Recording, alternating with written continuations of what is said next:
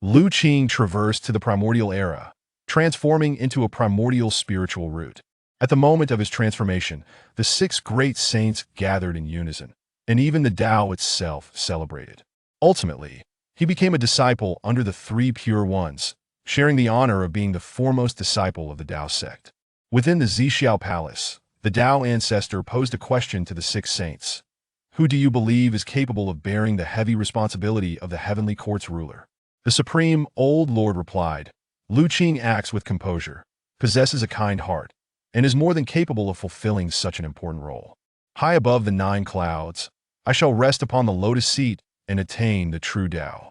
Beyond the mysteries of heaven and earth, I shall take on the mantle of teaching the revered way.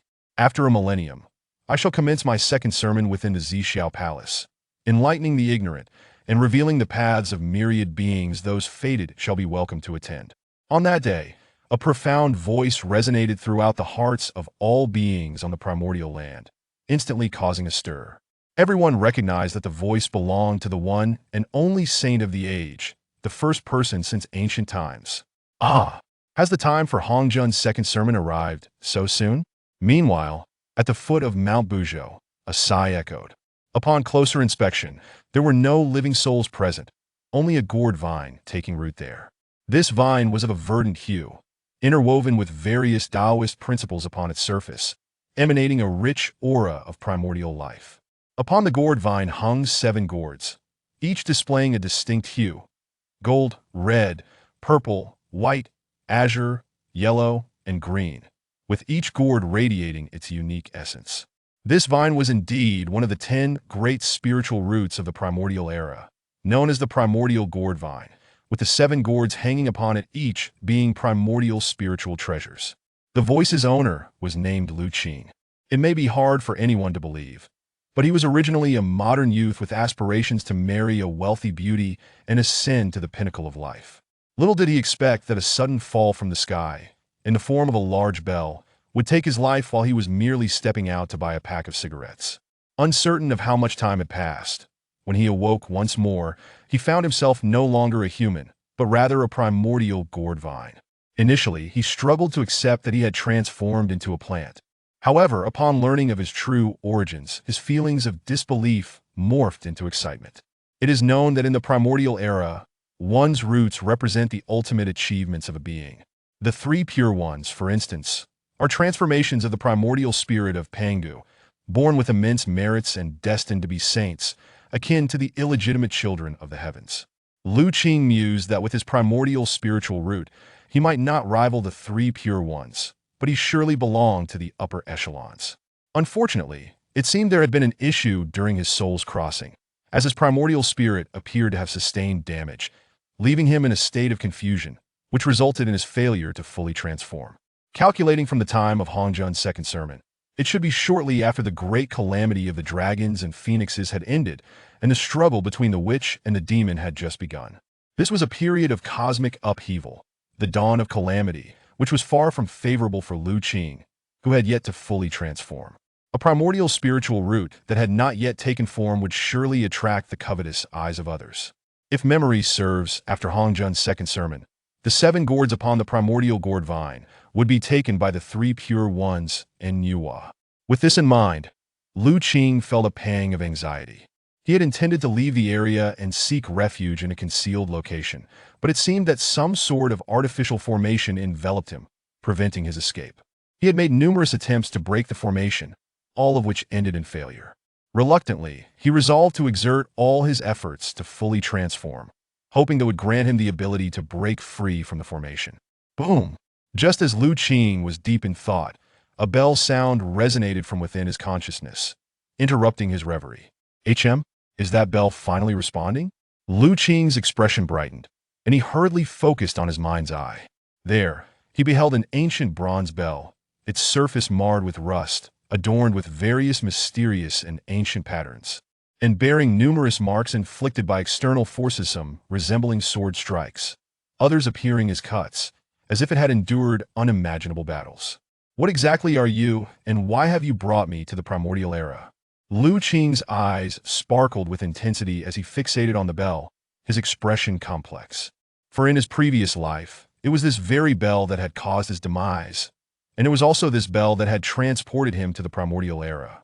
While others traversed to new worlds with various invincible advantages and backgrounds, Lu Qing arrived in the primordial era with only this bell.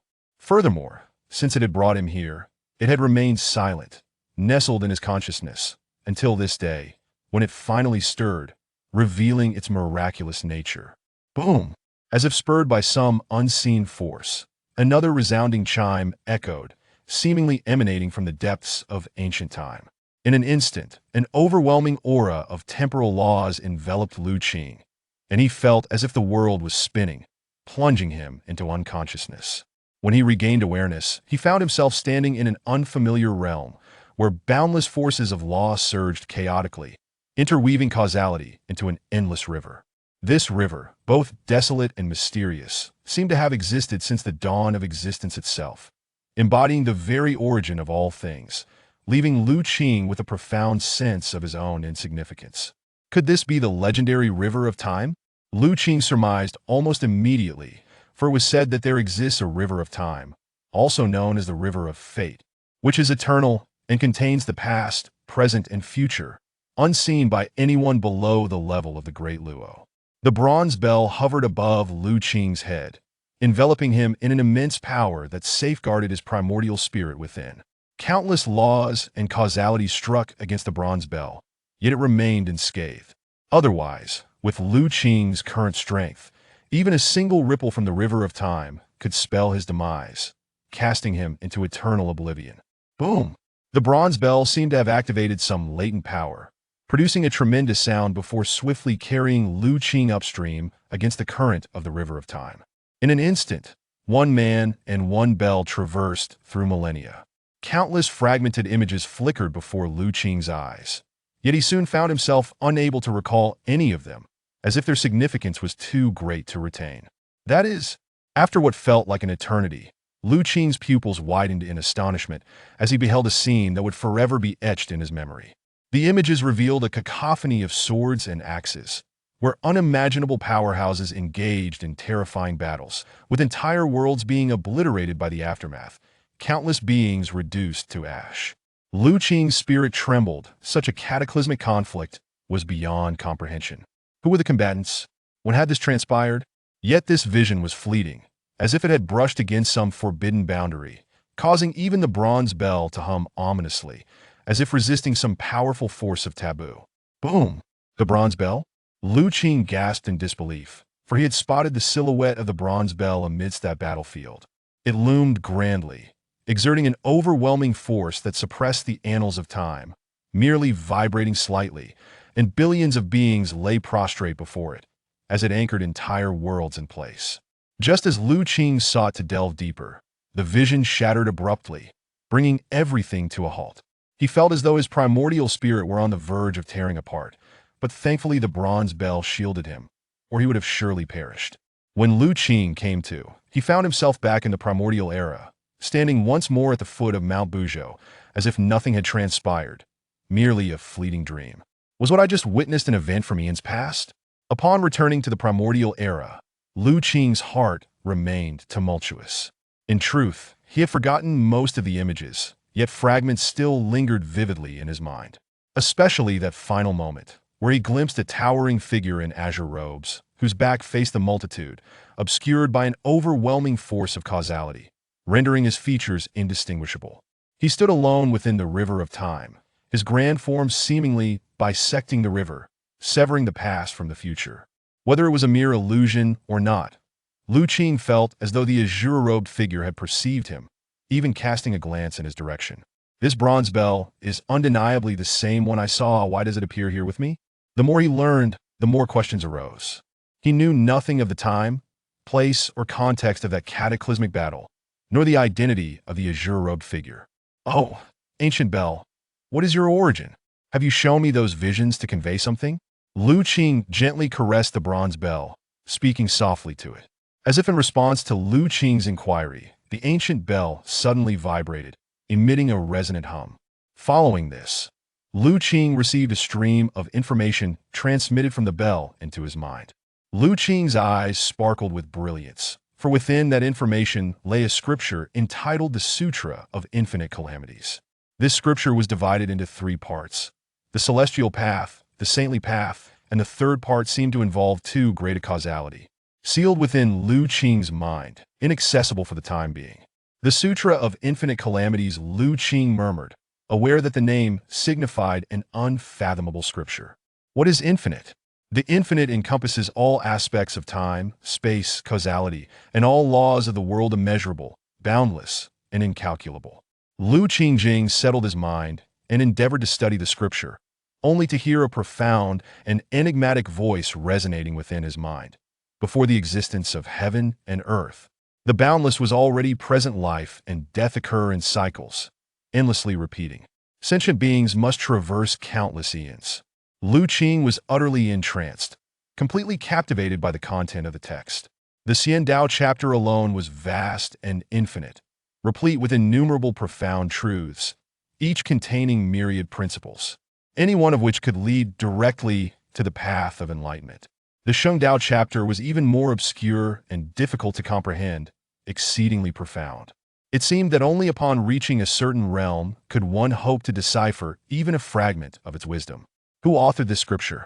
Lu Qing murmured softly.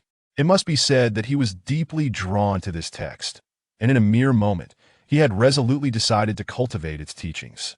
Though he was unaware of the scripture's origins or its precise rank, the mere existence of the Xian Dao chapter led him to conclude that it was undoubtedly on par with any scripture from the primordial chaos.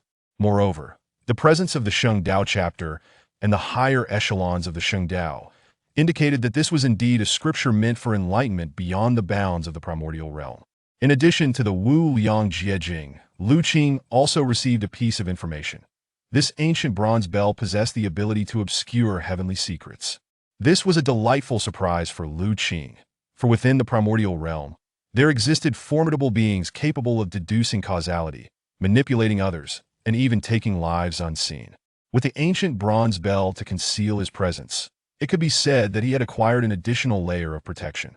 Very well. Since I have arrived, I shall make the best of it. It seems I must carefully plan the path ahead. The immediate priority is to transform my form and attain a basic level of self-protection. Lu Qing was not one to indulge in sentimentality, since survival was a necessity. He would take the initiative to strategize for his future.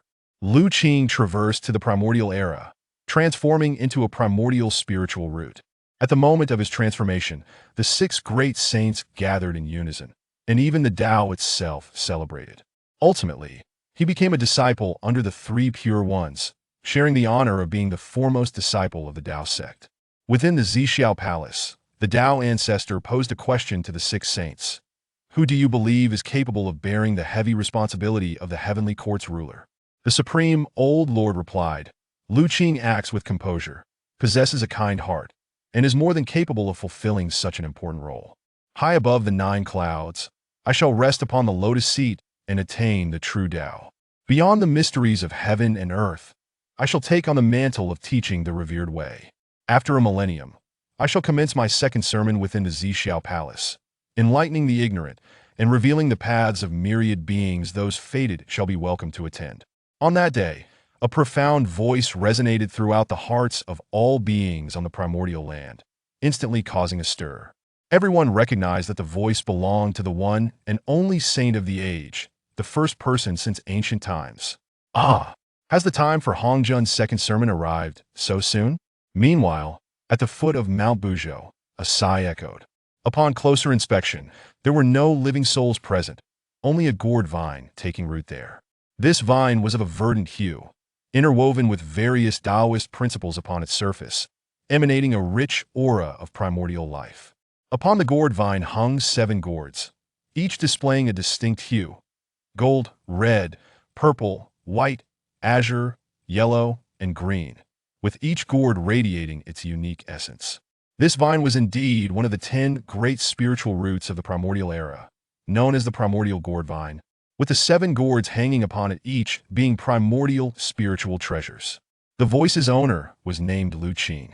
It may be hard for anyone to believe, but he was originally a modern youth with aspirations to marry a wealthy beauty and ascend to the pinnacle of life. Little did he expect that a sudden fall from the sky, in the form of a large bell, would take his life while he was merely stepping out to buy a pack of cigarettes. Uncertain of how much time had passed, when he awoke once more, he found himself no longer a human, but rather a primordial gourd vine. Initially, he struggled to accept that he had transformed into a plant. However, upon learning of his true origins, his feelings of disbelief morphed into excitement. It is known that in the primordial era, one's roots represent the ultimate achievements of a being. The three pure ones, for instance, are transformations of the primordial spirit of Pangu, born with immense merits and destined to be saints, akin to the illegitimate children of the heavens.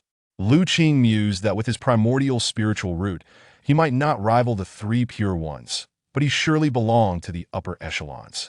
Unfortunately, it seemed there had been an issue during his soul's crossing, as his primordial spirit appeared to have sustained damage, leaving him in a state of confusion, which resulted in his failure to fully transform. Calculating from the time of Hongjun's second sermon, it should be shortly after the great calamity of the dragons and phoenixes had ended, and the struggle between the witch and the demon had just begun. This was a period of cosmic upheaval, the dawn of calamity, which was far from favorable for Lu Qing, who had yet to fully transform. A primordial spiritual root that had not yet taken form would surely attract the covetous eyes of others. If memory serves, after Hongjun's second sermon, the 7 gourds upon the primordial gourd vine would be taken by the 3 pure ones in Nuwa. With this in mind, Lu Qing felt a pang of anxiety. He had intended to leave the area and seek refuge in a concealed location, but it seemed that some sort of artificial formation enveloped him, preventing his escape. He had made numerous attempts to break the formation, all of which ended in failure. Reluctantly, he resolved to exert all his efforts to fully transform, hoping that would grant him the ability to break free from the formation. Boom! Just as Lu Qing was deep in thought, a bell sound resonated from within his consciousness, interrupting his reverie. HM? Is that bell finally responding? Lu Qing's expression brightened, and he hurriedly focused on his mind's eye. There, he beheld an ancient bronze bell, its surface marred with rust, adorned with various mysterious and ancient patterns, and bearing numerous marks inflicted by external forces, some resembling sword strikes, others appearing as cuts, as if it had endured unimaginable battles. What exactly are you, and why have you brought me to the primordial era? Lu Qing's eyes sparkled with intensity as he fixated on the bell, his expression complex. For in his previous life, it was this very bell that had caused his demise, and it was also this bell that had transported him to the primordial era.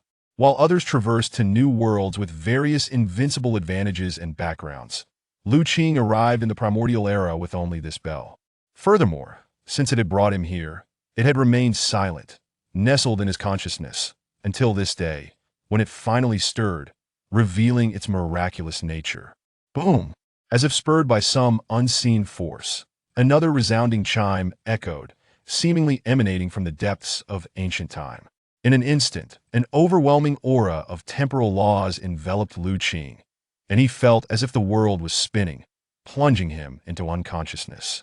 When he regained awareness, he found himself standing in an unfamiliar realm, where boundless forces of law surged chaotically, interweaving causality into an endless river. This river, both desolate and mysterious, seemed to have existed since the dawn of existence itself, embodying the very origin of all things, leaving Lu Qing with a profound sense of his own insignificance. Could this be the legendary river of time? Lu Qing surmised almost immediately, for it was said that there exists a river of time, also known as the river of fate, which is eternal and contains the past, present, and future, unseen by anyone below the level of the Great Luo. The bronze bell hovered above Lu Qing's head, enveloping him in an immense power that safeguarded his primordial spirit within. Countless laws and causality struck against the bronze bell, yet it remained unscathed. Otherwise, with Lu Qing's current strength, even a single ripple from the river of time could spell his demise, casting him into eternal oblivion. Boom!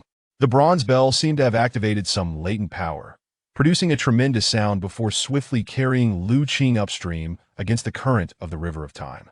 In an instant, one man and one bell traversed through millennia. Countless fragmented images flickered before Lu Qing's eyes, yet he soon found himself unable to recall any of them, as if their significance was too great to retain. That is, after what felt like an eternity, Lu Qing's pupils widened in astonishment as he beheld a scene that would forever be etched in his memory. The images revealed a cacophony of swords and axes, where unimaginable powerhouses engaged in terrifying battles.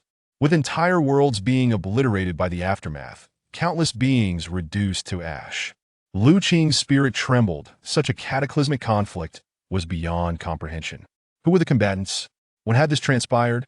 Yet this vision was fleeting, as if it had brushed against some forbidden boundary, causing even the bronze bell to hum ominously, as if resisting some powerful force of taboo. Boom! The bronze bell? Lu Qing gasped in disbelief, for he had spotted the silhouette of the bronze bell amidst that battlefield. It loomed grandly, exerting an overwhelming force that suppressed the annals of time, merely vibrating slightly, and billions of beings lay prostrate before it, as it anchored entire worlds in place. Just as Lu Qing sought to delve deeper, the vision shattered abruptly, bringing everything to a halt. He felt as though his primordial spirit were on the verge of tearing apart, but thankfully the bronze bell shielded him, or he would have surely perished. When Lu Qing came to, he found himself back in the primordial era, standing once more at the foot of Mount Buzhou, as if nothing had transpired, merely a fleeting dream. Was what I just witnessed an event from Ian's past? Upon returning to the primordial era, Lu Qing's heart remained tumultuous. In truth, he had forgotten most of the images, yet fragments still lingered vividly in his mind. Especially that final moment, where he glimpsed a towering figure in azure robes, whose back faced the multitude, obscured by an overwhelming force of causality, rendering his features indistinguishable. He stood alone within the river of time, his grand form seemingly bisecting the river, severing the past from the future. Whether it was a mere illusion or not, Lu Qing felt as though the azure-robed figure had perceived him, even casting a glance in his direction. This bronze bell is undeniably the same one I saw. Why does it appear here with me? The more he learned, the more questions arose. He knew nothing of the time, place, or context of that cataclysmic battle, nor the identity of the azure-robed figure. Oh, ancient bell, what is your origin? Have you shown me those visions to convey something? Lu Qing gently caressed the bronze bell, speaking softly to it. As if in response to Lu Qing's inquiry, the ancient bell suddenly vibrated, emitting a resonant hum. Following this, Lu Qing received a stream of information transmitted from the bell into his mind. Lu Qing's eyes sparkled with brilliance, for within that information lay a scripture entitled the Sutra of Infinite Calamities. This scripture was divided into 3 parts: the celestial path, the saintly path, and the third part seemed to involve too great a causality, sealed within Lu Qing's mind, inaccessible for the time being.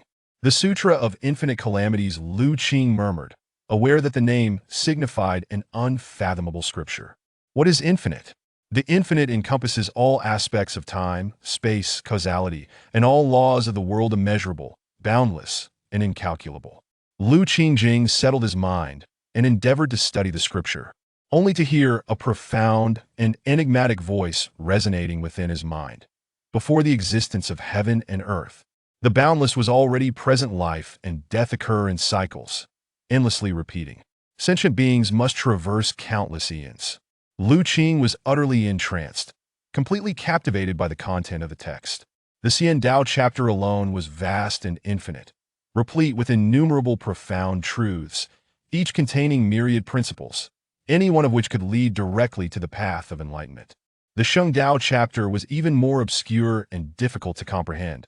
Exceedingly profound, it seemed that only upon reaching a certain realm could one hope to decipher even a fragment of its wisdom. Who authored this scripture? Lu Qing murmured softly.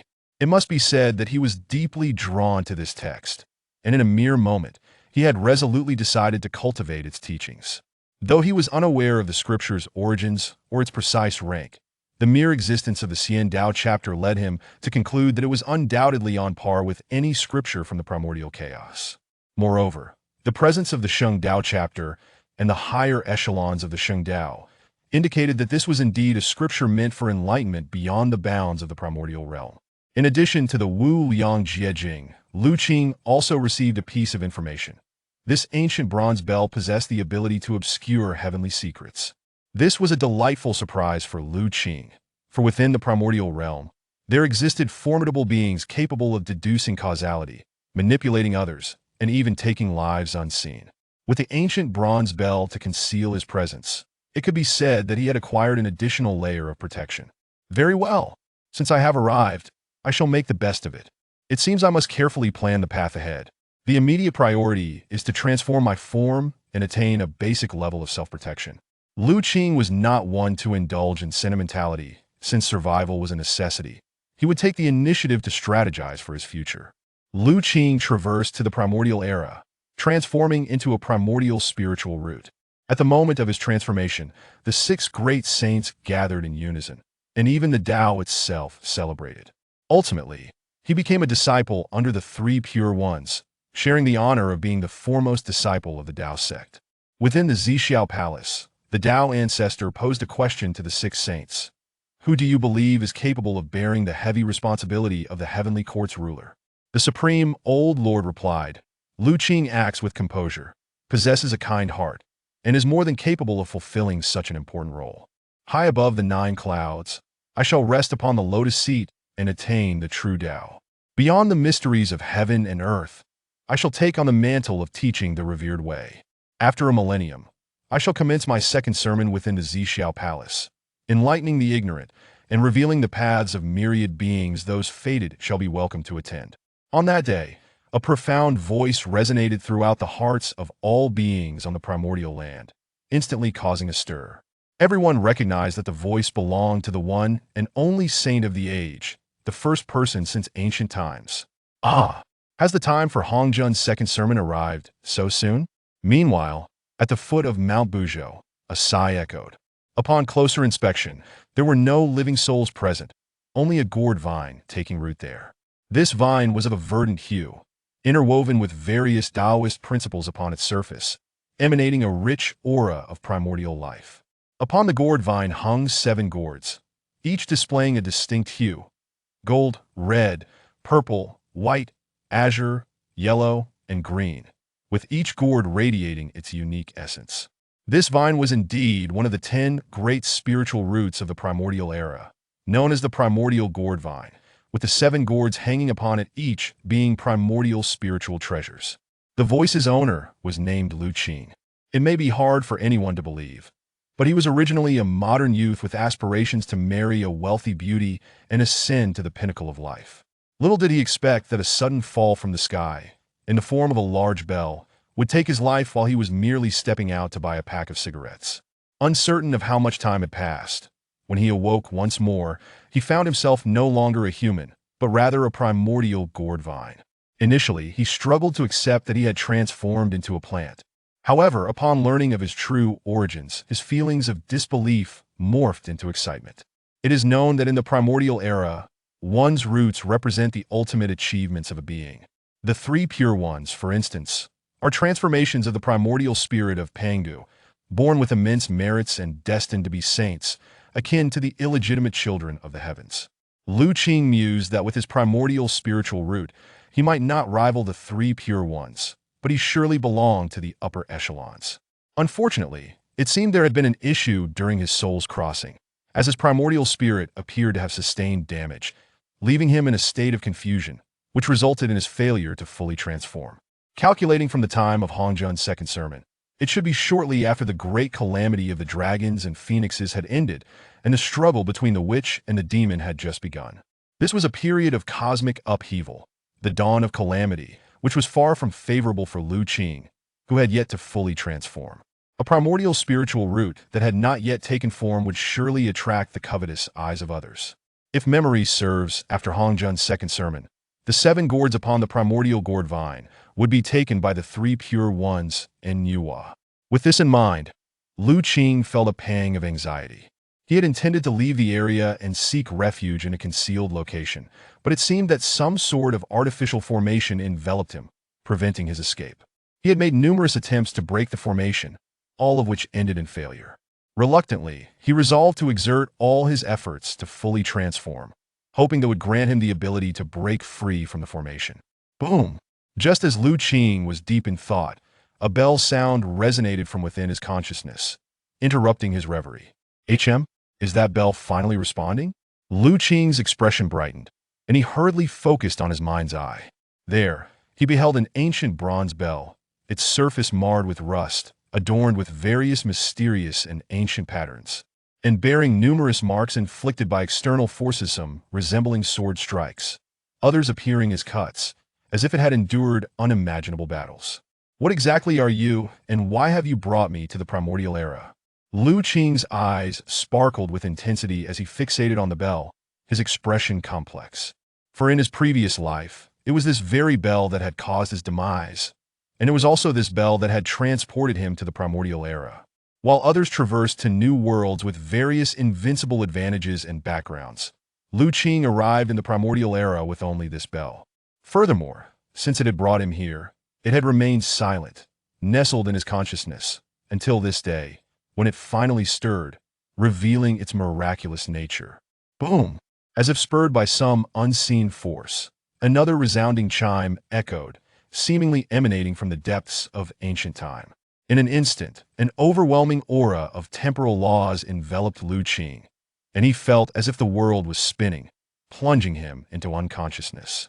When he regained awareness, he found himself standing in an unfamiliar realm, where boundless forces of law surged chaotically, interweaving causality into an endless river. This river, both desolate and mysterious, seemed to have existed since the dawn of existence itself, embodying the very origin of all things, leaving Lu Qing with a profound sense of his own insignificance. Could this be the legendary river of time? Lu Qing surmised almost immediately, for it was said that there exists a river of time, also known as the river of fate, which is eternal and contains the past, present, and future, unseen by anyone below the level of the Great Luo. The bronze bell hovered above Lu Qing's head, enveloping him in an immense power that safeguarded his primordial spirit within. Countless laws and causality struck against the bronze bell, yet it remained unscathed.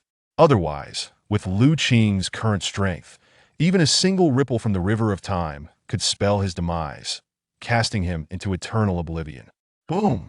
The bronze bell seemed to have activated some latent power, producing a tremendous sound before swiftly carrying Lu Qing upstream against the current of the river of time. In an instant, one man and one bell traversed through millennia. Countless fragmented images flickered before Lu Qing's eyes, yet he soon found himself unable to recall any of them, as if their significance was too great to retain. That is, after what felt like an eternity, Lu Qing's pupils widened in astonishment as he beheld a scene that would forever be etched in his memory. The images revealed a cacophony of swords and axes, where unimaginable powerhouses engaged in terrifying battles, with entire worlds being obliterated by the aftermath, countless beings reduced to ash. Lu Qing's spirit trembled. Such a cataclysmic conflict was beyond comprehension. Who were the combatants? When had this transpired? Yet this vision was fleeting, as if it had brushed against some forbidden boundary, causing even the bronze bell to hum ominously, as if resisting some powerful force of taboo. Boom! The bronze bell? Lu Qing gasped in disbelief, for he had spotted the silhouette of the bronze bell amidst that battlefield. It loomed grandly, exerting an overwhelming force that suppressed the annals of time, merely vibrating slightly, and billions of beings lay prostrate before it, as it anchored entire worlds in place. Just as Lu Qing sought to delve deeper, the vision shattered abruptly, bringing everything to a halt.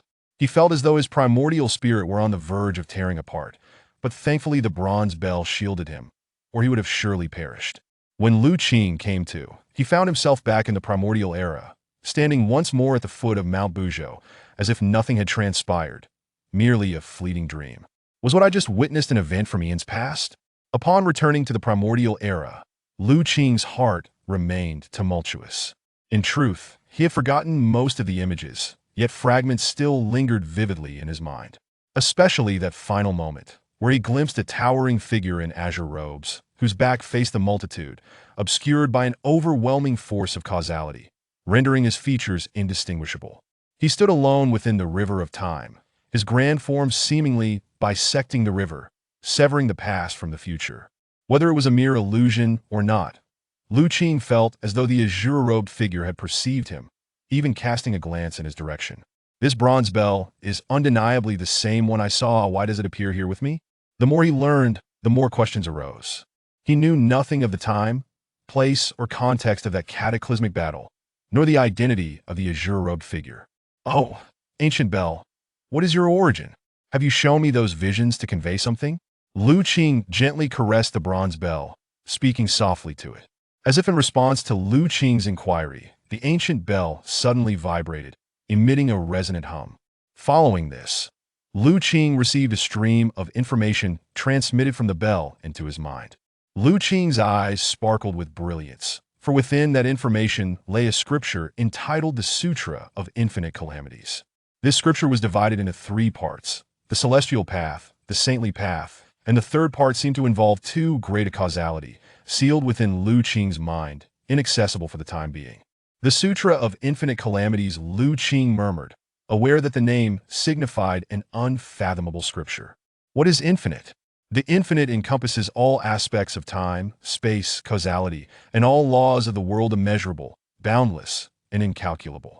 Lu Qingjing settled his mind and endeavored to study the scripture, only to hear a profound and enigmatic voice resonating within his mind.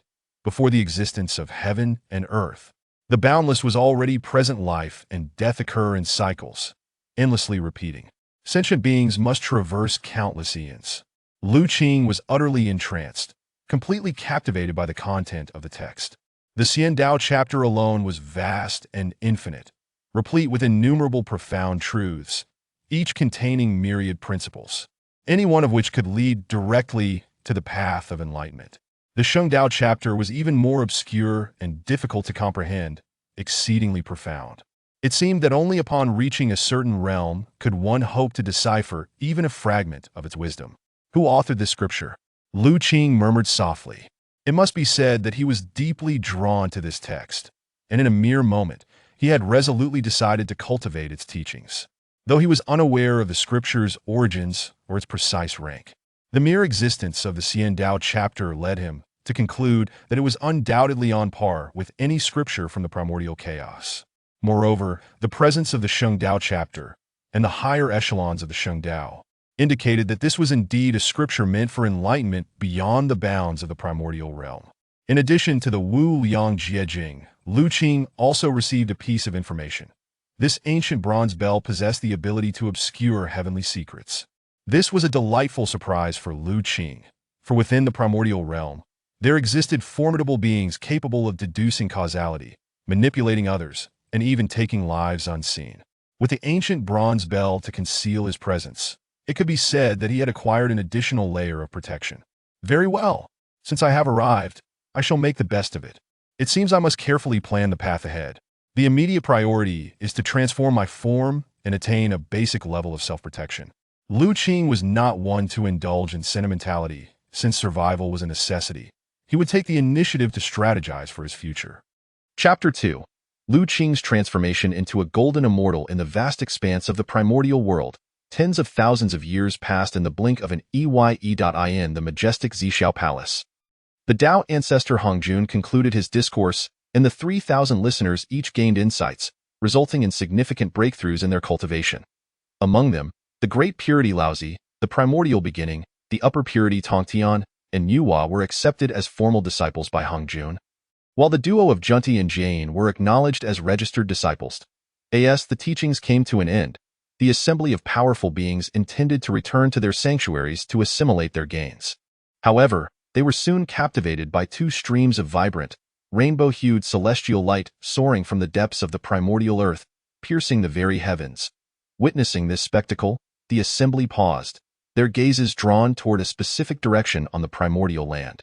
Simultaneously, at the foot of Buzhou Mountain, Lu Qing found himself at a pivotal moment in his transformation. His innate gourd vine exuded an intense aura of primordial life, enveloped by a cocoon woven from the threads of causality. This was the fetter bestowed upon all beings by the great Tao.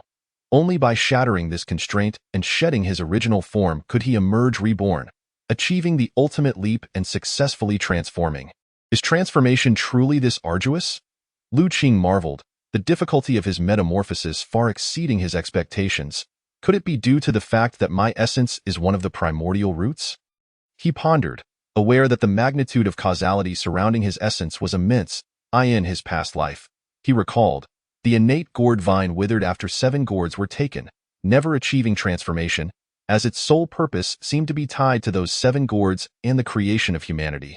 Yet now, Lu Qing sought to defy the fated course, making his transformation even more challenging, with greater causal resistance. If I cannot even achieve transformation, what future is there to speak of? Might as well await death. Nevertheless, Lu Qing remained undaunted. If granted but a little more time, he was confident in his ability to break free from the shackles and be reborn. Ah, are there living beings transforming in this place? At that moment, as Lu Qing exerted all his strength for transformation, over a dozen figures approached in unison, each radiating an awe-inspiring presence that sent shivers through the creatures within 1,000 miles.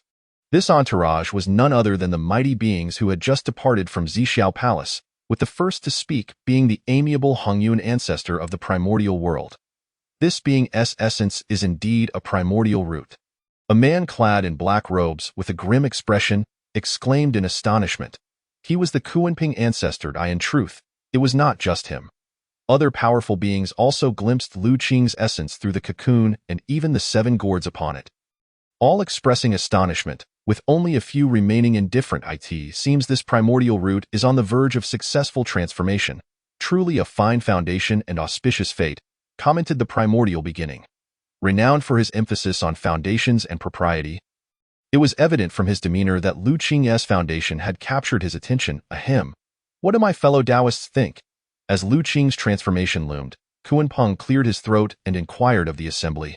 Each individual present was a sage of countless millennia. Could Kunpeng's meaning be misunderstood? His words clearly suggested whether to impede Lu Qing's transformation to seize the treasure. Should they allow Lu Qing to succeed in his transformation and emerge reborn? The primordial root would likely lose its divinity, rendering it less useful even if they were to acquire it. Furthermore, the 7 gourds were primordial treasures, intrinsically linked to Lu Qing. Their divinity would likely dissipate during the transformation as well. The assembly of mighty beings understood the implications, each harboring their thoughts, yet none spoke, for they were all esteemed figures in the primordial world, reluctant to be the first to break the silence and risk their dignity. What is there to discuss? This being is on the brink of transformation. Do you intend to sever his path? Tongtian's comment nearly infuriated Kunpeng, as it directly undermined his standing. However, Tongtian remained unfazed, indifferent to Kunpeng's feelings. Speaking merely from his heart in essence, he held Kunpeng in little regard. Kunpeng's expression darkened, but given Tongtian's power and status, he could only suppress his anger. Moreover, Tongtian was not alone. Both Laozi and the primordial beginning were present. Any conflict would not bode well for him. Kunpeng, my friend, the heavens are merciful to living beings. How could we forsake a creature's path and endanger its life for the sake of a treasure? I believe it would be best to refrain, Hongyun ancestor interjected. Hongyun, what pretense are you putting on? The moment Hongyun spoke, Kunpeng could no longer contain his fury, erupting in anger. If not for Hongyun ceding his position to Jane, he would not have been forced to relinquish his mat, losing the chance to become a disciple of a sage. Kunpeng harbored a deep-seated resentment toward Hongyun, yet he restrained his murderous intent due to the presence of Zenyuanzi and other powerful beings. Taking a deep breath, Kunpeng turned to the others, asking, "Do you all share this sentiment?" I concur with Hongyun's words. Zenyuanzi, a close friend of Hongyun, promptly expressed his support. Meanwhile, Dijun and Tai Yi appeared hesitant, while Mingyi seemed to hold his tongue. Jane and Junti adopted an attitude of detachment, while Fushi, Nuwa, and others blatantly ignored Kunpeng, not sparing him a glance. Indeed, they are mere creatures of the wet nature. Donning scales and horns, utterly oblivious to the celestial principles, a scornful voice rang out, none other than the primordial beginning, who had always despised Kunpeng's origins, looking down on him from the depths of his heart. Observing Kunpeng's unrestrained behavior, he felt no compunction about mocking him, as expected. The moment the primordial beginning's words fell, Kunpeng's countenance darkened to the point of dripping water. The insult was undeniably harsh, leaving him at a loss for how to respond in front of so many onlookers. Humph! Such words from you, primordial beginning, are excessive. Kunpeng remained silent, but Tai Yi interjected, feeling compelled to defend himself, as he found himself drawn into the fray by the primordial beginning's insult. Whoever disrupts his path becomes my enemy. At that tense moment, Nuwa finally spoke, and her words left everyone, except for Fushi, taken aback, perplexed as to why she would so fiercely protect this transforming being. Did she perhaps share a connection with this creature undergoing transformation? My sister's sentiments are my own, Fushi remarked succinctly, his eyes brimming with wisdom, suggesting he was privy to more than he let on. Bang! Just then, Lu Qing finally broke free from the chains of causality, emerging as a figure enveloped in seven-colored light, having achieved the transcendence of life and successfully transformed, his ultimate leap realized. Simultaneously, an extraordinary phenomenon manifested. The sky above Buzhou Mountain, stretching for millions of miles, was blanketed in auspicious seven-colored clouds. Various miraculous occurrences unfolded, and the 3,000 laws of the great Tao reverberated, converging into a beam of golden light that entered Lu Qing's body. How is this possible? This child's transformation could evoke the celebration of the great Tao.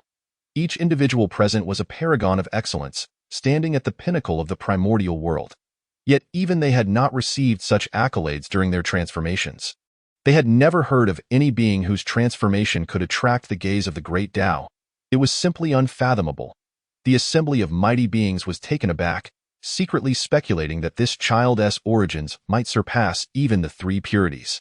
It must be said, the form Lu Qing assumed upon transformation was indeed captivating, truly flawless. He stood 8 feet tall, with a slender physique, his visage strikingly handsome, his long black hair cascading over his shoulders. And the surging primordial life force surrounding him imbued him with an air of mystery and sanctity. To transform into a golden immortal at the initial stage. Impressive, indeed. Tong Tian gazed at Lu Qing, his admiration unrestrained in his eyes. Not only him, even the typically proud primordial beginning nodded in agreement. Yes, this appearance is commendable, primordial beginning remarked with a smile, leaving Tong Tian momentarily stunned. My second brother's focus slightly misplaced? Tong Tian, initially taken aback, realized that while he was discussing cultivation with primordial beginning, the latter was commenting on Lu Qing's appearance. Could it be? Has my second brother? Tong Tian suddenly grasped something, his expression one of shock as he looked toward primordial beginning, involuntarily feeling a chill down his spine. Unbeknownst to him, primordial beginning remained oblivious to Tong Tian's inner turmoil, instead focusing intently on Lu Qing, growing increasingly satisfied with each passing moment. Golden immortal? To transform directly into a golden immortal? Could this child's foundation truly rival ours?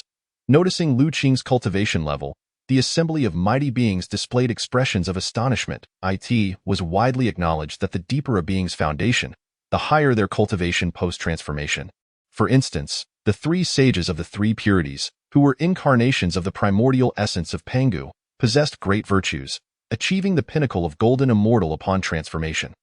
Although Lu Qing had only reached the initial stage of golden immortal, his foundation was not unique in the primordial continent, but exceedingly rare. No, something is amiss. His cultivation is still rising. Just as everyone marveled at Lu Qing's extraordinary fortune, they observed a shift in his aura, which leapt from the initial stage of golden immortal to the mid-stage in an instant. Is this even possible? To break through an entire realm in the blink of an eye? Hong Yun's ancestor's lips twitched. He had never witnessed such a phenomenon. It was well known that even he required millennia to advance a single small realm. Second brother, when we first transformed, we were merely at the mid-stage of golden immortal. Could this child's foundation truly compare to ours? Dijun reflected, recalling how he and Tai Yi, born noble as the golden crows and accompanied by innate treasures, were only at the mid-stage of golden immortal upon their transformation. Not so. His cultivation continues to rise. Just as the assembly believed the spectacle had reached its zenith, Lu Qing's aura surged again, leaping from the mid-stage of golden immortal to the late stage in a flash. What is even more terrifying is that the breakthrough is far from overt but a fleeting moment. Lu Qing has once again shattered the boundaries of the late golden immortal realm, stepping into the realm of the great perfection of golden immortals. Such frightening potential. Even the usually unruffled Laozi is visibly moved. This level of potential is hardly inferior to that of the 3 brothers. Elder brother, could it be that even you are stirred? Upon hearing Laozi's words, Tong Tian and Yuanshi exchanged surprised glances towards him. In their memories, this elder brother has always been calm and indifferent, yet it is clear that he now harbors an appreciation for talent. This is not even his true potential. Just wait and see. Laozi does not directly answer Tongtian's question, but quietly observes Lu Qing. This is the aura of a great Luo golden immortal. He still possesses residual strength? How can this be possible? As Lu Qing's aura shifts once more, the assembly of mighty beings can no longer remain seated. The aura belonging to the great Luo emanates from within him, a potential that seemingly surpasses everyone present, truly unheard of and unseen. This child is indeed an anomaly. How fortunate it would be if he were born in our Western realm. Zhuan Ti's tone was tinged with melancholy. For the West has always been barren of talent, and now, witnessing such a figure emerge from the East, he cannot help but feel regret. A great Luo golden immortal? Lu Qing breathes a sigh of relief. The process of transformation has proven more arduous than he anticipated, yet fortunately, he has succeeded in taking form at last. What is a great Luo? The great Luo signifies immortality, impervious to all laws, capable of existing alongside heaven and earth, shining in unison with the sun and moon, unscathed by calamities. Even amidst the multitude of experts in the primordial chaos, a great Luo golden immortal can be considered a formidable figure. And in future generations, they may even be revered as ancestors, standing tall at the pinnacle of the immortal path. Chapter 3. A truly innocent individual junior has met with all esteemed elders. And I express my gratitude for your protection. Lu Qing reined in his aura and stepped forward, bowing slightly to the assembly of great beings. It must be said that Lu Qing's actions immediately fostered goodwill among the group. While most had come seeking treasures, Lu Qing proactively conferred upon them the esteemed title of guardians. Such a gesture not only won him their favor, but also rendered them hesitant to broach the subject of treasures. To do so now would seem as if they were repaying a favor. They are all renowned figures in the primordial chaos. If word got out, it would surely be a source of ridicule. Of course, this was merely the perspective of some, as individuals like Kunpeng and Mingi might not share such sentiments, but were merely restrained by the presence of the other great beings. It is but a trivial matter. No need for formalities. Dio, you have a name. Yuancher was about to speak when Tongtian interjected. Junior is Lu Qing, and I have the honor of meeting Senior Shangqing. Lu Qing bowed respectfully once more to Tongtian. Oh? You recognize me? Tongtian was somewhat taken aback by Lu Qing's immediate identification of him, considering Lu Qing had only just taken form and had yet to traverse the primordial chaos. Sensing Tongtian's confusion, Lu Qing explained, although I have not roamed the primordial chaos, I have heard of your name from other spirits. Senior, along with Taiqing and Yuqing, are manifestations of the primordial deity Pangu's primordial spirit. It is said that Senior Shangqing's mastery of swordsmanship and formations is unparalleled throughout history. Wherever your sword strikes, all immortals bow down, capable of ascending to the heavens and subduing the underworld. Unmatched across all ages. As for Senior Taiqing, not only is his Tao profound, but his alchemical skills also reach the pinnacle of excellence. It is rumored that the pills he concocts can restore life with a single dose, wielding powers that even the divine cannot fathom. He is the foremost alchemist of all time. Senior Yuqing, on the other hand, is unrivaled in the art of crafting artifacts. It is said that the treasures he forges can suppress the great Luo and strike down quasi-saints. Anyone fortunate enough to possess an artifact crafted by him can traverse the primordial chaos unopposed. Lu Qing's tone was steady, his expression earnest, showing no hint of flattery. Anyone observing him would perceive he was merely stating facts. Ha ha ha, I am suddenly filled with inspiration today, sensing a fated individual in this place. It seems my instincts were correct. Hearing Lu Qing's words, Tongtian did not conceal his delight, for after all, everyone enjoys hearing compliments. Regardless of the circumstances, I did not expect you to possess such insight. The more Yuancher observed Lu Qing, the more satisfied he became. Evidently, Lu Qing's earlier remarks had greatly pleased the usually decorum-conscious Yuancher, significantly enhancing Lu Qing's image in his eyes. Excellent. Even the typically indifferent Laozi gazed at Lu Qing with a smile. This young friend, I perceive you possess profound fortune. Your future achievements are boundless. However, having just taken form, and with dangers lurking in the primordial chaos, what are your plans? Should you lack any, I wish to take you as my disciple and bring you to the West. May I inquire about your thoughts on this? The one speaking was naturally Zhuan Ti. Everyone present was a sage who had lived for countless millennia, who could not discern the three pure ones' admiration for Lu Qing. Thus, he could not afford to be modest, wishing to act first to prevent Tongtian from getting ahead. Indeed, after Zhu and Ti's words, the expressions of the three pure ones darkened slightly. Even the other great beings bore expressions of amusement. Upon hearing this, Lu Qing remained unperturbed, responding to Zhu and Ti with a respectful gesture. May I ask if this esteemed elder is Senior Zhu and Ti or Senior Jane? Oh, you have heard of me and my elder brother? Lu Qing's words instantly brought a smile to Zhu and Ti's face.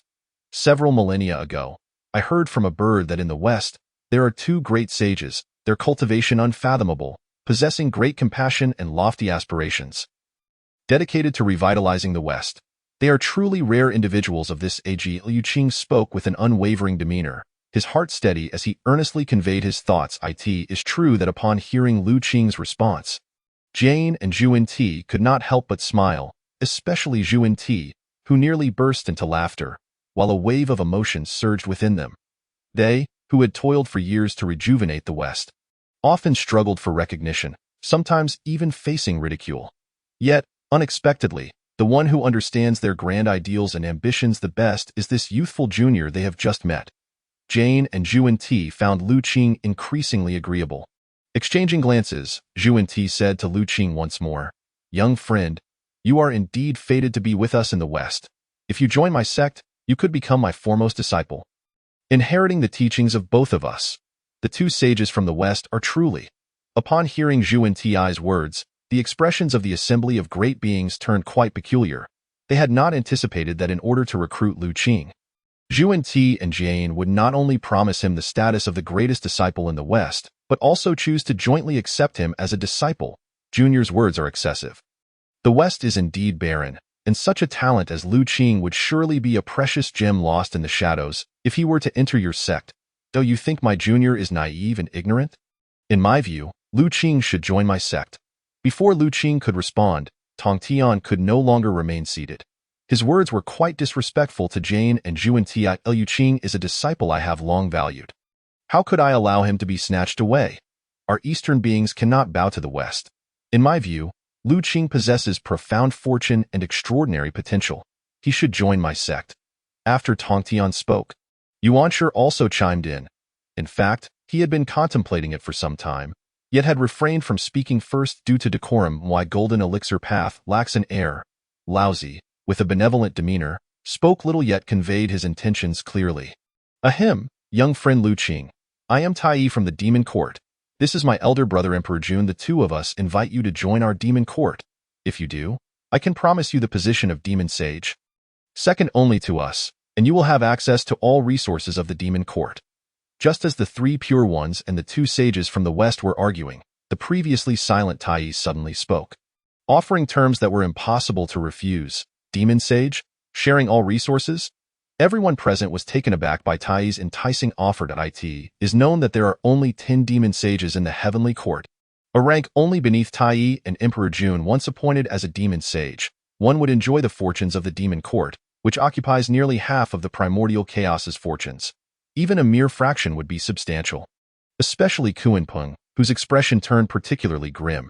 He recalled that when Tai sought to recruit him, he only promised the title of demon sage, without mentioning shared resources. Yet now, to recruit a junior, the terms offered are even more generous than those extended to him. Which feels like a slap in the face. It must be noted that he is a powerful being at the quasi-saint level. In fact, this offer was an agreement secretly discussed between Tai and Emperor Jun. Their focus was not on Lu Qing's current cultivation, but rather his potential and background, transforming into a great Luo, drawing the acknowledgement of the Tao. Given time, he is destined to become an extraordinary quasi-saint, a formidable force within the demon court, representing a sound investment. Lu Qing was somewhat surprised by Tai's sudden recruitment, for the three pure ones and the two sages from the West would undoubtedly seek to establish sects for their fortunes, thus necessitating disciples. However, he reasoned it was only logical, considering the ongoing conflict between the Wu and the demons. The demon court needed to recruit various experts to contend with the powerful Wu clan. Zenyuanzi, should we also give it a try? Hong Yun looked eagerly at Zenyuanzi. I wonder how he will choose. The cold-faced Mingi showed no inclination to participate. In truth, even if he wished to, he was outmatched. One side was the three pure ones, The other was the two sages from the west. Both were disciples of saints, and even the demon court was a colossal entity, far beyond his comparison. Thus, he merely watched quietly. "Sister, will you not intervene?" As the great beings vied for Lu Qing, Fushi turned to Nuwa. "No, he has his own path to tread. I do not wish to interfere." Nuwa remained as cold and distant as ever. Providing Fushi with a definite answer, Fushi, in turn, refrained from elaborating, feeling increasingly perplexed by his sister's enigmatic nature. "Dear friends, why not consider Lu Qing's perspective?" At that moment, the amiable Hongyun sensed the awkward atmosphere and spoke up. "Indeed, the choice lies with Lu Qing, and it is his prerogative to decide." Tongtian concurred with Hongyun's sentiment. Consequently, all the formidable beings turned their gaze towards Lu Qing, eager to witness his decision. Lu Qing expressed his gratitude for the senior's kindness. Feeling a sense of trepidation at receiving their attention, in truth, Lu Qing had already made his choice, but before proceeding, he requested a favor, as his heart would remain unsettled otherwise. Lu Qing's words were sincere. His gaze clear, effortlessly instilling confidence in others, even when he spoke absurdities with utmost seriousness. Under the watchful eyes of the great beings, Lu Qing slowly approached Nuwa, presenting a golden gourd and stating, "Earlier, esteemed Nuwa bestowed protective grace upon me. As I possess little of value, I offer this humble token as a gesture of my heartfelt gratitude." It was one of the 7 innate gourds, intact and pristine, which he willingly gifted to Nuwa. The assembly was taken aback, for innate spiritual treasures were a rarity in the primordial realm, particularly this golden gourd, which radiated brilliance among the 7, subtly hinting at its status as the foremost among them. "Very well, I shall accept it."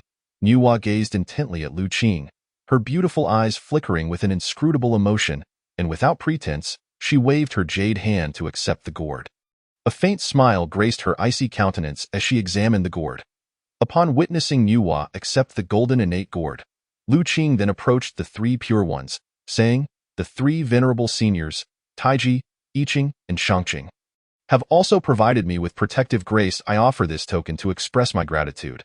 I hope you will not find it lacking." What a good child! The 3 pure ones regarded Lu Qing's earnest expression and innocent gaze with growing fondness. In this primordial realm, such gratitude was indeed a rarity. "Very well, as it is your sincere intention, we shall gladly accept it." Laozi, with a warm and benevolent expression, waved his hand to receive the purple gourd. While Yuanshi accepted the green gourd and Tongtian took the blue gourd, Lu Qing bowed to the 3 pure ones, and then approached the elder Hongyun, presenting a red gourd, saying, "Earlier, a rogue sought to harm me. I am sincerely grateful to Elder Hongyun for speaking up on my behalf. Please accept this token as a sign of my appreciation." It was merely a trivial act. There's no need for such formality. Hongyun began to decline, but upon sensing a connection with the red gourd, as if it were destined to be his, he reconsidered and accepted it. "Humph! What a scheming young one! How dare he insult me?" On the other side, Kunpeng's expression darkened at Lu Qing's veiled mockery of him as a rogue before the assembly, igniting his wrath. Had it not been for the presence of other powerful beings, he might have struck Lu Qing down in an instant. Chapter 4. Apprenticeship with the 3 pure ones. Jane and Zhuenti, esteemed seniors, I admire your immense compassion. I present these 2 gourds to you, hoping they may aid in the revival of the West, Lu Qing said, offering the remaining 2 gourds. "Very well, you are indeed someone fated to be connected with the West. We shall accept these." A smile of joy illuminated Zhuenti's face. He had thought the innate gourds would have no share for the West, especially since they had not initially spoken on Lu Qing's behalf. This child possesses a truly benevolent nature. Laozi mused as he stroked his beard, thoroughly pleased with Lu Qing's actions. Indeed, this child, newly transformed and possessing little, has unhesitatingly gifted all 7 innate gourds to others, showcasing his pure character and deep sense of loyalty. Yuanshi concurred, "Brother, this child must be accepted. He cannot fall into the hands of others." Tongtian spoke firmly, casting an unfriendly glance at Jane and Zhuenti. "Very well." Yuanshi and Laozi nodded slightly, indicating their agreement with Tongtian's assertion. As the gourds had been successfully distributed according to plan, Lu Qing felt a sense of relief. The allocation of the 7 gourds had long been decided. To outsiders, his actions might appear as a gesture of reciprocity, But in truth, it was not entirely so, as the saying goes, to possess a jewel is to invite disaster. While innate gourds were indeed valuable, without the corresponding strength, they could become a death warrant. Furthermore, how could innate spiritual treasures compare to the goodwill of future saints? The three pure ones, Jain, Xuanti, and Yuhua, were all destined to become saints, and establishing a favorable connection with them meant acquiring several of the strongest protective charms for the future, a transaction that any fool could comprehend. A person of great ambition must possess the wisdom to discern timing and choice. What value do mere 7 innate treasures hold against the strength of a formidable ally, young Lu Qing? Have you considered joining our Western sect to partake in the Supreme Tao? Xuanti inquired, placing significant emphasis on Lu Qing's potential. However, before Lu Qing could respond, Tong Tian interjected, Lu Qing, do you wish to become my disciple? I assure you, I will protect you completely. As long as I endure, so shall you. What a grand aspiration! The assembly exchanged knowing glances at Tong Tian's statement. Although he did not present lavish conditions, his declaration implied a profound commitment.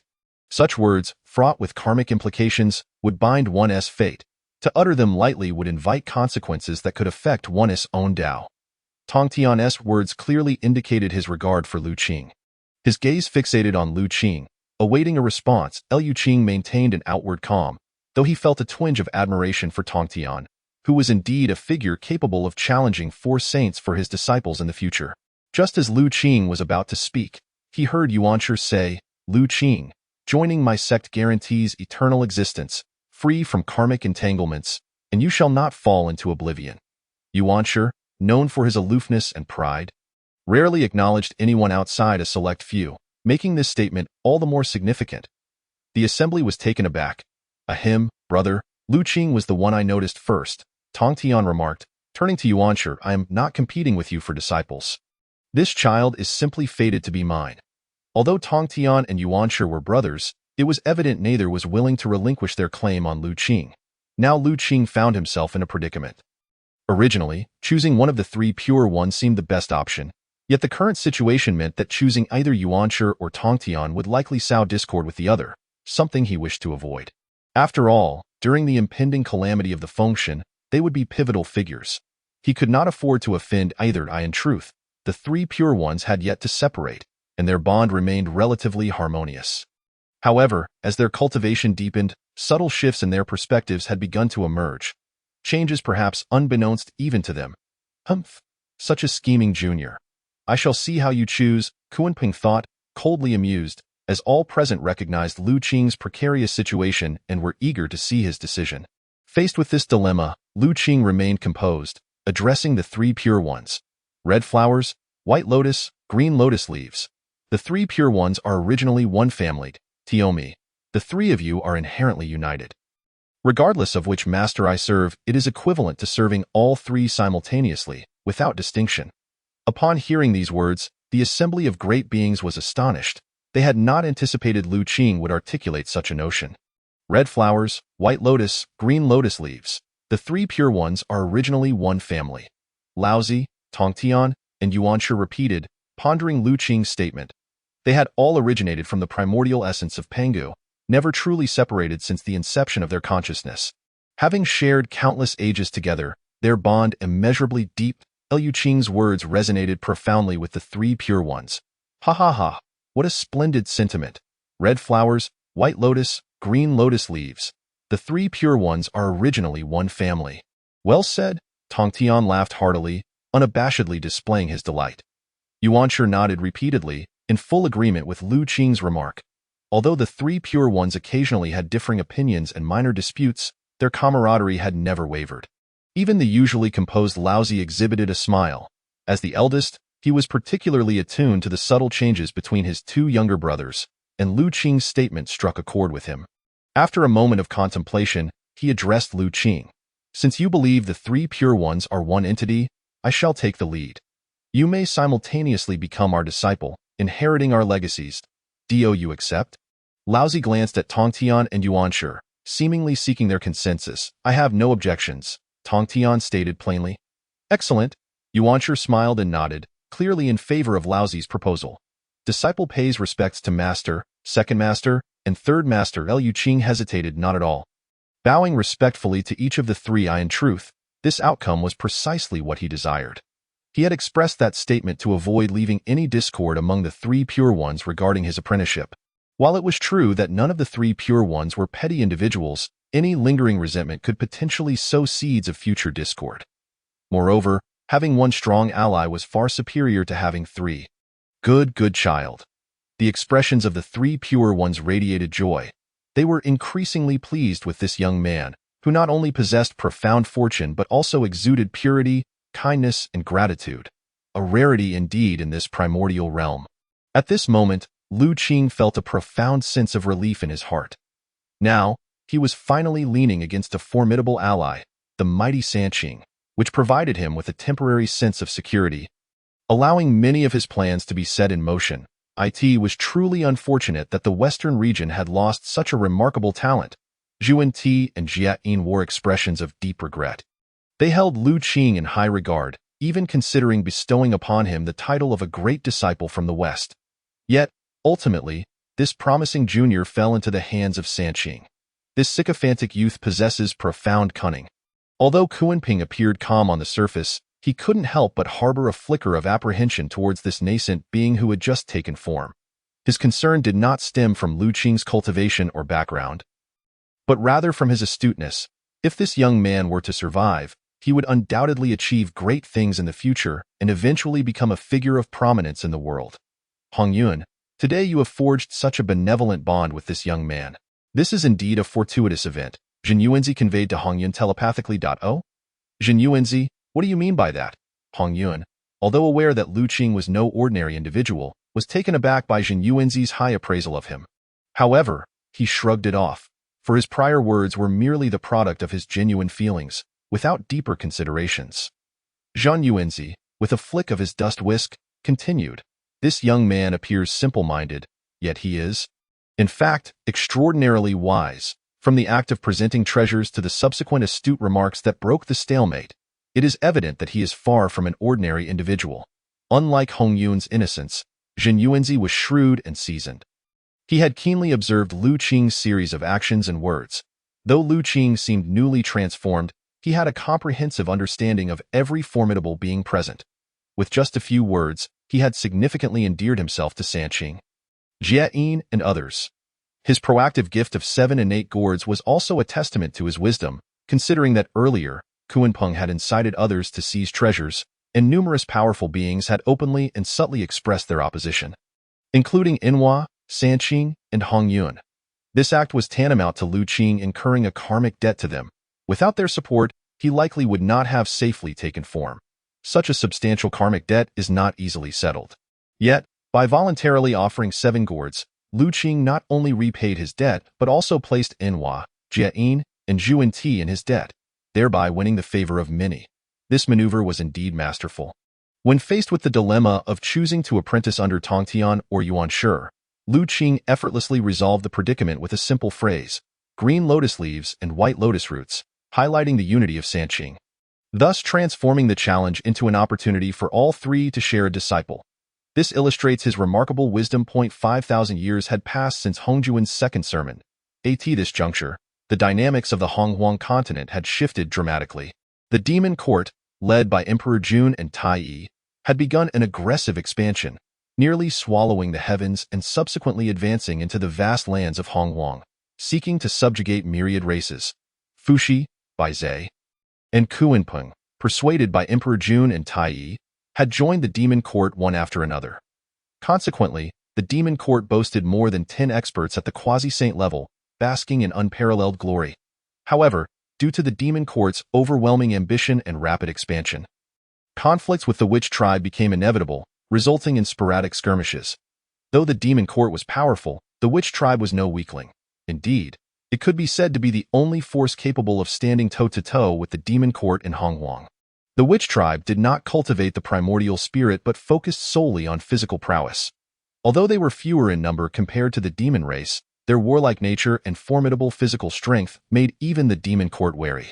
Chapter 5. The struggle between witches and demons. Rumors suggested that the witch tribe was formed from the essence of the Panga deity, housing 12 ancestral witches, also referred to as the 12 demon gods. Born with unparalleled physical strength, They could consume the heavens and earth, manipulate the elements, and reshape landscapes. It was precisely because of these 12 ancestral witches that the witch tribe could contend with the demon court. At times, the belligerent witch tribe even instigated conflicts, showing no fear of the demon court. One day, Tai and several demon saints were engaged in discussions when an anxious demon general rushed in, appearing to bear urgent news. Noticing this, Tai furrowed his brow and inquired with displeasure, "What is the cause of such haste?" With deep respect, the demon general replied, "Your Majesty, we recently followed your orders to lead our army to the Honghuang continent to subjugate myriad races. However, we were unexpectedly confronted by a group of witches who claimed that the land belonged to the witch tribe and instructed our demon court to keep our hands to ourselves and not overstep our boundaries. Consequently, a conflict erupted between our forces and the witches. Initially, we achieved some victories, but then a witch claiming to be Zhu Rong appeared, resulting in the death of 10 of our demon generals and the near annihilation of our army." The demon general spoke with a voice choked with emotion. "What? They dare to insult our demon court in such a manner?" Upon hearing this, Tai was immediately enraged, an overwhelming aura unconsciously emanating from him, causing those present to feel a heavy sense of oppression. Since the establishment of the demon court, it had always been invincible. How could it have suffered such a significant loss? "Convey my orders. Assemble the troops. We shall march to the Honghuang lands. I want to see what the witch tribe is truly capable of, daring to challenge our demon court." Thus, on that day, Tai personally led the demon army into Honghuang. Under his command, the demon court was unstoppable, and the witch tribe suffered countless casualties, with even several great witches falling. Faced with the slaughter by the demon race, how could the witch tribe remain passive? They dispatched several ancestral witches and dozens of great witches to engage in a brutal battle with the demon race, resulting in rivers of blood and mountains of corpses across the Honghuang lands. Eventually, this led to the appearance of the Tao ancestor, who decreed that, before the third sermon, the witches and demons must cease hostilities, thereby bringing the fierce conflict to a temporary halt. In the midst of Honghuang, there stood a mountain known as Kunlun. As the saying goes, a mountain need not be high. It is famed when there are immortals. This place served as the sacred ground of Sanqing. Since their transformation, the three had resided there. Originally, there were only 3 sanctuaries, the Taiji Sanctuary, the Yuxing Sanctuary, and the Shangqing Sanctuary, but now a 4th had emerged, named the Taichu Sanctuary. The master of this sanctuary was none other than Lu Qing, who had returned with Sanqing a millennium ago. As for the name, it was chosen by Lu Qing himself, as he believed it resonated with his essence. What an overwhelming aura of calamity! It seems the calamity between witches and demons has officially commenced. Atop the Taichu Sanctuary, Lu Qing, clad in white robes, gazed down upon the Honghuang continent, eye in his eyes. The skies above the continent were shrouded in a terrifying aura of calamity. This aura was boundless, oppressive, and filled with a sense of impending doom. Though it was not a tangible entity and could not be perceived by quasi-saint beings, Lu Qing was an exception, for he practiced the Wuliang Calamity Sutra, which encompassed all, including calamity itself. Hence, although he was not a quasi-saint, he could see more clearly than anyone else. What is calamity? In Lu Qing's view, cultivators, by infringing upon the mysteries of heaven and earth, seizing the essence of the sun and moon, and plundering worldly resources, led to an ever-increasing number of beings engaged in ceaseless conflict. This often resulted in catastrophic battles, upheaving mountains and rivers, and consequently destabilizing the balance of heaven and earth. Thus, boundless karmic retributions intertwined, giving rise to calamity. While calamity might be something that all beings would dread, Lu Qing was an exception. As a practitioner of the Wuliang Calamity Sutra, he could even absorb calamity and use it to enhance his cultivation. It seemed the time had come. With determination etched on his face, Lu Qing resolved to undertake an act he had contemplated for millennia. Today, he would self-sever his cultivation. However, his self-severance would not result in a loss. Instead, he would transfer all his cultivation to his avatar, allowing the avatar to traverse the world while his true self would enter seclusion to cultivate the unimaginable Wuliang Calamity Sutra, which could lead directly to the Tao. The avatar would follow the traditional path of cultivation in Honghuang, while the true self would embark on the path of unparalleled strength. This was Lu Qing's grand design. Though Lu Qing's innate talent would certainly allow him to ascend to the quasi-saint realm and even reach its pinnacle without difficulty, He never doubted this, however. His ambition reached far beyond mere quasi-sainthood. While a quasi-saint could indeed become a formidable being, it did not guarantee immortality. How many quasi-saints perished during the calamities of dragons and phoenixes? Even the likes of Tai Yi, Emperor Jun, and the 12 ancestral witches ultimately faced the fate of being reduced to ashes in the end. Moreover, Lu Qing would not forget the horrifying battlefield he glimpsed in the River of Time. The sheer scale of that conflict still sent shivers down his spine. He could not predict whether such a battle would occur in the future, but he knew that only invincible strength could break through all barriers and confront all foes, unraveling all karmic ties. Thus, he resolved to start anew, cultivating the Wuliang Calamity Sutra from scratch. Although the Wuliang Calamity Sutra was not the mainstream path of cultivation in Honghuang, he was certain it was a scripture that could lead directly to the Tao and achieve sanctity. While this may not represent a sage in the traditional sense within Honghuang, it would undoubtedly elevate him to a being of comparable stature, if not greater. Moreover, let us not forget that beyond the realm of sanctity, there lies the Tao. It has been a while since Lu Qing last came to listen to my teachings. I wonder what he has been up to lately. In the Shangqing Sanctuary, Tong Tian had just completed his cultivation when he thought of Lu Qing. According to his usual schedule, Lu Qing should have arrived to pay his respects long ago, yet he realized he had not seen Lu Qing for quite some time. Consequently, Tong Tian released his divine sense to ascertain what Lu Qing was doing. Upon looking, he was taken aback and almost instantaneously teleported to Lu Qing's sanctuary. Disciple Lu Qing, what has happened? Where is your cultivation? Tong Tian gazed at his disciple, disbelief and concern etched upon his face. At that moment, Lu Qing appeared pale, spiritless, and his aura was feeble, resembling that of an ordinary mortal. Tong Tian could hardly believe that this was still his handsome and charismatic disciple, the great Luo treasure. Master, what brings you here? Lu Qing felt a wave of anxiety wash over him, for he had not disclosed his self-severance to his three masters, primarily due to its secretive nature, making it difficult to explain. Thus, he had decided to act first and report later. However, he had not anticipated that just as he had severed his cultivation to the avatar, Tong Tian Master would come knocking at his door. Lu Qing, my disciple, swiftly enlighten me on this matter. Has someone perhaps crippled your cultivation? Initially, Tong Tian's expression was one of urgency and concern, which quickly morphed into anger. Lu Qing was their cherished disciple, the future heir to their lineage.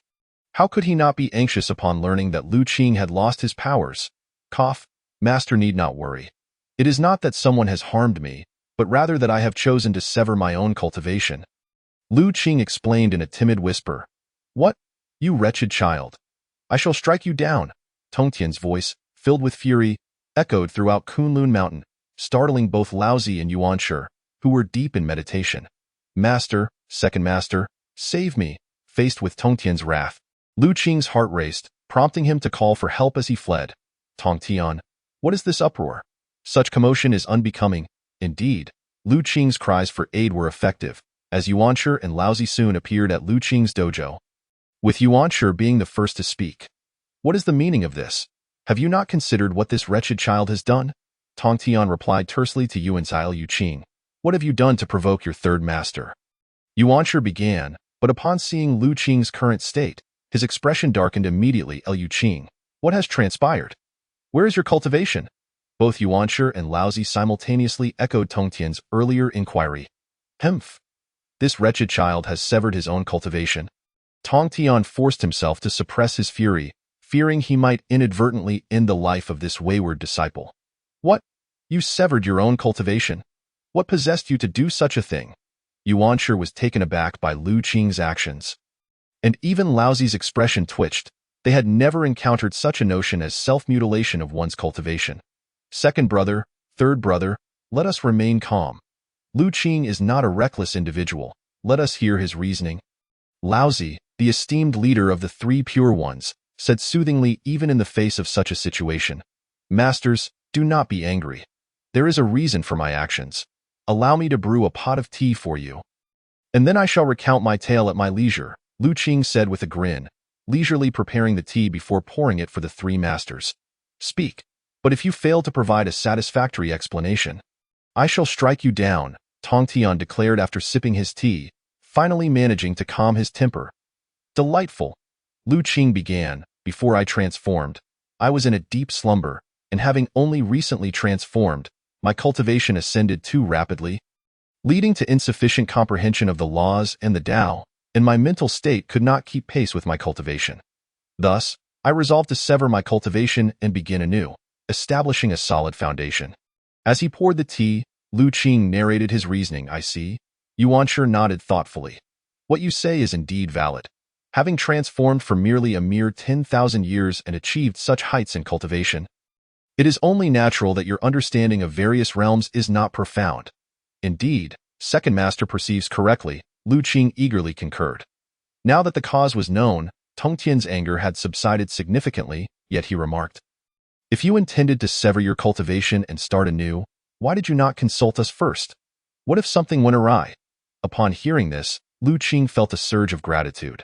Through their companionship over the millennia, he had come to realize that although Tongtian often resorted to violence, he was, in truth, warm-hearted and deeply caring towards him. Typically, whatever Lu Qing desired, Tongtian would not deny him. Indeed, self-mutilation of cultivation is no trivial matter. Should there be an error, it could jeopardize your life.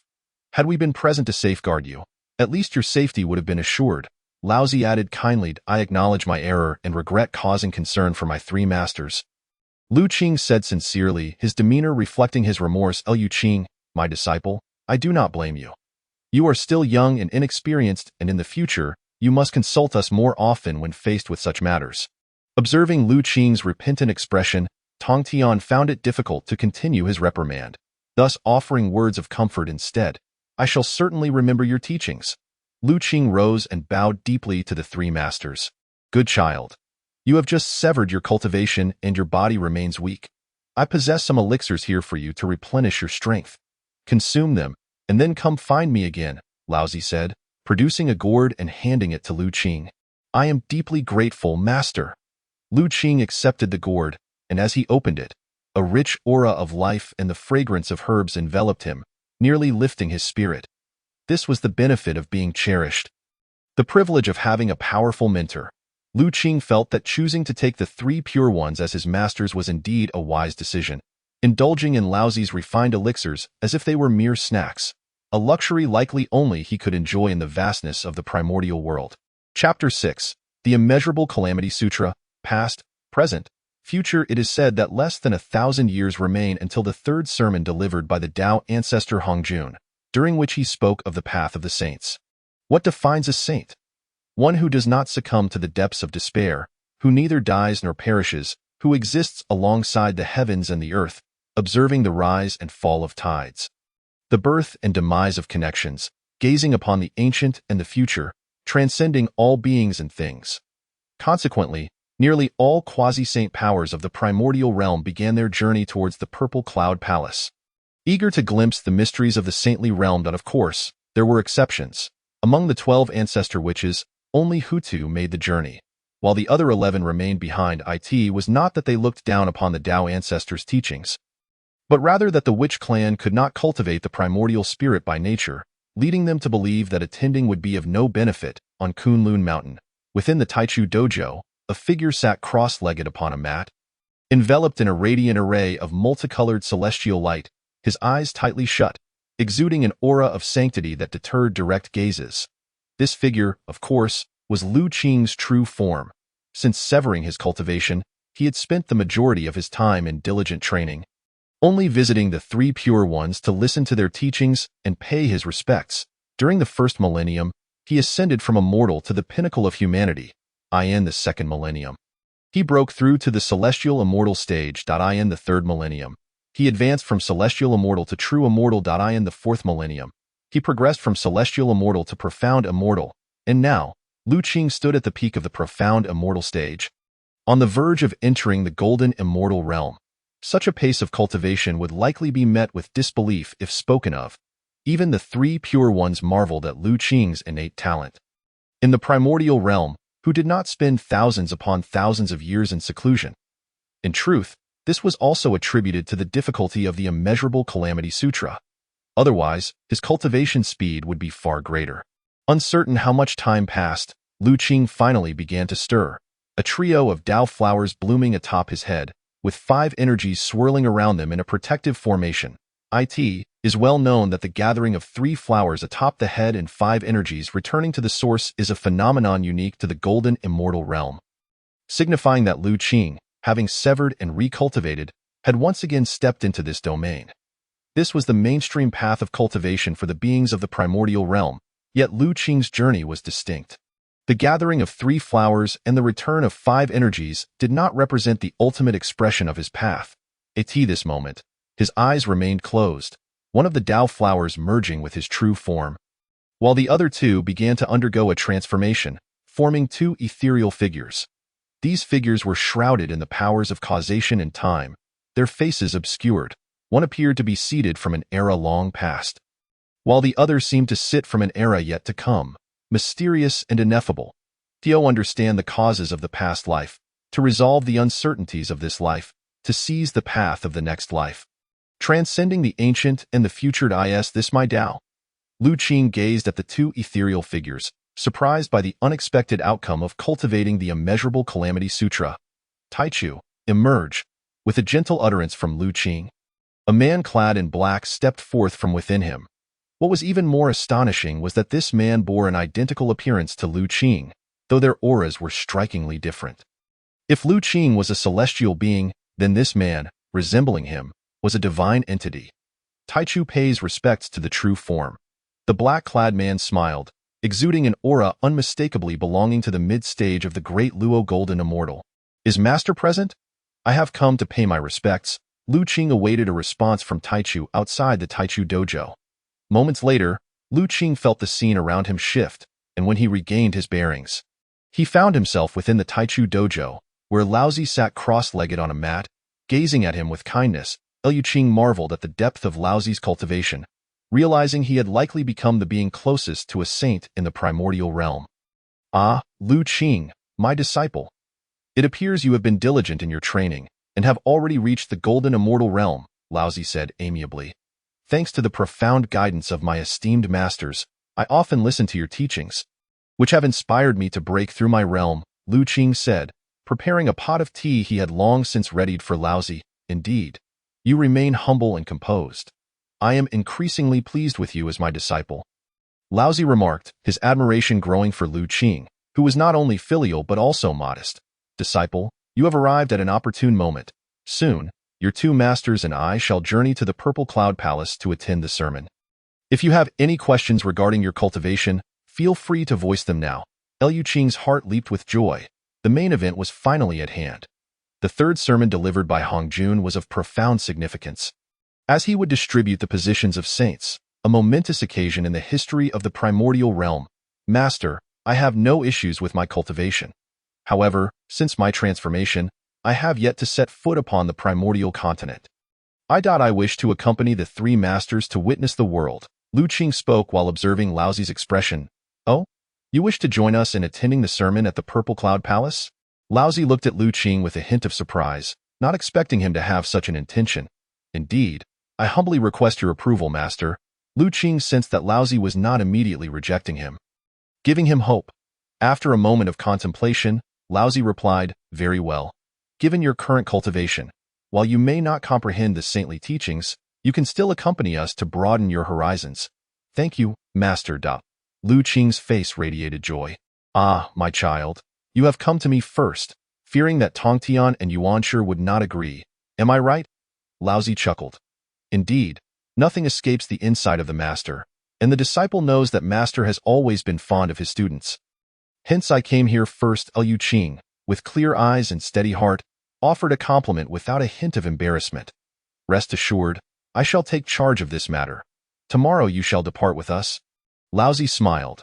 Thus, Lu Qing journeyed with the 3 purities to the Purple Cloud Palace, where Hongjun imparted teachings. The phrase those with fate shall listen truly meant those with strength shall hear, for after all, the Purple Cloud Palace is situated beyond the 33 heavens, necessitating a transcendence of chaos that only the great Luo Golden Immortals could accomplish. Is this truly the Purple Cloud Palace? So many people. It is indeed a grand event of the primordial era, Lu Qing observed, marveling at the numerous powerful beings he beheld for the first time. Even outside the palace, many beings of the great Luo Golden Immortal Realm were present. "Look, the three purities have arrived," the crowd buzzed with excitement, for it was said that the three purities had attained the status of quasi-saints tens of thousands of years ago. One could only wonder at their current prowess. The arrival of the three purities instantly captured the attention of many beings. Although they were typically low-key, their names remained well known among the primordial beings, and the crowd instinctively parted to make way. However, curiosity arose as a golden immortal was seen accompanying the three purities, prompting speculation about Lu Qing's identity. Liu Qing maintained his composure, unperturbed by the spectacle, which earned him silent nods of approval from the three purities. Soon, they entered the Purple Cloud Palace, where thousands awaited, each exuding a formidable aura, clearly of profound cultivation. Greetings to the three fellow Taoists. The crowd, wary of their presence, greeted the three purities respectfully. The three purities merely nodded in acknowledgement. Their status commanded respect, and none would dare to consider them impolite. Liu Qing noticed an empty mat at the center of the palace, beneath which lay 6 others. 3 of them were already occupied by familiar figures, Enhua, Jane, and Juanti. Aside from them, Liu Qing recognized several others, including Dijuan, Tai, Zenyuanzi, Hongyun, Mingyi, and Fushi, while the rest remained unknown to him. Greetings to the 3 senior brothers. Greetings to the 3 fellow Taoists. After another round of pleasantries, the 3 purities settled onto the foremost 3 mats. Liu Qing observed that Laozi occupied the first, Yuanshi the second, and Tongtian the third. The 4th mat was taken by Enhua, clad in snow-white robes, her long hair cascading over her shoulders, eyes shut in meditation. Her aura was strikingly distinct, drawing Liu Qing's attention immediately. The 5th and 6th mats were naturally occupied by Jane and Juanti. Ah, he has come too? Liu Qing's arrival caught the attention of several quasi-saint powers, and it was evident that his presence surprised many, for only those of renown could approach the vicinity of the 6 mats, making his status as a mere golden immortal rather unusual. Greetings to the 3 uncles. Liu Qing offered his respects, remaining calm as he greeted each one. Ah, it is you, Liu Qing, my nephew. What a pleasant surprise to see you at the Purple Cloud Palace. Jane remarked with a smile, despite the fact that Liu Qing had not joined their Western sect. Thanks to my uncle's concern, I am well. Hearing of the grand event at the Purple Cloud Palace, I came to broaden my horizons. Liu Qing bore no ill will towards Jane and Juanti at this moment. Though their reputations were less than stellar, he believed in not judging by appearances and hoped to cultivate a good rapport with these future saints. Anticipating unforeseen benefits. What of your cultivation? At that moment, even the typically aloof Enhua opened her eyes, gazing at Liu Qing as if inquiring about his circumstances. There is no need for concern. Dear aunt, I have severed my roots due to instability and am thus undergoing a recultivation. For reasons unknown, Liu Qing felt an inexplicable familiarity with Enhua, a sensation that had persisted since their first meeting. But he could not discern its origin. I see. Enhua replied with a hint of surprise, nodding before closing her eyes once more. Severing the path for recultivation? My nephew possesses great ambition, Jane praised. Ahem, you flatter me, uncle. With the 3 purities nodding in agreement, Liu Qing felt a touch of embarrassment. A murderous aura. Just then, Liu Qing sensed a fleeting wave of hostility, which vanished almost as soon as it appeared. Yet he was certain it was not an illusion, for the malice was directed solely at him. Who could it be? Liu Qing's expression darkened. Since his transformation, he had never made an enemy, yet someone now harbored ill intent towards him. Had it not been for his keen sensitivity to malevolent energies cultivated through the Infinite Calamity Sutra, he might have remained oblivious. He began to scan the crowd to identify the source of the hostility. A thunderous voice from Tongtian rang out, Kunpeng, are you seeking death? Tongtian's gaze was filled with menace as he fixed his eyes on a figure cloaked in black, seemingly ready to strike. Liu Qing recognized this man as Kunpeng, the very individual who had attempted to attack him at the foot of the Buzhou Mountain. In fact, not only Tongtian, but Laozi, Yuanshi, Enhua, and others regarded Kunpeng with hostility. What audacity! How dare you exhibit murderous intent towards my disciple in my presence? Do you take us for mere ornaments? Tongtian's face was devoid of pretense, clearly indicating that Kunpeng's fleeting malice had not escaped the notice of the 3 purities and others. So it was him. Upon hearing Tongtian's words, Liu Qing realized the murderous intent had originated from Kunpeng. Upon reflection, it made sense. If anyone among those present had a grudge against him, it could only be Kunpeng. Yet he did not foresee Kunpeng's pettiness. It was Kunpeng who had first harbored greedy thoughts, seeking to sever his path, only to be ridiculed by the powerful, and now he sought to blame Lu Qing. Lu Qing maintained his composure, though internally he simmered with a surge of killing intent. Friend Tongtian, your words seem rather overbearing. When did I harbor murderous intent towards your disciple? Faced with Tongtian's fury and the scrutiny of the powerful, Kunpeng was reluctant to admit that he had merely let slip his malevolence. You, a mere creature born of wetness, where do you find the audacity to speak so recklessly before us? Yuanshi's character, though less overtly aggressive than Tongtian's, was marked by a profound pride, completely disregarding Kunpeng. Yuanshi, we are both quasi-saints. Do not overstep your bounds. Each of Yuanshi's remarks seemed to destabilize Kunpeng's resolve. You think too highly of yourself? Were it not for today's sermon by the master, I would have already ensured your demise. Tongtian's terrifying gaze bore down on Kunpeng, and anyone could discern that he was genuinely intent on violence. Ahem, esteemed friends, please temper your anger. Young Lu Qing is a disciple of several esteemed friends, while Kunpeng is a saint of my demon court. I believe this is merely a misunderstanding. How about we diffuse this matter? Tai interjected, attempting to mediate. Tai had no desire to wade into these turbulent waters, yet Kunpeng, as a nominal saint of the demon court, could not be ignored. If he turned a blind eye, who would dare join the demon court in the future? Moreover, Kunpeng was a quasi-saint of considerable strength, essential for combating the 12 ancestral witches of the witch clan. Thus, Tai felt compelled to intervene. Yet, he silently resented Kunpeng for his foolishness. What prompted him to threaten a junior? Kunpeng, I have never held a grudge against you since my transformation. I wonder what prompted you to harbor such murderous intent towards a junior.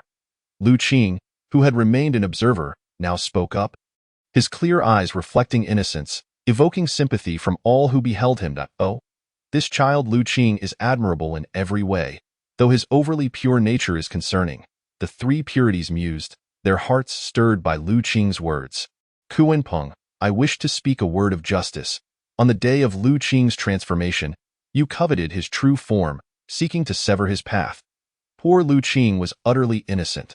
Why then did you wish to harm him? Lu Qing's remarks left Kunpeng at a loss for words. Just then, the ever-genteel Hongyun master interjected, delivering a well-timed blow to Kunpeng's pride. Lu Qing's face twitched. He realized he was still too naive in this realm. What? I see now. Kunpeng is indeed a notable figure in the primordial era, yet his heart is so narrow. Unable to achieve his desires, he even wishes to take a life. Following Hongyun's words, the guests in the Purple Cloud Palace began to murmur amongst themselves. Finally grasping the context. Chapter 7. Hongyun's Teachings, Primordial Purple Qi, Hongyun. It must be said that Hongyun Master's words struck at Kunpeng's very core, leaving him humiliated before so many, his dignity in tatters. If there was anyone he loathed most in that moment, it was not Tongtian, nor Lu Qing, nor Yuanshi, but rather this benevolent elder, Hongyun. The murderous intent in Kunpeng's eyes seemed almost tangible, causing Xinyuanzai, standing beside the crimson clouds, to shake his head in dismay. He silently mused about his good friend, who, despite possessing many admirable qualities, was far too upright, unwittingly attracting a formidable enemy. Just then, in this atmosphere of extreme tension, an enigmatic aura of Tao emerged within the Purple Cloud Palace. A figure clad in gray appeared out of thin air atop the main seat, plunging the palace into profound silence. Salutations, Master. Salutations, Tao Ancestor. Salutations, Grand Master.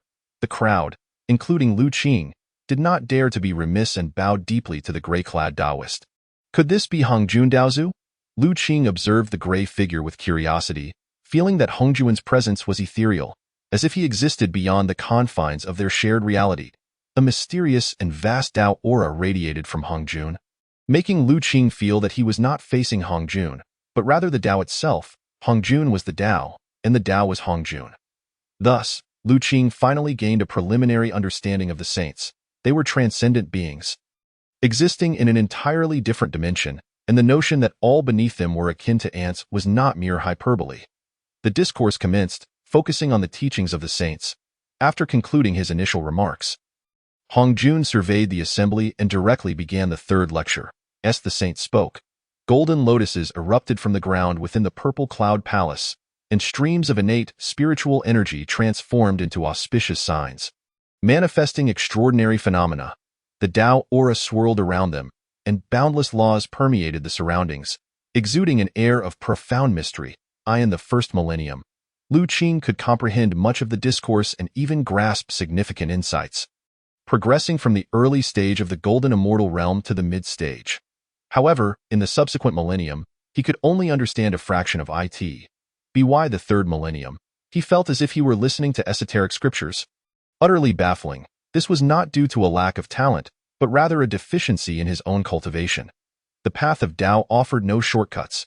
Enlightenment could only be achieved step by step. In truth, not just Lu Qing, but most individuals present struggled to grasp the entirety of the teachings, as if peering through a fog, visible yet unattainable. Only the likes of the three pure ones, Jian, Xuanti, Nuwa, Zenyuanzai, Tai, and Emperor Jun, could fully comprehend the teachings. Lu Qing scanned the room and noticed that the three pure ones, Jian, Xuanti, and Nuwa, were utterly enraptured, occasionally emanating profound Tao rhythms, clearly entering states of sudden realization. Particularly, Nuwa stood with her eyes tightly closed, enveloped in the power of infinite laws, radiating an otherworldly glow, resembling a celestial being of unparalleled purity. Truly, Nuwa, the first to attain sainthood, was unfathomably deep, Lu Qing thought. He then turned his attention to Emperor Jun, Tai, Zenyuanzai, Kunpeng, and Mingi, observing that they too appeared immersed in the teachings, occasionally revealing fluctuations of law from their beings. This evoked a sense of awe in Lu Qing. Indeed, every one of these ancient figures was not to be underestimated. However, when Lu Qing glanced at Kunpeng, a fleeting glimmer of murderous intent flashed in his eyes, unnoticed by anyone. As he looked at Hongyun, Lu Qing paused momentarily, for he perceived a sinister energy looming above Hongyun's head. Having cultivated the infinite calamity sutra, Lu Qing was more sensitive to such energies than anyone else. He held a favorable impression of Hongyun. For whether at the foot of Buzhou Mountain or just moments ago in the Purple Cloud Palace, Hongyun had spoken on his behalf. If he were to save Hongyun, how could he break the situation? Lu Qing's thoughts whirled. Calamity did not arise without reason, and the presence of such energy indicated that Hongyun was likely to face a murderous tribulation soon. Clearly, he was contemplating whether there was a way to save Hongyun's life. Could she be Hutu? At that moment, a woman nearby caught Lu Qing's attention. While the other powerful beings were absorbed in their enlightenment, she appeared troubled and distracted. The woman had a delicate face framed by dark hair, her eyes gentle as flowing water. Simply standing there, she exuded a serene aura, as if her presence could quell any fury. Her unique demeanor set her apart from the other guests of the Purple Cloud Palace. Immediately drawing Lu Qing's gaze, as he observed Hutu, she seemed to sense his scrutiny and casually turned her head to look in his direction. What sharp intuition, caught in the act of peeking. Lu Qing felt a twinge of embarrassment, yet maintained an outward calm, nodding respectfully towards Hutu in greeting. Their eyes met, and Hutu reciprocated with a slight nod. Although she found it curious why Lu Qing was looking at her, she adhered to the adage of not striking a smiling face, and her naturally gentle disposition made her even more accommodating.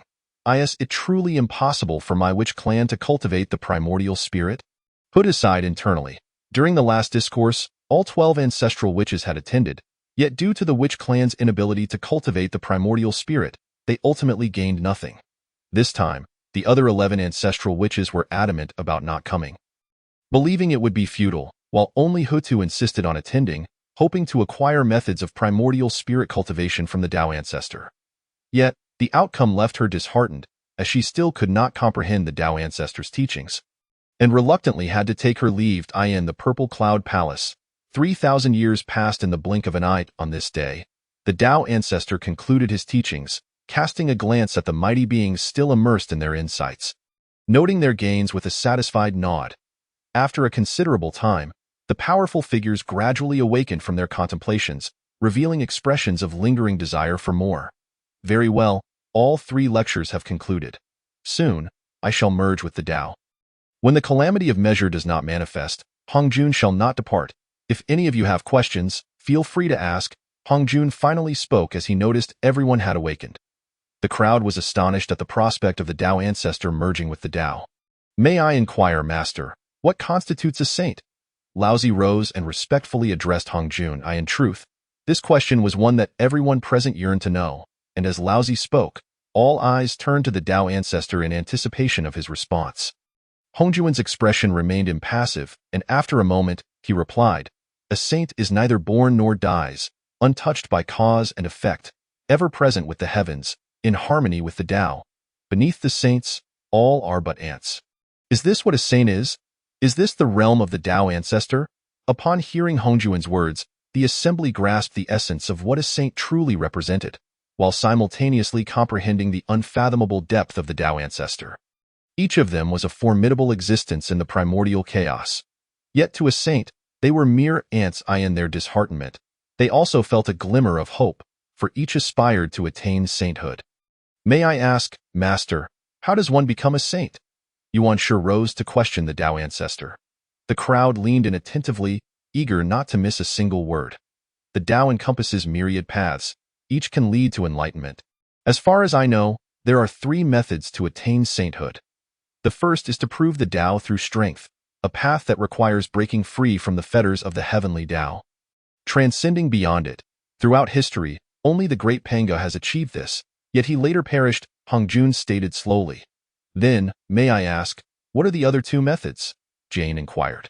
The second method is to sever the 3 corpses to attain the Tao, whereby one relies on 3 innate spiritual treasures of the same origin as a vessel for the primordial spirit, eliminating the 3 corpses of good, evil, and attachment, and then uniting them to achieve the Tao. This is my own path to enlightenment, Hongjun elucidated. As the crowd absorbed the Tao ancestor's words, they fell into deep contemplation. The first method was exceedingly arduous, as even the great Pango had perished. How could they hope to attain this path?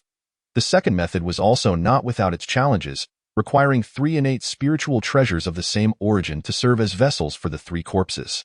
How many innate spiritual treasures existed in the primordial chaos, and how many could produce 3 such treasures simultaneously? Many listeners felt a chill in their hearts at this realization. Wait, Panga perished? Did he fall after successfully achieving the Tao? Or was it due to failure? Was he striving for the path of the saints? Liu Qing keenly caught this point. The Tao ancestor's words were ambiguous, leaving this matter unresolved. Although Liu Qing yearned for an answer, his status and strength rendered it inappropriate for him to speak up. After a moment's thought, he chose to remain silent. May I inquire, Tao ancestor, what is the third method to attain the Tao? Emperor Jun respectfully posed the question to Hongjun. The third method is to achieve sainthood through merit, requiring immense merit to gain the approval of the heavenly Tao, Hongjun replied, his expression unchanged. Immense merit? Heavenly Tao approval? At this revelation, the crowd felt even colder. Acquiring merit from the heavenly Tao was no simple feat. This method of attaining sainthood seemed more challenging than that of the 3 corpses. As they absorbed the Tao ancestor's explanations, a heavy silence enveloped the assembly. Among them, perhaps only Liu Qing remained unfazed. Yet, given his current level of cultivation, he was still far from attaining the Tao. Master, may I ask which of these 3 methods is the strongest? Tongtian pondered for a moment before inquiring. As if anticipating such a question, Hongjun responded, proving the Tao through strength is the most formidable, followed by severing the 3 corpses, and finally, the path of merit is the weakest. Seeing the assembly fall into silence, no one daring to speak, Mingyi then asked, May I ask, Tao ancestor, how many may attain sainthood? Mingyi's question instantly piqued the interest of the crowd, for this was a matter of great concern to all. 9 is the ultimate number. There may be 8 positions of sainthood. Become a saint. One must possess primordial purple energy. I have used 1 path, leaving 7 remaining. Thus there may be 7 who can ascend to sainthood, Hongjun replied. Then, may I inquire, Tao ancestor, who may attain sainthood? It was Kunpeng who posed this question. Upon hearing this, 3 strands of primordial purple energy appeared in Hongjun's hand, and he declared, the 3 pure ones, 3 in total, are manifestations of Panga's primordial spirit, endowed with great merit from the creation of the world. They may attain sainthood. With that, Hongjun waved his hand, and the 3 strands of primordial purple energy entered the bodies of the 3 pure ones. Thank you, Master. The three pure ones rose in unison. Bowing in reverence to Hongjun Dai in truth, the three of them had anticipated this outcome, possessing the merit of creation and being disciples of the Tao ancestor. If they could not attain sainthood, who among them would qualify? Enhua, destined for great merit in the future, stands on the verge of attaining sanctity. With a mere wave of Hongjuan's hand, a radiant stream of primordial purple energy emerges, enveloping Enhua's form in an instant. "Thank you, Master," she expresses, rising with a demeanor far more composed than even the three pure ones. Whether this is due to her prior foresight or some other reason remains a mystery, leaving Lu Qing somewhat astonished. 4 of the 7 strands of purple energy have been claimed. It is uncertain if the remaining 3 will be bestowed upon us. The onlookers gaze enviously at the 3 pure ones and Enhua, wishing fervently to take their place. Yet, such thoughts remain mere fantasies. Who would dare usurp the foundation of sanctity from the disciples of the Tao ancestor? One could easily find themselves obliterated by a single strike from the Tao ancestor in the Purple Cloud Palace. Chapter 8. The innate supreme treasure. After distributing 4 strands of primordial purple energy, Hongjun unexpectedly falls silent, closing his eyes and assuming an inscrutable demeanor. However, the first to break the stillness is the duo of Zhuanti and Jian.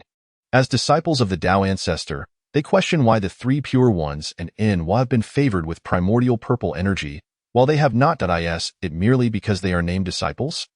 Thus, Zhuanti and Jian rise in unison, addressing Hongjun.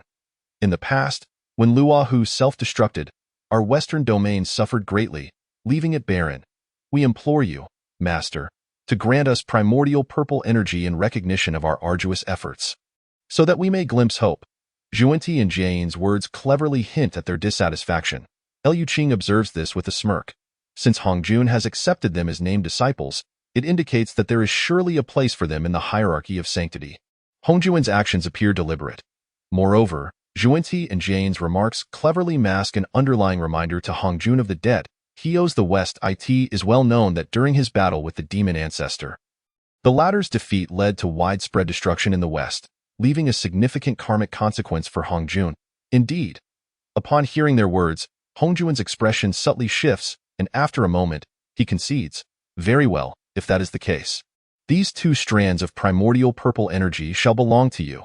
With a flourish of his hand, 2 strands of primordial purple energy are absorbed into the bodies of Jian and Zhuanti. "Thank you, Master," they exclaim joyfully, bowing in gratitude. Cursed fate! 2 more strands of primordial purple energy have slipped away. Are we truly destined to be excluded from the sanctity?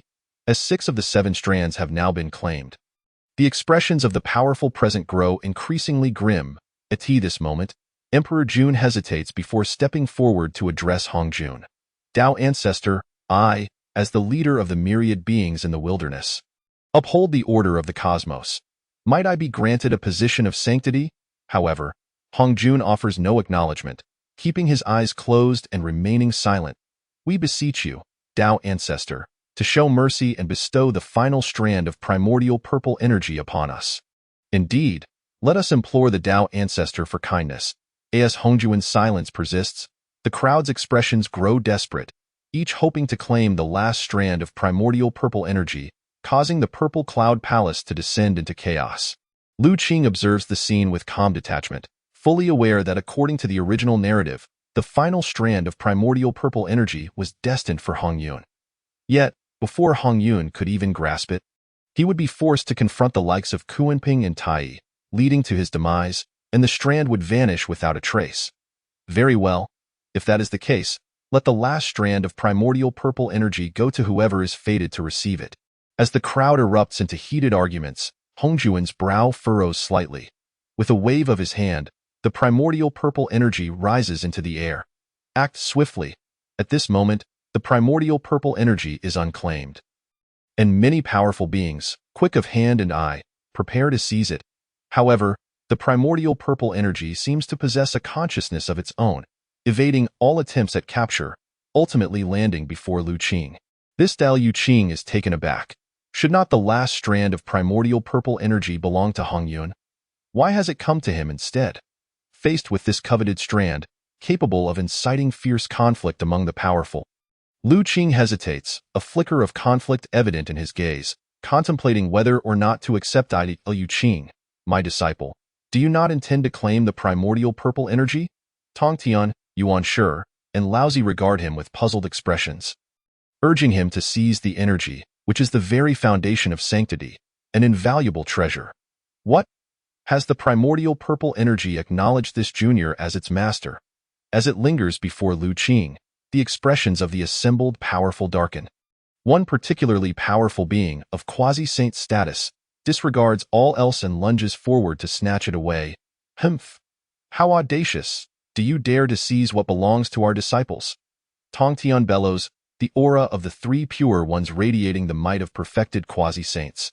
Despite their formidable prowess, they do not underestimate the multitude of powerful beings surrounding them, taking care to shield Liu Qing. Very well, if heaven bestows a gift and one does not accept it, they may suffer its wrath. Even if this primordial purple energy brings forth immense karmic repercussions in the future, I shall not cower to the height of this tense atmosphere. After a moment's hesitation, Liu Qing finally extends his hand to claim the primordial purple energy. In truth, his reluctance stems from his awareness of the immense karmic implications tied to this energy. The notion that it is destined for the fated one likely stems from Hongjuan's deliberate design. Yet, he cannot decipher Hongjuan's deeper intentions at this moment. Faced with the Tao ancestor's bestowal, Liu Qing finds himself in a predicament. If he accepts it, he will inevitably become a target. Who among the powerful could resist the allure of the foundation of sanctity? Had the three pure ones not already received their strands of primordial purple energy, Liu Qing could not guarantee their intentions would remain pure. Conversely, if he declines, he would similarly bind himself to karma with the Tao ancestor. After all, in the original tale, Hongyun merely relinquished a position to Jane, leading to his own demise. The karma of the Tao ancestor is not so easily resolved. Fortunately, Liu Qing is not one to dither. After weighing the pros and cons, he chooses to accept the primordial purple energy. Though he may not utilize it immediately, it could prove invaluable in the future. How vexing! It is unthinkable that this final strand of primordial purple energy has fallen into the hands of this junior golden immortal. What a bitter pill to swallow. Many present still wear expressions of discontent, wishing that the last strand of primordial purple energy had been claimed by a more powerful being. Their hearts would have been more at ease. Yet it has fallen into the grasp of a mere golden immortal. Several even display a terrifying glint of greed in their eyes, for if not for the presence of the three pure ones, they might have already resorted to violence to seize the treasure. In response, Liu Qing remained speechless, though he anticipated such reactions. Disciple Liu Qing need not fear. With your master and my brethren here, no one shall harm you. Tongtian's cold gaze sweeps over the assembly of powerful beings. The Qingping sword shimmers ominously, its sharpness dissuading anyone from meeting his gaze. Yuan Shi and Laozi, though less overtly imposing, emanate an aura that unmistakably signifies their stance. Ignoring the murderous looks directed at him, Liu Qing steps forward and addresses Hongjun. I am deeply grateful to my master for bestowing upon me the primordial purple energy. Upon hearing this, Hongjun opens his eyes, regarding Liu Qing for a considerable time before replying. As you are a disciple of the three pure ones, addressing me as master is not out of place. Liu Qing's heart rejoices at this acknowledgement. Regardless of whether the primordial purple energy was conferred by Hongjun or has merely recognized him as its master, his expression of gratitude undeniably signals to all that this gift originates from his master. Those who harbor intentions towards it must consider their actions carefully. Hongjuan's response, though lacking direct affirmation, also refrains from denial, thereby conveying a clear stance. Precisely the affirmation Liu Qing sought. Enough. The primordial purple energy has been distributed. There is no need for further discord. Hongjun surveys the crowd before turning his attention back to the three pure ones, continuing. In my earlier travels through the wilderness, I acquired numerous treasures. As I am nearing the culmination of my path, these treasures serve little purpose to me now, so I shall distribute them among you for protection. What? More treasures? Upon hearing this, envy and resentment ripple through the crowd. The three pure ones have already received primordial purple energy, and now they are to be gifted treasures as well, deepening the dissatisfaction among those present. Laozi, your nature is one of non-action. Thus, I bestow upon you the innate supreme treasure. The Taijutsu. This artifact serves as a defensive treasure with boundless applications. It can divine the secrets of the heavens and suppress fortunes. With this, Hongjun waves his hand, and the taijutsu materializes in his palm. Shimmering with celestial light, its mysterious yin and yang energies swirling in a display of unparalleled significance. Disciple expresses gratitude to the master. Laozi, not daring to be remiss, rises with both hands raised, promptly receiving the taijutsu. Is this truly the famed taijutsu? Lu Qing muses, intrigued, for its origins are extraordinary. It is said that the taijutsu, the Donghuang bell, and the Panga banner are all manifestations of the Panga deity's divine acts. Regarded as the foremost defensive innate supreme treasures in the wilderness. Hongjun nods at Laozi before turning to Yuan Shi. Yuan Shi, I grant you the innate supreme treasure, the Panga banner. This artifact is not only the premier offensive treasure in the wilderness, but also possesses the ability to suppress fortunes. Upon completing his words, Hongjun gestures, and the Panga banner descends before Yuan Shi. This treasure, indeed an innate supreme artifact, looms in the air, exuding an aura of pressure that is palpable, should someone wield it. Its might would be unfathomable. What a magnificent treasure! The foremost offensive artifact of the wilderness. Lu Qing's heart swells with envy. The Panga banner is renowned among the three innate supreme treasures for its unparalleled offensive capabilities, possessing the strength to strike the heavens above and subdue the underworld below, making it truly extraordinary. Disciple expresses gratitude to the master. Upon receiving this innate supreme treasure, even Yuan Shi, known for his steadfastness, displays visible delight, revealing the turmoil within his heart. Tongtian, your temperament is fierce and your brilliance undeniable. Therefore, I bestow upon you the 4 swords of Zhu Xian and the Zhu Xian sword array. These artifacts were obtained from the demon ancestor Luahu and possess great ferocity. Only the 4 saints can overcome them. Use them with caution. With a grand wave of Hongjuan's hand, 4 long swords and a formation diagram materialized before Tongtian. Each of these swords, slender and elongated, emanated an aura of malevolence that reverberated through the ages. Those present with lesser cultivation felt a wave of discomfort merely from a single glance, a testament to their terrifying nature. Could this be the 4 swords of Zhujian? The murderous intent was formidable, truly deserving of its title, as the foremost sword formation of the primordial era. Lu Qing's heart trembled. He had heard tales of the Zhujian sword formation in his previous life, its legendary reputation preceding it. Now, witnessing it firsthand, he comprehended the true essence of the primordial supreme sword formation, one that could only be breached by the 4 saints. He held no doubt that each of these swords possessed unparalleled might, as even a distant glance left his soul feeling as though it were under siege by that aura of death. The Zhujian sword formation? I am deeply grateful, master. Tongtian was overjoyed, unable to conceal his excitement. He too had heard of the Zhujian sword formation, originally wielded by the demon ancestor Luahu, who had once showcased its unmatched brilliance in the primordial realm, as a practitioner of the sword. He now possessed such an extraordinary formation. How many could possibly rival him? Chapter 9. The division of treasures at the cliff of distribution. The god-slaying spear Nuwa, you shall have great merits to achieve in the future. Thus, I bestow upon you this red embroidered ball and the map of mountains and rivers for your protection. With another wave of his hand, 2 innate spiritual treasures appeared before Nuwa. Thank you. Master, Nuwa rose, her expression calm and inscrutable, leaving others unable to fathom her thoughts. Although the red embroidered ball and the map of mountains and rivers were not innate supreme treasures, they appeared to be formidable innate spiritual artifacts. Lu Qing mused inwardly. In truth, while the red embroidered ball was not an innate supreme treasure, it was still an exceptionally powerful innate spiritual artifact. A blow from it could instantly damage the soul, leading to death and annihilation. The map of mountains and rivers, one of the top 10 innate treasures, contained the essence of stars and oceans, mountains and rivers. This map not only could suppress fortunes but also served as a defensive treasure, making it exceedingly valuable. Jane, I bestow upon you the 12th rank merit golden lotus. It shall prove useful in the future. With a wave of his hand, a golden lotus appeared before Jane, radiating a brilliant golden light and exuding an immensely rich aura of merit. Classified as a top-tier innate spiritual treasure. Thank you, master.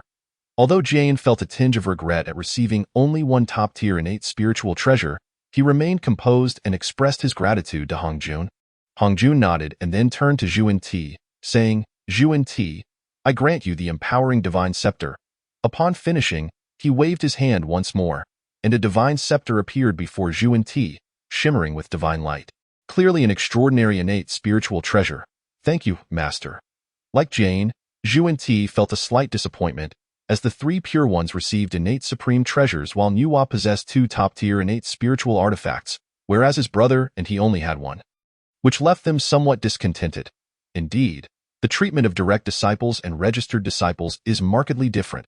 Liu Qing sighed inwardly, reflecting on the exceptional privileges granted to the three pure ones, who received several of the most esteemed innate supreme treasures.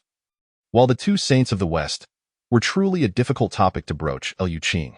Just as Liu Qing was contemplating, he suddenly heard Hongjuan's voice, causing him to doubt his own ears. Could it be that I also have a share in the division of treasures? Liu Qing thought to himself. Steadying his mind, he replied to the Tao ancestor, Master, I am here. Hongjun nodded at Liu Qing and continued, in my past confrontation with Luahu, aside from acquiring the four swords of Zuzhen, I also obtained another item, once an innate supreme treasure, its power rivaling that of the four swords of Zuzhen. Upon hearing this, Liu Qing's heart stirred. Given Hongjuan's words, how could he not deduce that the item in question was the god-slaying spear? Could it be? Not only Liu Qing but many others present also changed their expressions, clearly having made similar deductions. Ignoring the reactions of those around him, Hongjun continued, this item is called the god-slaying spear, which was damaged due to Luahu's self-detonation, reducing its rank to that of a top-tier innate spiritual treasure, yet it can still harm the souls of saints. I bestow this upon you for your protection. With a wave of his hand, a long spear appeared before Liu Qing. It truly is the god-slaying spear. Liu Qing's pupils constricted. The spear before him was entirely black, slightly damaged, yet it still radiated an overwhelming aura of murderous intent.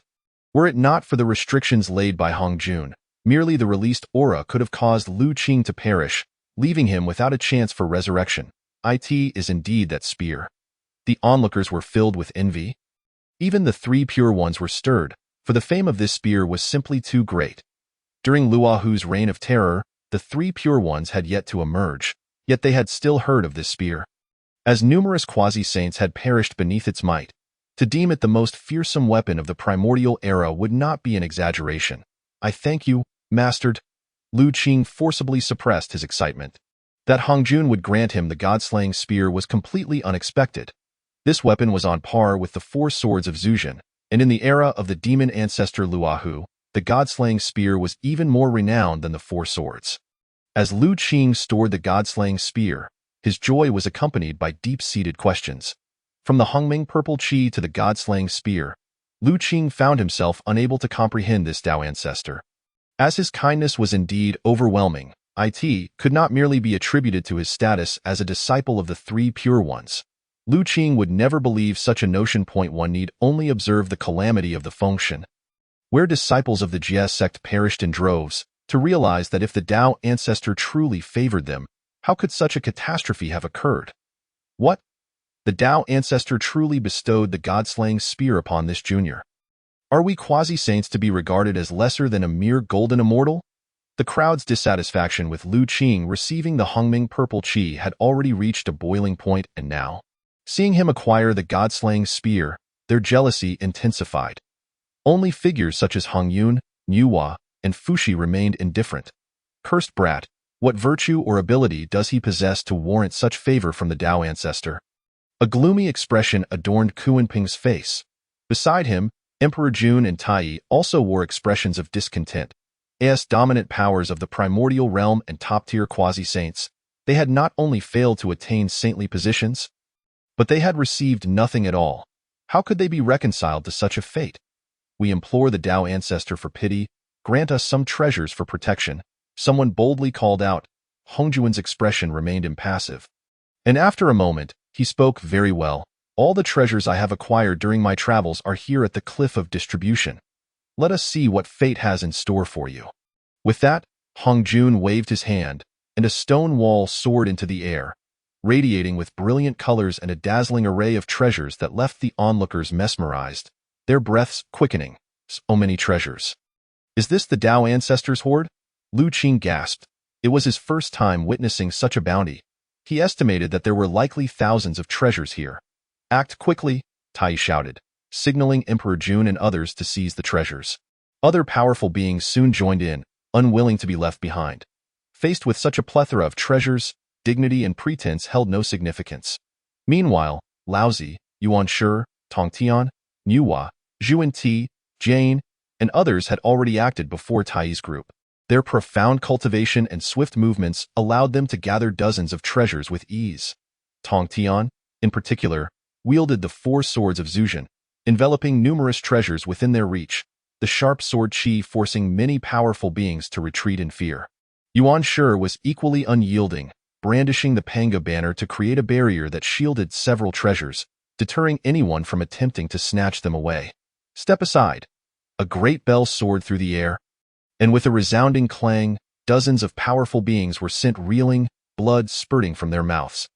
The assailant was none other than Tai, wielding the Eastern Emperor Bell, an innate supreme treasure that unleashed its might under his command. Proving utterly formidable, Chapter 10. Lu Qing takes action to seize treasures at this moment. Nearly everyone present had turned a shade of crimson with greed. After all, treasures were tempting, and only Laozi, Nuwa, and a few others maintained their composure, casually collecting a few items without exerting themselves fully. What is that? At that instant, 2 items caught Lu Qing's attention. Amidst the chaos, he spotted a black notebook and a white brush floating in the far corner of the cliff of distribution. I must go for it. A glint of determination flashed in Lu Qing's eyes. Given his cultivation, it was impossible for him to snatch treasures from the grasp of so many powerful beings. However, these 2 items were extraordinary and related to future reincarnation matters, so he resolved to take the risk in a mere instant. Lu Qing brandished the god-slaying spear once more. The spear glimmered ominously, tracing an arc through the void, while Lu Qing swiftly followed the path opened by the spear, arriving before the notebook and brush in an instant. Without hesitation, he seized both items. The entire process was exceedingly brief, occurring in the blink of an eye. Indeed, these are the 2 items.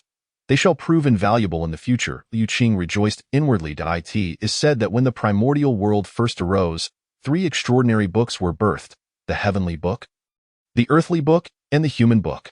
The heavenly book became the later Fengshen list, granted by the Tao ancestor to Yuan Shi, who later bestowed it upon Jiangxia. The earthly book fell into the hands of Zhen Yuanzi, capable of suppressing the primordial land with immense power. The human book is none other than the life and death register that Lu Qing just acquired, which governs the lifespan of all beings and seizes the essence of creation from heaven and earth, possessing unfathomable powers, thus enabling it to suppress the underworld in later times. Tai, do not be too arrogant. At that moment, a thunderous roar erupted from the other side, and one could see Tai, Emperor Jun, Kunpeng, Bai Zhe, and others encircling the venerable Hongyuan. At this moment, Hongyuan was attempting to collect a ruler, but was thwarted by the intervention of Tai and the others, igniting a spark of anger in the usually temperate Hongyuan. Humph!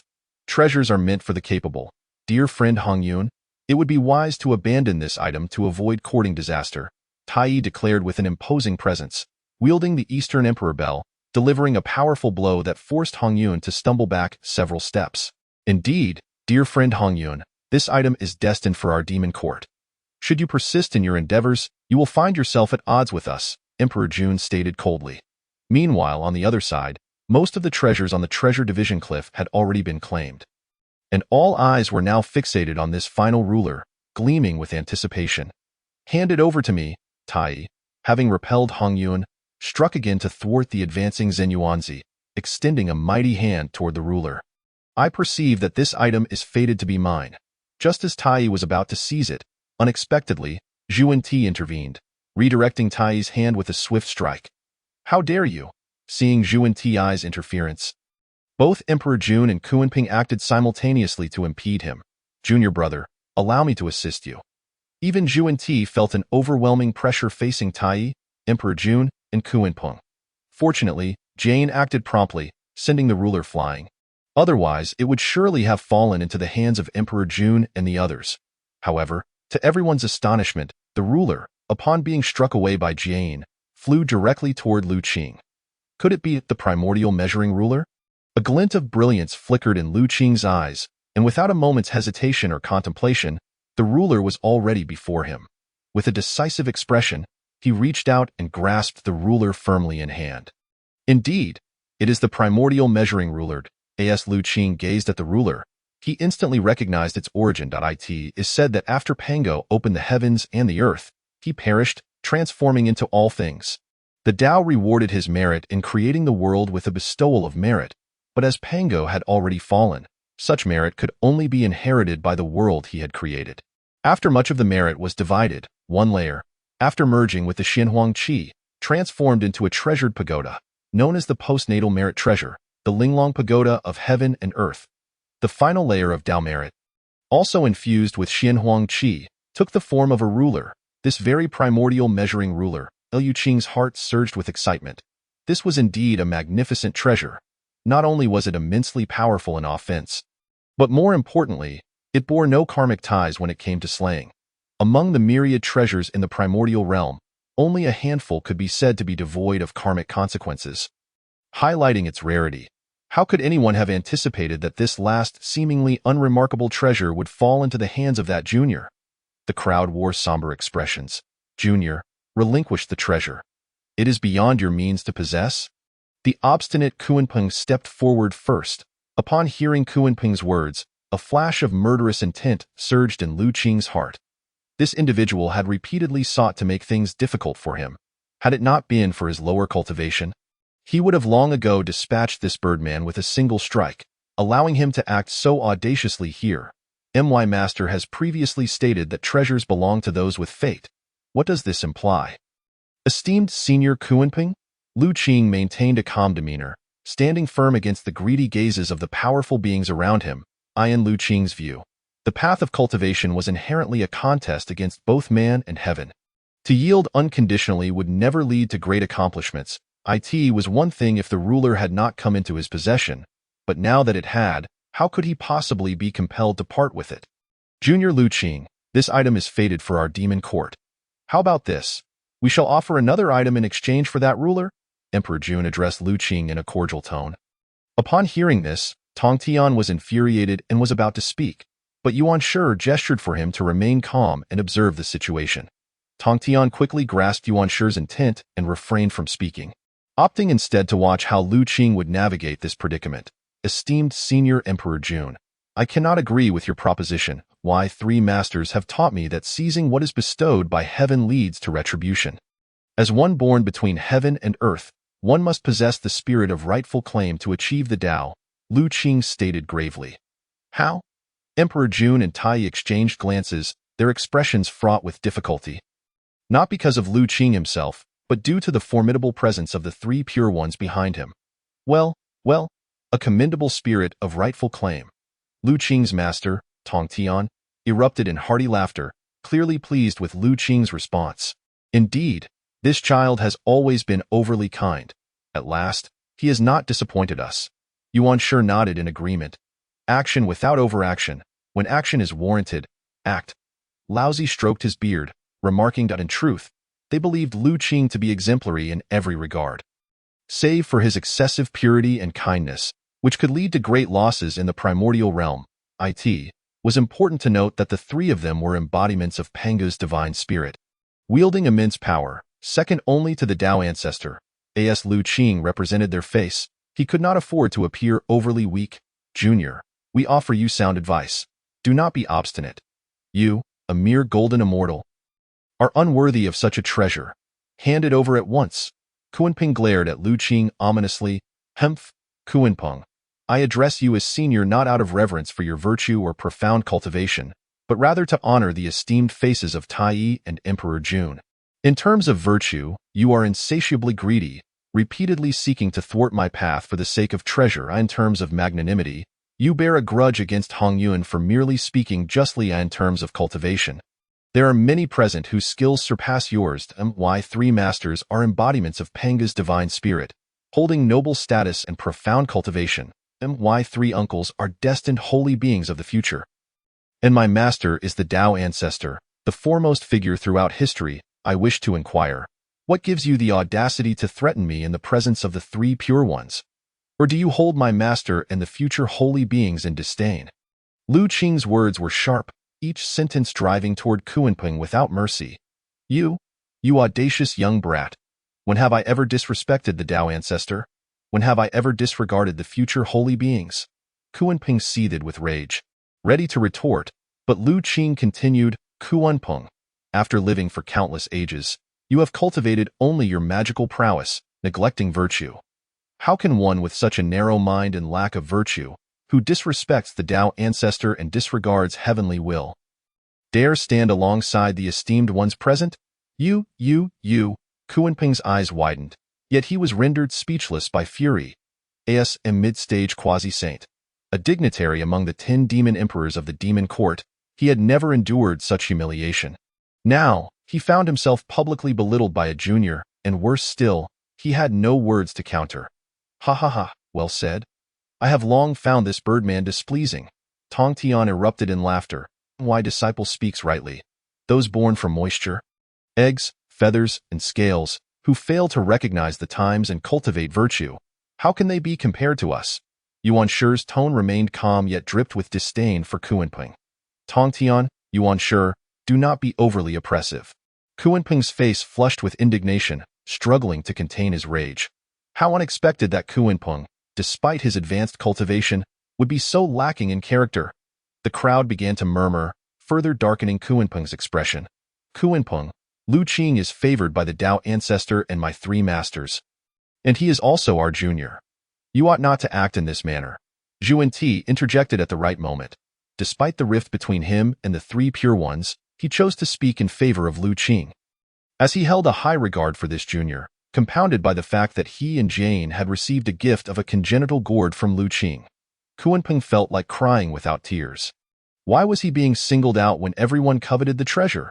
He had merely voiced what everyone else wished to say, yet he found himself under siege. Ahem, esteemed Kunpeng, perhaps it would be best for you to withdraw for now. Faced with the crowd's scrutiny and discourse, Tai and Emperor Jun wore expressions of difficulty, and Tai had no choice but to suggest that Kunpeng retreat to avoid potential trouble that could implicate the demon court. What? I must leave first? On what grounds?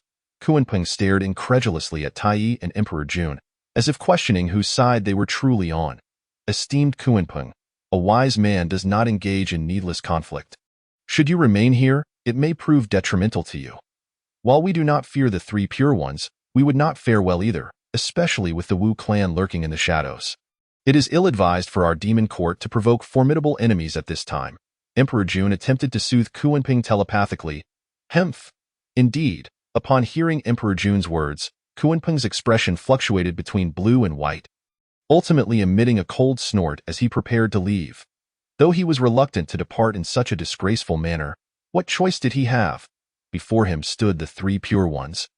The murmurs of the crowd, and even his own allies, Tai and Emperor Jun, urging him to leave first. What else could he do? Wait. Just as Kunpeng was about to leave, he saw Tong Tian brandishing the Qingping sword, radiating a chilling aura as he blocked Kunpeng's path. What is the meaning of this, esteemed friend Tong Tian? Do you wish to engage me in combat? Kunpeng narrowed his eyes, staring intently at Tong Tian. What do you mean? You think you can bully my disciple and simply walk away? Tong Tian challenged. If so, how will I ever establish my own sect or achieve sanctity in the future? Tong Tian possesses a character that is both fiery and assertive. Should he allow Kunpeng to depart without resistance, he would no longer be the Tong Tian Jiaozhu who dared to confront the 4 saints in later ages. Kunpeng, stifling the fury that threatened to erupt, coldly inquired of Tong Tian, what, then, does fellow Taoist Tong Tian suggest? With a merciless gaze, Tong Tian brandished the Qingping sword, pointing it directly at Kunpeng, declaring, if you can withstand a single strike from me and survive, you may leave. What? Such a formidable stance from Tong Tian. He truly intends to strike at Kunpeng. The onlookers retreated, casting fearful glances at Kunpeng, akin to viewing a plague, wary of being drawn into the fray. The master of the 3rd sect exuded dominance and majesty. In response to Tong Tian's actions, Lu Qing could only express profound admiration. This was the true Tong Tian Jiaozhu, the guardian of his disciples he had always envisioned. Fellow Taoist Tong Tian possesses great audacity. If that is the case, I shall test the prowess of Pangu Zhengzong, At this juncture, Kunpeng refused to yield, for as a quasi-saint, he harbored his own pride. With so many witnesses present, Tongtian's challenge left him no option but to engage. Fellow Taoist Tongtian, fellow Taoist Kunpeng, I urge you both to refrain from acting impulsively. Anticipating an inevitable clash, Emperor Jun stepped forward, asserting, regardless of the outcome, Kunpeng is a vital asset of my demon court. If I disregard this situation, who will dare to join our ranks in the future? Anyone who intervenes will be considered an enemy of Tongtian. Despite Emperor Jun's entreaty, Tongtian remained unyieldingly cold, offering no deference. Do the two esteemed Taoists, Lao Tzu and Yuanshi, share this sentiment? Must we resort to violence to settle this matter? Detecting the unwavering resolve in Tongtian's demeanor, Emperor Jun turned to Yuanshi and Lao Tzu. The three pure ones must not suffer disgrace. Tongtian's intent aligns with my own, Yuanshi coldly replied. Emperor Jun's expression darkened as he glanced at Lao Tzu, only to find him serene and with eyes closed, his stance unmistakably clear.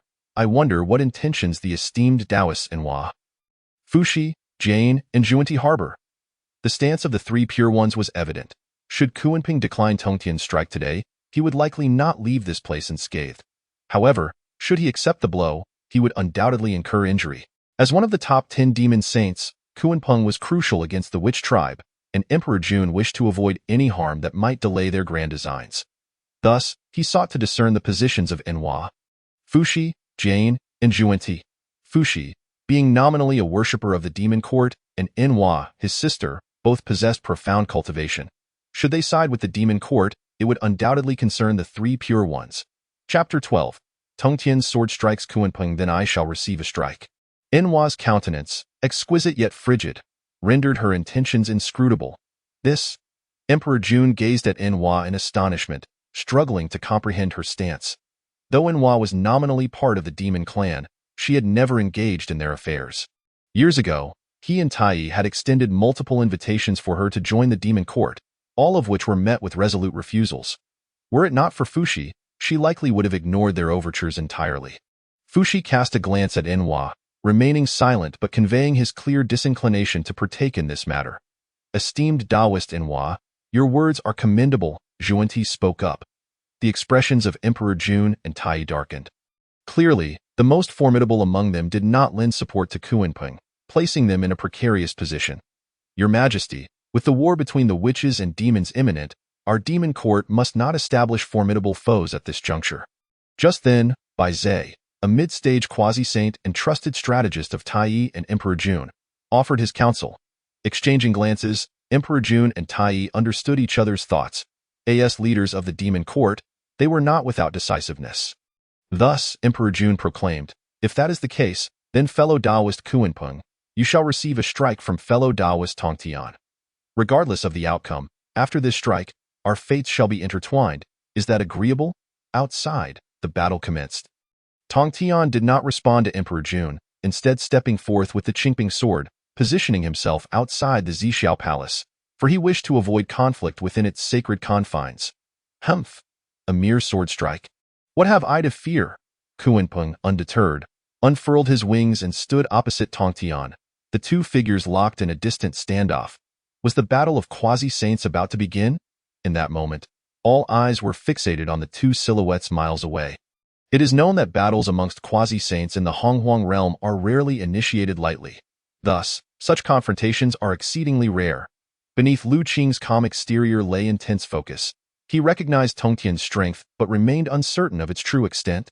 Now, he finally had the opportunity to witness his swordsmanship and dared not blink, lest he miss something significant. In contrast, Lao Tzu and Yuanshi displayed tranquil expressions, perhaps due to their unwavering confidence in Tongtian.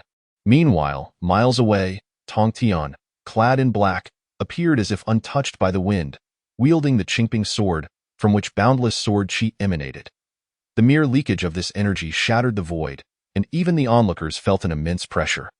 Instinctively retreating, who would have thought that fellow Taoist Tongtian had reached such heights in cultivation?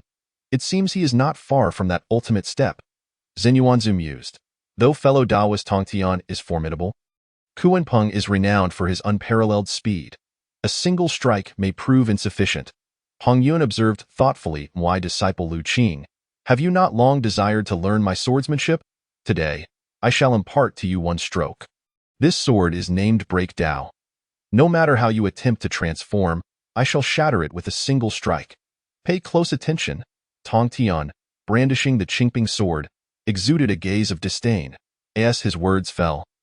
An overwhelming sword qi surged forth, ultimately coalescing into a colossal sword spanning tens of thousands of miles. What terrifying sword qi! The crowd was visibly shaken. Even before the strike was unleashed, its presence was palpable. What devastation would ensue when this sword was finally swung? Lu Qing remained entirely absorbed, fixating on the massive blade. Even from thousands of miles away, he felt an oppressive sensation emanating from it. He could surmise that when this sword was unleashed, it would undoubtedly deliver a cataclysmic blow. If anyone felt this intensity the most, it would undoubtedly be Kunpeng. Gazing at the immense sword, his feathers stood on end as he sensed the overwhelming sword qi locking onto him. He felt an instinctual understanding that regardless of his actions, even employing his most cherished speed, he would be unable to evade that sword qi. This cannot continue. I must act. Kunpeng's expression turned resolute. Though he sensed that moving would likely invite an earth-shattering blow, he had no choice but to take action. To the extreme of speed. Break for me, Kunpeng roared, finally employing his trump card, the extreme speed. With a mighty flap of his wings, ripples surged through space, and in an instant, dozens of afterimages appeared, darting from various directions, making it difficult to discern reality from illusion. What incredible speed! It has begun to affect the very fabric of time and space. Zhen Yuanzu murmured, his brow furrowed. Is this truly the fastest speed in the Honghuang realm? Lu Qing's expression grew serious as he distinctly sensed the aura of temporal and spatial laws emanating from Kunpeng. The dozens of afterimages, though appearing to fly in different directions, had long since transcended a single spatial dimension and entered distinct timelines. Truly, as an established quasi-saint, such tactics were audacious-inspiring. Lu Qing felt a weight in his heart. Should Kunpeng employ such a method against him, his demise would be certain. Futile. On the other side, Tong Tian's expression remained calm as he finally swung the Qingping sword. A sword qi, spanning tens of thousands of miles, pierced through the fabric of time and space, sweeping across the surroundings at a speed that transcended dimensions. What is the pinnacle of sword qi? It is the ultimate sharpness, the ability to penetrate all. Even time and space cannot impede its path. Such was Tong Tian's sword qi. No matter how swift Kunpeng was, no matter how many afterimages he created, no matter in which timeline he concealed himself, all would be shattered beneath the sword qi. Moments later, as Tong Tian stood at the epicenter, the void and earth within a radius of several tens of thousands of miles were ravaged by the sword qi, forming an unfathomable black hole. Tong Tian remained cold and unyielding, a gentle breeze rustling his black robe, projecting an air of superiority that dissuaded any from meeting his gaze. Meanwhile, Kunpeng had already vanished without a trace. What a terrifying sword! Tong Tian truly deserves the title of the foremost master of swordsmanship in the Honghuang realm. Witnessing the sheer terror of that strike, the crowd erupted in astonishment. Even Tai Yi and Emperor Jun wore grave expressions. For that strike would likely be beyond their capacity to withstand unscathed, save for relying on the Eastern Emperor Bell. Is this the swordsmanship of the three masters? A single force shattering myriad laws. Lu Qing remained unsettled, the impact of that strike far exceeding his expectations, igniting a fervor within him. He believed that given time, he too would one day achieve such mastery. Coughed, at that moment. A disheveled figure plummeted from the void. It was none other than Kunpeng, now in a woeful state. His wings lay shattered by the sword qi, crimson blood dripping from his feathers. He knelt upon the ground, attempting to rise but instead coughing up blood. Gasp! Kunpeng has been so severely injured? The crowd collectively inhaled sharply. Kunpeng, a mid-stage quasi-saint, now struggled to stand, underscoring the gravity of his injuries. Chapter 13. A clash of ideals. The Tao encompasses myriad paths. What a formidable Tong Tian! What a powerful sword strike! With all his strength expended, Kunpeng unwillingly uttered his final words before collapsing to the ground. Kunpeng, my friend? Upon witnessing Kunpeng's fall, Emperor Jun and Tai Yi felt a pang of anxiety in their hearts. The demise of Kunpeng would be a significant loss for the monster court. However, He had not perished. He was merely gravely injured and had fainted. After assessing Kunpeng's condition, Emperor Jun discovered that he remained alive, which brought him a sigh of relief. Esteemed friends, since the karma has been settled, we shall take our leave with Kunpeng. Emperor Jun's expression was far from pleasant. After bidding farewell to the others, he, along with Tai and the others, carried Kunpeng away. From that day forth, Lu Qing's name began to spread gradually. Whether it was due to his acquisition of the primordial purple qi, being bestowed the god-slaying spear by the Tao ancestor, or snatching treasure from the tiger's mouth, each of these feats was sufficient to etch his name into the annals of history. Coupled with Tongtian's decisive strike that felled Kunpeng, Lu Qing's reputation soared, and he was regarded by countless individuals as one of the most formidable figures in the primordial realm, with many powerful beings proactively advising their descendants to avoid offending him at all costs, lest they invite calamity upon themselves. It was no jest. Even a quasi-saint like Kunpeng had nearly met his end, and the monster court had opted for a conciliatory approach. What could one, with mere talent, possibly compare to Tongtian's Qingping sword, or to Yuan Shi's Pangu banner, or to Laozi's Taiji diagram? Master, what has become of that Kunpeng? On the way back to Kunlun Mountain, Lu Qing could not restrain himself from inquiring of Tongtian. You wish to know whether Kunpeng is truly dead, do you not? He is not dead, but his foundation has been thoroughly shattered by me. Tongtian replied with a smile. Master, your wisdom is impeccable. This is indeed a concern of mine. Lu Qing admitted without reservation, as he was genuinely concerned about Kunpeng's fate. After this ordeal, he and Kunpeng had become irrevocably entwined in a deadly feud. Lu Qing could not find peace until Kunpeng was no more. Lu Qing, my disciple, are you worried that Kunpeng will seek vengeance upon you in the future? Yuan Shi glanced at Lu Qing, discerning his thoughts with ease. Cough. My cultivation is still lacking, and as I navigate the primordial realm, such concerns are unavoidable, Lu Qing replied with a cough, not denying his apprehensions. Worry not about Kunpeng. The only reason he survived is that your three masters deliberately spared his life. Do you understand our intentions? Yuan Shi asked, his expression enigmatic. Upon hearing this, Lu Qing's brow furrowed in contemplation, and after a moment, he replied, I surmise that the reason you masters chose not to slay Kunpeng was to leave the resolution of this matter to me in the future. Indeed, it is good that you can grasp our intentions. The three pure ones nodded in unison, clearly pleased with Lu Qing's insight. Tongtian then remarked, though you have leveraged your might to subdue Kunpeng today, it is ultimately still reliant on external forces rather than your own prowess. I hope that one day you will conclude this karma with your own strength. Remember, aside from your own capabilities, everything else is but a minor path. Lu Qing was about to respond when Yuan Shi interjected. Your words are mistaken, third brother. To act in accordance with the circumstances is a form of the great way. Elder brother, I cannot agree with your statement. How can the prevailing forces compare to one's own strength? Tongtian retorted, clearly unconvinced. The force merges with the Tao, and within the Tao lies the force, as practitioners.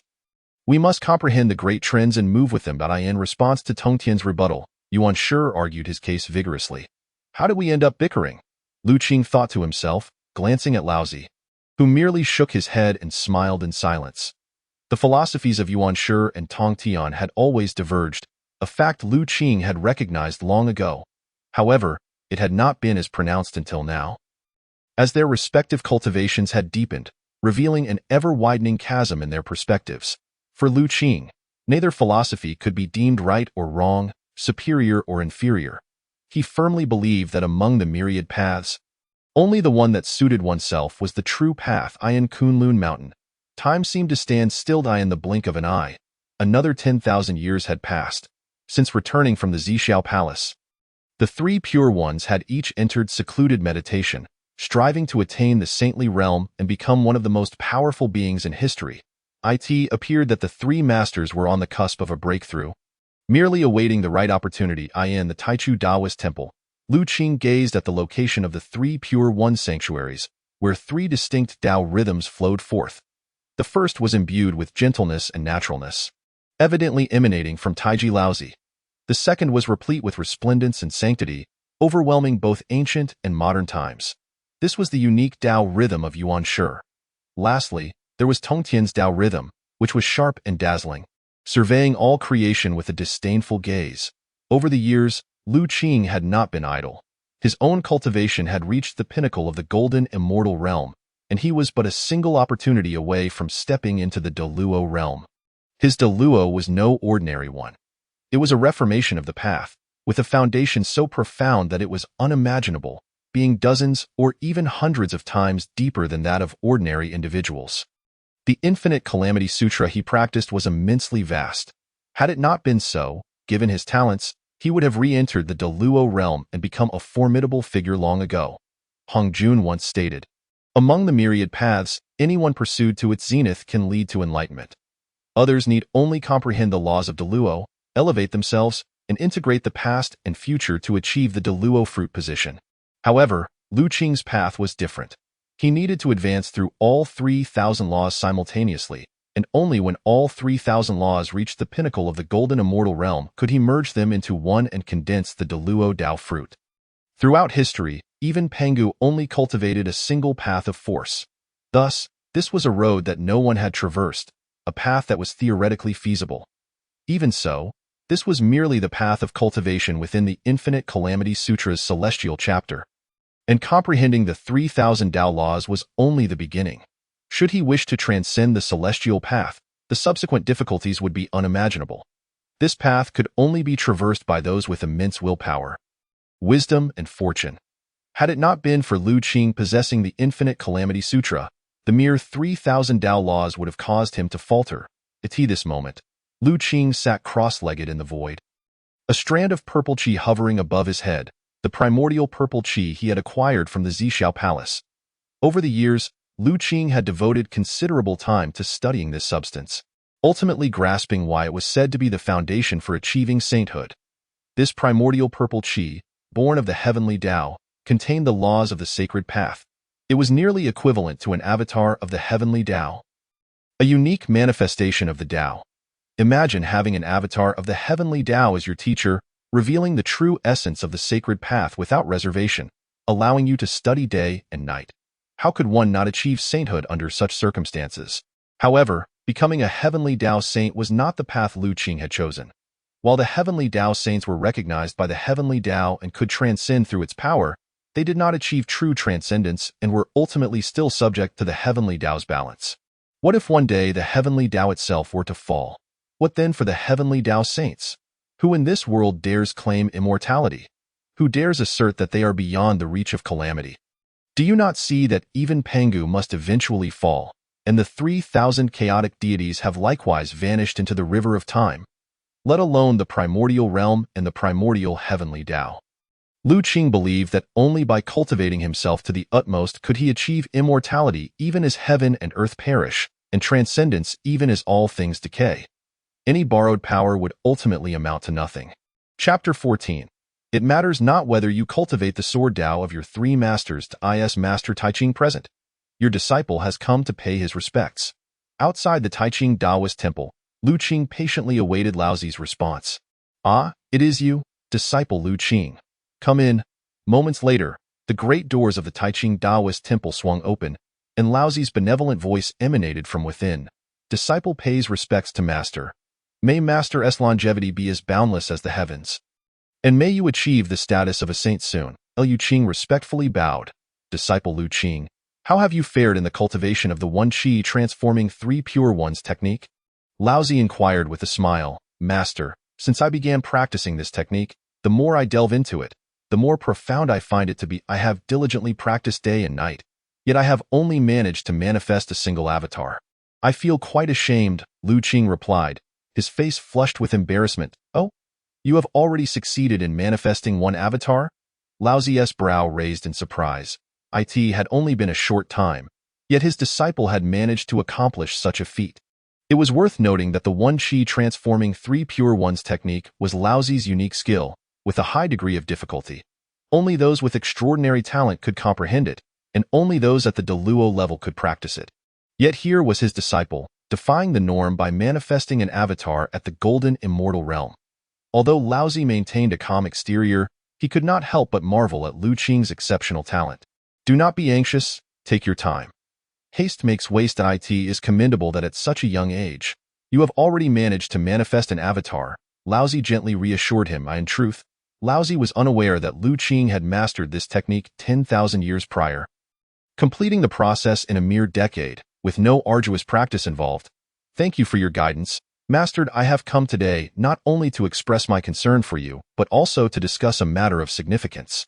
Lu Qing poured a cup of tea for Laozi and spoke leisurely. Oh? What matter is it? Speak freely, Laozi said, looking at Lu Qing with curiosity. Master, it is like this. I have recently sensed that I am on the verge of a breakthrough in my cultivation. Yet I am still lacking that final opportunity. Thus, I believe that reading 10,000 books cannot compare to traveling 10,000 miles. I thought it prudent to journey through the primordial realm. Perhaps I might discover the breakthrough I seeked. As Lu Qing spoke, he attentively observed Laozi's expression. It is good that you have such an idea. You may go without concern. I support you in this endeavor. Laozi replied earnestly after assessing Lu Qing's cultivation. Master, Lu Qing hesitated, a conflicted expression crossing his face. What troubles you? Speak to me, Laozi inquired with a smile. Master, it is this. My cultivation is still quite lowly. And third master has mentioned that the primordial land is fraught with peril. I fear that I may fall victim to schemes, tarnishing the reputations of my esteemed masters. Lu Qing answered with utmost seriousness.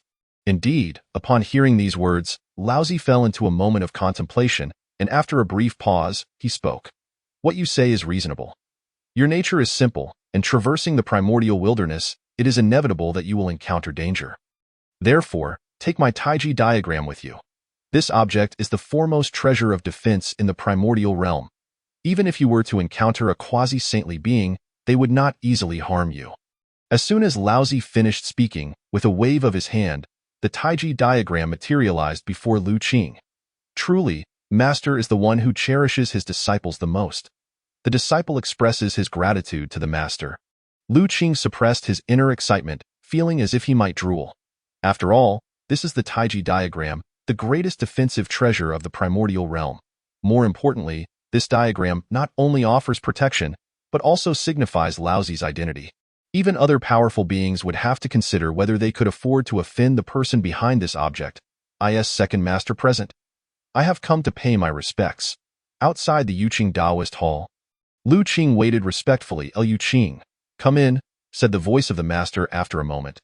The doors of the Yuqing Taoist hall opened. I pay my respects to master, wishing you longevity equal to the heavens and an early attainment of the saintly status. Lu Qing bowed respectfully before Yuanshi, who sat upon the mat. It's rare to see you so filial. Have you earnestly practiced the Yuanshi Sutra that I entrusted to you last time? Yuanshi asked with slight seriousness. In response to master, ever since you bestowed upon me the Yuanshi Sutra, I have not dared to delay even for a moment, practicing day and night. However, the profundity of the sutra is beyond my comprehension. And to this day, I have only achieved minor success in the chapter on refining artifacts. I feel ashamed. Lu Qing replied with a face full of contrition. Oh? You have already refined the artifact chapter to minor success? Yuanshi expressed surprise, never expecting his disciple to have advanced so quickly in the sutra. While he marveled at Lu Qing's talent, a sense of accomplishment surged within him. He thought to himself, it seems this disciple is genuinely devoted to studying the Yuanshi Sutra, and Yuanshi felt greatly satisfied. I feel ashamed. Having failed to live up to Master's teachings, Lu Qing maintained a facade of humility. Though he had merely spent a few hundred years to achieve minor success, he would not divulge this. Indeed, the Yuanshi Sutra is vast and boundless. Your achievements are commendable, yet remember not to become complacent. You must delve deeper in your studies. As for the sword path of your third master, it is best not to pursue it. Yuanshi continued. I shall heed Master's teachings and will earnestly study the Yuanshi Sutra. If I were to neglect such an exalted scripture, what difference would I have from a salted fish? Lu Qing declared with determination. Precisely so, Yuanshi nodded in satisfaction, though he was unaware of what a salted fish was. He was pleased with Lu Qing's attitude. Master, I have come not only to pay my respects, but also to seek your permission regarding another matter. Seeing the time was right, Lu Qing spoke. Oh? What is it? Speak, and let me hear, Yuanshi inquired. His mood evidently improved. Lu Qing approached Yuanshi, poured him a cup of tea, then said, Master, I have recently sensed a breakthrough opportunity, yet have been unable to find the way. Thus, I wish to journey into the primordial realm to seek enlightenment. What you say is true. You have already reached the pinnacle of the golden immortal stage, and are but a hair's breadth away from the great Luo. Seeking breakthrough opportunities in the primordial realm is indeed feasible, Yuanshi replied after assessing Lu Qing's cultivation level. However, disciple. Liu Qing hesitated, seemingly struggling to articulate something. Do you have any difficulties, my disciple? Speak boldly and share with me. Yuanshi encouraged, noticing Lu Qing's expression. Master, it is as such. I have heard Third Master mention that the primordial realm is fraught with danger and filled with powerful beings, my cultivation is still lowly. And if I travel alone, I fear it may tarnish the reputation of the three pure ones. Hence, I hesitate and do not know what to do. Lu Qing stated earnestly that what you say is not without merit. Your nature is simple, and you are unaware of the malice in people's hearts. It is inevitable that you may fall victim to schemes. Yuanshi pondered for a moment before continuing. Thus, take this Panga banner with you for protection. If you encounter ordinary practitioners, this banner will suffice. If powerful beings see it, they will also recognize your identity. As soon as Yuanshi's words fell, he waved his hand, and the Pango banner appeared before Lu Qing. What a precious treasure! Lu Qing felt another wave of excitement. Now, he possessed two innate treasures, one for offense and one for defense, providing him with a profound sense of security. Chapter 15. Journeying through the primordial realm. Little Earth. Is Third Master present? I have come to pay my respects. Outside the Shangqing Taoist Hall, Lu Qing patiently awaited Tongtian's response. Come in, my disciple. Did I not say last time that you may enter directly? As soon as Lu Qing spoke, Tongtian's voice echoed from within. I pay my respects to Master, wishing you longevity equal to the heavens and an early attainment of the saintly status. Upon their meeting, Lu Qing offered a flurry of compliments. Liu Qing, how have you fared with the sword path and the sword technique I imparted to you last time? Tongtian asked casually. In response to Master. The sword path is vast and boundless. I have devoted countless hours to study, yet I have only grasped the surface. As for that sword technique, I have merely achieved minor success, Lu Qing replied. A look of shame on his face. Oh, you have already mastered that sword move? Tongtian's expression turned astonished, for no one understood the difficulty of that move better than he. It was one of his most formidable techniques, under which even the Kunpeng had met defeat. Tongtian had not anticipated that Lu Qing would achieve success in such a short span of time. Disciple is dull-witted and has failed to live up to your teachings, Lu Qing said, his face full of humility. Dull-witted? Tongtian's face twitched. His disciple was truly modest. Do not be anxious. Your time in cultivation has been short. As long as you earnestly study my sword path in the future, you will surely achieve great success. As for your second master's Yuanshi Sutra, it is best not to pursue it. Tongtian continued. It has been my lifelong aspiration to wield a 3-foot sword like you, striking the heavens above and subduing the underworld below. With no one able to rival my sword's edge, I shall surely dedicate myself to studying your sword path, Lu Qing said with a determined expression. Haha, good truly, I did not misjudge you, Tongtian exclaimed, feeling a sense of satisfaction. The Yuanshi Sutra is but a minor path. How can it compare to my sword path? Your thoughts bring me great comfort. Seeing Lu Qing's reaction, Tongtian felt an inexplicable sense of joy. Compared to the Yuanshi Sutra, it seemed his disciple ultimately preferred his sword path. Master, I have come not only out of concern for you but also to seek your decision on another matter. Noticing Tongtian in good spirits, Lu Qing spoke again. Oh? What matter? Speak, Tongtian prompted. Master, it is this. I have recently sensed a breakthrough opportunity but have been unable to find the way, so I wish to journey into the primordial realm to seek enlightenment. Thus, I came to consult you first, Lu Qing replied. Oh? Tongtian pondered for a moment before saying, if that is the case, you may go. However, the primordial realm is rife with conflict, and the hearts of men are treacherous. You must be cautious. Your words are indeed wise. While I yearn to travel through the primordial realm, my low cultivation makes me fear that I may tarnish the reputation of the three pure ones. Hence my hesitation, Lu Qing admitted, his expression troubled. That is not unfounded. You have remained by our side since your transformation.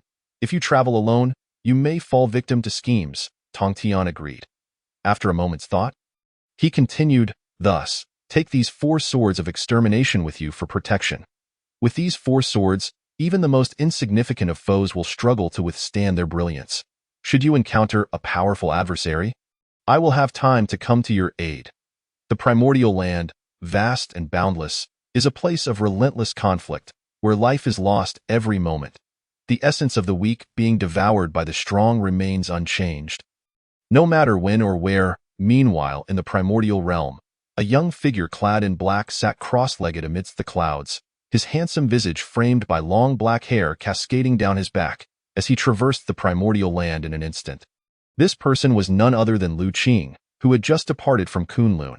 After leaving Kunlun, he journeyed eastward, savoring the breathtaking vistas along the way, feeling utterly at ease. As for safety, he had long since cast such concerns aside. Now, he bore 3 innate treasures, embodying both offense and defense, along with the god-slaying spear and the primordial measuring ruler. To those unaware of his true intentions, it would seem he was preparing for an assault on the demon court. As long as he did not act recklessly, there were few beings in the primordial realm capable of bringing about his downfall. Moreover, this time, he had not emerged in his true form but as the Taichu Taoist, a manifestation born from Laozi's technique of transforming qi into the 3 pure ones. This avatar had been created when he severed his cultivation thousands of years ago. He did not truly erase his cultivation, but instead transferred it entirely to this avatar.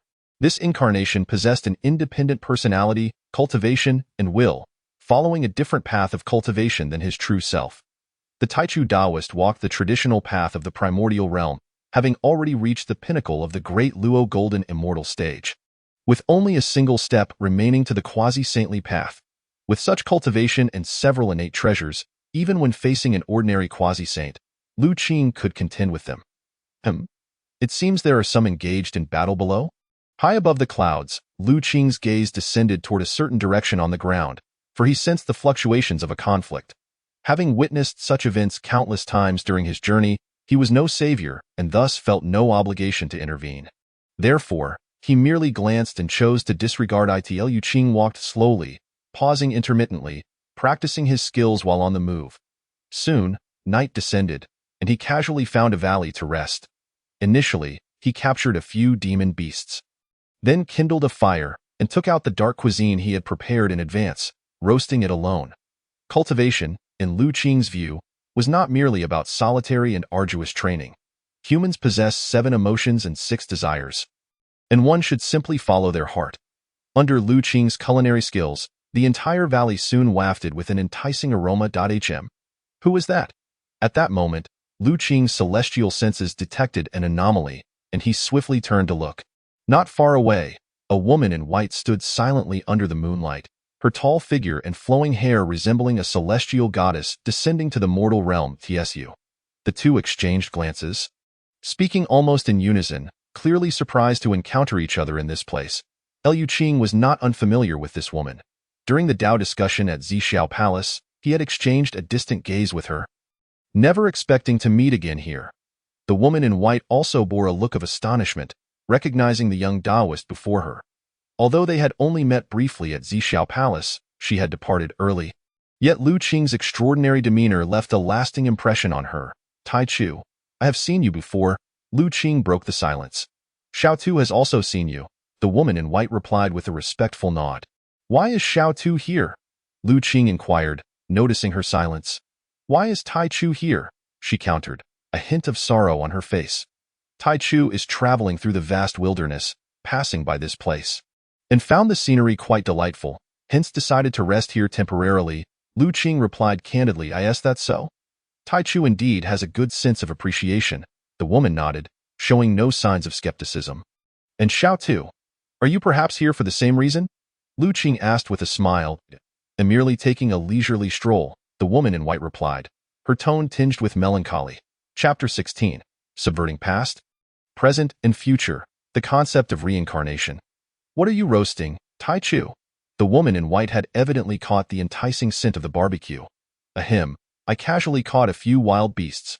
Would Xiao Tu care to join me?" Qing said somewhat awkwardly. "Then I shall not disturb you, Taichu," she replied, accepting the invitation and casually sitting by the fire. Please wait a moment, it will be ready shortly, Lu Qing said, flipping the meat and applying his dark cuisine upon it, enhancing the aroma further. The woman in white quietly observed Lu Qing as he cooked, pondering how this Tai Chu, despite being a grand immortal, still indulged in the pleasures of the palate, revealing an intriguing facet of his character. Tai Chu, your sword used for roasting seems quite extraordinary, she remarked, noticing the two swords hanging beside the roasting meat. Ahem. I found it difficult to locate utensils for roasting. I hope Xiao Tu does not find it amusing. Lu Qing said, feeling embarrassed, for those swords were the legendary Lixian sword and Zhuxian sword. If Tong Tian were to discover that his Zhuxian sword was being used for roasting meat, he might very well be furious. Xiao Tu, the meat is ready. Please have a taste, Lu Qing offered, holding out a sizable piece of meat cut from the Zhuxian sword. It smells wonderful, Xiao Tu exclaimed as she took the meat, inhaling the delectable aroma. Her mouth slightly parted as she took a bite, savoring it slowly, and soon her face exhibited a look of astonishment. Tai Chu, how is this meat so incredibly delicious? When it came to roasted meat, Xiao Tu was no stranger. Her clan had always focused on physical cultivation, consuming demon beasts since their inception. Yet she vowed this was the most delectable roasted meat she had ever tasted. Just some simple fare. I'm glad you enjoy it, Xiao Tu. Lu Qing smiled modestly, knowing well that this was demon meat roasted with his unique dark cuisine, a delicacy unmatched across the wilderness. Under the beautiful moonlight, as time passed peacefully, the two shared food and conversation, quickly diminishing the distance between them. I noticed a hint of sorrow on your face, Xiao Tu. There's something troubling you? After they had eaten and drunk their fill, Lu Qing, observing the faint melancholy on Xiao Tu's brow illuminated by the moonlight, inquired curiously.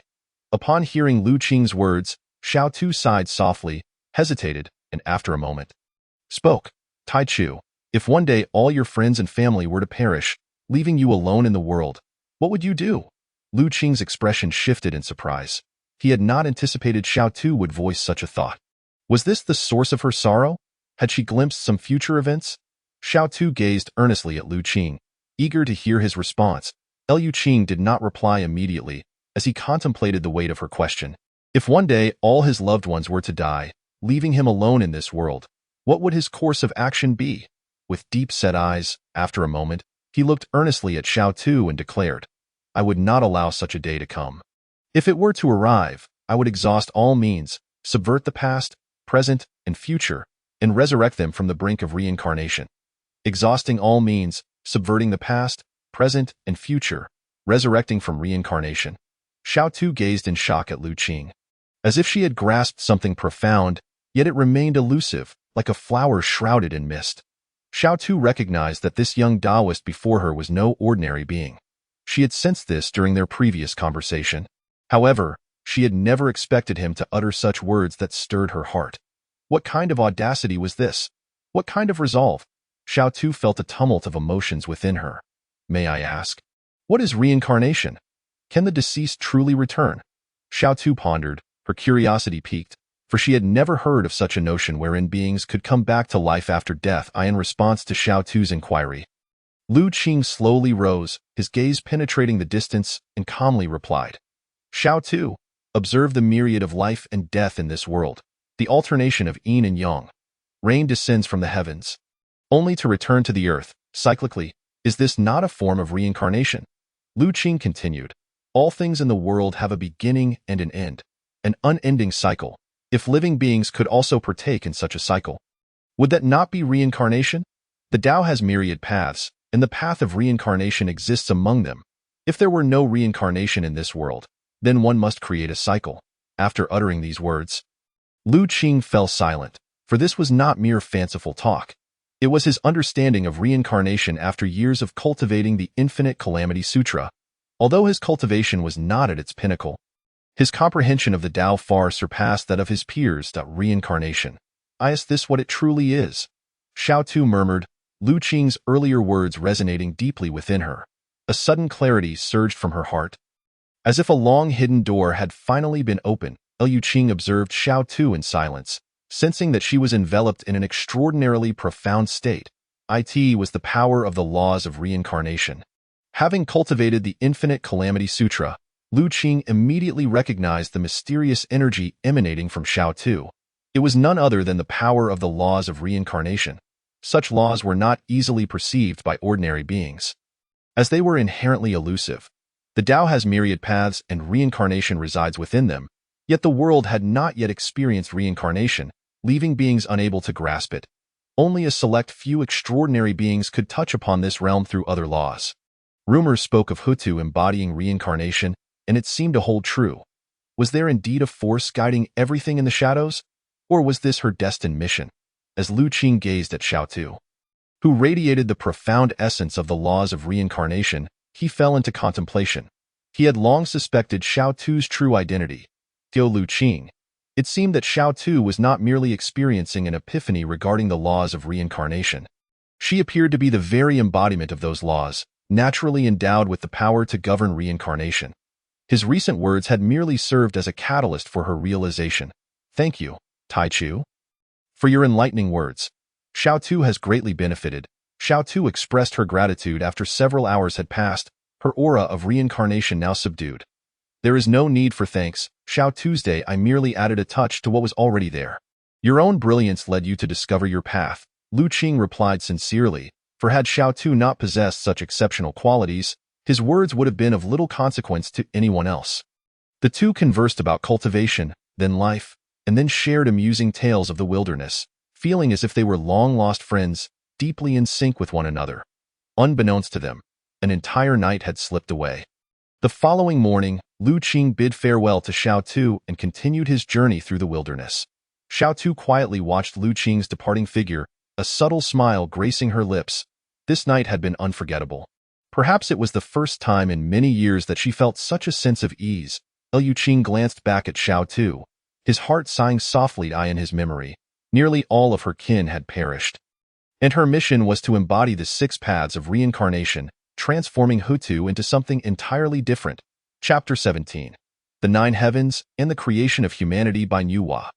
After returning from Zhixiao Palace, Nuwa had been contemplating the path of creation.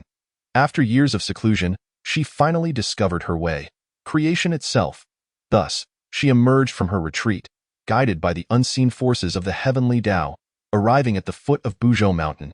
The laws of creation unfolded continuously in her hands as she began to experiment with the creation of living beings.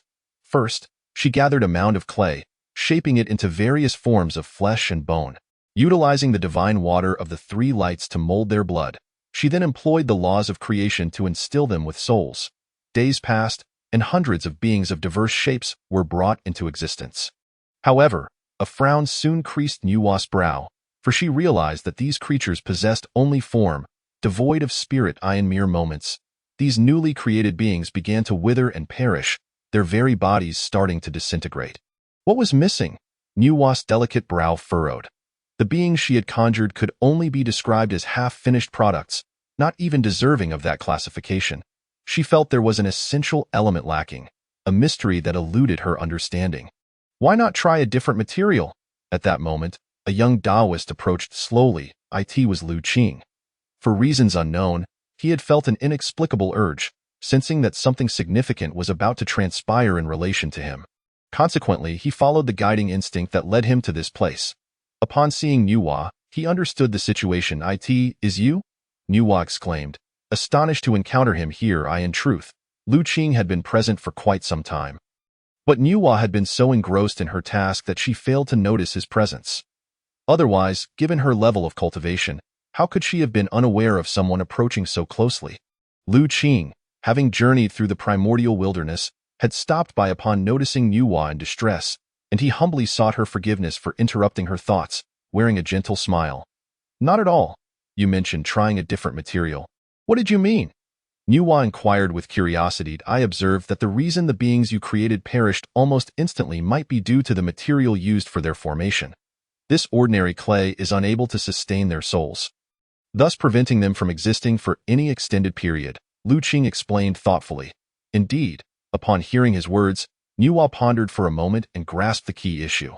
She then asked, what do you suggest should be used to shape their physical forms? As if anticipating her question, Lu Qing replied, before I took on my current form, I was rooted in the earth for countless ages. and thus the surrounding soil absorbed the essence of my being. With a sweeping gesture, Lu Qing conjured a mound of soil imbued with the essence of primordial life before Nuwa. He continued, "This soil is known as the Nine Heavens breathable soil. If you were to use it to shape the physical forms of the beings, and then nourish them with the divine water of the three lights, finally employing your creative power to mold their souls, I am certain you would achieve success. 9 Heavens breathable soil." Nuwa mused, grasping a handful of the soil and sensing its rich primordial life force. Her eyes alight with understanding. Without hesitation, she began to work, and moments later, several uniquely shaped beings emerged. Following this, she irrigated their forms with the divine water and invoked her creative power to shape their souls. Before long, these beings sprang to life, joyfully moving about. Nuwa, still not entirely at ease, observed them for several days to confirm their vitality before finally breathing a sigh of relief. Clearly, this time, her creation had succeeded. "Do you seem somewhat unsatisfied, my master?" Lu Qing noted that, although Nuwa's face radiated joy, there was still a hint of dissatisfaction. Indeed, she appeared to harbor some disdain. Though these beings were now complete in both form and spirit, they were not perfect. "I seek to create a brand new race capable of adapting to all circumstances," Nuwa stated calmly, her voice laced with unwavering conviction. With a decisive wave of her hand, the beings she had just created transformed back into clay. Lu Qing comprehended her intentions and suggested, "In that case, why not use yourself as a prototype to create an entirely new primordial race?" Upon hearing this, a rare smile graced Nuwa's lips, clearly indicating that Lu Qing's suggestion resonated with her thoughts. Thus, she resumed molding the clay with the 9 Heavens breathable soil, and this time, she fashioned a humanoid being remarkably similar to herself. Suddenly, as if struck by a thought, she glanced at Lu Qing, her gaze appraising him from head to toe. "My master, what is this?" Lu Qing felt a wave of unease wash over him under her scrutinizing gaze. Nuwa remained silent, continuing to assess Lu Qing before she began to mold a second humanoid figure. If one were to observe closely, they would see that this being bore an uncanny resemblance to Lu Qing as well. "Does this mean I am considered the progenitor of humanity?" Lu Qing pondered to himself in disbelief. With the experience gained from her earlier efforts, Nuwa's speed in shaping beings significantly improved.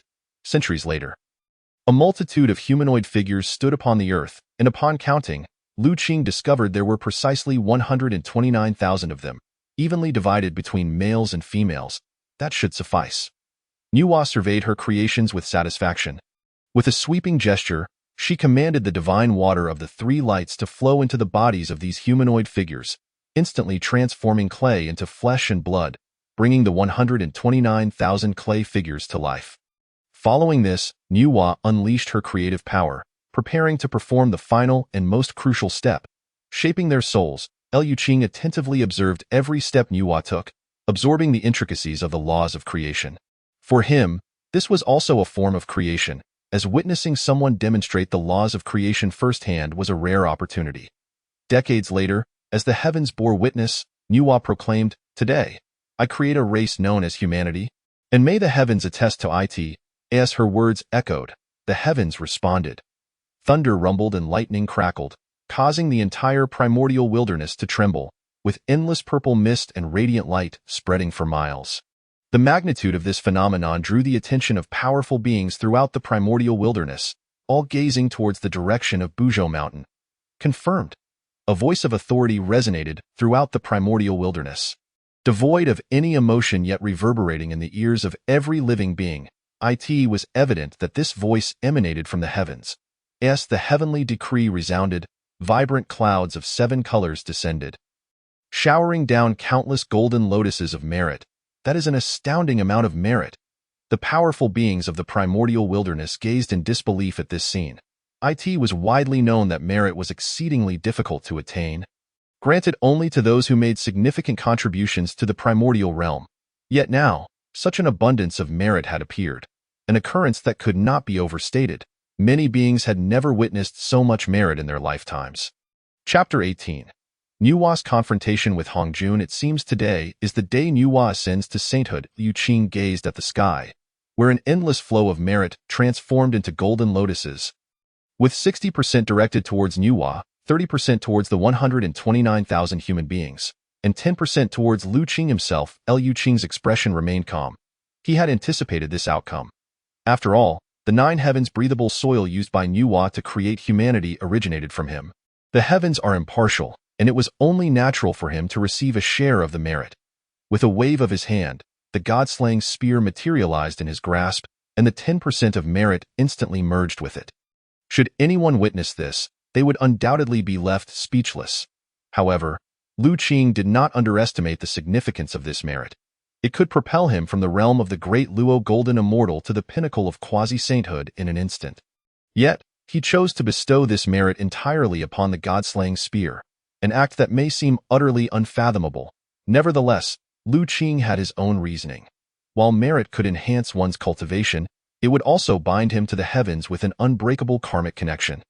Lu Qing preferred to cultivate his own path rather than rely on the heavens. Has Nuwa truly attained sainthood? After an endless stream of merit flowed into Nuwa's being, her aura swelled exponentially, ultimately surpassing the limits of quasi-sainthood. A powerful presence resonated throughout the primordial wilderness, and all beings sensed it, their faces reflecting astonishment. This aura was overwhelmingly formidable. Regardless of where one stood or their level of cultivation, they could feel a deep-seated tremor within their souls. Is this the power of a saint? Though Lu Qing had encountered saints before, he was still profoundly shaken by the saintly aura emanating from Nuwa. At this moment, he felt as insignificant as an ant. Had she not been casually releasing her aura, Lu Qing would likely have perished under the weight of such pressure.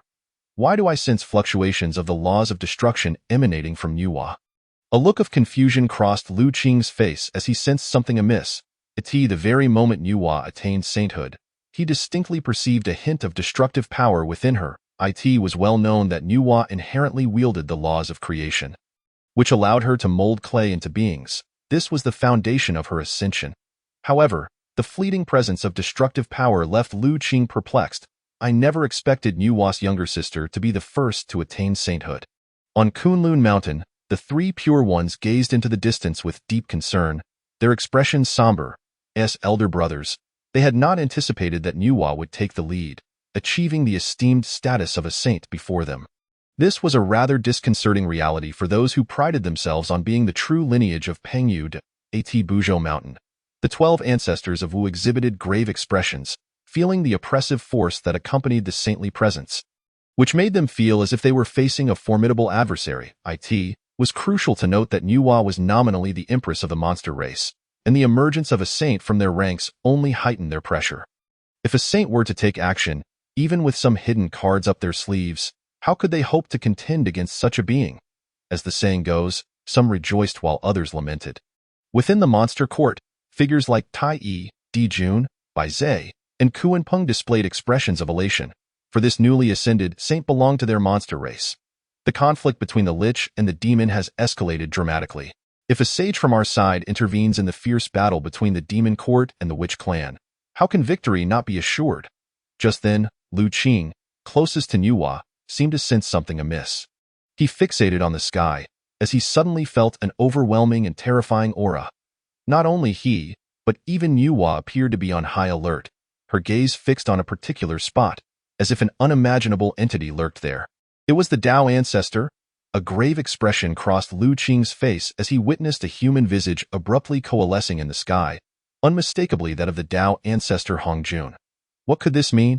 Lu Qing pondered, for at that moment, the Tao ancestor was coldly regarding Nuwa, and what perplexed Lu Qing even further was the palpable killing intent emanating from the Tao ancestor's eyes, directed squarely at Nuwa. Nuwa, I demand an explanation. After scrutinizing Nuwa for a moment, the Tao ancestor's voice resounded like celestial authority, a dreadful pressure descending upon Nuwa. What has transpired? Lu Qing was filled with confusion.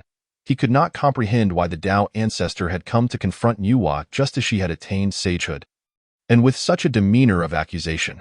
Why should Nuwa justify her actions to anyone? In the face of the Tao ancestor's imposing presence and inquiry, Nuwa stood her ground fiercely, radiating her own sage aura. Countering the Tao ancestor's might, goodness, is Nuwa truly this formidable? Lu Qing was utterly astonished. It was well known that the Tao ancestor was the foremost sage of the primordial world and also Nuwa's teacher. For Nuwa to boldly challenge him so soon after her ascension was astonishing beyond belief. Nuwa, do you wish to become another Yang Mei? The Tao ancestor's cold gaze fixed upon Nuwa as he questioned in an icy tone. Yang Mei? Lu Qing was left in a state of bewilderment. He thought to himself, what does this have to do with Yang Mei? Could there be some hidden secrets at play? Why all this talk? The battle beyond the heavens awaits. Nuwa's tone was commanding as she vanished into the horizon in a flash. Why word? Is Nuwa truly this audacious? Lu Qing was left dumbfounded. Nuwa's assertiveness was a stark contrast to the image he had of her. With her disappearance, the visage of the Tao ancestor slowly dissipated into the void, and only then did Lu Qing exhale a sigh of relief. The pressure exerted by the two sages had been overwhelming. Should a confrontation arise between them, even with treasures in hand, he would likely be doomed. The human race is entrusted to you. Just as Lu Qing felt a sense of relief, he heard Nuwa's voice. He looked around but saw no sign of her. Clearly, Nuwa was communicating with him telepathically, her true form already thousands of miles away. What does Nuwa mean by this? Is she leaving me as a mere overseer? Entrusting the human race to my care? Lu Qing gazed at the 129,000 humans at the foot of Mount Buzhou, a grimace crossing his face. He calmed his mind, contemplating the events that had transpired. They were truly beyond his expectations. Lu Qing was already aware of Nuwa's ascension to sagehood, as the original tale recounted how she achieved it through the merit of creating humanity from clay. However, the subsequent appearance of Hong Jun and the implications of their dialogue were utterly bewildering. Lu Qing recalled several pivotal points. First, the fleeting glimpse of the annihilating sage path during Nuwa's ascension. Second, Hong Jun's demand for an explanation from Nuwa. And third, the mention of the legendary figure Yang Mei. Lu Qing sought to unravel these threads, attempting to discern the truth behind them, yet ultimately found himself at a dead end. Yang Mei. Lu Qing's expression turned contemplative. In his recollection, Yang Mei was a contemporary of Hong Jun, a figure rumored to possess profound Taoist mastery, having participated in the battle between Tao and Demon, one of the few who could stand alongside the Tao ancestor. Ultimately, Luo Ho's self-detonation led to Hong Jun's victory, yet Yang Mei inexplicably vanished from the primordial realm. Lu Qing had only heard tales of Yang Mei, with scant evidence to pursue as a lead to unravel the events between the Tao ancestor and Nuwa. However, he speculated that the three pure ones might hold some knowledge, and he resolved to inquire upon returning to Kunlun Mountain. Chapter 19. The Terrifying Truth of Lost Memories. Enough of this. The contest between sages is not something I can involve myself in. Having come to this realization, Lu Qing turned his attention to the 129,000 humans. Regardless of whether it was out of respect for Nuwa's wishes, his own identity as a member of the human race, or for the sake of future planning, Lu Qing had to find a way to safeguard these humans. Yet, the question of how to accommodate such a multitude left him somewhat overwhelmed, in the current tumultuous state of the primordial world. With conflicts raging and the struggle between the witch and the demon intensifying, there was scarcely any safe haven. Though these humans were innate beings, they had only recently come into existence, and it would not be an exaggeration to say they were utterly defenseless. Even a single beast could easily devour them. Just then, as Lu Qing pondered how to settle the humans, he suddenly felt a chill run down his spine, followed by a surge of terrifying power invading his primordial spirit, causing him to lose consciousness in an instant. Meanwhile, the entirety of the primordial realm was immobilized by this force. All living beings froze in place as if time and causality had been suspended. Regardless of their location or cultivation level, no being could escape this power, not even those at the pinnacle of quasi-sagehood. Bang! On Kunlun Mountain, within the Tai Chi Dao Hall, Lu Qing's true form was in the midst of contemplating the Tao when he felt the ancient Qing Tong bell within his primordial spirit suddenly resonate, as if it had sensed an external force and was instinctively protecting him. Someone is attempting to attack me. Lu Qing's true form was jolted awake. The Qing Tong bell would not tremble without reason. Just moments ago, he had distinctly perceived a power infiltrating his primordial spirit, but it had been thwarted at a critical moment by the Qing Tong bell. It was known that Kunlun Mountain was fortified by layers of formations set by the three pure ones.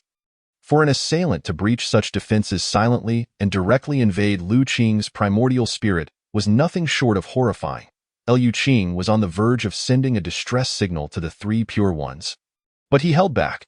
The very fact that this power could disregard Kunlun's defenses indicated that the three Pure Ones were entirely unaware, and Lu Qing even speculated that the force behind the attack was likely far superior to the three Pure Ones. All of this transpired in the blink of an eye. Lu Qing's heart thundered, yet his exterior remained composed, not daring to open his eyes. It wasn't that he did not wish to, but rather that he felt an unseen gaze scrutinizing him. Any slight movement on his part could provoke an unfathomable calamity. Moments later, all beings in the primordial realm returned to normalcy, as if they had completely forgotten the recent occurrence. That power seemed to have never existed. Simultaneously, at the foot of Mount Buzhou, Lu Qing's doppelganger also regained composure, a cold sweat trickling down his forehead. Holy Father, Holy Mother, where have they gone? Just then, a rather bold human approached Lu Qing. Looking puzzled. You called me what? You said the Holy Mother was just here? Lu Qing scrutinized the naked human before him, equally perplexed. I called you Holy Father. Wasn't the Holy Mother just here?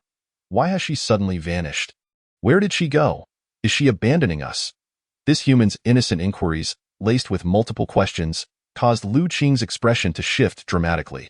Are you certain the Holy Mother was just here? Lu Qing suddenly fixed a serious gaze upon the human, inducing palpable fear in the latter, who could not comprehend why the Holy Father's demeanor had changed so drastically. Indeed, the Holy Mother was just here. She vanished in the blink of an eye. The human scratched his head, responding affirmatively. Could it be? Upon hearing this response, Lu Qing was struck by a terrifying possibility. He summoned a few more humans to pose the same question, receiving identical answers. I see it now, they have lost a segment of their memory. With the confirmation, Lu Qing finally grasped the situation. Nuwa had evidently departed several days prior, yet these humans insisted she had just vanished. Clearly, their memories had been artificially erased, yet they remained completely oblivious. Lu Qing even suspected that his own memory had also been at risk of erasure, however, for his doppelganger's memories to be entirely wiped. The causal connection with his true self would need to be severed. Since the Qing Tong bell safeguarded his true spirit, he had not been affected, which in turn preserved the memories of his doppelganger. True self, true self. To confirm the truth, Lu Qing's doppelganger began attempting to communicate with his true self. Tai Chi, I am aware of your thoughts. Please wait a moment. The true self and doppelganger shared a mental connection. Before the doppelganger could express himself, the true self had already comprehended everything, signaling him to remain calm. Disciple Lu Qing seeks an audience with Master. Outside the Taiching Dao Hall, Lu Qing's true self awaited Laozi's response with composure. Enter. Laozi's voice resonated, and the hall's doors swung open. Lu Qing, my disciple, what brings you to seek me? Laozi sat serenely upon a mat, looking at Lu Qing with kindness. Master, I was just in the midst of my cultivation when I felt a disturbance in my heart and spirit. I came to seek your wisdom. Naturally, Lu Qing could not directly inquire whether Laozi had sensed the recent anomaly, so he feigned that he had encountered a problem during his cultivation, hoping to gauge Laozi's reaction indirectly. Indeed, at the very moment Lu Qing's words fell, he distinctly perceived a change in Laozi's countenance, which quickly returned to its usual state. It appeared that the Master's memory had not been erased. He had already sensed something amiss. Lu Qing, with his meticulous thoughts, recognized that Laozi's fleeting expression had not escaped his notice. Laozi gazed at Lu Qing in astonishment, remaining silent for a considerable time, until he finally spoke with profound significance. Simply maintain your original heart, and do not burden yourself with worry. Disciple understands. Thank you, Master. Lu Qing fixed his gaze upon Laozi, seeking answers upon his face, only to find that Laozi had closed his eyes in meditation. Thus, he bowed respectfully and departed from the Taiching Taoist temple. It seemed that the Master had already become aware. Perhaps he knew who the assailant was, yet dared not speak it plainly, instead subtly advising me not to be concerned. Although Laozi did not directly address Lu Qing's inquiries, Lu Qing's intellect was sharp enough to discern the answer he sought from Laozi. How many in this vast primordial realm could possess the capability to instill such fear in Laozi? Subsequently, Lu Qing proceeded to the Yuqing and Shangqing temples to pay his respects to Yuanshi and Tongtian. To his shock, he discovered that neither Tongtian nor Yuanshi seemed to have noticed the recent events. This revelation sent a shiver down Lu Qing's spine. After all, Tongtian and Yuanshi were beings infinitely close to sainthood, their depth of skill unfathomable, If even they had their memories unknowingly erased, it was truly beyond comprehension. Chapter 20. Overstepping boundaries. Upon returning from the Sanqing Taoist temple, Lu Qing felt a slight sense of calmness. At the very least, he could now ascertain with absolute certainty one thing.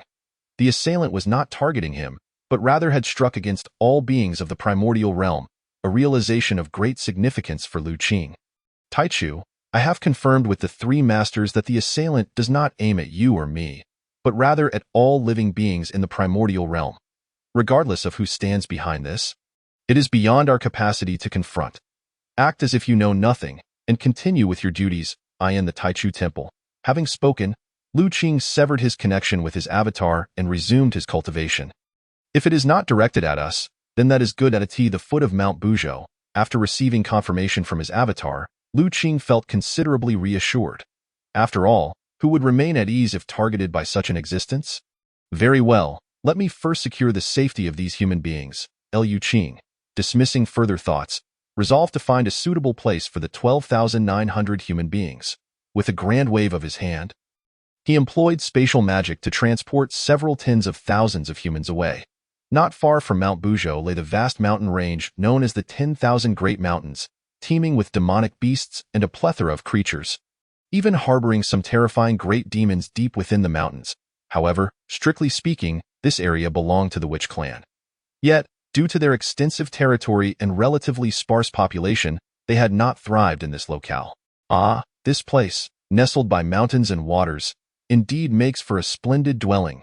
Lu Qing stood alone upon the Zhuzhen sword, gazing down at the earth from above, nodding in satisfaction. Who might you be, and why are you here? At that moment, a rough voice echoed through the air. Lowering his gaze, Lu Qing observed a large man with horns atop his head, loudly questioning him. A green bull demon, are you addressing me? Lu Qing inquired, looking down upon the man. How dare you refer to me as a mere calf? I am the Bull Demon King, the man bellowed. Bull Demon King? A mere green bull demon of the golden immortal realm dares to claim such a title? Lu Qing stifled a laugh inwardly. This place is the domain of the Bull Demon King. Who are you? The large man, noticing Lu Qing's apparent indifference, felt a surge of irritation. Your domain? And what of it?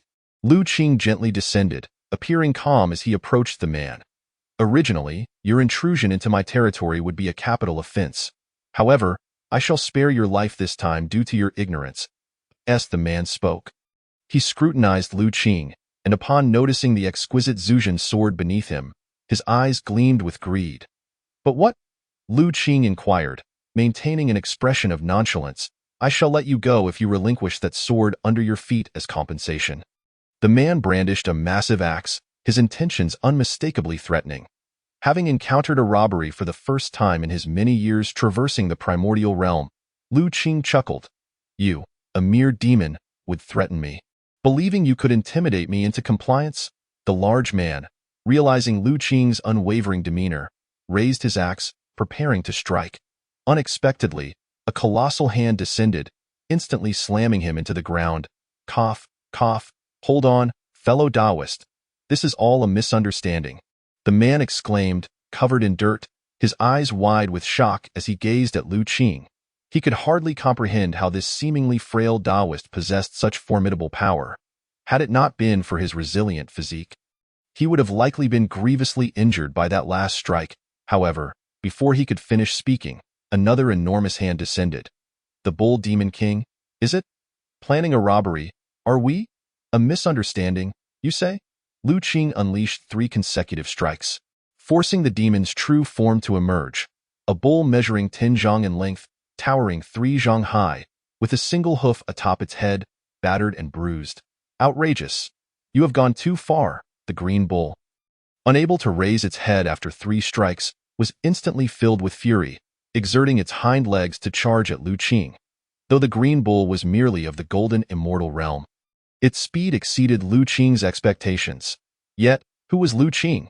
His current cultivation level had reached the peak of the great Luo golden immortal realm. He simply raised a hand and pressed down lightly, causing the green bull to feel an overwhelming force suppressing it. Its 4 hooves buckled, and it was pinned to the ground, unable to raise its head. Great Immortal, spare me. I realize my wrongs. I beseech you to show mercy." At this point, the green bull comprehended that it had encountered a formidable opponent. The adversary had not revealed his realm but had merely used raw physical strength to keep it subdued. It understood it could not compete. "Oh, you no longer desire my Zhujian sword?" Lu Qing paused, a smile playing on his lips as he regarded the green bull. "Great immortal, please forgive me. I was blind to offend you.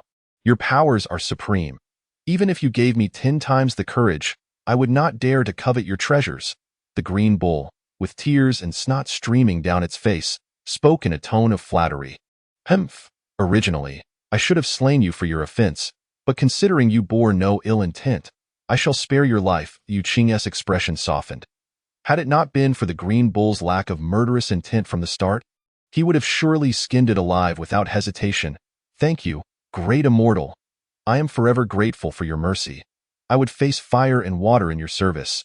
Upon hearing that Lu Qing would not kill him, the green bull heaved a sigh of relief and promptly pledged its loyalty. "I must ask you, what place is this? Are there any great demons nearby?" Lu Qing inquired. "Great immortal, you have inquired correctly. This is the 10,000 Great Mountains, and this particular mountain is known as Yang Mountain. I have lived here for several thousand years." The green bull, not daring to conceal anything, continued, "As for great demons, there were indeed a few in this vicinity of several 100,000 li. However, the demon court intervened and forcibly subdued them, resulting in the absence of any significant demons, leaving only lesser demons like myself." "Ah, I see." Lu Qing nodded to himself, already formulating a plan. He then spoke with an air of authority to the green bull. "As I mentioned earlier, while you are spared from death, you cannot escape your living punishment. I entrust you with a task. Should you complete it satisfactorily, I shall overlook your previous offense. If you fail, I will ensure your utter annihilation." The green bull trembled at these words, hastily kneeling before Lu Qing. "Please, great immortal, instruct me. I shall endeavor with all my might." Chapter 21. The development of humanity. The Holy Father manifest with a grand wave of his hand. Lu Qing summoned tens of thousands of human beings to appear amidst the mountain range. Each human, filled with curiosity, surveyed their surroundings, some clearly fearful upon seeing the bull demon king. "Listen well, from this day forth, you shall dwell here. I hope you can thrive and multiply through your own efforts." Strengthening the human race. Observing the multitude of humans, Lu Qing sighed inwardly. The rise of humanity would undoubtedly be forged through blood and fire, and he could only wonder how many among them would ultimately survive.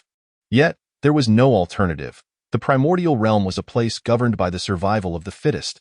To establish a foothold here, humanity must endure trials of blood and fire, a necessary process for them to become the protagonists of the celestial domain.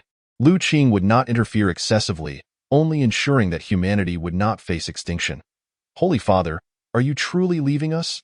The humans looked at Lu Qing in confusion. "Since you address me as Holy Father, I shall not abandon you to your fates. Should calamity befall the human race, I will manifest. However, the rise of humanity must be achieved through your own strength. Remember, I hope you will strive unceasingly to establish yourselves in the primordial realm." With Lu Qing's words, he and the green bull vanished from the scene, leaving behind the bewildered humans.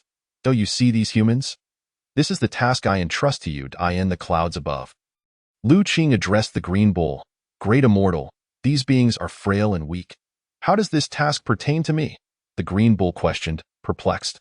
"Weak as a reed in the wind?" Lu Qing cast a sidelong glance at the azure bull. Inwardly contemplating the significance of this human tribe, the future protagonists of the heavenly realm, intertwined with the destinies of the 6 saints. However, Lu Qing certainly would not express such thoughts to this young bull. Instead, he issued a stern command. "I require you to safeguard these humans for 3,000 years, ensuring their thriving existence here. Are you willing, great immortal? Why must I protect these feeble humans? Perhaps you could assign me a different task. If not, I could serve as your mount instead." Upon hearing the decree to guard these insignificant ants, the azure bull displayed evident reluctance, for in his eyes, these humans were so frail that they could scarcely provide a meal for the mighty bull demon king. "Ah, it seems you are unwilling." Lu Qing's expression turned frosty, and an overwhelming aura emanating from the pinnacle of the great Luo golden immortal enveloped the surroundings. The azure bull trembled in fear. Hastily kneeling and imploring, Great Immortal, please quell your wrath. I am willing, I am willing. Humph. Do not question what you ought not to. Should you fail to fulfill the task I have given you, I shall ensure your soul is obliterated, leaving you in eternal torment. Liu Qing warned with a stern visage. Rest assured, I shall complete the task and protect these humans. The Azure Bull, pale with fright, quickly affirmed his commitment, for the being before him was far too terrifying. He had no doubt that had he chosen to refuse moments ago, he would have been annihilated by now. Words alone are insufficient. Open your mind, I shall implant a restriction within your primordial spirit. This restriction can only be undone by me, and even the quasi-saints would find themselves helpless against it, should you renege on your word or fail in your duty, regardless of where you may be. I need only a thought to render you forever lost. Do you understand? Liu Qing's expression was grave. He was meticulous in his actions and would never joke about the fate of humanity. I understand, I understand. Upon hearing Liu Qing's words, the Azure Bull's countenance changed drastically, and he dared not utter a single word of dissent. As the saying goes, when the bull is under the eaves, it must bow its head. After all, he had foolishly provoked this harbinger of calamity. I am clear in my rewards and punishments. Should you accomplish this task, I shall bestow upon you a great fortune in 3,000 years. Observing the Azure Bull's despondent expression, Liu Qing's demeanor softened slightly. May I inquire, Great Immortal, what sort of fortune? Hearing this, the Azure Bull's eyes sparkled with anticipation, thinking to himself that this immortal must possess profound wisdom. And the fortune he spoke of could not be trivial. Oh, not ask what you ought not to. You shall know in due time. In any case, it is an immense boon. With that, Liu Qing ceased further discourse.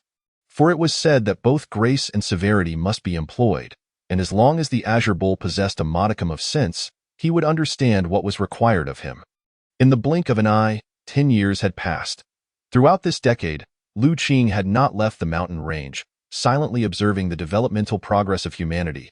He discovered that the human race, deserving of their role as the protagonists of the heavenly realm, despite their frailty, possessed remarkable learning and adaptability. In merely a decade, they had already mastered numerous survival skills. Notably, one individual among them captured Liu Qing's attention. His name was Chao. Witnessing the humans enduring the trials of wind and sun, as well as the attacks of wild beasts, he emulated the birds and constructed nests in the trees. Consequently, he was revered as a leader, and humanity began to establish its nascent civilization, resulting in a marked decrease in casualties and a significant acceleration in their reproductive rate. Another 30 years passed, by this time. A considerable portion of the human population had perished, yet where there is death, there is also rebirth. The overall population of humanity had multiplied several times over, showcasing their remarkable reproductive capabilities. During this period, another individual caught Liu Qing's eye. This individual was named Sui. One day, he stumbled upon the discovery of fire while using a wooden stick to drill into another piece of wood. He later realized that fire could not only fend off poisonous insects and wild beasts, but also provide warmth and cook meat. Thus, humanity swiftly expanded, relying on the spark of fire, with Sui emerging as their new leader, propelling human civilization into a period of rapid advancement. Under Sui's guidance, several centuries later, the human population surged to millions, their territory expanding exponentially as they began their incursion into the depths of the 10,000 Great Mountains. Throughout this unfolding saga, Liu Qing remained an observer. For centuries, he had refrained from intervening in humanity's affairs, choosing instead to silently watch. Meanwhile, the Azure Bull patrolled the surrounding mountains daily, having thoroughly cleared the area of nearby beasts. For he dared not neglect the task assigned to him by Liu Qing.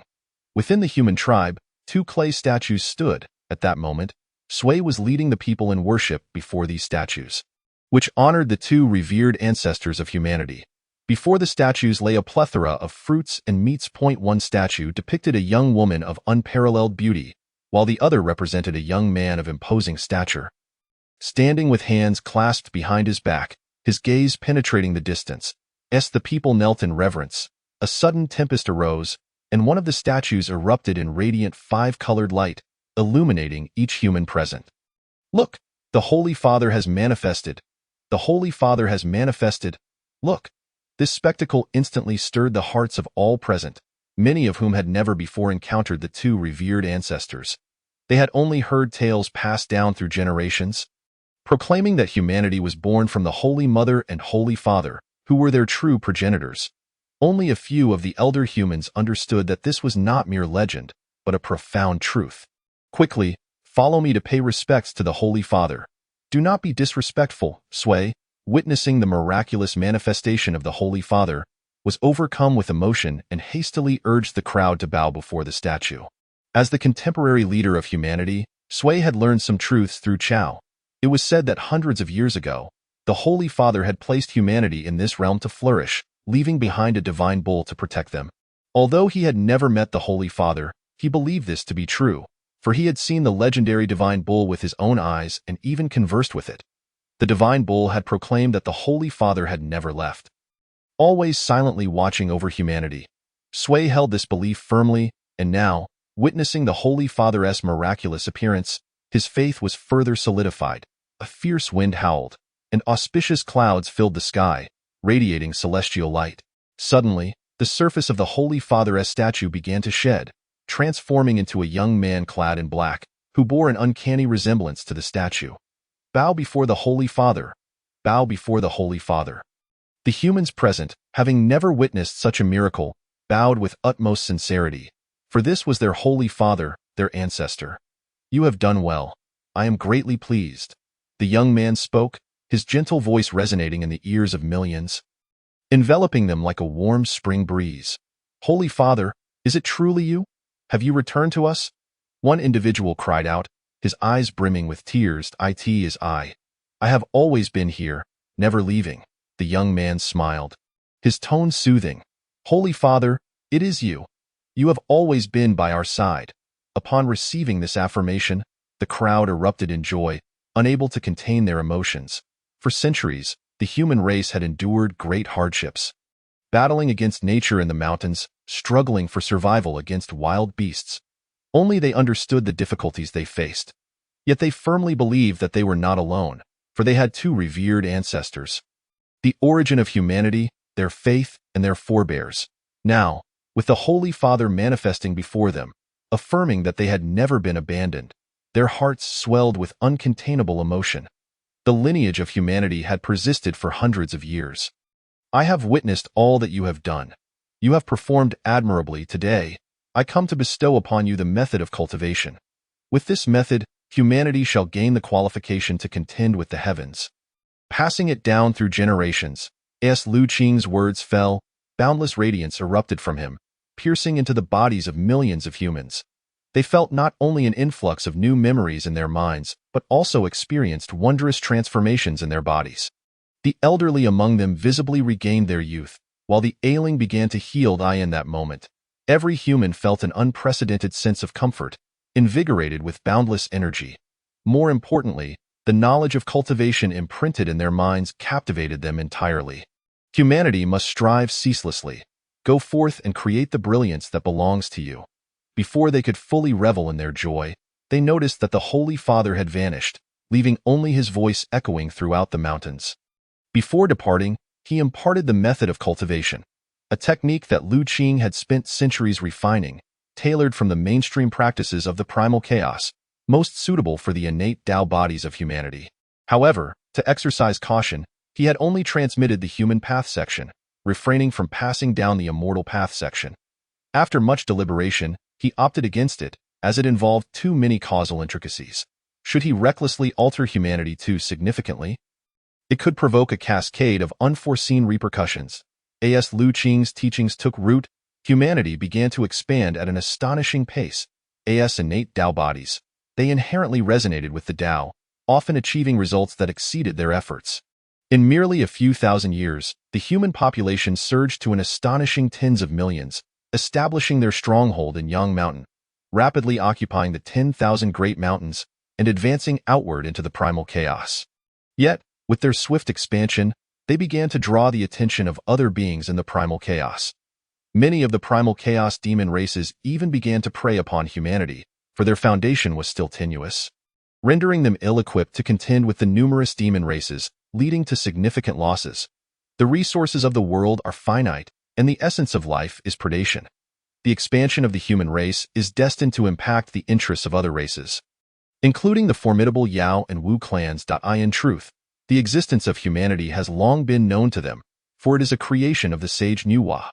The birth of humanity once stirred the entirety of the Honghuang. However, at that time, humanity was exceedingly weak, and both the Yao and Wu clans paid it little heed. It was only in recent years, with the rapid expansion of the human race, that the Wu and Yao clans were alarmed. Within the grand hall of the Yao court, Emperor Jun, Tai, and a multitude of Yao monarchs were engaged in discussion. Emperor Jun sat regally upon his dragon chair, casting a glance at the assembly before speaking, concerning the matter of the human race. What are your thoughts, esteemed guests? Your Majesty, while humanity is frail, their reproductive capabilities are remarkably potent. Should we allow their unchecked development, it may jeopardize the interests of our Yao clan. In my opinion, we should eradicate them at the earliest opportunity, replied Kunpeng, his expression dark and fierce. Upon hearing this, Emperor Jun fell into contemplation, remaining silent as he turned his gaze to the other Yao monarchs. Your Majesty, I believe this course of action is unwise. Humanity was created by our sage Nuwa. If we were to strike down humanity, how would we respond should the sage's wrath be incurred? Bai Zhe interjected, voicing his opposition to Kunpeng's proposal. Bai Zhe, do not forget that humanity exists within the territory of the Wu clan. If humanity were to grow stronger and ally with the Wu clan against us, what then? Kunpeng retorted dismissively. Indeed, Kunpeng's words prompted a visible hesitation among Emperor Jun, Tai, and the others as they pondered whether to heed his counsel. The conflict between the Wu and Yao clans had intensified, and the rapid development of humanity posed a significant potential threat should they ally with the Wu clan. Your Majesty, we must not proceed with such actions. If humanity provokes the sage Nuwa's ire, the consequences will be unbearable for our Yao court. We cannot afford to sacrifice the greater good for the sake of a minor issue. Bai Zhe urged, noting the wavering expressions on Emperor Jun and Tai's faces. This Emperor Jun appeared troubled. Fushi, you are the brother of the sage Nuwa. What do you think? If we were to annihilate humanity, would it provoke the sage's discontent? Tai inquired of Fushi, who stood nearby. My sister has been in seclusion at Nuwa Palace since achieving sainthood, and I have not seen her since that is for the affairs of humanity. I am unaware of her thoughts, replied Fushi, his tone calm and detached. In truth, Fushi had not lied. Since the day Nuwa became a saint, he had not encountered her, a fact that puzzled him deeply. Chapter 23. Kunpeng's arrival. Your Majesty, since the sage Nuwa's intentions remain unclear, why not take the initiative? Let us subdue humanity under our Yao court. This way, we can avoid the sage's wrath and eliminate the potential for an alliance between humanity and the Wu clan. Bai Zhe proposed once more. Excellent, Bai Zhe, you are indeed the strategist of our Yao clan. This plan is most ingenious. Ha ha, Emperor Jun exclaimed with delight, his heart swelling with satisfaction for Bai Zhe's cleverness. I agree. After all, the sage Nuwa hails from our Yao clan. We need not annihilate humanity, merely compel them to submit to us. Surely the sage would not take offense. Tai concurred after a moment's thought. Very well, let it be so. Who among you is willing to undertake this task of bringing humanity into our Yao court? Emperor Jun inquired of the assembly. Your Majesty, I shall go, Kunpeng volunteered, stepping forward first to express his willingness to subdue humanity. In truth, had this been in the past, he would have deemed such a task beneath him. However, since the day he was gravely injured by the sword of Tongtian, resulting in a decline to the early stages of quasi-sainthood, his status within the Yao court had significantly diminished. The Yao court had always valued strength, and prior to his fall, Kunpeng ranked among the foremost of the 10 Yao monarchs. Yet, following the Tongtian incident, he sensed a subtle disdain and exclusion from the other Yao monarchs, his status relegated to the lowest among them. Even the two rulers, Tai and Emperor Jun, had grown somewhat distant toward him. Should he succeed in subduing humanity, his standing would undoubtedly rise once more, and the esteem of Emperor Jun and Tai would return to him. This opportunity was invaluable for Kunpeng. Kunpeng, you have suffered a decline in power. Are you certain you can accomplish this task? Emperor Jun asked, a hint of hesitation crossing his face. After all, Kunpeng was known for his ferocity and unruliness, and with his diminished state, Emperor Jun feared he might jeopardize the mission. Your Majesty need not worry. Humanity is but a trifling concern. Please await the good news from me, Kunpeng replied, sensing the ruler's uncertainty and quickly asserting his confidence. Very well, since Kunpeng has such confidence, I entrust this matter to you, Emperor Jun decisively declared, assigning the task of subduing humanity to Kunpeng. Simultaneously, atop Mount Buzhou, the 12 ancestral witches convened, deliberating their own concerns. What are your views on the presence of humanity within the 10,000 mountains? Inquired Emperor Jiang, the leader of the 12 ancestral witches, addressing the others. Elder brother, humanity proliferates at an astonishing rate and is now encroaching upon our Wu clan's territory, if we allow them to expand unchecked. Conflict between our two races is inevitable, replied the water god Gonggong after a moment of contemplation. Humanity is but a mere swarm of ants. In my opinion, we should eradicate them directly to prevent future troubles, declared the fire god Zhurong, his countenance radiating ferocity. Fourth brother, must you always resort to violence? Although humanity is weak, they are a creation of the sage Nuwa. If we were to obliterate them, provoking the sage to retaliate, how would we defend ourselves? Shiming remarked, looking at Zhurong with exasperation. His fiery brother's temperament often disregarded the consequences of their actions, which was a source of worry. Xinming, you are far too cautious. Humanity is but insignificant. Why would the sage act against us for their sake?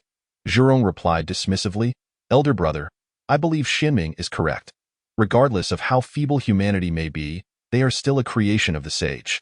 Acting impulsively could lead to unforeseen complications, added the 6th-ranked ancestral witch, Zijia. Elder sister Hutu, what are your thoughts? Emperor Jiang turned his attention to the quiet female figure among them. Had Lu Qing been present, he would have instantly recognized this woman as the small earth companion he encountered in the mountains that fateful night. Heaven has a virtue of cherishing life. Needless slaughter ultimately disrupts the harmony of the world and implicates our Wu clan. Hutu spoke gently. Among the 12 ancestral witches, only Xinming and Hutu were women. Hutu, being the youngest, was kind-hearted and averse to conflict, making her an anomaly among the 12. Hutu, you are too soft-hearted in the wilderness. It is survival of the fittest.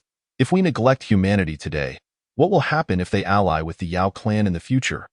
Would we not be adding another enemy? Zhurong countered, although he did so gently. Recognizing Hutu as their cherished younger sister, Emperor Jiang observed the spirited exchange among the ancestral witches, his indecision mirrored in their words. Annihilating humanity could provoke the sage's ire, particularly since that sage was the Yao clan's Nuwa. Very well, let us refrain from addressing humanity for now. Our primary focus should be directed towards the Yao clan, Emperor Jiang concluded after a moment's deliberation. The great sage summoned me to patrol the mountains. Oh, I patrolled the North Mountain and the South Mountain. Oh. Within the 10,000 mountains, the Qing was performing his usual patrol, ensuring no great demons threatened humanity. As he sang a jovial tune, he sipped the monkey wine he had pilfered from another demon king. Despite his massive size, just a few sips had him feeling lightheaded, causing him to stagger as he walked. Meanwhile, a group of uninvited guests had arrived in the 10,000 mountains. Each exuded a powerful demonic aura, led by a figure clad in black, whose somber countenance radiated an overwhelming demonic presence that sent tremors through the very beings of the mountains. Who are these little demons? The Qing's song echoed throughout the mountain, immediately catching Kunpeng's attention. He signaled to one of his subordinates, who swiftly understood and shouted, Hey, you little demon, come here. My lord has a question for you. Who is calling me? Half inebriated, the Qing squinted at the voice, only to be met with a sky filled with dark figures, demons, which startled him greatly. Impudent, Lord Kunpeng is present. Why do you not hasten to kneel in reverence? The subordinate barked, noting the Qing's foolish demeanor. Kunpeng? Why does that name sound so familiar? The Qing, still befuddled by drink, muttered, What lord? I have never heard of such a title, fool. Just as the subordinate was about to discipline the Qing, Kunpeng, already seething with rage, struck out. With a mere flick of his hand, he sent the Qing crashing into the ground, leaving his fate uncertain. Kunpeng, renowned as a master of demons from ancient times, was a figure known throughout the Hongwang. To be so disdained by a mere little demon ignited his fury. Chapter 24. Enemies meet truly ignorant of the heavens and the earth, to dare offend Lord Kunpeng. Scoffed the subordinate mockingly, cough cough. Who are you? To everyone's astonishment, despite being struck by Kunpeng, the Qing Jing had not perished. Instead, he slowly emerged from the earth. At this moment, the azure bull demon was drenched in blood, with two of its hooves shattered, and blood was continuously trickling from the corners of its mouth, carrying with it bits of internal organs. A truly pitiful sight. What? This creature is not dead? The assembly of demonkind revealed expressions of astonishment. Even the Kunpeng looked at the azure bull with unexpected surprise. It must be noted that he was a quasi-saint, while the azure bull was merely a minor gold immortal demon. Even a casual strike from the Kunpeng should have been beyond the resilience of a gold immortal. Listen well, you little demon. We are from the demon court, and this esteemed figure is Lord Kunpeng. How dare you show such disrespect to Lord Kunpeng? Seeing that the azure bull had not succumbed to death, one of the attendants seized the opportunity to ingratiate himself. Demon court, Kunpeng. Having suffered grave injuries from Kunpeng's strike, the azure bull was already sober from the alcohol and finally grasped the magnitude of the offense it had committed.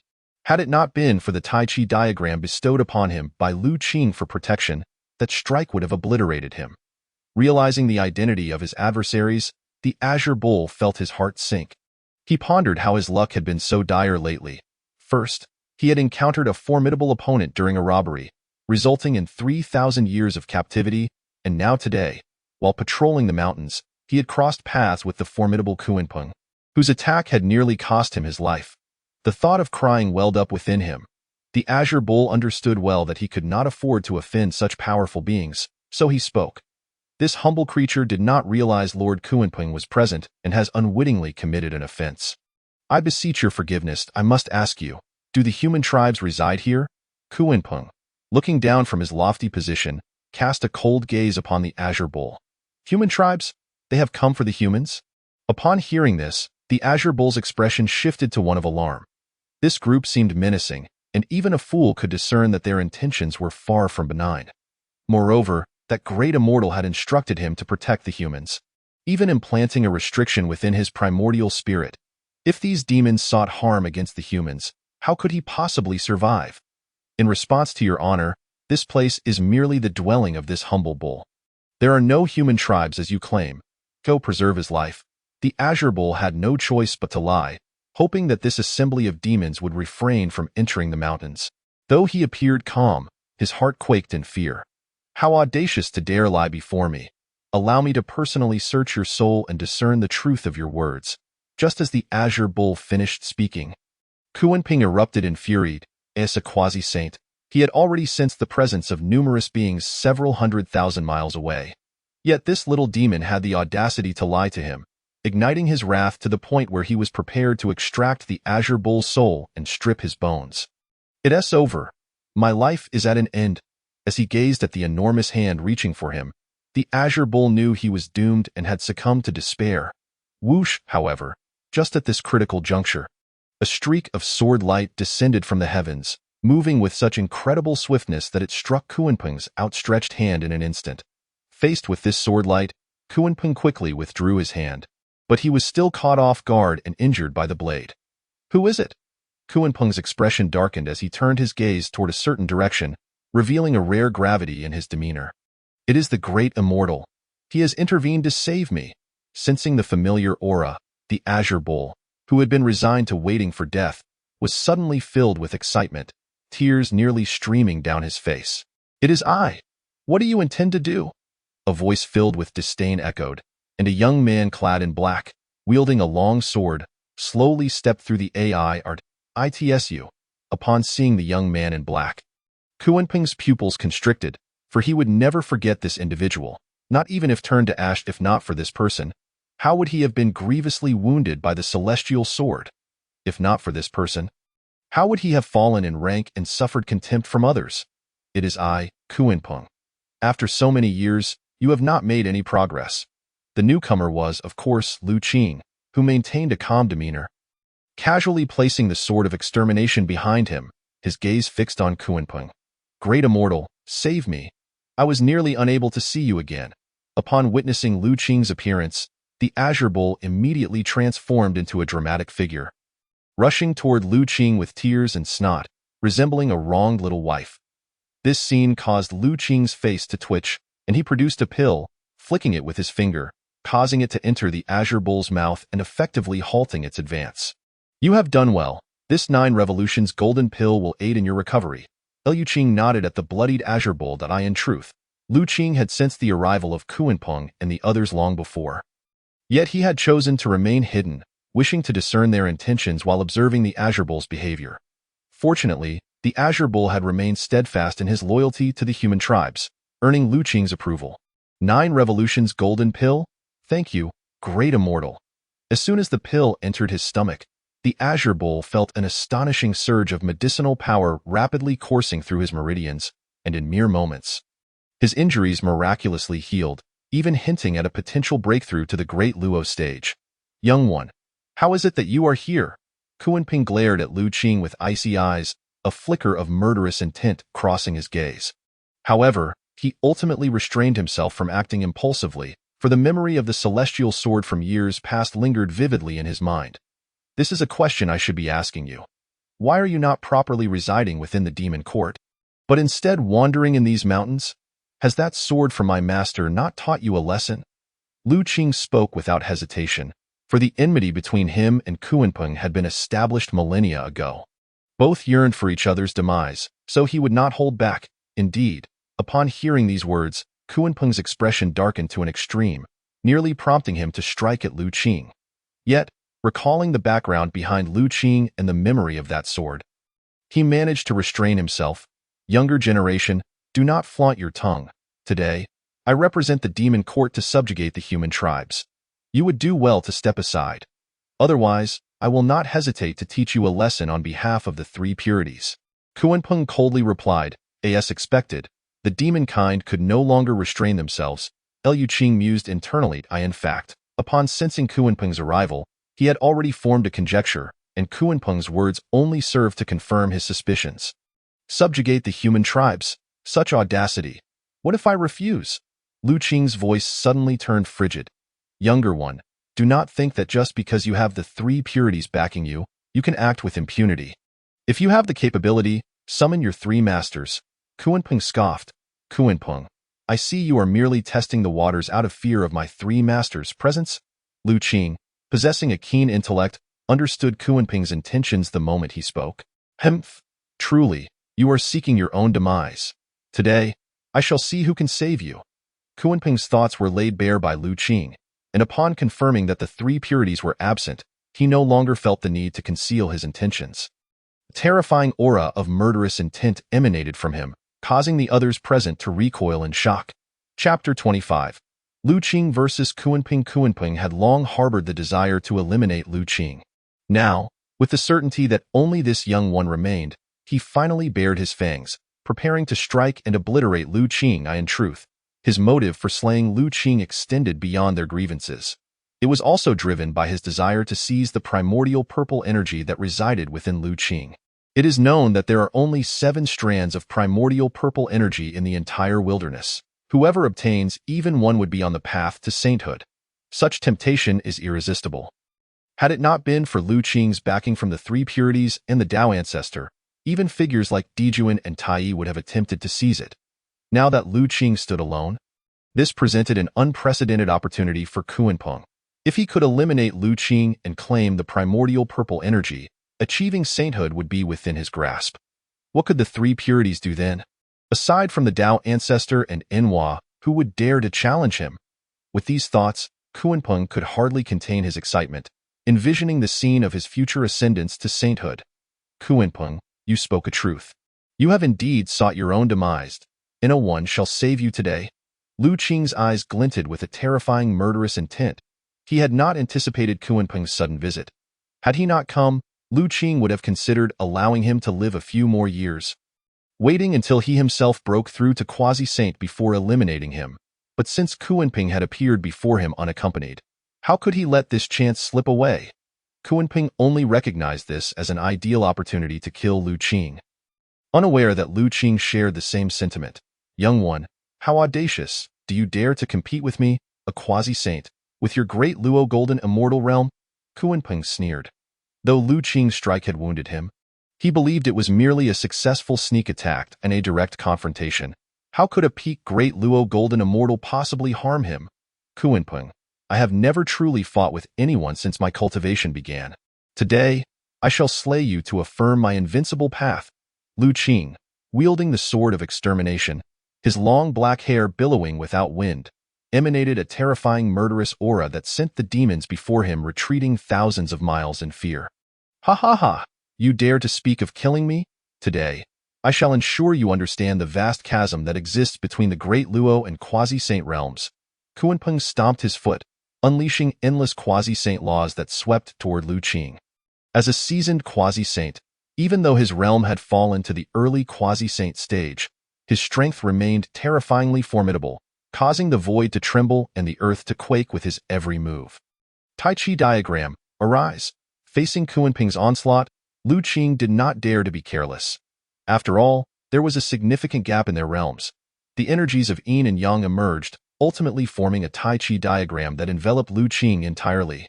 I must say, the Tai Chi diagram truly deserves its title as the supreme defensive treasure of the primordial realm. Although the onslaught of Kunpeng is daunting, the majority of its power is mitigated by the Tai Chi diagram, leaving Lu Qing largely unharmed by this strike. The Tai Chi diagram of Laozi is unexpectedly in your possession. Upon witnessing Lu Qing wield the Tai Chi diagram, Kunpeng's expression turned exceedingly grim. He had not anticipated that Laozi would bestow such a treasure upon Lu Qing. Kunpeng understood that with the Tai Chi diagram as a shield, it would not be an easy feat to slay Lu Qing today. Kunpeng, are you afraid? Lu Qing scoffed. What of the Tai Chi diagram? I wonder how much power you can truly harness from it. Kunpeng was well aware that, given Lu Qing's cultivation level, he could hardly unleash the full potential of this innate supreme treasure. Thus, it was not impossible for him to kill Lu Qing. Is the great immortal not too formidable? A Deluo golden immortal dares to challenge a quasi-saint. Truly an idol among our kind. Thousands of miles away, Qing Yojing gazed at the black figure with admiration. Though he had always known that Lu Qing was no ordinary being, he had not anticipated that Lu Qing could contend with a quasi-saint. One must reciprocate. Kunpeng, how about receiving a sword strike from me? Lu Qing's cold gaze was devoid of mercy, as the laws of the sword enveloped the Zhuxian sword. With a fierce swing, a beam of sword light pierced through the spatial barrier, instantly hurtling towards Kunpeng. Faced with the Zhuxian sword aura, Kunpeng could not afford to be careless.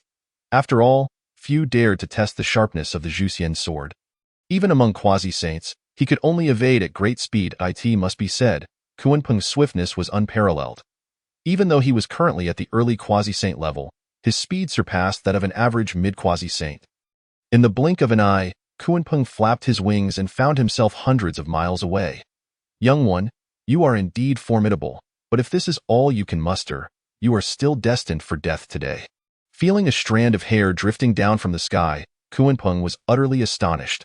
Lu Qing's previous sword strike had nearly harmed him. Unlike the sneak attack from before, this strike had been executed with Kunpeng fully prepared. Yet it had still severed a strand of his hair. Kunpeng could not help but concede in his heart that this young man was genuinely powerful, far exceeding the average Deluo. Is that so? Lu Qing chuckled coldly.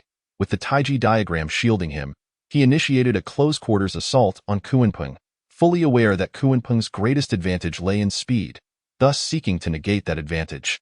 Kill, Lu Qing, wielding the Zhuxian sword, vanished from his original position in an instant, reappearing 100 meters away from Kunpeng. In a flash, a relentless series of sword strikes ensued, with the invincible Zhuxian sword aura traversing millions of miles, rending the void with terrifying ferocity. Damn it, how can this young one be so strong? Kunpeng was shaken. Lu Qing's power far exceeded his expectations. The razor-sharp Zhuxian sword aura was something he dared not confront directly, leaving him with no choice but to evade using his speed. Young one, you seek death? Ultimately, Kunpeng was no longer the valiant figure of yore. Under the endless sword aura unleashed by Lu Qing, he already bore several wounds, the sharp sword energy piercing through his protective celestial essence.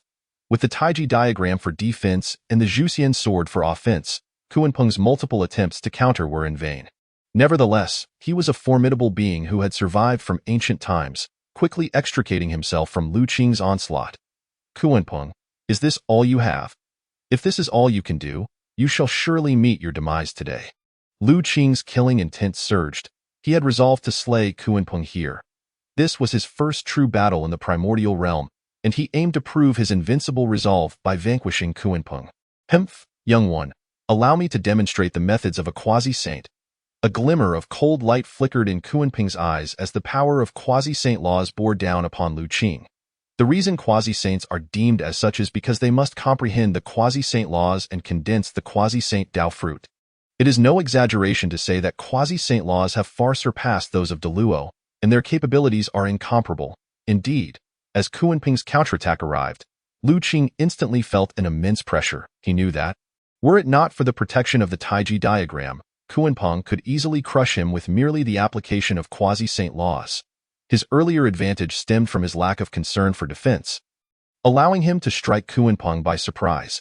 Chapter 26. The Zhuxian sword array shakes the primordial realm. Is this the power of a quasi-saint? After a brief exchange, Lu Qing gained a clear understanding of the quasi-saint's prowess. Every action from his opponent carried the weight of the cosmos. The quasi-saint laws effortlessly wielded, and an array of divine abilities emerged ceaselessly. The opponent's comprehension of the Tao surpassed his own by a considerable margin. Lu Qing comprehended why, throughout history, no one had ever succeeded in combating a quasi-saint from the Deluo realm. The disparity was simply too vast. It seemed that only upon reaching the Deluo realm could he contend with Kunpeng, whose realm had fallen. Lu Qing mused silently. This avatar of his had ultimately cultivated the mainstream path of the primordial realm. Although his strength far exceeded that of his peers, to claim he could truly engage in battle across such a significant realm gap was still far-fetched. Perhaps only a foundation as profound as his true self could achieve such a feat, young one. Do you think that possessing an innate supreme treasure will spare you from my wrath? I shall see how long you can endure. Kunpeng began to unleash his full power, various divine abilities and laws bombarding Lu Qing. Although the Taiji diagram boasted astonishing defense, Lu Qing's cultivation level prevented him from unleashing even a tenth of its might. Kunpeng believed that if he continued this relentless assault, Lu Qing would inevitably exhaust himself and perish. Is that so? Kunpeng, today I shall show you the might of the Zhuxian sword array. A terrifying killing intent gleamed in Lu Qing's eyes. Zhuxian array diagram, manifest. Lu Qing shouted, and suddenly the sky darkened. A colossal array diagram seemed to engulf the entire world, a terrifying aura reverberating throughout much of the primordial realm. How is this possible? The Zhuxian array diagram is also in your possession. Kunpeng stared in shock at the immense array diagram in the sky. While he had expected Lu Qing to possess the Taiji diagram, he never imagined that the latter would also hold the transcendent Zhuxian array diagram. Just as Kunpeng was taken aback, Lu Qing leapt into the air, instantly ascending into the void. With a resounding shout, he commanded, Zhuxian sword, emerge. A blood-red long sword shot skyward, instantaneously merging with the array diagram. The moment the Zhuxian sword entered the diagram, it seemed as if the array had come to life, swirling with boundless sword energy that encompassed millions of miles. Just as Kunpeng thought it was over, Lu Qing pointed skyward with 2 fingers and shouted again, Zhuxian sword, arise. No sooner had he spoken than a green long sword tore through the void, soaring into the sky and merging into the array diagram. With the addition of the Zhuxian sword, the array diagram seemed to gain a surge of energy, causing the sword energy to swirl and its power to multiply several times over. Xian sword, emerge, Zhuxian sword, arise. Yet this was not the end. To Kunpeng's astonishment, 2 more long swords shot skyward, one black and one white. These swords pierced the heavens and merged into the array diagram. At the very moment these final 2 swords entered the diagram, the Zhuxian array diagram expanded exponentially, devouring the sky across tens of millions of miles.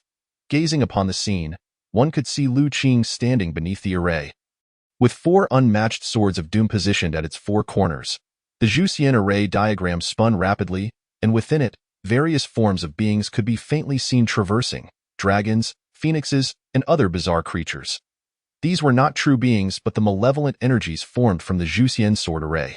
It is said that in ancient times, the demon ancestor Luo Ho had sacrificed countless lives to forge the Zhuxian sword array, and the weight of that malevolent energy was beyond imagination. The Zhuxian sword array? At the moment the Zhuxian sword array was formed, The three pure ones atop Mount Kunlun simultaneously opened their eyes, their expressions grave. In an instant, the three vanished from Mount Kunlun. Meanwhile, within the demon court, Tai Yi, Dijun, and Fu Shi sensed the shift, exchanging glances that revealed their mutual concern. On Mount Buzhou, the 12 ancestors of the witch clan, who had been practicing formation techniques, were suddenly enveloped by a dreadful oppressive aura, causing them to cease their movements and gaze in shock toward the direction of the 10,000 great mountains. What has happened? Could it be that the demon clan has turned against our witch clan? Di Zhang's face was solemn. Let us go. We must investigate. The 12 ancestors dared not take this lightly. The disturbance was far too great, and they could not find peace without understanding the cause. Thus, they made their way toward the 10,000 great mountains. In the western spirit mountain, Jiayin and Zhu and Ti were engaged in philosophical discourse when they suddenly felt a sensation, their gazes simultaneously drawn to the east.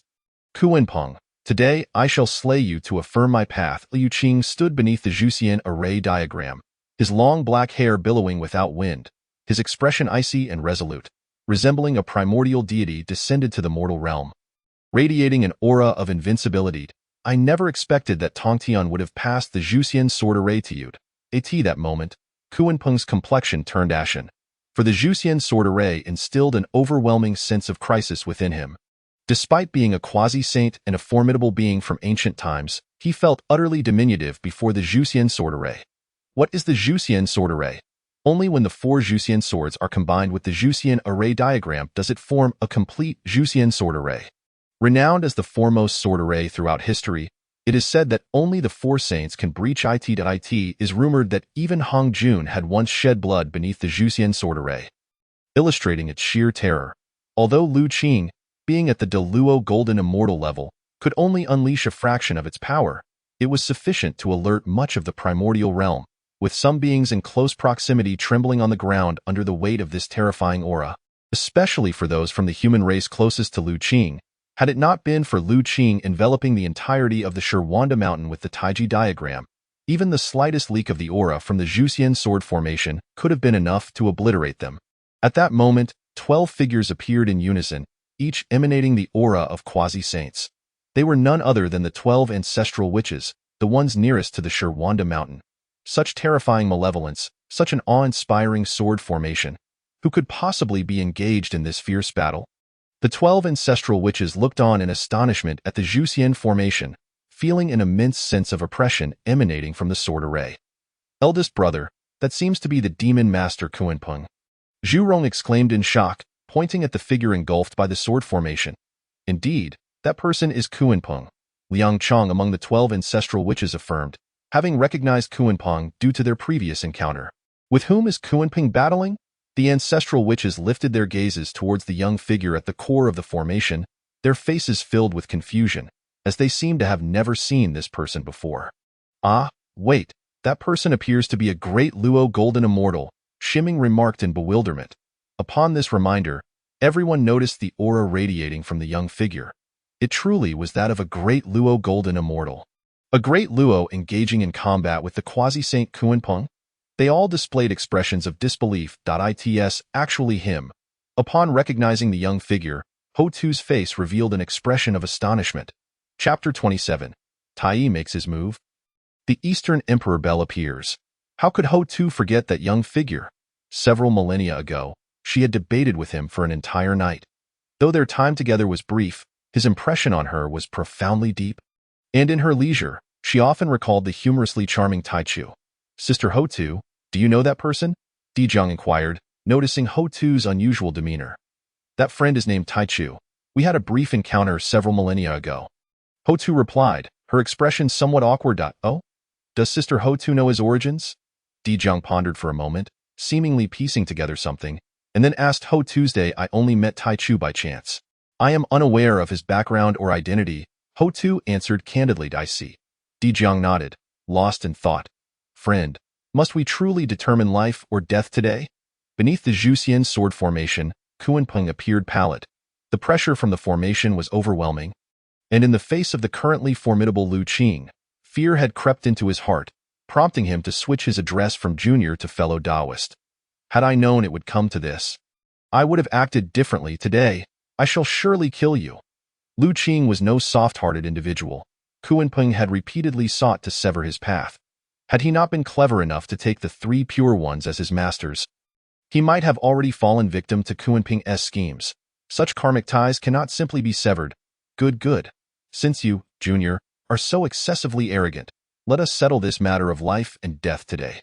Realizing Lu Qing's resolve, Kunpeng understood that a bloody battle was now inevitable. One of them would surely fall here. He ceased his words and took the initiative to attack Lu Qing. Suddenly, Kunpeng unleashed his great powers, multiplying his form into 10, then 100, ultimately creating myriad images that charged directly at Lu Qing. Humph! Lu Qing scoffed coldly, activating the Zhuxian sword formation, with boundless sword energy carrying an astonishing malevolence sweeping across the heavens. In an instant, all of Kunpeng's myriad images were annihilated. One figure, drenched in blood, plummeted from the void. It was Kunpeng's true form.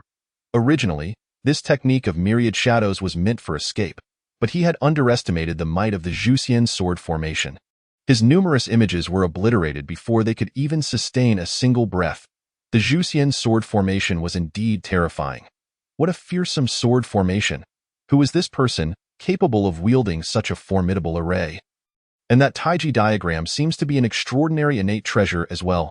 Zhu Rong, known for his fiery temper, rarely regarded others highly, but at this moment, he had to concede that the young man was truly formidable. Although merely a great Luo, he possessed both the Zhuxian sword formation and the Taiji diagram, capable of injuring the demon race's Kunpeng to such an extent. This great Luo golden immortal was indeed excessively terrifying. Kill. Observing Kunpeng's injury, Lu Qing showed no intention of halting. Instead, he further commanded the Zhuxian sword formation, aiming to ensnare Kunpeng within. Seeing the formation descend, Kunpeng attempted to flee, but the Zhuxian sword formation covered a vast expanse of millions of miles.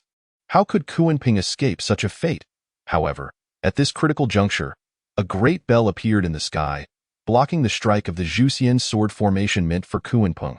Friend, hold your hand. A voice rang out, revealing Dijun, Tai, Fushi, Baizhe, and dozens of quasi-saints arriving together. The one who had intervened was none other than Tai.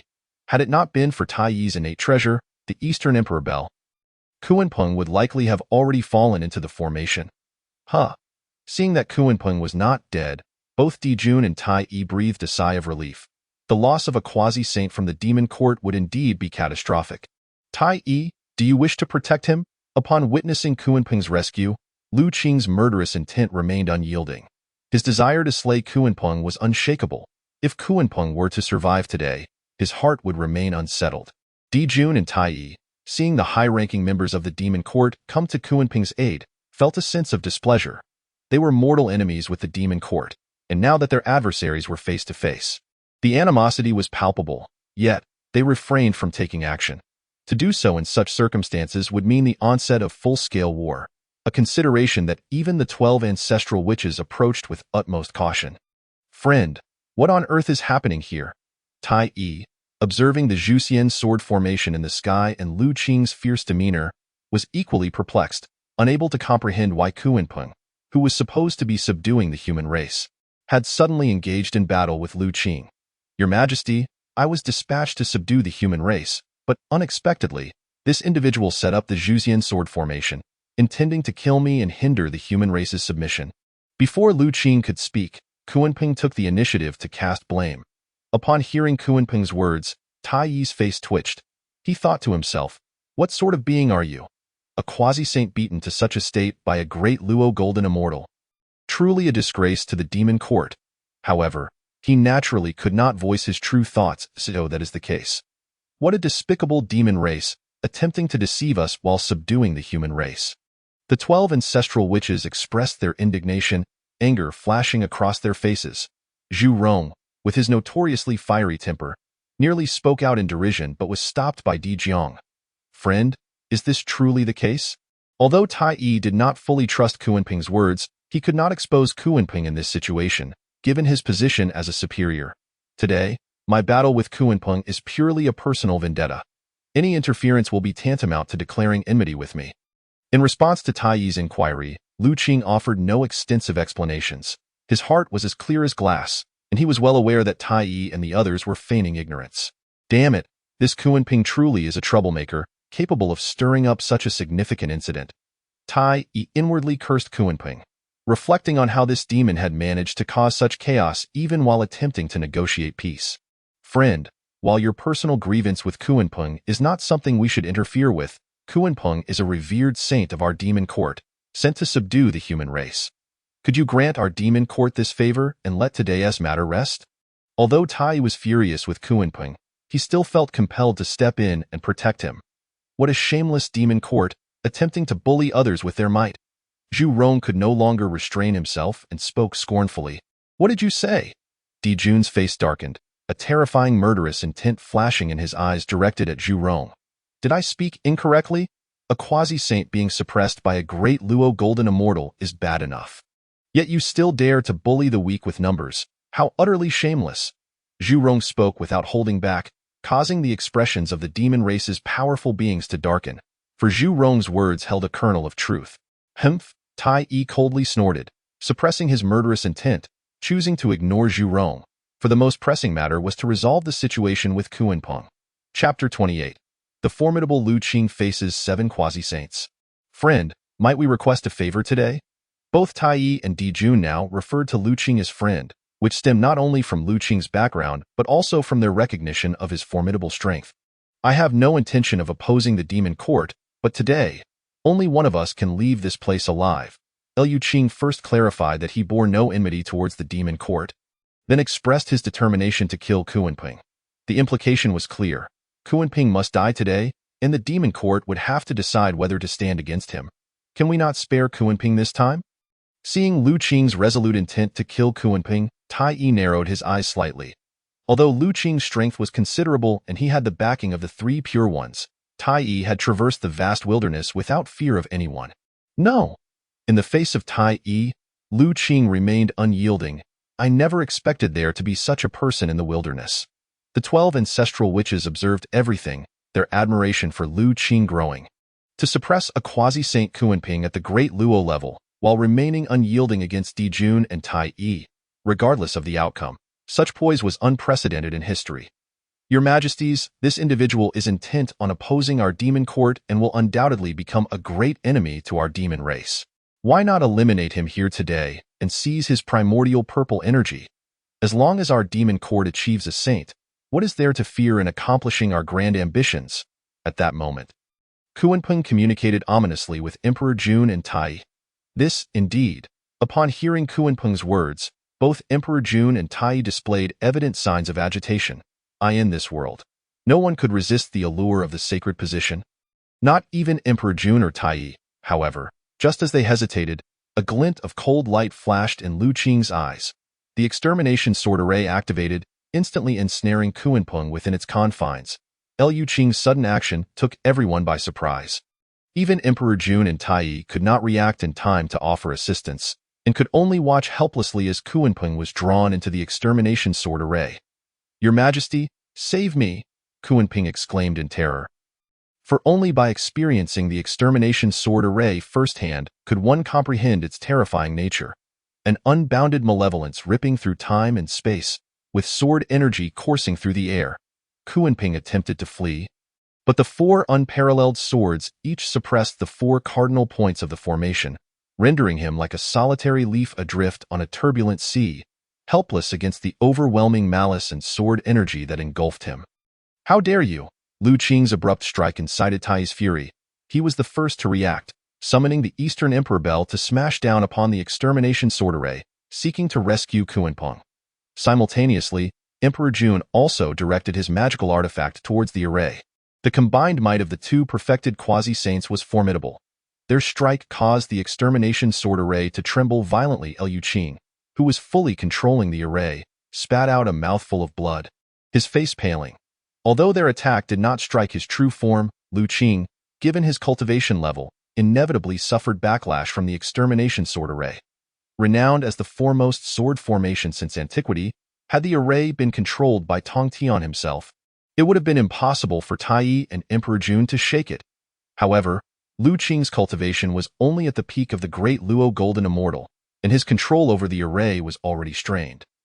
Now, with the full force attacks from the two perfected quasi-saints, he was bound to suffer, particularly from Tai, whose Eastern Emperor Bell was one of the innate treasures, and combined with his unparalleled strength, could shake the heavens and earth with a mere flick of his hand. Shameless, to bully the few with the many, brother, what shall we do? Should we intervene? The 12 ancestors of sorcery looked towards Emperor Jiang, their eyes filled with inquiry. After a moment of contemplation, Emperor Jiang finally spoke. If we intervene, it may provoke a full-scale war between the witch and demon tribes. Let us observe the situation for now. Upon hearing this, the 12 ancestors of sorcery displayed reluctant expressions, although they were warlike. They understood the consequences of intervening. Only Hutu, standing to the side, focused intently on the silhouette within the extermination sword array, her eyes reflecting concern. Meanwhile, on the other side, although the extermination sword array showed signs of instability from Tai and Emperor Jun's full-force strikes, Lu Qing disregarded his injuries, opting instead to burn his essence blood for a fleeting moment of peak power, fully controlling the array, intent on annihilating Kunpeng within it. Your Majesty, save me! Within the extermination sword array, Kunpeng's flesh was torn apart by the endless malice and sword energy, yet true to his status as an ancient quasi-saint, he swiftly reformed his body. However, all of this was in vain, as the body he reconstituted soon began to disintegrate under the extermination sword array, leaving only his primordial spirit desperately holding on. Bold, seeing Kunpeng on the brink of death, Tai and Emperor Jun once again launched attacks against the extermination sword array. At the same time, the demon saints Bai Zhe, Jiming, Ing Zhao, and Jiaoying also decisively joined the fray. Each of these demon saints was a powerful figure within the vast wilderness, with the weakest among them being at the mid-stage of quasi-saint. It is no exaggeration to say that their combined attack could not be resisted by anyone short of a saint in the blink of an eye. The attacks of the 7 quasi-saints struck the extermination sword array, causing it to tremble. Boom! With a resounding crash, under the overwhelming external force, the 4 fierce swords were displaced, the formation and the 4 swords disintegrated, leading to the ultimate collapse of the sword array. Hiss.as the extermination sword array shattered. Lu Qing, the controller, was the first to bear the brunt. He spat out 3 mouthfuls of blood, his complexion ashen, nearly unable to remain standing. The array had been destroyed. I am saved. Observing the dissolution of the extermination sword array, Kunpeng felt an immense sense of relief. For had the 7 demon quasi-saints delayed even a second, he would have been utterly obliterated. A profound sense of survival surged within him. He had never anticipated that he would nearly perish at the hands of a great Luo golden immortal. Fortunately, he had escaped with his life. And even if his body crumbled, given sufficient time, he could still return to his peak state. Simultaneously, Tai, Emperor Jun, and the others also breathed sighs of relief, for the terror of the extermination sword array far exceeded their expectations. This had merely been controlled by a great Luo golden immortal. How dreadful would it have been had it been wielded by Tongtian himself? Alas, it was truly regrettable, so close yet so far. Those spectating from the sidelines wore expressions of lament. They had witnessed Kunpeng's near demise. Nevertheless, the outcome, given the combined efforts of the 7 quasi-saints, was within their expectations. However, just as everyone believed the battle had concluded, a wave of extreme dread suddenly surged within Kunpeng. A ruler appeared, hurtling through the void at an astonishing speed, closing in on Kunpeng within mere moments. The primordial measure of heaven, Kunpeng was instantly gripped by fear. Under normal circumstances, given Kunpeng's strength, evading this strike would not be impossible. However, with his body destroyed and only his primordial spirit remaining, his power had been significantly diminished, making it exceedingly difficult to evade. Be careful, Emperor Jun, Tai, and the others were alarmed. They had never anticipated such a development, and although they wished to assist, it was already too late. Chapter 29. Counterattack against the Quasi-Saint, co-leadership of the Demon Clan. I am doomed. Gazing at the primordial measure of heaven looming ever closer, Kunpeng resigned himself to his fate, closing his eyes in acceptance of death.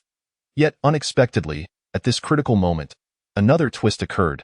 A great bell appeared, freezing time and space, as if everything had momentarily come to a standstill. That bell was none other than Tai's Eastern Emperor bell.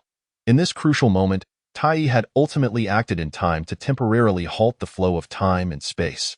The Eastern Emperor Bel, one of the three innate treasures, possessed the might to traverse time and space and stabilize the universe. However, this required immense strength to accomplish. Even with Tai's full exertion, he could only still time for a fraction of a breath.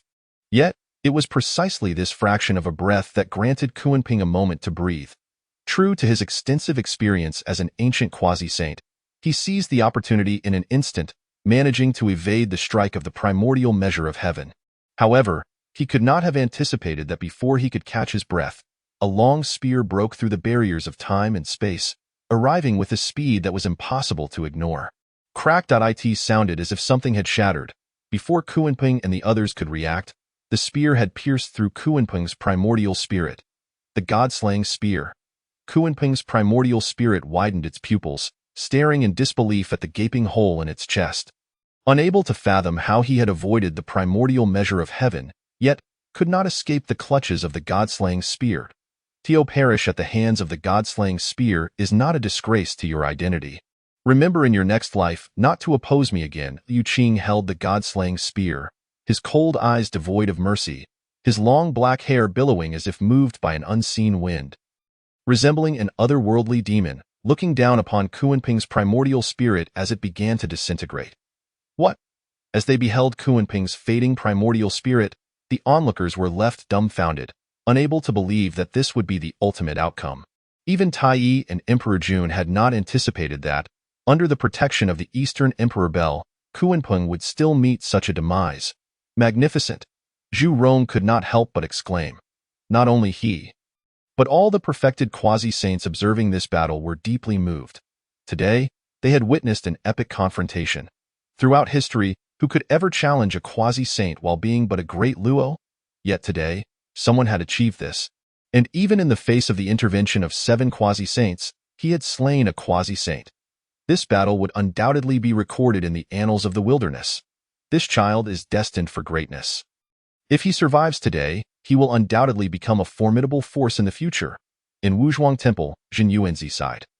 From the very first time he had encountered Lu Qing, he recognized that Lu Qing was extraordinary, yet he had never anticipated the speed at which Lu Qing had risen. Cough, cough. At this moment, Lu Qing's complexion was pale, and he coughed up blood once more. Although he had emerged victorious in this battle, it was a Pyrrhic victory. He had not only expended tremendous energy, but the backlash from the extermination sword array had nearly caused his primordial spirit to shatter. While the extermination sword array was powerful, it also required corresponding strength to wield. For him, a great luo, to summon the sword array was already a feat, especially while enduring the combined strike of the 7 quasi-saints. This battle was not a result of Lu Qing's recklessness.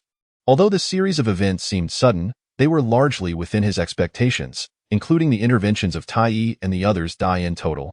To eliminate Kunpeng, Lu Qing had employed the extermination sword array, the Taiji diagram, the primordial measure of heaven, and the god-slaying spear. If one counted the complete extermination sword array, he had utilized 3 innate treasures.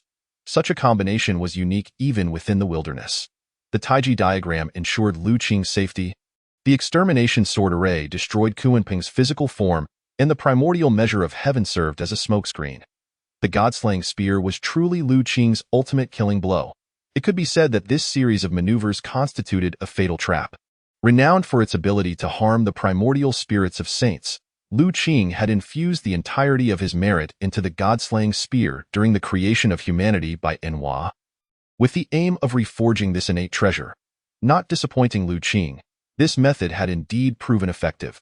The god-slaying spear had now re-entered the ranks of innate treasures, becoming one of Lu Qing's trump cards. Fellow Taoist, do you intend to provide my demon clan with an explanation today? At this moment, Tai and Dijuan's expressions were as dark as thunderclouds. As the rulers of the demon court, they had reached the pinnacle of the quasi-saint realm. Yet now, before their very eyes, someone had slain Kunpeng, which was undoubtedly a slap in the face not only to them but to the entire demon race. Tai, what do you mean by such words? Kunpeng coveted my treasures and sought to kill me to seize them. It was only natural that I subdued him. What explanation do you require from me? Lu Qing replied calmly, yet his tone was neither servile nor arrogant. My friend, Kunpeng is a saint of our demon court. Your act of slaying him before us seems to show a lack of respect for our court. Dijuan interjected with a grim countenance. So, according to your reasoning, if Kunpeng intends to kill me for my treasures, I should simply wait for my demise and not retaliate. Lu Qing retorted with a cold smile. Dijuan opened his mouth to argue but found himself at a loss for words. After all, they were fully aware of Kunpeng's intentions to seize Lu Qing's treasures. While Lu Qing's words were harsh, they were grounded in reality. And my friend, Kunpeng was a practitioner of our demon court, and his demise has caused us significant losses. Regardless, you must provide our court with an explanation today, Tai insisted, sidestepping Lu Qing's inquiry and directly demanding an account. What kind of explanation does Tai seek? Lu Qing's tone turned icy as he fixed his gaze upon Tai. Tai and Dijuan exchanged glances, seemingly understanding each other's thoughts. After a brief pause, Tai spoke. You have two choices, my friend. The first is to join our demon court. My brother and I promise that should you join us, you will have access to all the resources of the court, with a position only subordinate to us. The matter of Kunpeng will be set aside. As Tai spoke, he observed Lu Qing's expression, noticing that Lu Qing remained unfazed and unyielding. He continued, moreover, I can assure you that if you make great contributions to our court in the future and reach the quasi-saint realm, you will become the third master of our demon court, ruling alongside my brother and me. What a demon court! What ambition from Dijuan and Tai! Tai's proposal left all present in shock. No one had anticipated such an enticing offer so soon after Kunpeng's demise. Brother, what should we do? If this person truly joins the demon court, we be adding a formidable enemy to our Wu clan. Upon hearing Tai's promise, the impulsive Zhurong could no longer remain still and quickly turned to Dijuan. Not only he, but even the other ancestral witches, apart from Hutu, cast questioning glances at Dija. Go them. This young man possessed numerous treasures and had the ability to slay Kunpeng with ease. If he were to join the demon court and subsequently reach the quasi-saint level, it would spell disaster for the Wu clan. Calm down, everyone. Let us observe how this individual responds, Dijuan urged, maintaining his composure. However, he inwardly regretted not acting sooner to avoid this passive predicament. Lu Qing, my brother and I hold you in high regard and wish to share the rulership of the demon race with you. What say you? Seeing Lu Qing silent, Tai assumed he was contemplating and promptly inquired again. I appreciate your regard, but I am rather laid back and have no desire for world domination. Please, share your second option? Lu Qing replied after a moment's thought, ultimately rejecting Tai and Dijuan's proposition. Although he turned them down, he secretly admired Tai and Dijuan for their prowess. They had swiftly set aside their grievances and extended such a tempting offer to recruit Lu Qing into the demon court. Their decisiveness and ambition impressed him, yet it remained impossible for Lu Qing to join the demon court. Though the two clans of Wu and Demon appeared prosperous, commanding the wilderness, they would ultimately crumble under the gears of catastrophe. Joining the demon court at this juncture would be akin to seeking one's own demise. To knowingly march toward death was not the act of a wise individual. What? He actually refused? Lu Qing's rejection astounded everyone. To them, the opportunity to jointly rule the demon race alongside Dijuan and Tai was not one to be dismissed lightly. Thankfully, it seemed this individual had no ambitions of world domination. A collective sigh of relief swept through the ancestral witches. My friend, will you not reconsider? Both Dijuan and Tai were visibly taken aback by Lu Qing's firm refusal, unaware that they genuinely valued his potential in their view. If Lu Qing were to join the demon court, the death of Kunpeng would be inconsequential. After all, with Lu Qing's capabilities, reaching the quasi-saint realm was merely a matter of time. With Lu Qing allied to the future saints, the three pure ones, the demon court's association with them would undermine the Wu clan's significance. Furthermore, Lu Qing himself was of great importance. He not only possessed valuable treasures, but also wielded the primordial purple energy, which could very well lead to his ascension to sainthood. Should the demon court gain a saint, annihilating the Wu clan and dominating the wilderness would be a mere trifling task. Tai, I am devoted to pursuing the Tao and have no interest in participating in the struggle for supremacy. In response to Tai's inquiry, Lu Qing reiterated his firm stance. Upon hearing Lu Qing's refusal once more, both Tai and Dijuan displayed regret. After exchanging glances, Tai addressed Lu Qing, saying, Since you are unwilling to join our demon court, we will not press the matter. However, the incident involving Kunpeng must ultimately be accounted for at this point. Tai paused for emphasis before continuing. Since you have caused the loss of a demon sovereign for our court, You must provide compensation for this lost. Oh, what compensation do you seek? Upon hearing Tai's words, Lu Qing already had an inkling but feigned ignorance as he inquired in the Zhixiao Palace. You obtained a strand of primordial purple energy. If you were to offer this as compensation, then the matter concerning Kunpeng would be settled. Tai's tone grew colder, his gaze fixed on Lu Qing as he sought to discern his thoughts. Shameless, upon hearing this, the ancestral witch Xianming could not restrain herself, and neither could the others, as they had not anticipated such a demand from Tai and his companions. This was primordial purple energy, the foundation of sainthood, of which there were only 7 strands in all of the wilderness. In comparison to a saint's position, what was Kunpeng? Wasn't the demon court clearly trying to extort them? Brother, we absolutely cannot allow the demon court to obtain the primordial purple energy. The 12 ancestral witches firmly expressed their stance to Dijuan. Upon hearing this, Dijuan's expression hardened as he nodded, saying, if this individual chooses to surrender the primordial purple energy, we will act immediately. We cannot allow it to fall into the hands of the demon court. The Wu clan, unable to cultivate their primordial spirit, found the primordial purple energy of little use to them. However, if it were acquired by the demon court, enabling Tai or Dijuan to achieve sainthood, their fate would be dire. Liu Qing's expression remained calm as he had anticipated Tai's request. Tai and the others appeared to be advocating for Kunpeng. But their ultimate goal was still the primordial purple energy. They first proposed ruling the demon race together with Lu Qing, only to later demand the primordial purple energy. Regardless of Lu Qing's decision, the primordial purple energy would ultimately belong to the demon court. Should Lu Qing choose to join them, his future sainthood would only benefit the demon court. If he refused and surrendered the primordial purple energy instead, the outcome would be no different. One could not deny that Tai and Dijuan had crafted a brilliant scheme, their political acumen undeniable. And why, friend? Will you choose to join the demon court, or will you surrender the primordial purple energy? Dijuan pressed once more. At this moment, all eyes were on Lu Qing, eager to see what choice he would make. What if I choose neither? Faced with the relentless pressure from Tai and Dijuan, Lu Qing's voice turned icy, his eyes glinting with defiance. Not to mention that the primordial purple energy was crucial for attaining sainthood. Even if it were of no use to him, Lu Qing would never yield to threats. If he were to surrender the primordial purple energy today, what path would he have left to pursue? What future could he hope for? He might as well seek a quick end. My friend, we have already extended our utmost sincerity.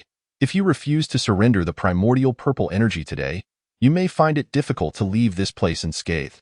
Seeing Lu Qing's refusal to yield the primordial purple energy, Tai and the others revealed their murderous intent, the Donghuang bell in their hands trembling slightly.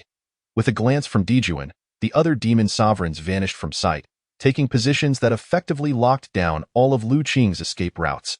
Only Fushi remained stationary, showing no sign of movement throughout. Humph! 7 quasi-saints, how bold you are! But I, Lu Qing, will never be threatened by anyone.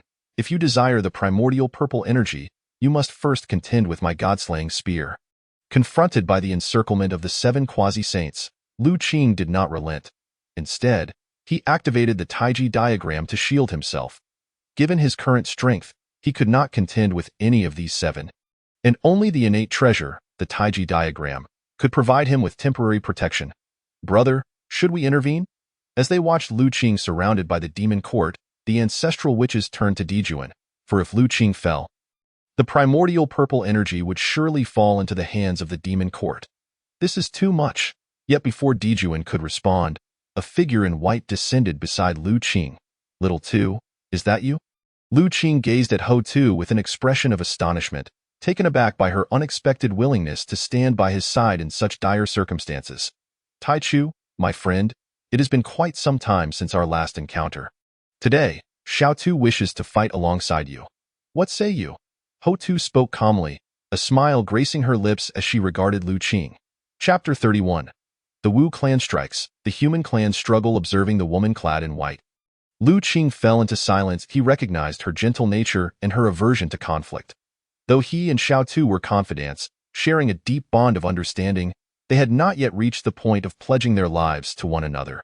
Yet, in his moment of despair, she resolutely chose to stand beside him. Such a devoted and righteous woman stirred his emotions, leading him to lament the tragic fate that awaited her, a fate of solitary transcendence into the cycle of reincarnation. My dear friend, your sentiments are well understood by me, Lu Qing acknowledged inwardly. Yet, I, Lu Qing, cannot bear to place you in danger because of my own plight. You must withdraw. Trust me, I shall not perish here today. Though he did not consider himself a sage, he believed he need not cower behind a woman, nor allow such a noble soul to face peril on his behalf. Lu Qing, is that truly your name? I much prefer to call you Tai Chu, my friend, Ho Tu replied, a smile illuminating her face, unperturbed even in the presence of the 7 great semi-saints. What is the meaning of this, my friend? Do you intend to involve yourself in the grievances between my demon court and theirs? Tai questioned, his expression darkening as he turned to Ho Tuesday. I am here solely as a friend of Tai Chu. This matter bears no relation to the Wu clan, Ho Tu responded, her tone remaining serene as she shifted her gaze to Tai. What do you mean, Sister Ho Tu? We are all of one family. Your intentions reflect those of our brothers, came the voice of Di Jiang, the eldest among the 11 ancestral Wu, as they appeared in unison, positioning themselves against Di Jun and Tai. Indeed, I have long harbored disdain for your shameless kin. If it comes to battle, so be it. What do we have to fear? Zhu Rong declared, flames enveloping him as he spoke, disregarding the sentiments of the demon clan. Elder brother, esteemed brothers, Ho Tu sighed inwardly, feeling a twinge of trepidation at their unwavering resolve, for this was the very day she had feared. Millennia ago, she had glimpsed a fragment of the future, a vision of the cataclysmic clash between the Wu and the demon clans, leading to near annihilation of her kin, even the fall of her 11 siblings, leaving her alone in sorrow. It was this uncertain future that had gradually clouded her heart with anxiety, for she dreaded the day it might manifest into reality. What is the meaning of this, Wu clan? Tai cast a discerning glance at the 12 ancestral Wu before finally addressing Di Jiang. It bears little significance. If your demon court wishes to claim the Hongming purple qi, you must first seek our brother's consent, Di Jiang replied, his tone nonchalant, yet his meaning was unmistakable. Today, the demon court would not lay claim to the Hongming purple qi. This matter pertains solely to the demon court and Lu Qing, and does not concern your Wu clan, Di Jun remarked, his eyes narrowing into slits, a chill in his voice. We of the Wu clan have no intention of meddling in the affairs between your demon court and this friend of ours. Yet the Hongming purple qi shall never fall into your hands, Di Jiang retorted coldly. Lu Qing observed the tense standoff between the Wu and demon clans, remaining silent. He understood their motivations all too well. Aside from Ho Tu, none truly wished to aid him. Rather, they feared the Hongming purple qi falling into the hands of the demon court, which might yield a saint and disrupt the current balance. Feigning indifference, Lu Qing quietly watched as they played their roles, while the Hongming purple qi was not of his concern, residing instead with his true self. He found himself curious about the potential consequences should the clash between the Wu and demon clans ignite prematurely. Would this be deemed a disruption of the celestial order? Your Highnesses, at this moment, our demon court's Zhoutian star array is not yet prepared. Now is not the time for a decisive battle with the Wu clan. As Di Jun and Tai hesitated over whether to engage the Wu clan for the sake of the Hongming purple qi, a whisper from their strategist Bai Zhe reached their ears. Indeed, upon hearing Bai Zhe's words, Di Jun and Tai calmed slightly. They understood that if they clashed with the Wu clan now, even if victorious, it would be a Pyrrhic victory. Exchanging glances, they nodded in silent agreement. Humph, today, we may forego the Hongming purple qi, but the human clan must submit to our demon court. Should you attempt to obstruct this, we shall go to war, Tai declared, his gaze fixed firmly on Di Jiang. Upon hearing this, Di Jiang's expression shifted to one of uncertainty. In truth, he, too, did not wish to engage the demon clan at this moment, for the Wu clan's Duding Shun Sha array had yet to be completed. If battle were to commence now, the Wu clan could not guarantee victory. However, Tai's demand for human submission placed Di Jiang in a precarious position, prompting him to seek counsel from the other ancestral Wu. Elder brother, I find this feasible, as long as the demon court does not acquire the Hongming purple qi and does not produce a saint. Once our array is complete, what have we to fear from the demon clan? Zhu Juyin conveyed to the assembled ancestral Wu. Indeed, as long as the demon clan does not obtain the Hongming purple qi, we can relinquish the human clan to them. Gong Gong concurred with Zhu Juyin's perspective. Upon hearing this, Di Jiang surveyed the other ancestral Wu, noting their nods of agreement, and thus addressed Tai Yi and Di Jun. Very well, the matter of the human clan shall not involve the Wu clan. In this manner, a consensus was reached between the Wu and demon clans, momentarily quelling the impending conflict. Yet Lu Qing understood that the calamity had already begun, and the war between the Wu and demon clans would inevitably erupt, leaving few alive in its wake. Let us depart. Tai Yi and the others spoke little more, casting one last meaningful glance at Lu Qing before heading towards the 10,000 Great Mountains. Hold on. At this moment, Lu Qing finally spoke, blocking the path of Tai Yi and the others. My friend, what is it you wish to convey? Tai Yi halted, his expression darkening as he regarded Lu Qing. If you wish for the human clan to submit to the demon clan, this matter must first be discussed with me, Lu Qing replied, unperturbed by Tai Yi's demeanor. What do you mean by this? What ties do you have with the human clan? Do you intend to interfere in this matter? Tai Yi suppressed his anger, his gaze icy as he fixed it on Lu Qing. I have taken on the responsibility bestowed by my master, Nuwa, to safeguard the human clan. They refer to me as their holy father. What say you to that? Lu Qing's heart smirked in derision.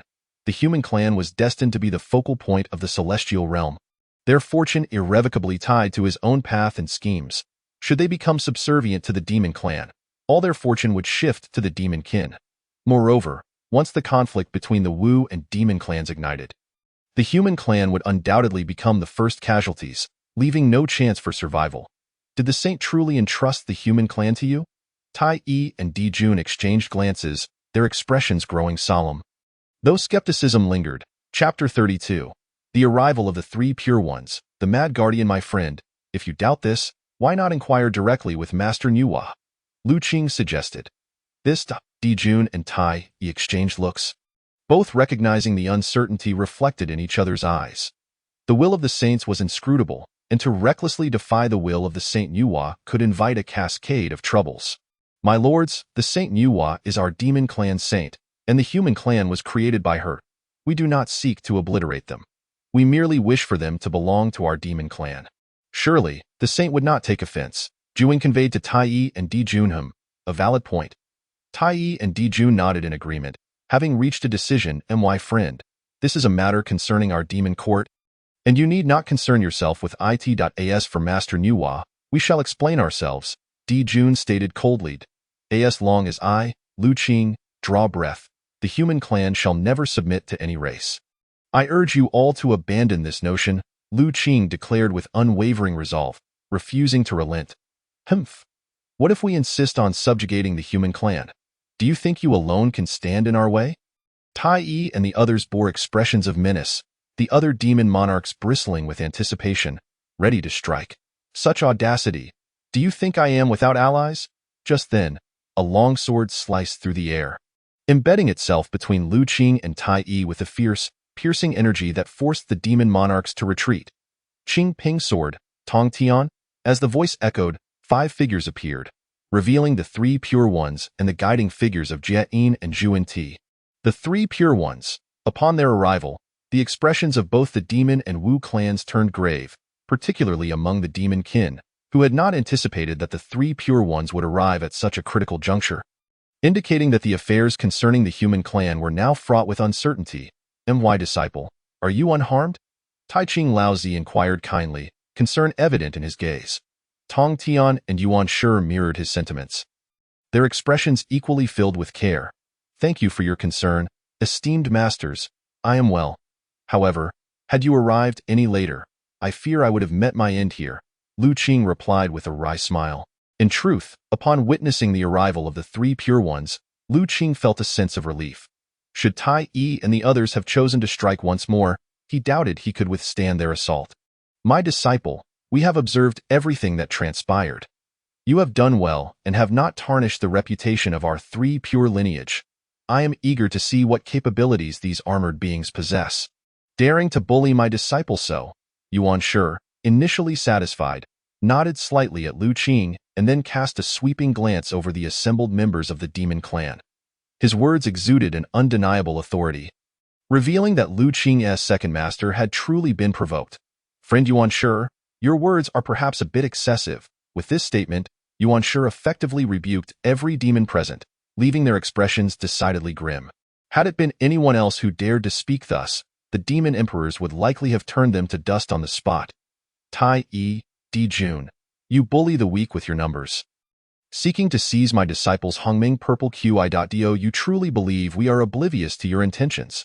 Tong Tian spoke with fierce resolve, directly addressing Tai and Di Jun without a hint of mercy. Faced with such public reprimands from Tong Tian and Yuan Shi, both Tai and Di Jun wore expressions of displeasure. Nevertheless, Di Jun eventually spoke. Three esteemed friends, today's event stemmed from Lu Qing Taoist's prior act of slaying our demon court's demon master. Out of respect for you three, we extended an invitation to Lu Qing Taoist to join our ranks. It is only because he declined to unite with us in governing the demon clan that we proposed he offer the Hongming Purple Qi as compensation for the loss of Kunpeng. Where is the claim of seizing the Hongming Purple Qi? Di Jun, after all, was an ancient being who had lived for countless ages, deftly balancing respect for the three purities while elucidating the circumstances. Preposterous! How could our esteemed disciple of the three purities, destined to become a saint, lower himself to your foul demon court? Di Jun believed he had shown sufficient deference to the three purities. Yet Yuan Shi remained ungrateful, choosing instead to mock him. Indeed, a mere Kunpeng, slain as it may be, is inconsequential. It is you who hide behind the guise of Kunpeng, bullying my disciple. This matter demands a resolution. Otherwise, the destruction of your demon court is imminent. Tong Tian, renowned for his audacity, proclaimed the potential annihilation of the demon court, causing all present, including the witch and demon clans, to look on in shock. Were anyone else to utter such threats, they would be dismissed as mad. But when it came from Tong Tian, even Tai and Di Jun could not afford to take it lightly. It was well known that the three purities, having been ordained by the Tao ancestor as future saints, possess strength capable of instilling fear across the demon clan. Although the three purities seldom intervened in worldly matters, legend spoke of their invincible alliance against all foes, and none dared to test that claim. Regarding the Hongming Purple Qi, the demon clan had already reached an agreement with the witch clan. This matter had been settled. Now, it was the demon court that sought to recruit the human clan, while Lu Qing impeded their efforts. Esteemed friends, do not press too hard. With Tong Tian and Yuan Shi pressing their advantage, even Tai felt a surge of indignation rising within him, nearly beyond his control. And what if we do? Bring forth your swords. At Tong Tian's command, 2 fingers coalesced, and the 4 swords of extermination soared into the sky from Lu Qing's form in an awe-inspiring display. Thunder roared as the extermination formation unfolded once more, with the 4 unparalleled swords merging into the formation, unleashing a tempest of sword energy that obscured the heavens and blotted out the sun. Enveloping a vast portion of the eastern wilderness, a perfected quasi-saint dedicated to the sword, Tong Tian wielded the extermination sword formation with a terrifying might that reverberated throughout the wilderness, causing countless beings to cower in fear, as if the apocalypse had descended upon them. Is this truly the extent of the extermination sword formation's power? Lu Qing gazed at the formation in the sky, reflecting that in Tong Tian's hands, it was far more fearsome than in his own. Was Tong Tian genuinely intent on annihilating the demon court? The mighty beings of the wilderness bore expressions of astonishment. The sheer grandeur was overwhelming, prompting even the 12 ancestors of sorcery to retreat 100,000 miles. Who dares to challenge me? Tong Tian stood like an ancient war god, the extermination sword formation above him. His gaze filled with disdain as he surveyed the demon clan. Master, your might is unparalleled. Master, your authority is majestic. Lu Qing silently cheered for his master, who had never failed to impress him. The reputation of the protective master was indeed well-deserved. Esteemed friends, are we truly to engage in combat today? Is there no room for negotiation? Di Jun and Tai's expressions were grave, as they recognized the overwhelming power of the extermination sword formation far exceeded anything they had encountered before. Even they felt unprecedented pressure in the face of Tong Tian's prowess. Enough talk. Will you face me one-on-one or all together? Tong Tian's unyielding stance made the usually combative ancestors of sorcery feel feeble in comparison. Do you two friends share this sentiment? Di Jun inquired of Laozi and Yuan Shi, reluctant to engage in battle against the three purities, setting aside whether the demon clan could contend with the three purities. The witch clan loomed as a watchful threat. The three purities cannot be easily insulted. Panga Banner, Arise. Yuan Shi's words were succinct as he waved his hand, summoning the Panga banner from Qing. With a mere flicker of his power, the void collapsed, and the earth trembled, revealing the immense might of the primordial treasure. The Panga banner.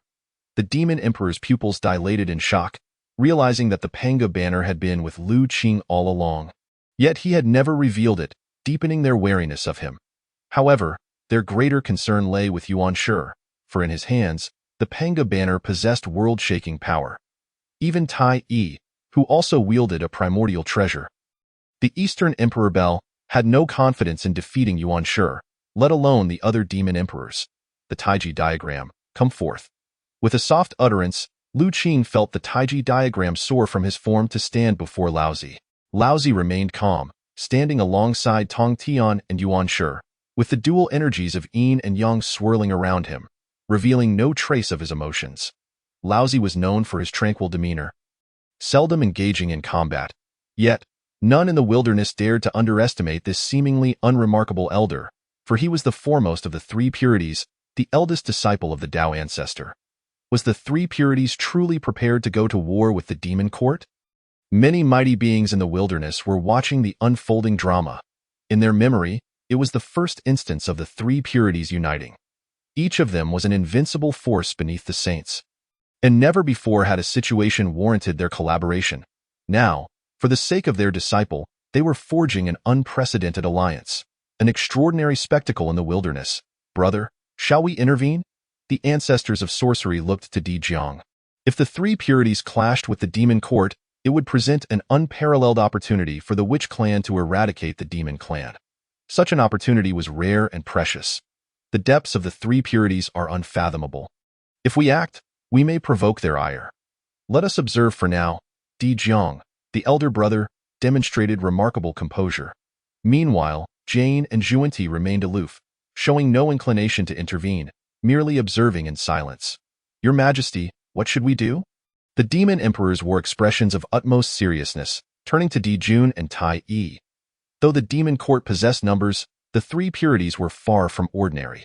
Each could contend against many, and the mere presence of Tong Tian alone was enough to warrant their full attention. Faced with the anxious inquiries of the demon emperors, Tai Yi and Di Jun felt an immense burden. Confronted with the three purities, they understood that should a true battle ensue, victory would be elusive. Furthermore, if the 12 ancestors of sorcery seized the moment to strike, the consequences would be dire.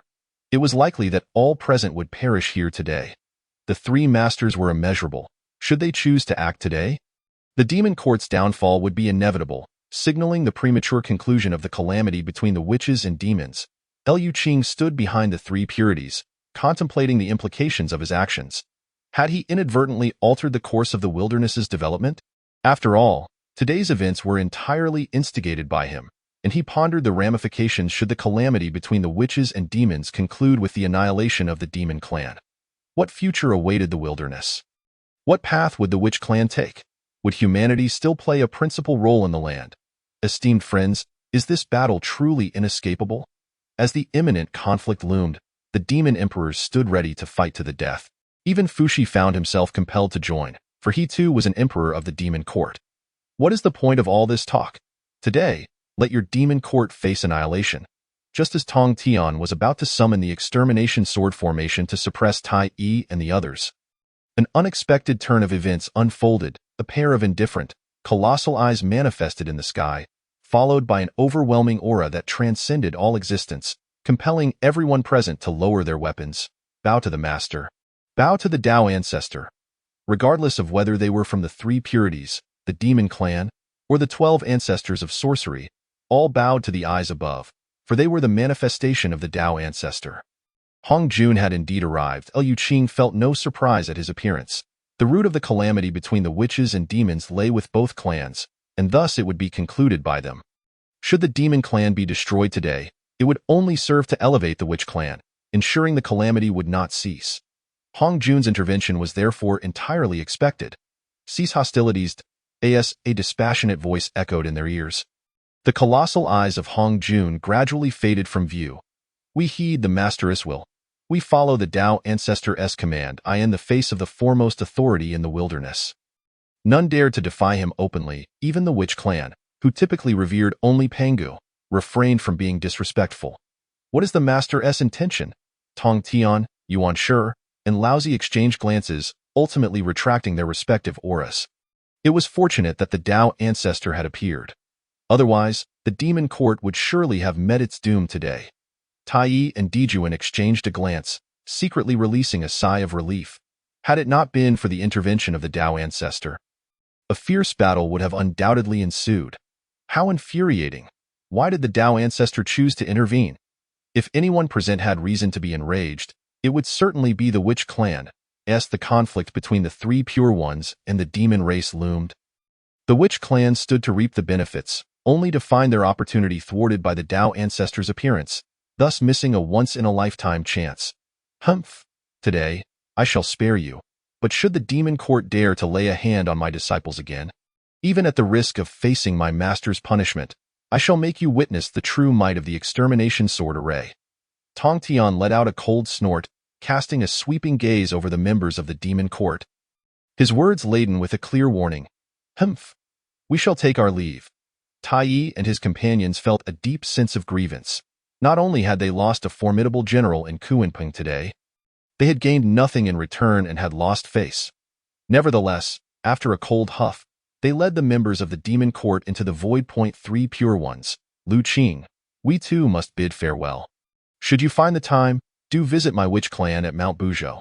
With the matter concluded, Dijuan exchanged pleasantries with the three pure ones before preparing to depart with the other ancestor witches. Little Earth, my friend.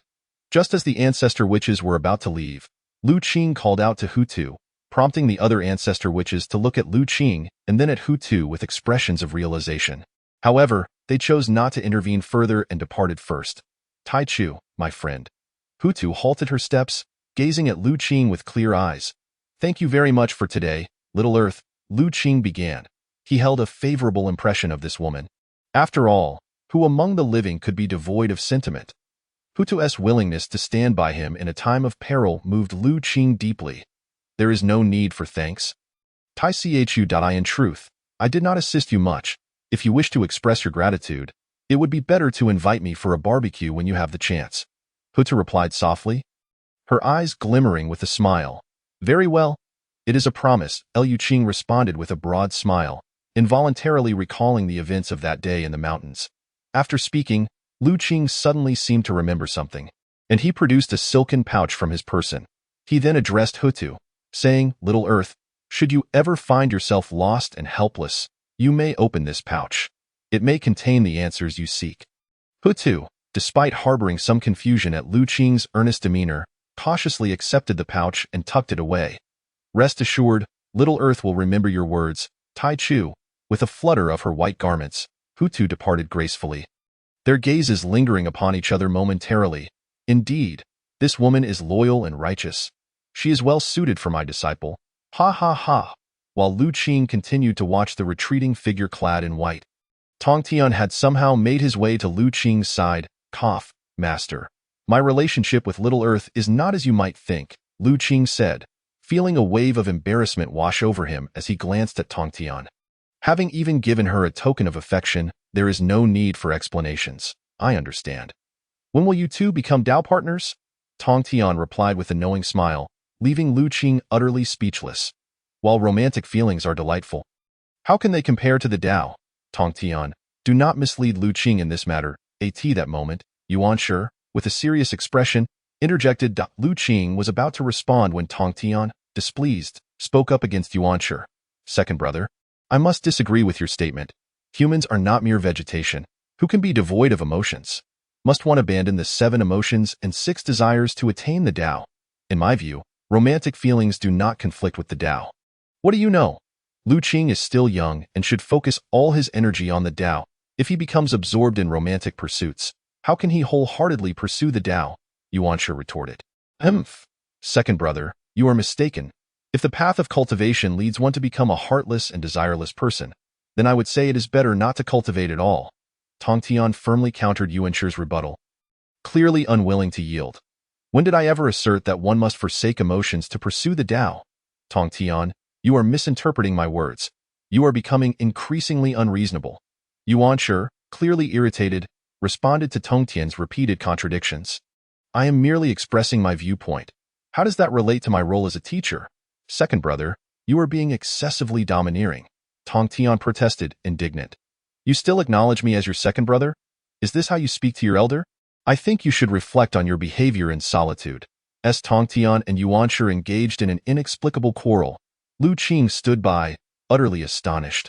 Caught in the middle, he felt torn, unsure whether to speak or remain silent, and suddenly found himself overwhelmed. He cast a pleading glance at Laozi, hoping for mediation, but saw Laozi shake his head helplessly, indicating his own inability to intervene. Ahem, esteemed masters, I have a question. Why did the three of you take so long to arrive today?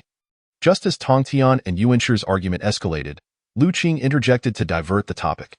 However, this was not solely for the purpose of diversion. He genuinely harbored this doubt. Logically, given that they had summoned the extermination sword array, the three pure ones should have sensed it immediately, yet they had arrived tardily. Indeed, upon hearing Lu Qing's words, Tongtian and Yuan ceased their quarrel and turned their attention to him, simultaneously pointing to the heavens. Was it the Tao ancestor who hindered the three masters? Why would the Tao ancestor act in such a manner?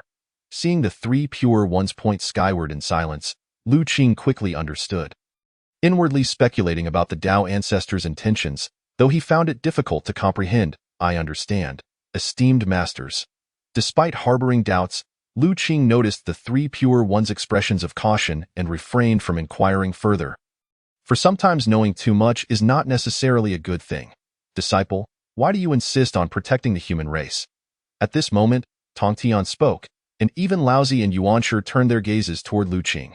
In truth, they had observed the events of the day with clarity and were puzzled as to why Lu Qing would confront the demon court on behalf of the human race. Was it merely due to the commission from Yuan? Noting the perplexed expressions on the three pure ones' faces, Lu Qing had anticipated this and replied, Forgive my boldness, but I implore the three esteemed masters to accompany me to the realm of humanity for a visit. Moments later, for figures descended upon the 10,000 great mountains, Lu Qing then inquired, What do the three masters think of the human race? To their astonishment, within just a few thousand years, the human race had developed to such an extent. The three pure ones gazed upon the millions of humans within the mountains, taken aback by the rapid advancement of the human race. What remarkable fortune! At this moment, even the usually composed Laozi was visibly moved. Clearly perceiving the human race's fortune through the river of destiny, Tongtian and Yuan also turned their attention to the river of fortune, where they beheld that the fortune representing humanity had transformed into a golden dragon stretching thousands of feet long, its density nearly rivaling that of the witch clan and the demon race. This sight stirred the three pure ones, for it must be noted that both the demon race and the witch clan were ancient races, their histories and numbers incomparable to those of the human race. Is this the reason you are so determined to protect the human race? Yuan inquired, looking at Lu Qing. In response, esteemed master, it is not entirely so. Fortune is merely one aspect. The primary reason I strive to protect the human race is for the opportunity of the three esteemed masters to attain sainthood. Lu Qing spoke earnestly. Oh? Our opportunity for sainthood? Is it related to this human race? Upon hearing that it was connected to their own path to sainthood, the three pure ones looked at Lu Qing with grave expressions. After all, Nuwa had attained sainthood several millennia ago. Yet as the true disciples of Pengu, they had yet to take that step, always missing that crucial opportunity. Indeed, esteemed masters, on the day when Nuwa created humanity from clay, I was present. I witnessed the entire process of Nuwa creating the human race and attaining sainthood. At this point, Lu Qing paused for a moment before continuing. I pondered, the human race, being created by a saint, possesses an innate Tao body, favored by the heavenly Tao. Since Nuwa was able to attain sainthood through the human race, why could the three esteemed masters not use this human race as a catalyst for your own sainthood? After finishing, Lu Qing carefully observed the expressions of the three pure ones, noticing their contemplative looks. And he continued, Of course, this is merely my humble opinion. Whether it is feasible remains for the three esteemed masters to decide. Chapter 35. The Sainthood of the Three Pure Ones. Who are the three pure ones? Their attainment of sainthood is merely a matter of time, only waiting for the right opportunity. Previously, they had not paid much attention to this newly emerged race. Now, having witnessed the fortune of humanity firsthand. They felt enlightened upon hearing Lu Qing's words, and after exchanging glances, they all nodded in agreement. Lu Qing, my disciple, I did not expect you to possess such insight. You are indeed worthy of being my disciple of the three pure ones. Ha ha ha, Tongtian laughed heartily, his face alight with admiration. So, you are willing to face the demon race in order to protect the human race for our opportunity to attain sainthood? Yuan Shi remarked with newfound understanding. The three esteemed masters have shown me immense favor. If I were ungrateful, I would be no different from a beast. I can only blame my own limited abilities for not being able to repay the kindness of the three esteemed masters. The fate of the human race is tied to your opportunities. I cannot simply relinquish them to jeopardize your chances. Lu Qing's expression was earnest, and his words conveyed a resolute determination. Excellent, excellent, excellent. Truly, I did not misjudge you. The three purities nodded in unison, initially believing that Lu Qing had spared the human race out of respect for Nuwa's entrustment and his own interests. However, they were taken aback to discover that this disciple had risked his life not merely for himself, but for the opportunities of others, daring to confront the seven great quasi-saints alone in the guise of a Luo. This realization, the three purities felt a pang of guilt. As masters, they had inadvertently placed their disciple in peril and had misjudged him. Well done, dear child, I understand your intentions clearly. Please wait here. I shall first ascend to the realm of the saints. Upon hearing Lu Qing's analysis, Laozi wore a smile, his heart already enlightened as to the path to sanctification. Meanwhile, within the vast expanse of the 10,000 great mountains, the human race sensed a profound change, lifting their gazes skyward to behold an elder. Exuding an ethereal aura, descending upon them atop a rainbow-hued cloud. Was a celestial being arriving? Among the humans, none had ever encountered such a figure, as the highest cultivation level merely reached the pinnacle of humanity. The elder, standing upon the clouds with a whisk in hand, moved with a grace that resonated with the essence of the Tao, leaving the human populace in awe. Heavenly Tao above, I, the grand purity Laozi, hereby establish a new doctrine, to be known as the human teachings, imparting the golden elixir Tao to enlighten humanity, with the Taiji diagram to stabilize their fortune. Let heaven and earth bear witness. As Laozi's voice echoed through the primordial wilderness, the will of the heavenly Tao manifested, illuminating the skies with radiant light, shaking the realm as boundless merit transformed into golden lotuses that merged with Laozi's being. In that instant, his aura surged, far surpassing the consummate state of a quasi-saint, enveloping the cosmos and transcending the boundaries of time. Had another achieved sainthood? Such a magnificent phenomenon stirred the entire primordial realm, compelling all beings to prostrate in reverence. Who could have anticipated that grand purity would attain the esteemed rank of saint so swiftly? On Mount Buzhou, within the Pango Hall, the 12 ancestor witches gazed towards the 10,000 great mountains. Their expressions darkened, for as a dominant force in the primordial realm, none relished the presence of a saint looming above them. Cursed be it! Grand purity has become a saint in the demon court. Di Jun, Tai Yi, and the other demon sovereigns wore grim visages, utterly unprepared for the rapid ascent of Laozi to sainthood, especially since it was rooted in the human race. Regret coursed through them. Had they foreseen this, they would have spared no effort to subjugate the humans, or even to obliterate them. If it were not for Lu Qing, we would have already subjugated the humans, and Laozi would not have attained sainthood so swiftly. Di Jun fumed. The demon court had already entangled itself with the three purities today. Now that Laozi had become a saint, should he take action against them, who could stand in his way? Thus, they blamed everything on Lu Qing. Just then, another resounding voice echoed throughout the primordial realm. Heavenly Tao above, I, Yuqing Yuan Shi, today establish a new doctrine, named the Chan teaching, utilizing the Panga banner to stabilize fortune. Let heaven and earth bear witness. In a century, I shall deliver teachings upon Kunlun Mountain. Those with fate may come to listen. As this announcement reverberated, the earlier spectacle unfolded anew, with various extraordinary phenomena manifesting. Had yet another achieved sainthood? Before the beings could fully comprehend the situation, a commanding voice rang out. Heavenly Tao above, I, Shangqing Tongtian, today establish a new doctrine, named the Jie teaching, aiming to seize a sliver of hope for all beings. Anyone with ambition may come to Kunlun Mountain to receive teachings.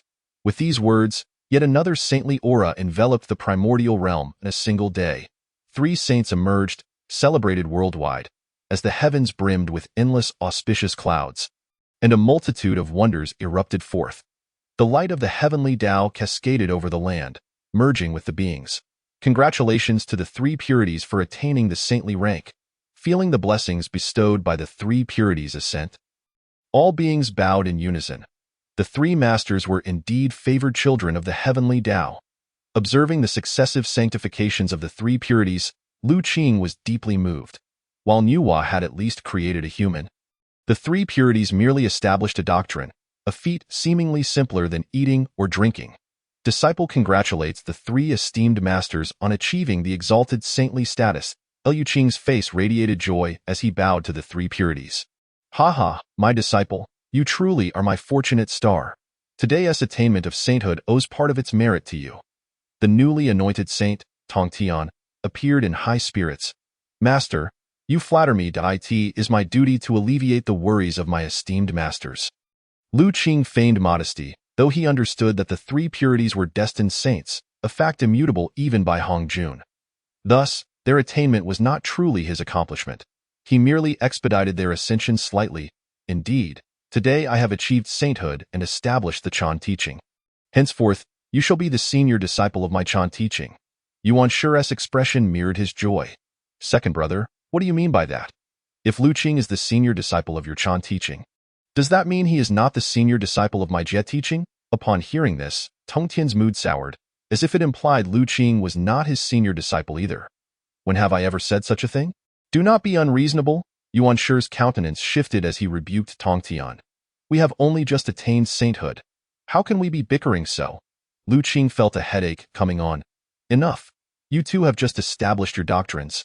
It is best to return to Kunlun and prepare for the matters of the teachings. At that moment, Laozi interjected, interrupting the exchange between Tongtian and Yuan Shi, lest it devolve into an endless debate. Master, are you not returning to Kunlun? After Tongtian and Yuan Shi departed, Lu Qing inquired with curiosity. There is no need. My path diverges from theirs, Laozi replied, exuding an air of inscrutable profundity. I am the 10,000 great mountains. Laozi sat upon a golden lotus, while below, throngs of humans gathered not for any other purpose than to hear the teachings. Today, I, Grand Purity, shall impart the golden elixir Tao, resolving all karmic ties. Laozi spoke with eloquence, elucidating the golden elixir Tao, captivating the audience to the point where a century slipped by unnoticed. Chapter 36. A Visit to Spirit Mountain. Great Immortal. Is this saint truly your master? So you are a disciple of a saint? Not far away, the Qing Niu Jing gazed at Lu Qing with admiration. The scene of Lu Qing wielding the god-slaying spear to strike down Kunpeng and confronting the 7 great quasi-saints alone was etched in his memory. It would not be an exaggeration to say that after all these events, Lu Qing had firmly established himself as his ultimate idol. Speak your mind. Why beat around the bush? Lu Qing regarded the Qing Niu Jing with an expression that suggested he had seen through everything. Ahem, it is like this. Great Immortal, you previously mentioned that as long as little Niu guards the human race for 3,000 years, you would grant him a great fortune. Now that a millennium has passed, I wonder. The Qing Niu Jing hesitated, appearing somewhat bashful. Oh, is that what this is about? Fear not, for this great immortal's word is my bond. I shall not forget. Liu Qing maintained a serious demeanor, though he inwardly acknowledged that he had long since forgotten this promise. Little Niu, I see you have been solitary for quite some time. Surely you do not have a partner yet? Lu Qing asked with a glimmer of mischief in his eyes. Partner? None. Great Immortal, does this have anything to do with the fortune you mentioned?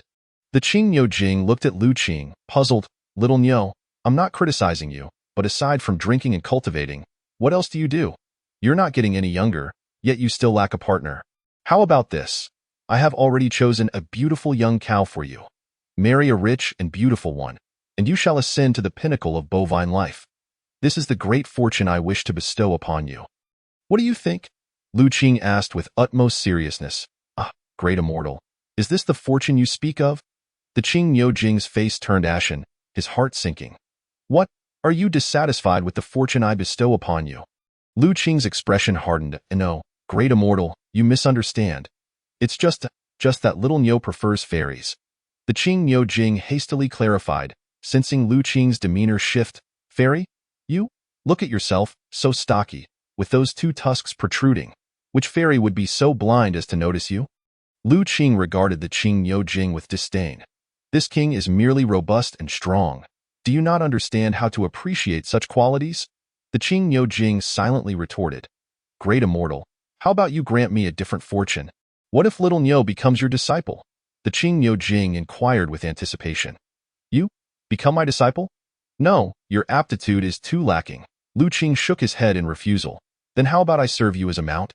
The Qing Niu Jing persisted, not ready to give up. Mount? No way, you are too ugly. It would not suit my noble aura. What would people think if I rode you out? Lu Qing expressed his disdain. Great immortal, I have been an orphan since childhood. My parents passed away before I was born. Please have mercy on little Niu, who is all alone. Seeing that Lu Qing was rejecting every proposal, the Qing Niu Jing resorted to theatrics, shedding tears and snot, evoking sympathy. Speaking of which, it has been a while since I had roasted beef. I do miss it a bit, Lu Qing mused. Observing the Qing Niu Jing's dramatic display, he began his usual intimidation tactics. Great immortal, little Niu was just joking earlier. I merely wish to lighten the atmosphere. Please do not take it to heart. Indeed, upon hearing Lu Qing's words, the Qing Niu Jing quickly changed his demeanor. Clearly this tactic was effective. After all, he had once witnessed Lu Qing capture several golden immortal-level demons to roast and consume. Seeing the Qing Niu Jing, now visibly terrified, Lu Qing felt a sense of satisfaction in his mischievousness. Well then, come closer and lend me your EAR.it is said that in order to repay the karmic debts of the human race, I spent 200 years imparting teachings to them and passed down the profound path of the golden elixir. As I departed, I took a disciple named Xuandu, riding away upon a green ox. From that moment on, the name of Taoxing spread among the human race, and a statue was erected in his honor for their veneration. On the spiritual mountain of the West, senior brother, the three pure ones have already attained sanctity for hundreds of years, yet we have yet to discover the opportunity for our own sanctification.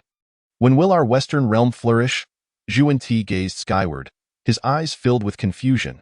As fellow disciples of the Tao ancestor, sharing the primordial purple qi, both Nuwa and the three pure ones have achieved sanctity. Yet these two brothers remain stagnant. Zhuan-Ti felt both anxious and bewildered. Do not fret, junior brother. Have you not heard that the way of heaven is impartial? The Tao ancestor has bestowed upon us the primordial purple qi. How could there be any reason for us not to attain sanctity? Moreover, the East already boasts 5 saints. If our West were to remain devoid of a single saint, would that not violate the balance of the heavenly path? Compared to Zhuan-Ti, Jie-in appeared notably more composed. However, he too harbored a sense of urgency within it. So, according to senior brother's thoughts, are we to do nothing and merely wait for the opportunity to attain sanctity to descend upon us?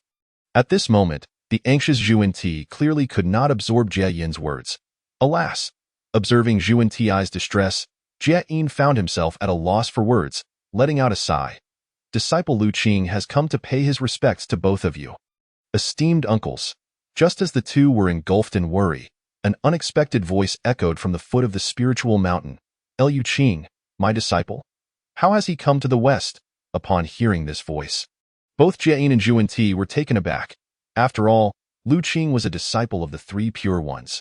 How could he suddenly arrive to visit them? Lu Qing, my nephew, please come forth. As a guest, especially one they held in high regard, they waved their hands, and the gates of the spiritual mountain opened wide. This West, truly a barren land. It seems the aftermath of the demon ancestor's self-detonation has yet to recover. Even the gates of the spiritual mountain are so rudimentary. At the foot of the spiritual mountain, Lu Qing looked up at the towering presence above. In comparison to Kunlun Mountain, it was as if one were in a realm of immortals while the other remained in the mundane world. Were it not for the 2 large characters Ling Shan inscribed upon the gate, Lu Qing would have suspected he had taken a wrong turn. Disciple Lu Qing pays respects to both esteemed uncles. Moments later, Lu Qing ascended the spiritual mountain and met Jie-in and Zhuan-Ti. Nephew, you are indeed a rare guest. In the past, at the foot of Mount Buzhou, we invited you to visit our Ling Shan. Yet you have only come today, which has made us wait in vain. Jie-in spoke with a gentle smile. Please do not blame me, Esteemed uncles, it is all my fault. I have always been concerned about both of you and wished to pay my respects. But alas, I was entangled in matters until today. Liu Qing expressed with a face full of self-reproach. "Do not speak so heavily, dear nephew. Your presence at Lingshan brings us immense joy. Do not dwell on the past." Zhuan Ti replied in a soothing tone. "Esteemed uncles, this is a special tea of enlightenment that I have personally gathered from the fairy island in the East Sea, specifically for your enjoyment. I hope you will not find it lacking." Liu Qing presented the prepared tea, and an aroma filled with the essence of the Tao instantly permeated the peak of Lingshan. "Nephew, you are too kind. How could we possibly hold any grievances against such a heartfelt gesture?" Jia Yin and Zhuan Ti looked at Liu Qing, who had taken the initiative to brew the tea, and a wave of gratitude welled up within them. They, born of the West and often looked down upon, now saw Nuwa and the three pure ones attain sanctity while they remained unfulfilled. Even many powerful beings privately discussed their plight, and now Lingshan had no visitors. Yet, at this moment, this disciple had come to visit and brought with him tea he had personally harvested from the East Sea Fairy Island as a token of respect. Ah, what a wonderful child. How fortunate it would be if he were a disciple of our West. Jia Yin and Zhuan Ti exchanged glances, each recognizing the shared sense of loss and regret in the other's eyes. "Esteemed uncles, please partake of the tea I have brewed. I feel as though I have returned home upon my arrival at Lingshan. Please do not think me rude." Liu Qing presented the freshly brewed tea before Zhuan Ti and Jia Yin. "Excellent, good child. In the future, should you wish to visit Lingshan, come at any time. Consider this place your home, and do not hesitate, for your uncles will never hold it against you."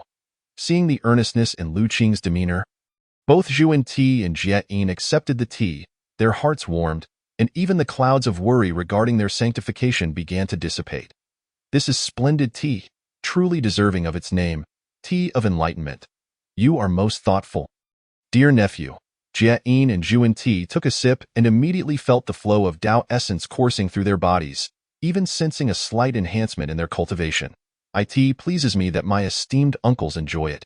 When the tea leaves revive next year, I shall return to gather more for you," Liu Qing said earnestly, pouring another cup for the two. Alas. Looking at the young man before them, Jia Yin and Zhuan Ti could only lament why they had not emerged to protect him when he transformed, allowing the three pure ones to seize him instead. Yet, in this world, there is no medicine for regret. All they could do was sigh. Disciple observes that esteemed uncles wear troubled expressions. "I am not particularly skilled. Yet I wish to alleviate your burdens." Seeing the sighs of Jia Yin and Zhuan Ti, Liu Qing spoke earnestly. "Since you inquire, we shall not hide it from you. We are concerned about the opportunity for our sanctification." Zhuan Ti wore a face of distress. "I see." Liu Qing replied with an understanding expression, yet his heart had already grasped the essence, for he had come for this very matter. He continued, "The attainment of sanctity feels distant for me. Yet I possess some humble insights. I wonder if esteemed uncles would be willing to listen? Oh, pray, share your thoughts." Upon hearing that Liu Qing had some ideas regarding the opportunity for sanctification, both were instantly intrigued. They were not willing to let any chance slip by. Seeing their interest, Liu Qing spoke again. "My master once said, the way of heaven subtracts from the surplus to replenish the deficit. It is impartial and emphasizes balance. Your words resonate with those of my senior brother. However, we are uncertain how we might attain sanctity," Zhuan Ti remarked. Upon hearing this, both felt a spark of realization as Liu Qing's insights aligned with Jia Yin's thoughts. "Esteemed uncles, the East has already established 5 saints, alongside the demon race, the shaman race, and the human race. Yet the West is in a state of decline. How could such imbalance be what the way of heaven or the Tao ancestor wishes to see?" Liu Qing gazed at Jia Yin and Zhuan Ti for a moment before continuing. "Since the East has established the 3 teachings to enlighten the masses, why can the West not establish a teaching as well? To heal the wounds of the past and benefit the beings of the West? Might this lead to our sanctification?" At this juncture, Zhuan Ti and Jia Yin's eyes brightened, their hearts filled with a sudden understanding. Who were they? In an instant, they grasped the meaning behind Liu Qing's words, realizing that the opportunity lay in establishing a teaching. "Nephew, please accept our profound bow of gratitude." Jia Yin and Zhuan Ti stood. Seriousness etched upon their faces as they prepared to bow deeply to Liu Qing. "Esteemed uncles, you must not. I cannot accept such a great honor," Liu Qing naturally refused to accept their gesture. Swiftly stepping aside, "Nephew has enlightened us. How could we not show our gratitude?" Zhuan-Ti insisted earnestly. "Esteemed uncles, I merely shared my humble thoughts. I cannot accept such a gesture. If you truly wish to reward me, I ask only for two things," Liu Qing stated. "Oh? What are these matters? Speak, and if my brother and I can fulfill them, we will not hesitate," Jane inquired, somewhat puzzled. "I wish for a promise from both esteemed uncles and an opportunity for you to intervene," Liu Qing said respectfully, bowing to them. "Oh? What promise?"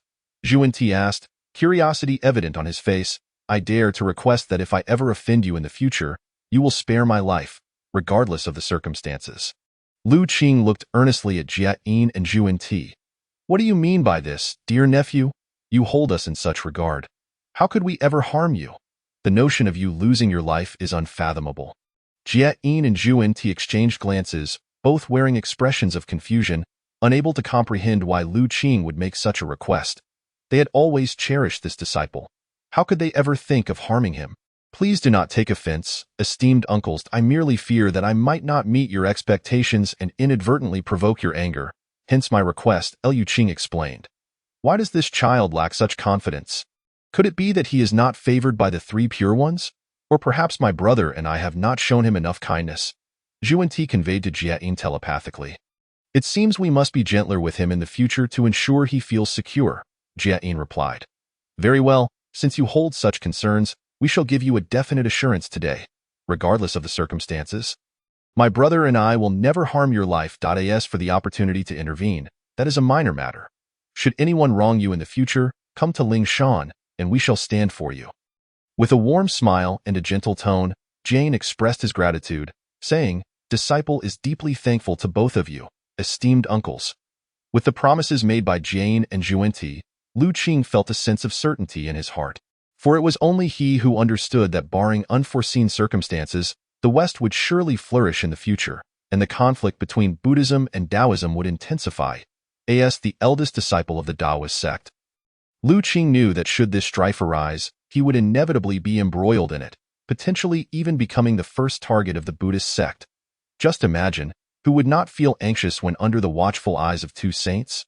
This was also one of the reasons Liu Qing sought to guide the two towards their path to sainthood and secure their commitment. Chapter 38. Loans to Sainthood with the Heavenly Tao Above. I, Jane, and I, Zhuan-Ti, established the Western teachings today, vowing to enlighten the world and revitalize the West, utilizing the 12-petaled golden lotus of merit to suppress the fate. Let heaven and earth bear witness, on that day. Two voices reverberated through the primordial chaos. Immediately, countless golden lotuses of merit descended from the heavens, flying into the bodies of Jane and Zhuan-Ti.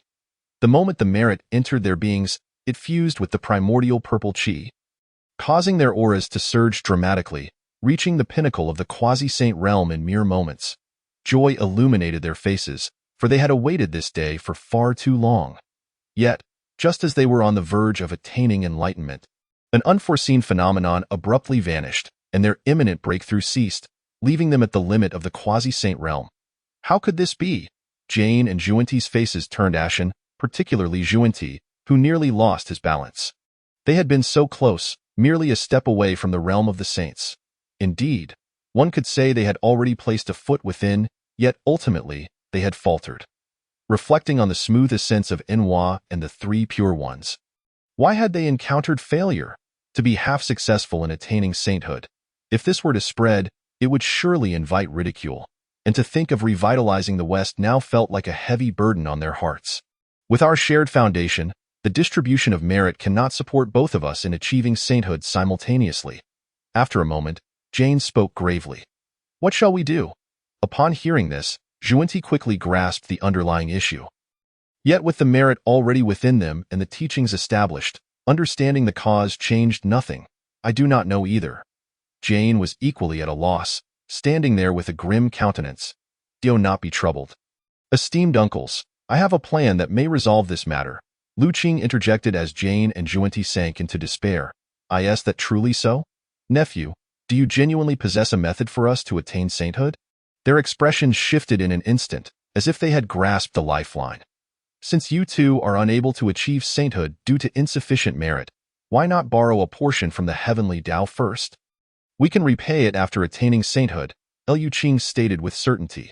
Borrow merit from the heavenly Tao to achieve sainthood, Jane and Zhuanti murmured, contemplating this notion. Indeed, since we are establishing our teachings to revive the West, why not borrow merit from the heavenly Tao and repay it later? Moments later, Jane appeared to have a revelation, raising his right palm. With the heavenly Tao above, I, Jane, and I, Zhuanti, establish our grand vows today. When I become a Buddha, may there be no unvirtuous names in my land. Should I become a Buddha, may all heavenly beings in my realm, even those who have heard of unvirtuous names, be transformed. When I become a Buddha, may I receive the scriptures and universally attain wisdom and eloquence. Should I become a Buddha, may I be one who recites and holds the teachings. As Jane and Zhuanti consecutively made their 48 grand vows. The will of the heavenly Tao manifested, and merit appeared above Lingshan. One golden lotus after another merged into Jane and Zhuanti's bodies. They had already been on the verge of the saintly realm. And this time, no mishap occurred. In the blink of an eye, their cultivation broke through the quasi-saint limit, entering the realm of the saints. Instantly, the entire primordial chaos erupted with phenomena. Purple chi and radiant light spanned countless miles, and two auras that surpassed all beings reverberated throughout the chaos. All creatures within the primordial realm sensed this and gazed towards the west in the Qing Taoist temple atop Kunlun Mountain. The three pure ones, who had been meditating with closed eyes, simultaneously opened their eyes, glanced towards the west, and then closed them once more. Congratulations to both esteemed uncles on achieving the exalted realm of saints. Liu Qing was the first to express his congratulations. Ha ha ha, nephew, today, my brother and I have attained sainthood thanks to you. We are at a loss as to how we might repay you. Indeed, nephew, you are truly a remarkable talent. Possessing exceptional wit to conceive such a plan, Jane and Zhuanti beamed with joy, declaring this to be the happiest day since their transformation. Esteemed uncles, you flatter me. I do not dare to speak of repayment. I only ask that you look after me more in the future. Observing the two in high spirits, Liu Qing jested, that goes without saying, ha ha ha. After Jane and Zhuanti achieved sainthood, not only did a sense of accomplishment swell within them, but even their confidence in speech increased remarkably. Watching Jane and Zhuanti's jubilant expressions, Liu Qing couldn't help but find it amusing. Only these two would resort to borrowing merit to attain sainthood. Nevertheless, regardless of the means, achieving sainthood still rendered them extraordinary and transcendent. Today, Liu Qing had merely spoken a few words and added a few tea leaves, yet had secured the promises of two saints and a chance for intervention. No matter how one assessed it, this was a tremendous gain, for this promise was akin to an inviolable decree of safety. In Liu Qing's view, Jane and Zhuanti were already designated saints by the Tao ancestor to repay karmic debts. And even if they did not attain sainthood today, they would surely do so in the future. Otherwise, the Tao ancestor's karmic balance would become precarious. Now that both esteemed uncles have achieved the supreme realm of saints, I shall take my leave and visit you again on another day. After bidding farewell to Zhuanti and Jane, Liu Qing exited Lingshan, preparing to ride the clouds back to Kunlun Mountain, when, unexpectedly, a sudden anomaly occurred. The god-slaying spear began to vibrate autonomously, as if stimulated by some force, and instantly flew from Liu Qing's possession, darting in a particular direction. What is happening? Liu Qing was taken aback. And seeing the spear rush away, he had no time to ponder, so he activated his divine abilities to follow suit. Where is this? Moments later, Liu Qing trailed the god-slaying spear to a massive pit, appearing several 100,000 miles wide, barren and devoid of any life. It seemed to have been formed by some immense external force. Liu Qing's expression grew solemn, as he sensed a faint yet familiar aura of malevolence emanating from this place. Just as Liu Qing pondered, the god-slaying spear, seemingly driven by madness, plunged towards the center of the pit, tearing open a chasm several meters wide. Watching the spear vanish into the abyss, Liu Qing displayed a hint of hesitation, contemplating whether to pursue the god-slaying spear. Very well, after a moment's deliberation, Liu Qing resolved to leap into the chasm. The divine weapon possessed its own spirit, and Liu Qing believed the god-slaying spear would not act without reason. He decided to follow it down as Liu Qing descended, The abyss was shrouded in darkness, seemingly bottomless. Time was indeterminate until a sudden light appeared, and Lu Qing realized he had landed within a palace. Has it been so many years? At last, has a successor arrived? At that moment, an ethereal voice echoed in Lu Qing's ears. Lu Qing turned sharply, his pupils constricting in shock as he beheld a being before him. Chapter 39. Not belonging to this ancient history, Lu Qing gazed intently and saw a middle-aged man clad in black, observing him. The man stood 9 feet tall, with a resolute visage and profound eyes, exuding an overwhelming malevolence that seemed to command the submission of all existence merely by his presence. Old friend, it has been a long time. I did not expect to see you again, the black-clad man said, grasping the god-slaying spear in his right hand, his gaze softening as he caressed the spear's body, as if greeting a long-lost companion. Alas!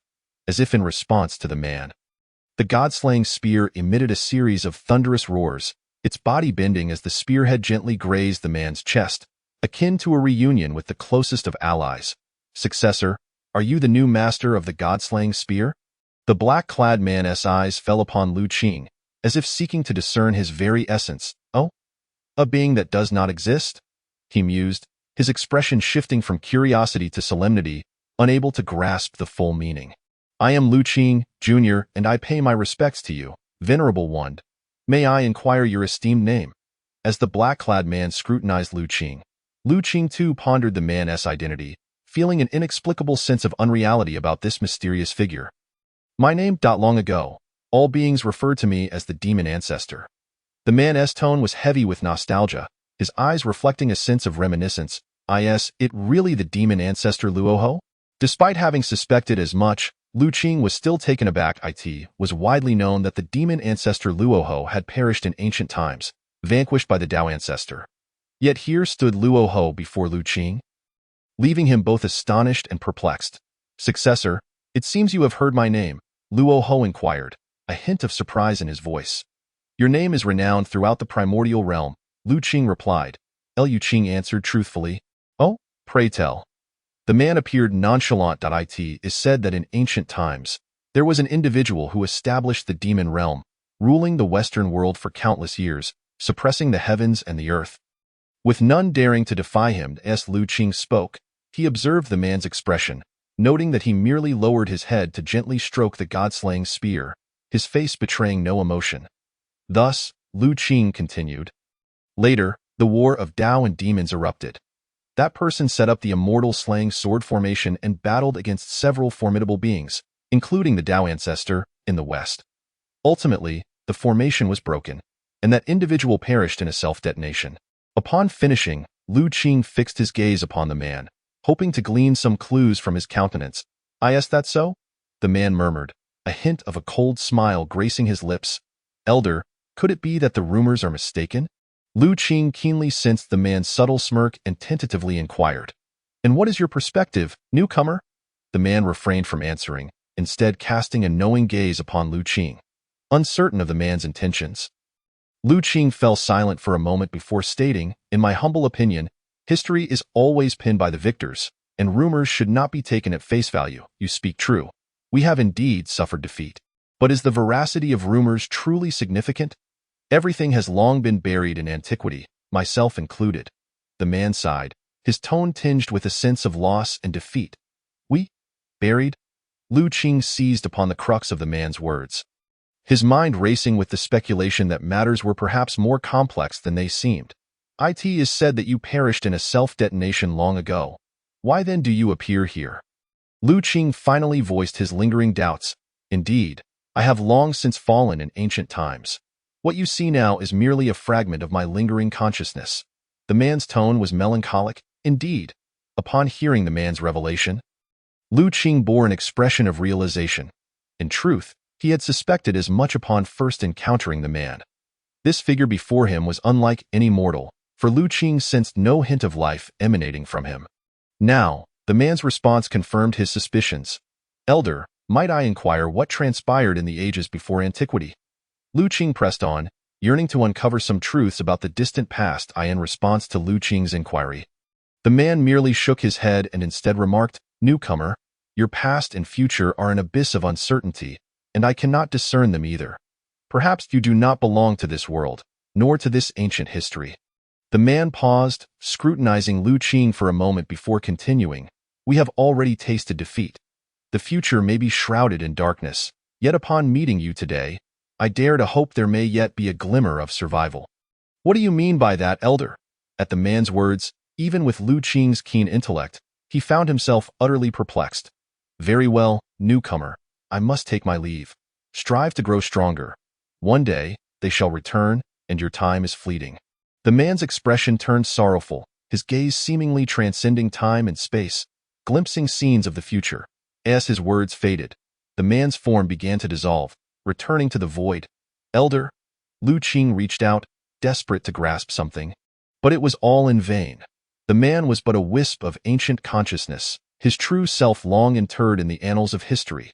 As the man dissipated, the entire palace began to collapse. As though it had lost some vital support, alas! The god-slaying spear emitted a mournful wail, as if lamenting, as if grieving, bidding farewell to its former master. "The departed are indeed gone. Your master has long since passed. Were he here, he would surely not wish to see you so. Come with me." Lu Qing addressed the weeping spear tenderly. Dinging, the divine weapon, possessing a spirit of its own, heeded Lu Qing's words and ultimately returned to him. Glancing back with reluctance, witnessing the palace's collapse, Lu Qing hesitated no longer, invoking his powers to soar toward the black hole from whence he came. Whoosh, at long last, he emerged. Time slipped away unmeasured until a figure finally ascended from the depths, returning to the primordial land. Almost the instant he set foot upon that ancient soil, the black hole collapsed entirely, vanishing as if it had never existed. What truly transpired in the age of antiquity? Lu Qing stood in silence, lost in thought, the events of the day leaving him bewildered. What was this abyss of uncertainty, this notion of not belonging to this ancient history, this proclamation of our defeat? This darkness and this foreboding return of their kind? The words spoken by the demon ancestor compelled Lu Qing to ponder deeply on later legends. It is said that the demon ancestor Luo Ho fell due to a conflict with Hong Jun over the path to power. This was common knowledge among the beings of the primordial realm. If that were indeed the case, then who, besides him, could be included in the we the demon ancestor spoke of? Who were they? The demon ancestor's words hinted at a matter of greater magnitude than a mere conflict between two individuals. It felt more akin to a struggle between two factions. Chapter 40. The buried truth. Was there a deeper mystery behind the demon ancestor's demise? What truly transpired during the war of Tao and demons? What did the demon ancestor mean by darkness? Who did they represent? Why did Luo Ho claim to see a glimmer of hope in the future? All these inquiries led Lu Qing to sense an immense truth lurking beneath the surface. Yet, regrettably, this truth may have long been interred in the mists of antiquity, buried beneath the very earth upon which he stood. In later tales, Luo Ho is depicted as a cruel, bloodthirsty fiend, a paragon of malevolence, said to have used the blood of countless beings to validate the immortal slaying sword formation, secretly instigating the calamity of the dragon and phoenix, ultimately serving as the hidden hand behind the end of the dragon and phoenix era. However, today, despite not engaging in extensive dialogue with Luo Ho, Lu Qing felt a dissonance between his impression of Luo Ho and the tales of old. God-slaying spear, you once fought alongside your master across the world. Can you reveal some truths to me? Lu Qing tenderly caressed the god-slaying spear, treating it as a living being in an apparent response to Lu Qing. The spear quivered slightly, and images began to flood into Lu Qing's mind. That was, a surge of astonishment coursed through Lu Qing as he beheld the scene. A horn sounded, and countless beings congregated, seemingly preparing for a cataclysmic battle. Were those the dragon, phoenix, and Qing clans? Lu Qing witnessed massive dragons soaring through the battlefield, one in particular stretching for millions of miles, exuding a terrifying aura that shook the heavens. At that moment, a colossal phoenix descended from the skies, leading millions of beings, its wings unfurling and causing the very void to collapse, dimming the world around it. Roar. Just as Lu Qing was enraptured by the spectacle of dragons and phoenixes, he beheld a Qilin leading millions of beings, letting out a thunderous roar that caused the earth to sink and the seas to boil. Behind the three clans, countless other races surged forth, a seemingly endless tide, numbering beyond comprehension. What foe could warrant such a coalition among the three sovereign clans?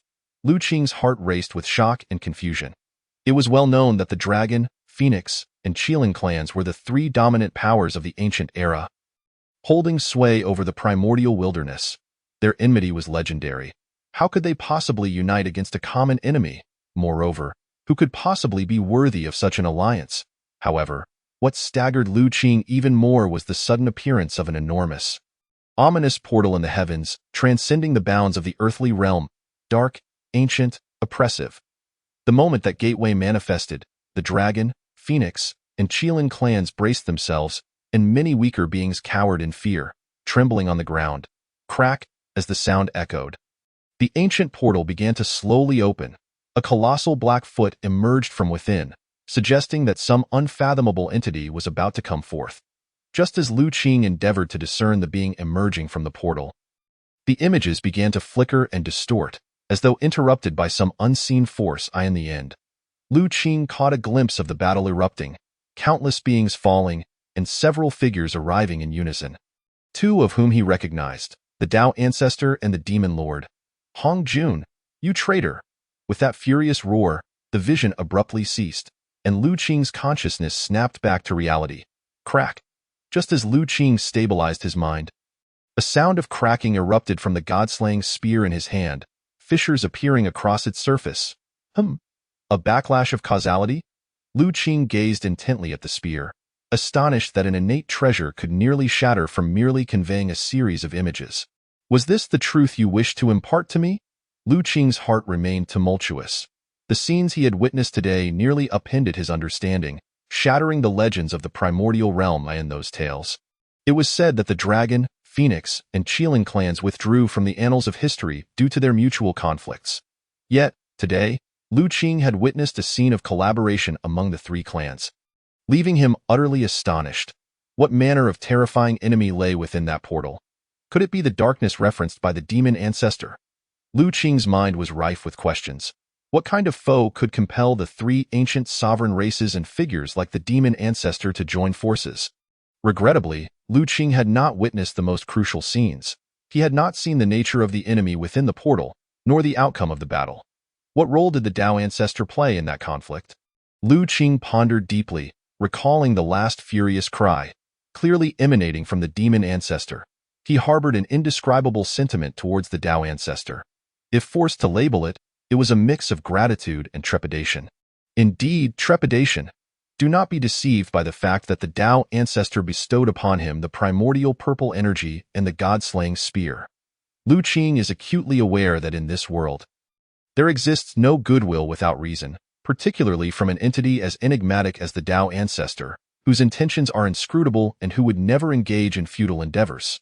Yet, if the scene witnessed today indeed transpired in reality, how is it that there exists not a single record of it in the vast annals of the Honghuang?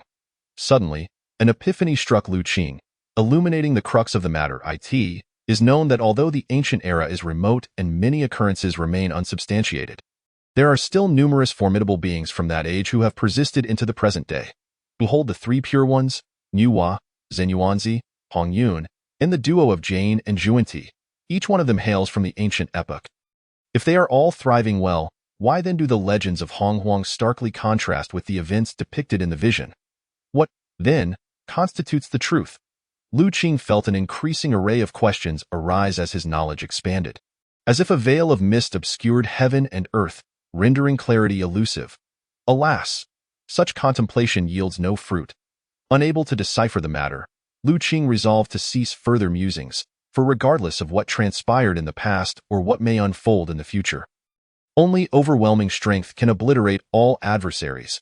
Since the three pure ones ascended to sainthood, upon the return of Yuan Shi and Tong Tian to Kunlun Mountain, they wielded their saintly might to establish their own sect atop the mountain.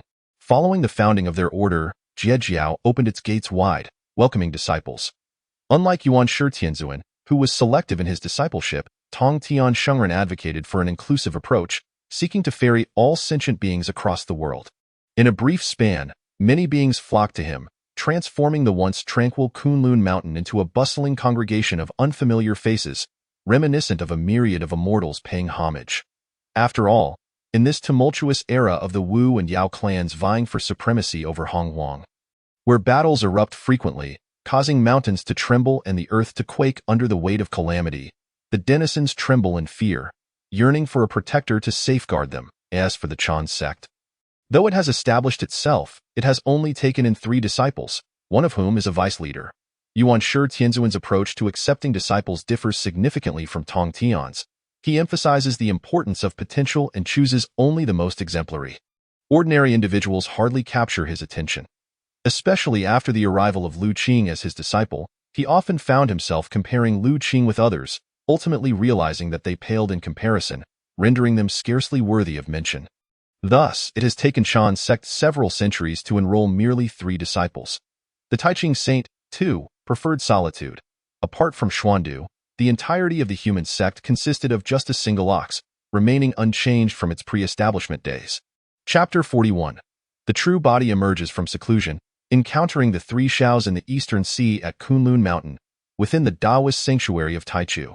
The long sealed doors have finally swung open after a millennium. A figure clad in white emerges languidly from within, enveloped in celestial radiance, with the principles of the 3,000 great Taos swirling around him, compelling one to avert their gaze. Only after a considerable time did normalcy return. This figure is none other than Lu Qing's true self, who had not departed from Kunlun since his transformation, dedicating most of his time to seclusion.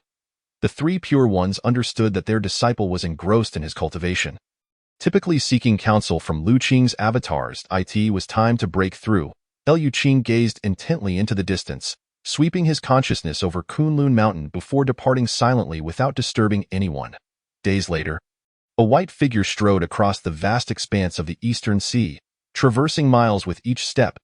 The eastern sea, boundless and dotted with islands, prompted Lu Qing to expand his consciousness in search of a tranquil place to cultivate, while also hoping for a stroke of luck in locating the fabled Penglai Island. However, he was suddenly alerted by the sounds of a struggle emanating from a distant isle. Without hesitation, he deployed his divine abilities and headed towards the source of the commotion. I advise you to cease your futile resistance and surrender promptly, lest you meet with an unfortunate demise. How tragic that would be! Upon an island, a group of demon creatures encircled a man and 3 women, their eyes gleaming with mockery. The man, a consummate golden immortal, bore the marks of battle, with blood trickling from his lips and his body battered, even his ribs visibly crushed. Evidently, these injuries were inflicted by the demon horde. This island, known as Ascension Island, was home to Zhao Gongming and the 3 sisters of the Shaos. Zhao Gongming, having transformed from the first breath of pure wind in existence, is a being of utmost integrity. The first among the 4 to attain corporeal form. Upon achieving his transformation, he discovered 3 clouds coalescing nearby, 1 white, 1 red, and 1 green. Thus, the virtuous Zhao Gongming stood guard over their transformation, and subsequently, these 3 clouds transformed into the sisters Yunxiao, Qiongxiao, and Bixiao. After their transformation, the 3 sisters formed a brotherly bond with Zhao Gongming, who, being the eldest, was regarded as their elder brother. To evade the strife between the Wu and Yao clans, the quartet retreated to Ascension Island for seclusion and cultivation, only to be confronted today by an unexpected band of demons. Those demons, upon beholding the 3 sisters' exquisite beauty, harbored ill intentions, seeking to abduct them, which led to the earlier confrontation. Should you wish to lay a hand on my 3 sisters, you must first seek my permission. Faced with the overwhelming numbers of the demon horde, Zhao Gongming stood resolutely before the Shaos, determined to shield them at all costs. Elder brother, you must flee and abandon us. Seeing Zhao Gongming battered and bruised in his efforts to protect them, the 3 sisters felt a pang of sorrow, signaling him to disregard their plight. What words are these, dear sisters? At the moment of our oath, we agreed, not to seek birth on the same day, but to meet death on the same day. Let us not speak of such matters again. Zhao Gongming's expression bore unwavering resolve. His bond with the Shaos was profound. How could he abandon them to survive alone? Elder brother. Tears welled in the corners of the Shaos' eyes. Their hearts moved. Had it not been for their presence, Zhao Gongming would not be in such peril. Why must it be so? As long as those 3 ladies accompany us, none need perish today. One of the demon creatures, a fully realized golden immortal, gazed at the 3 sisters, nearly drooling with desire. Indeed, the three ladies possess beauty akin to blooming flowers. We shall cherish you well. Another demon chimed in mockingly. Ha ha ha! This declaration incited uproarious laughter among the demon horde. Bah! Shameless! Bishao glared at the lewd expressions of the demons, her voice rising in indignation. Shameless? There exists even greater shamelessness. Soon, you shall witness what true disgrace entails. Observing Bishao's flushed and furious visage, the demon seemed to grow even more restless. Sisters, there is no need for further discourse. Today, we shall either perish together or emerge victorious. What is there to fear? Typically calm, Yunxiao's countenance now radiated determination. As the eldest of the Xiaos, Yunxiao was composed yet possessed an innate authority that even Zhao Gongming found slightly daunting, let alone Bixiao and Qiongxiao. Elder brother. Third sister, fourth sister, heed my words. I shall confront them. You must seize the opportunity to escape without hesitation. At that moment, Zhao Gongming and the others finally grasped the essence of Yunxiao's words. Her intention was to distract the demons, allowing them to flee. Elder sister, no. If we are to leave, let us depart together. If we are to die, let us die together. We shall not survive alone. Upon hearing Yunxiao's words, Qiongxiao adamantly refused to comply. Elder brother, how can I allow my younger sisters to sacrifice themselves? You must escape while I remain behind. Zhao Gongming expressed his vehement disapproval. Elder brother, listen to me. If this continues, none shall escape. Do not engage in futile sacrifices. Leave at once. Yunxiao's eyes blazed with resolve, and without heeding Zhao Gongming's protests, she charged towards the demons. Humph! If that is the case, I shall strike you down first. A demon from the early stages of the Dao realm, sensing Yunxiao's advance, feared she might self-destruct and resolved to eliminate her first. He raised a formidable blade, striking down towards Yunxiao, unleashing a torrent of Taoist energy that surged toward her. Yunxiao, look out, elder sister. Zhao Gongming and the Xiaos were taken aback, but the suddenness of the event left them unprepared. They could only raise their artifacts against the impending attack. Yet it was already too late. How could mere golden immortals thwart the might of a Dao realm practitioner? Flee. I shall self-destruct. Yunxiao, recognizing she could not evade the oncoming attack, urgently signaled Zhao Gongming and the others, resolved to sacrifice herself to grant her brother and sisters a chance to escape. No! Despair washed over Zhao Gongming and the others. How precious is life! As Yunxiao prepared for her self-sacrifice in her final moments, a gentle voice interrupted the chaos. A towering figure appeared silently before her. How is this possible? The Dao realm demon stared in disbelief at the figure, for his blade energy vanished upon contact, as if swallowed by the depths of the sea, while the figure remained unscathed. A golden immortal? The Dao realm demon's expression shifted to one of grave concern as he scrutinized the figure, unable to fathom how a mere golden immortal could so effortlessly withstand his lethal strike. Not only he, but Zhao Gongming and the Xiaos also gazed in astonishment at the white-clad figure, marveling at the unexpected savior who had intervened to rescue Yunxiao, filling them with both joy and disbelief. Chapter 42. A single hand slays the Dao realm. Are you all right? Ignoring the Dao realm demon's queries, Lu Qing slowly turned to face Yunxiao. Gazing upon the figure who had just turned, Yunxiao beheld an extraordinarily youthful and handsome visage, draped in pristine white, with long black hair cascading over his shoulders and eyes as bright as the stars, capable of ensnaring anyone's gaze. I am fine.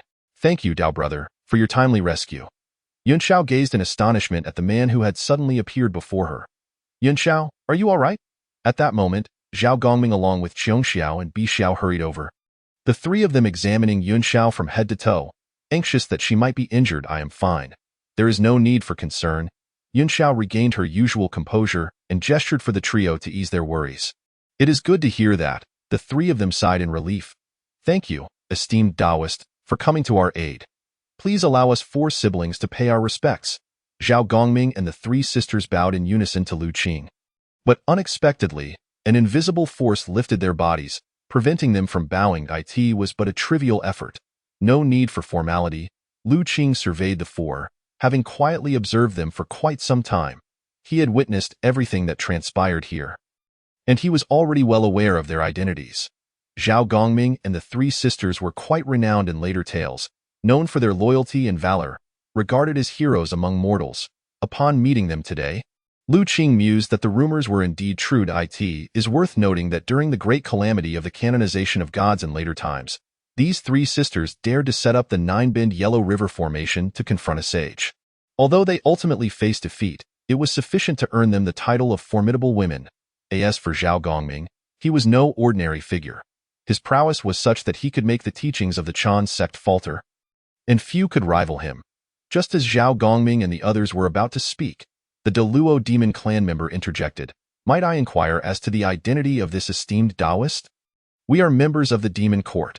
Although Lu Qing was a golden immortal, the Deluo was no fool. Since the other party could easily deflect his strike, they were certainly not an ordinary individual. Is the demon court truly so formidable? Lu Qing turned, responding with an indifferent tone. Esteemed Taoist, regardless of your origins, those who oppose my demon court have never met with a favorable outcome. If you wish to avoid death, I suggest you depart swiftly. Having declared his affiliation with the demon court, the Deluo demon was taken aback by the other party's apparent lack of respect, his eyes now glinting with malice. Who among those who crossed paths with the demon court dared to defy them? Apart from the witch clan, who would challenge their might? Yet here stood someone who looked down upon the demon court. Inciting his fury, neither Tai nor Dijuan would dare speak such words to me. From where does your confidence stem? Lu Qing regarded the demon as one would a fool. Truth be told, would either Dijuan or Tai dare to speak to Lu Qing in such a manner? Even if the three pure ones had not yet attained sagehood, they would not have uttered such grandiose claims. Did he truly fear not the extermination of a mortal's formation, the Taiji diagram, or the Pango banner's warning? Humph! Such audacity! Regardless of your illustrious background, today, you shall meet your demise. The Deluo demon was evidently enraged. Tai and Dijuan were the celestial emperors of his clan, and as a significant leader among the demons, he could not allow such affronts to go unpunished. Die! With that, the demon brandished his massive blade, unleashing a blade aura that spanned thousands of miles, far more terrifying than his previous strike, indicating that he had not yet exerted his full strength. Be careful, Taoist! Zhao Gongming and the three sisters were instantly taken aback, recognizing the sheer terror of the blow. They understood that while Lu Qing was indeed powerful, he was still merely a golden immortal. How could he withstand the full force of a Deluo golden immortal strike? Thus, the four of them positioned themselves in front of Lu Qing, determined to collectively withstand the blow, resolute in their intent to protect their savior. These four are indeed worthy allies, Lu Qing thought to himself as he observed them. How swift was the Deluo's strike! Almost the instant the four stepped forward, the blade aura was upon them. Leaving no time to spare, disperse! Just as the blade was about to descend and the four siblings faced impending doom, a soft whisper echoed in their ears, and the blade aura suddenly dissipated into thin air. How is this possible? The Deluo demon was astonished, and even the three sisters were left speechless. A mere golden immortal had dispelled the full force of a Deluo golden immortal's strike with a single utterance, shattering everyone's understanding. Who exactly are you? The demon's expression turned grave, and he began to contemplate retreat. Such an extraordinary occurrence was beyond his experience. What need have the dead for such knowledge? Lu Qing's voice fell, and his figure abruptly vanished. Quickly retreat. At the moment Lu Qing disappeared, the Deluo demon felt a chilling sensation shoot up his spine, a wave of immense danger flooding his heart. However, true to his status as a Deluo golden immortal, he reacted swiftly, shouting as he retreated a great distance, with the other demons following suit, casting their spells to escape. Freeze!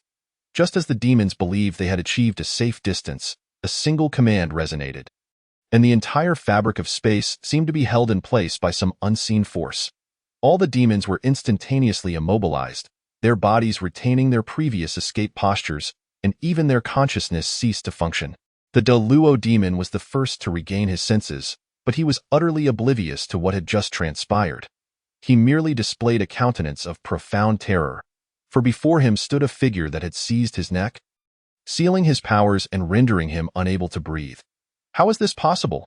The Deluo demon was gripped by sheer terror, for he believed he had instantaneously utilized his powers to retreat miles away. Yet, how could this figure suddenly appear before him and grip his throat? Meanwhile, Zhao Gongming and the three sisters watched in disbelief as the demons had suddenly fled, only to become motionless. Then they witnessed Lu Qing splitting into dozens of clones in an instant, each grasping the throat of a demon. In your next life, be a good person. With a crack, dozens of Lu Qing simultaneously tightened their grips, causing the Deluo and all the demons to perish instantly, their very souls shattered by a force of LAW.it. Seems this technique requires further refinement. After executing all this, Lu Qing's expression bore dissatisfaction, as if the earlier display had not met his expectations. He withdrew his clones, oblivious to the fact that Zhao Gongming and the three sisters in the distance were already rendered dumbfounded. They questioned whether they were experiencing some sort of illusion.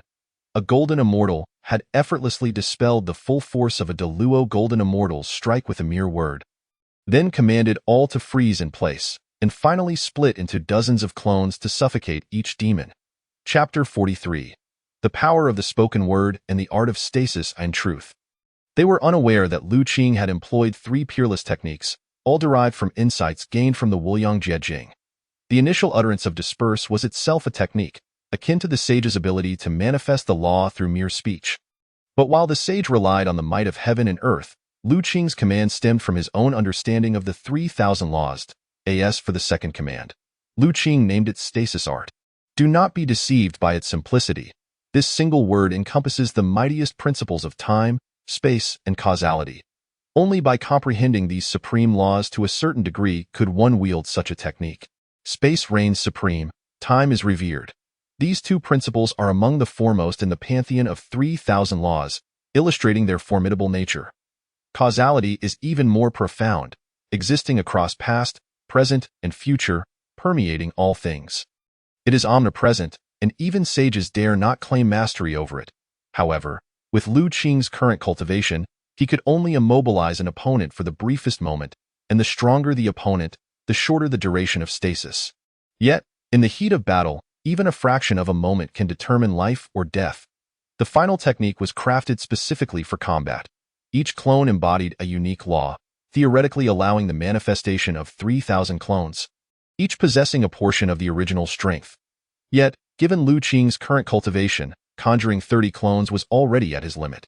What constitutes a technique or divine power? Such powers are merely applications of laws. And different applications yield various techniques. As the saying goes, the myriad changes do not stray from their origins. Lu Qing, having mastered 3,000 laws, could effortlessly wield ordinary divine powers. Only the extraordinary techniques he had just demonstrated required significant time for contemplation and refinement. Naturally, this was also a testament to Lu Qing's exceptional talent.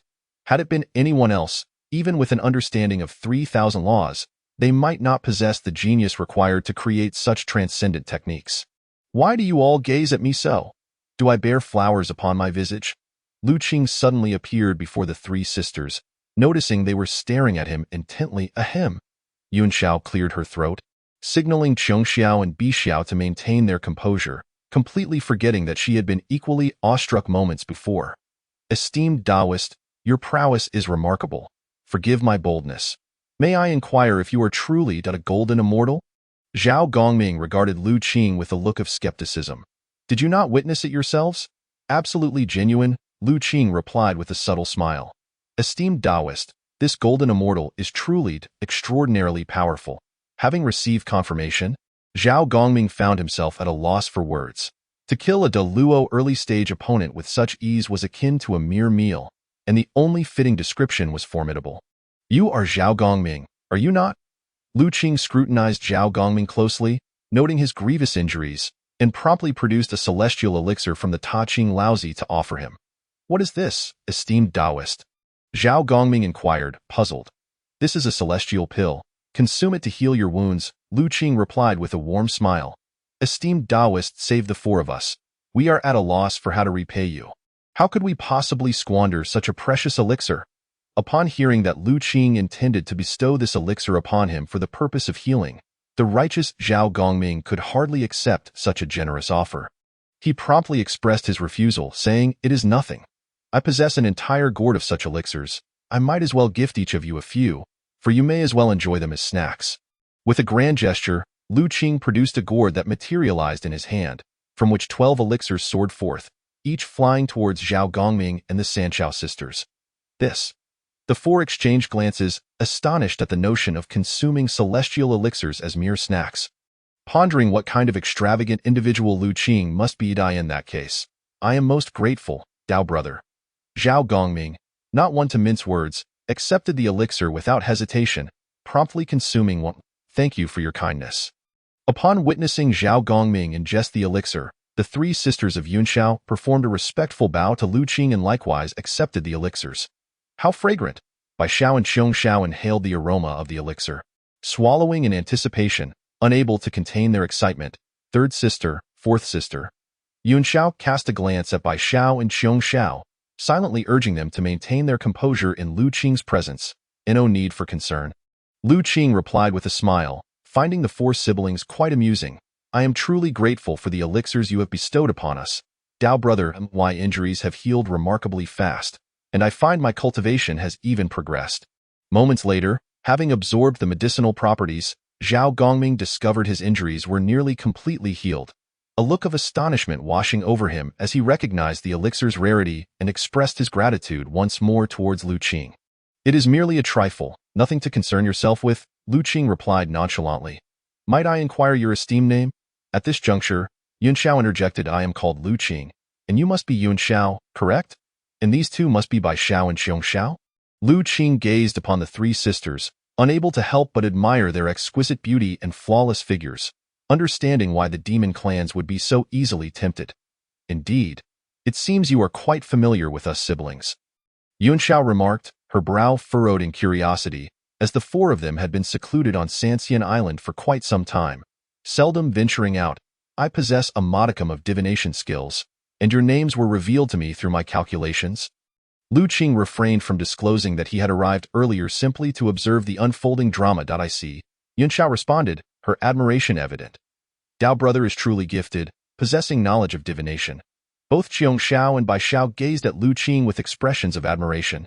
Dao brother, you have saved our lives. Might we invite you to visit us on Ascension Island? Zhao Gongming implored earnestly, while the Sanchao sisters regarded him with unwavering attention. Very well. I am indeed here to explore. Lu Qing acquiesced, and the four displayed expressions of delight at his agreement. On Ascension Island, Lu Qing remained for 3 days, during which the five engaged in profound discussions, inadvertently deepening their bond. Zhao Gongming and the Sanchao sisters held Lu Qing in high regard. His extraordinary demeanor, insightful perspectives, and humor made him quite endearing to them. Particularly, Bai Xiao and Qiong Xiao exhibited the demeanor of starry-eyed admirers. Lu Qing, in turn, appreciated their personalities. Zhao Gongming's loyalty and exuberance, Yunxiao's calm wisdom, Qiong Xiao's cheerful disposition, and Bai Xiao's innocent vivacity. Eldest brother, I believe it is unwise for us to linger here, Yunxiao stated with concern. Why so? Zhao Gongming inquired, puzzled. Eldest brother, consider this. So many from the demon court have perished here. They are bound to notice soon. If they return to retaliate, how shall we defend ourselves? Yunxiao, indeed the wisest among them, had harbored unease over the past few days, worrying about the potential repercussions from the demon court. Chapter 44. The Laws of Dao Fruit. Indeed, what Yunxiao says holds merit, Zhao Gongming replied, his expression troubled.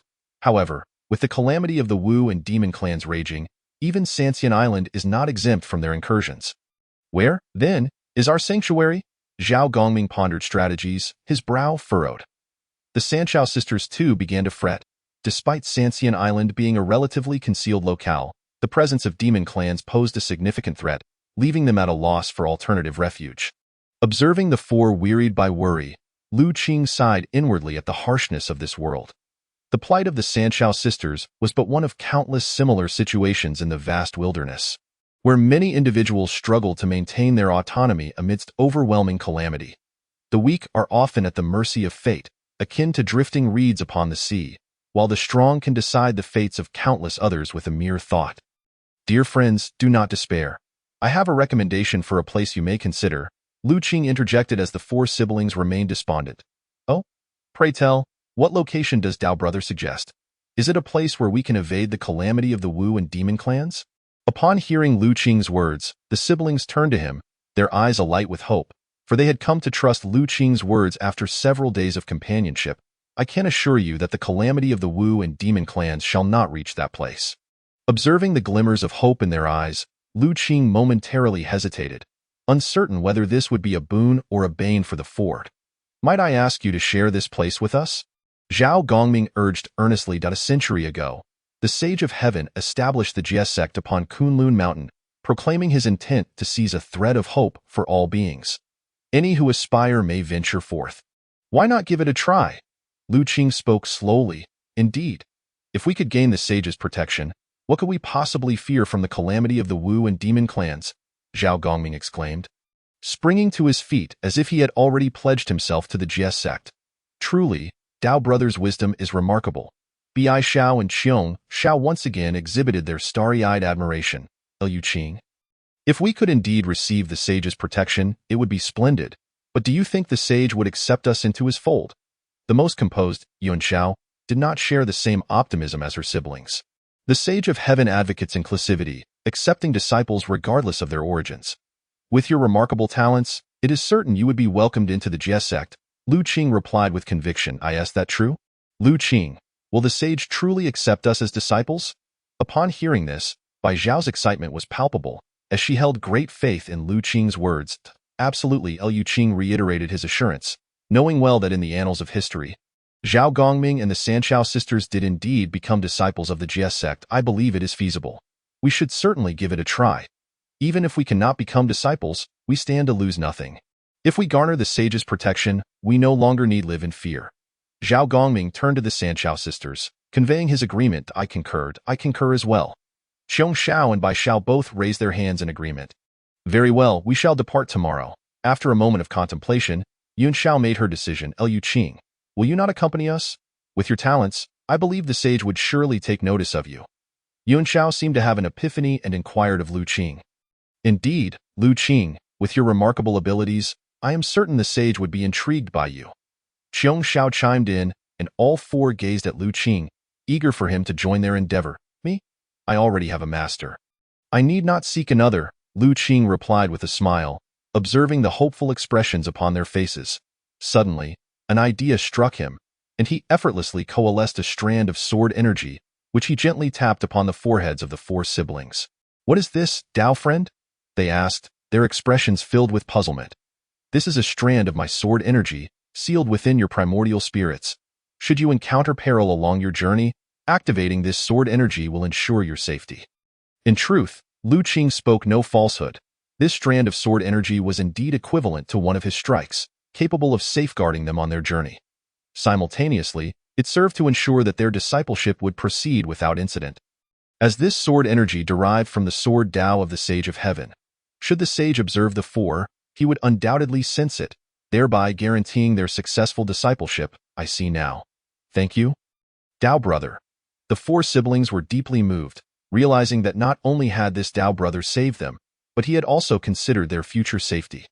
Consequently, they all rose in unison to bow deeply before Lu Qing once more. Very well, I too must take my leave. I wish you safe travels and success in gaining entry into the sage's fold. Liu Qing rose, not waiting for their response, and gracefully departed. Liu Qing, shall we ever meet again? Bai Xiao called out, her voice echoing after his retreating figure. Certainly, perhaps we shall meet again soon. A soft whisper floated back, yet he had already vanished from sight. Liu Qing truly is a person of great righteousness. Zhao Gongming mused, watching the direction in which Lu Qing had disappeared. We owe him a tremendous debt of gratitude. Yuan Xiao murmured, her expression tinged with melancholy. Eldest sister, did not Lu Qing say we would soon see him again? We can repay him then, Qiong Xiao reassured, maintaining an optimistic demeanor.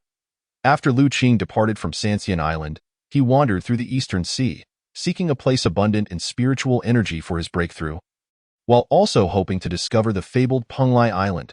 However, after days of aimless searching, he had found nothing, which was to be expected given the vastness of the Eastern Sea and the elusive nature of Penglai Island, which remained concealed within the void, beyond the reach of ordinary individuals. Just as disappointment began to settle in his heart, he suddenly halted in his tracks, for he had spotted what appeared to be a celestial island not far off. What a place brimming with spiritual energy! Lu Qing's eyes sparkled with brilliance. The spiritual energy of this island far surpassed that of Sanxian Island. Moreover, this place was rarely trodden by human feet. making it an unparalleled location for a breakthrough. However, what captivated Lu Qing even more was the presence of an enigmatic force here, where spiritual energy flowed in but did not escape. This was indeed the place. Without hesitation, Lu Qing resolved to break through to the Great Luo realm right here. His Great Luo was not of the ordinary kind, and such a breakthrough would undoubtedly attract considerable attention. Therefore, he had departed from Kunlun, as he possessed his own secrets. It would be difficult to explain should the likes of Sanqing inquire. Lu Qing gently descended, and to ensure absolute safety, he first arranged layers of formations around him and summoned dozens of avatars to stand guard before finally sitting cross-legged to commence his breakthrough. With his eyes tightly shut, boundless celestial light radiated from within him, and the 3,000 laws of the Tao swirled around him. Days later, he commanded, "Consolidate the law of fire." Instantly, the law of fire began to evolve within him, ultimately coalescing into a burning Tao fruit. Consolidate the law of gold. Consolidate the law of water. Chapter 45. The Three Shaos at Kunlun. Is this truly the abode of the saints? What a beautiful sacred realm. At the foot of Kunlun Mountain, a man and 3 women gazed up at the towering mountain, their expressions revealing their awe and inexperience. The mountain was shrouded in celestial energy, with various laws of the Tao swirling about, and one could occasionally glimpse celestial cranes soaring through the ethereal mist. These 4 were none other than Zhao Gongming and the 3 Shaos. Under Lu Qing's recommendation, they had departed from Sanxian Island to seek a master at Kunlun, and they were fortunate enough to encounter no significant dangers along the way. The abode of the saints was naturally extraordinary. Yunxiao spoke up, "I wonder what the saints truly look like." Speaking of the saints, Zhao Gongming's face was filled with yearning. "Brother, do not fret. We shall soon meet the saints," Bai Xiao replied, her excitement palpable. "Who goes there?" Just as the 4 prepared to pay their respects to the mountain, a young Taoist boy intercepted them. The boy's cultivation was merely at the heavenly immortal level, yet he surveyed the 4 with an air of superiority. "This fellow Taoist, we are siblings from the East Sea. Come to pay our respects and seek the saints as our masters." Yunxiao stepped forward, maintaining a respectful demeanor. "Pay respects?" The Taoist boy scrutinized the 4 again, noting their cultivation at the golden immortal level. But he did not think much of it. After all, countless individuals came to Kunlun seeking to be disciples each day. "Who recommended you? Do you have any acquaintances within Kunlun?" The boy appeared to ponder something before addressing the 4. "Acquaintances?" The 4 Shaos exchanged glances. They had no connections here aside from Lu Qing. "Brother Taoist, we are wanderers from overseas, with no acquaintances here. The one who recommended us is a brother named Lu Qing." Yunxiao replied after some thought, "Lu Qing. I have not heard of him. You come with neither a familiar recommendation nor acquaintances, yet you wish to seek the saints as your masters? Quickly, descend the mountain." Upon hearing that the 4 had no background, the Taoist boy's expression turned impatient. He had never heard of Lu Qing. After all, saints are not accessible to just anyone. Only those with remarkable backgrounds or significant recommendations might hope to meet them. "You insolent boy, my sister spoke to you kindly. How dare you act so arrogantly?" Zhao Gongming's anger flared at the Taoist boy's haughty demeanor. "Humph. Many aspire to be the saints' disciples. Do you think mere overseas wanderers can achieve that? Such delusions!" The Taoist boy scoffed, forgetting that he had only gained entry to the Jiejiao through connections and was not even a formal disciple, merely a gatekeeper. "Why are you so arrogant? We sincerely come to seek a master, and whether we are accepted is for the saints to decide. How dare you obstruct us?" Qiong Shao glared at the boy in indignation. "Why waste words? Quickly descend the mountain, lest you disturb the saints." The Taoist boy ignored the furious expressions of the 4, growing even more impatient. "Such an arrogant and rude Taoist boy dared to humiliate my siblings." Zhao Gongming could no longer contain himself. They had traveled great distances to seek a master and had yet to meet a saint, only to be bullied by a mere gatekeeper. How could he swallow this indignation? He summoned a magic treasure, swiftly toppling the Taoist boy to the ground. "Brother." By the time Yunxiao reacted, it was already too late. "Well struck. How dare a mere Taoist boy act so superior?" Qiong Shao and Bai Xiao expressed their dissatisfaction. "You! This is the Saint's Gate. How dare you do this?" The Taoist boy clutched his chest, utterly incredulous. He had never encountered someone so bold. "Humph! You lowly creature. Had it not been for the Saint's Gate, I would have easily spared you." Although Zhao Gongming had a bad temper, he was not reckless. He acted with restraint and did not inflict serious harm on the boy, merely teaching him a lesson to vent his frustration. What is happening? Why all this commotion? At that moment, a voice rang out as a plump woman clad in green descended slowly from Kunlun Mountain. Greetings, senior sister Jinling. Upon seeing her, the Taoist boy dared not act casually. Quickly rising to bow respectfully, a stark contrast to his previous arrogance. This woman was no ordinary individual. Jinling was the eldest disciple of Jie Jiao, having entered before Daobao and being the first disciple of the Tongtian saint. What transpired here? Jinling inquired, looking at the Taoist boy. Reporting to senior sister Jinling, these four suddenly appeared here, claiming to seek an audience with the saints. When I merely asked a few questions, they harmed me. The Taoist boy feigned innocence, appearing as though he had suffered a great injustice. Shameless. Hearing the boy's words, the three Shaos were instantly enraged. They could not believe the boy's audacity to play the victim. Why have you come here? Is what this Taoist boy said true? Jinling did not take the boy's word at face value and turned her gaze to the three Shaos. Esteemed Taoist, we are wanderers from the East Sea, having traveled a great distance to sincerely seek a master. Yet this Taoist boy acted arrogantly and insulted us, attempting to drive us away, which led us to retaliate. Yuan Shao explained clearly and respectfully. Oh, from the East Sea, that is no easy journey. Jinling assessed Zhao Gongming and the three Shaos, nodding in acknowledgement of their extraordinary presence. Is this true? Jinling's gaze fixed on the Taoist boy. Senior sister Jinling, they speak falsehoods. Do not believe their slander. The Taoist boy's face turned pale in the presence of the golden immortal Jinling Pa. You shameless Taoist boy. We come sincerely to seek a master. And you clearly obstruct us because you deem us mere wanderers. How dare you twist the truth? Bai Shao rebuked furiously. Nonsense. When have I ever obstructed you? The Taoist boy's expression turned anxious. I shall ask you once more. Is what they say true? If you lie to me, I will not spare you. Who was Jinling? She was a golden immortal, the foremost female immortal of Jie Jiao, and the boy's behavior could not escape her scrutiny. Senior sister Jinling, please spare me. I will never act this way again. Realizing Jinling's anger, the Taoist boy's fear consumed him, for as the eldest disciple of Jie Jiao, she held considerable power over them. Descend the mountain. Do not tarnish the reputation of Jie Jiao. With a wave of her hand, the Taoist boy was swept away by a force, disappearing in an instant.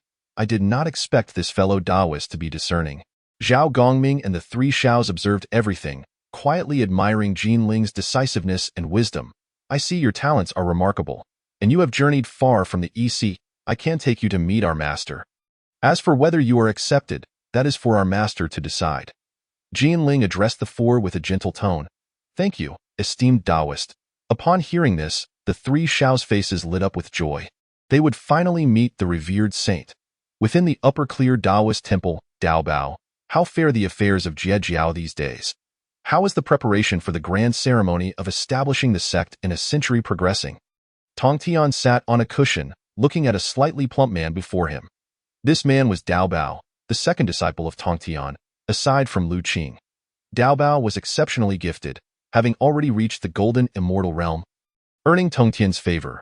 Due to his early entry and high cultivation, Daobao's status within Jie Jiao was only second to Tongtian, and many within the sect referred to him as senior brother. Later, upon learning of this matter, Tongtian reprimanded his disciples and informed them that Duobao was not the true elder brother of Jie Jiao. The genuine elder brother was someone else entirely. As for my esteemed master, thus far, Jie Jiao has admitted a total of 1,060 disciples, among whom there are 10 first-generation disciples, while the rest belong to the second or third generation. Regarding the grand ceremony of establishing our sect, all invitations have been dispatched, save for those to Aunt Yuhua. Duobao replied respectfully. Well done, said Tongtian, nodding in satisfaction upon hearing this. Duobao, you must exercise greater discretion in accepting disciples, lest your second uncle has cause to criticize. Suddenly, Tongtian seemed to recall something and issued further instructions to Duobao. Recently, he had faced considerable scolding from his second brother due to the affairs of accepting disciples into Jie Jiao. At that moment, a voice called from outside, disciple Jinling seeks an audience with master. Come in, Tongtian responded, and shortly thereafter, Jinling entered, accompanied by 4 others. the three sisters Sanshao among them. "Greetings, Master," they all bowed in unison. "Is this the renowned Saint Tongtian?" Zhao Gongming and the Sanshao siblings secretly assessed him, for the concept of a saint had always been a legend to them. Witnessing one in the flesh stirred an undeniable excitement within their hearts. "Jianling, what brings you here? Who are these four?" Tongtian inquired, turning his gaze towards Jianling. "Master, these four have come to seek your guidance. I perceive their exceptional talents and thus brought them to meet you." Jianling answered. "Oh?" Tongtian scrutinized Zhao Gongming and the Sanshao siblings closely. Under the saint's gaze, the four felt an overwhelming tension, as though their very essence was laid bare, devoid of any secrets. They had come seeking refuge from the impending calamity of the witch and demon war. If the saint were to accept them, they would have hope, yet if he deemed them unworthy, they would have no choice but to seek shelter elsewhere, which only heightened their anxiety. After observing the Sanshao siblings for a moment, Tongtian suddenly reached out, and 4 streams of sword energy shot forth from the center of their brows, instantaneously captured in his grasp. "What is this?" The Sanshao siblings were taken aback, bewildered as to why the saint had suddenly acted against them. Seizing the sword energy gifted by Brother Lu Qing, "From where did you acquire these streams of sword energy?" Tongtian inquired, his tone calm as he gazed at the Sanshao siblings, causing them to feel increasingly anxious. "Esteemed saint, this sword energy was a gift from a fellow practitioner. We have come to seek your guidance under his instruction," Yunxiao replied, maintaining her composure amidst the tension. "Oh? Under his instruction? What else did that fellow practitioner say?" A hint of amusement appeared on Tongtian's face upon hearing this. Yunxiao, unsure of the reason behind the saint's inquiry, answered calmly, "That practitioner once remarked that the saint of Tongtian, who established Jiejiao, accepts disciples without regard to their backgrounds or origins, possessing the heart to embrace all of humanity.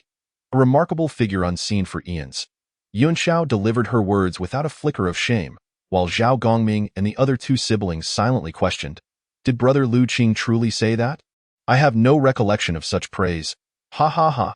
Tongtian erupted into hearty laughter, his joy palpable.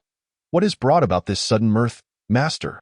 Duobao and Jianling exchanged puzzled glances, unable to fathom why Tongtian was so delighted. Could it truly be merely due to the words of that girl? It seemed implausible, had not others who sought to join sung praises far louder without eliciting such a response. "It appears my disciple holds my reputation in such high regard. It seems he truly favors me. Otherwise, why would he recommend such promising talents to me instead of to Yuanshi?" Tongtian reveled in his internal delight, casting a proud glance towards the domain of Yuantai in his view. Lu Qing's recommendation of these 4 exceptional individuals to Jiejiao was a testament to the sect's principles and his own worth, bringing him immense satisfaction. "Very well, from this day forth, you 4 shall be my disciples." Just as the 4 were anxiously awaiting the saint's decision, Tongtian offered them an affirmative response. "Disciple pays respects to master." They rejoiced, hastily bowing in gratitude. Meanwhile, at Kunlun Mountain in the Yuqing Taoist sanctuary, "Master, our Chan sect now comprises only 4 members, including myself, while Jiejiao has amassed thousands. Shouldn't you accept a few more disciples?" Guangchengzi inquired, looking at Yuanshi Tianzuan with curiosity. "What use is there in numbers? Have you not seen that Jiejiao is filled with all manner of miscreants?" Yuanshi Tianzuan regarded Guangchengzi as if he were a fool. Pondering how his disciple could ask such a naive question, "He truly understands nothing of my intentions. If only my disciple Lu Qing were here, he would never pose such a foolish question. Disciple acknowledges my mistake. I humbly request master to punish me." Guangchengzi felt utterly bewildered, reflecting on why his master had chastised him when he had said nothing erroneous. "What preparations have been made for the establishment ceremony a century hence?" Yuanshi inquired, fixing his gaze upon Guangchengzi. "Master, all preparations are in place, but—" Guangchengzi hesitated. "But what? Why the hesitation?" Yuanshi's irritation grew as he observed Guangchengzi's reluctance to speak. "Master, I personally visited Nuwa Palace, but did not encounter Saint Nuwa," Guangchengzi explained, his expression innocent. "Such a trivial matter, and you fail to execute it? Go." Yuanshi closed his eyes, unwilling to gaze upon his disciple any longer. Chapter 47. The mightiest Luo in history above the East Sea. Lu Qing had been seated in meditation for 10 years, enveloped in radiant celestial light. with 2,996 Tao fruits swirling within him. His breakthrough was of extraordinary significance. While others required only sufficient cultivation to condense a single Deluo Tao fruit, his task was to condense 3,000 Law Tao fruits, rendering his breakthrough 3,000 times more challenging than that of an ordinary individual. Condense the space Tao fruit. With his command, endless laws of space converged into a singular space Tao fruit. Only 3 more to go. Qing opened his eyes, realizing that the final 10 supreme Law Tao fruits were proving far more challenging than he had anticipated. Condense the time Tao fruit. Condense the fate Tao fruit. A month later, both the time and fate Tao fruits had been successfully condensed. Only 1 Tao fruit remained, and with it, Lu Qing would complete the first step of his breakthrough. This last Tao fruit was the mightiest and most daunting, the Tao fruit of strength. As the saying goes, space reigns supreme, time holds respect, while fate stands highest. Yet, condensing the strength Tao fruit was far more arduous than the preceding 3 combined. Throughout history, apart from Pengu, none had mastered the laws of strength, for it stood at the pinnacle of the 3,000 laws. Yet Lu Qing was an exception, for he practiced the infinite Tao. At last, after 4 months, Lu Qing exhaled in relief, for he had finally succeeded in condensing the last strength Tao fruit. Among the 3,000 Tao fruits, the strength and cause and effect Tao fruits had consumed the most time. However, condensing these 3,000 Law Tao fruits did not constitute a true breakthrough. He now needed to unify them into a singular infinite Tao fruit. As Lu Qing directed the 3,000 Tao fruits within him to merge. He prepared to take this final step, a feat of considerable significance. The 3,000 laws were interdependent yet mutually repulsive, making their unification no small task. Yet, with no turning back, Lu Qing devoted himself entirely. And this melding would span decades. Condense the infinite Tao fruit. With fierce determination in his gaze, Lu Qing uttered his command. The moment the words left his lips, the 3,000 Law Tao fruits finally merged into one, an infinite Tao fruit. Almost instantaneously, as he condensed the infinite Tao fruit, within the purple cloud palace, Hongjun suddenly opened his eyes, spitting out a mouthful of blood. What has transpired? Hongjun's face reflected shock, for he sensed that the heavenly Tao seemed to have perceived some terrifying presence. Quaking violently, how could this be? Hongjun was astounded. Having merged with the Tao for many years, he had never witnessed such an anomaly in the heavenly Tao. He attempted to communicate with the power of the heavenly Tao to discern the cause, only to find that even with the assistance of the heavenly Tao, all he perceived was an expanse of void. Even the power of the heavenly Tao could not deduce. What could possibly induce such tremors within it? Wiping the blood from his mouth, Hongjun realized that the recent disturbance had inflicted backlash upon him. He could not fathom what could cause such incessant quaking in the heavenly Tao at that moment. Within Nuwa Palace, Nuwa, and the 3 pure ones atop Kunlun Mountain, as well as Jane and Juanti on Ling Mountain, simultaneously opened their eyes. Each bore expressions of astonishment, for as saints, they could not be oblivious to the anomaly in the heavenly Tao. They began to calculate, only to arrive at the same conclusion as Hongjun. All they could perceive was a void. What on earth has occurred? The 3 pure ones and the Western saints exchanged grave looks, intending to visit the Purple Cloud Palace to inquire of their teacher. Yet, they were interrupted by a voice from the ancestor that echoed in their ears. No need to come. I too am unaware of the reason. What? Even the teacher does not know. The 5 individuals were left in a state of deepening perplexity, yet chose not to inquire further. Is this truly the fruit of my boundless path? At the very instant the fruit of the boundless path coalesced, Lu Qing had already set foot in the realm of Deluo. Fixating on the fruit of the boundless path within him, Lu Qing perceived its enigmatic nature, as if it encapsulated all the formidable powers of the world. With a mere flick of his hand, he could summon the power of the boundless path within him, effortlessly manipulating the 3,000 laws of the Dao. In that moment, he felt an unprecedented strength coursing through him. A potency that even a peak Deluo avatar had never experienced. He clenched his fist lightly towards the void, and instantly, the fabric of space collapsed, tumultuous currents swirling around. Indeed, a satisfied expression graced Lu Qing's face. Just moments ago, he had casually tested the laws of power, achieving such remarkable results, which left him thoroughly pleased. To call him the most powerful Deluo in history would not be an exaggeration. Since the dawn of time, the boundless has existed, life and death intertwine, cycling endlessly, as all beings must navigate through countless tribulations. Lu Qing assessed his Tao fruit. An ethereal voice seemed to emanate from epochs long past. Traversing the river of time to reach his ears, it was that voice again. Lu Qing's eyes glimmered with thought. He recognized this voice from previous encounters. Congratulations, fellow Taoist, on achieving De Luo. While Lu Qing pondered, he suddenly heard a voice resound, and from the ground, a woman gradually emerged. Clad in yellow, she was tall and striking, yet not corporeal, but rather an embodiment formed from celestial energies. I must also thank you, fellow Taoist, for your protective efforts. Observing the woman rising from the earth, Lu Qing was not surprised at all.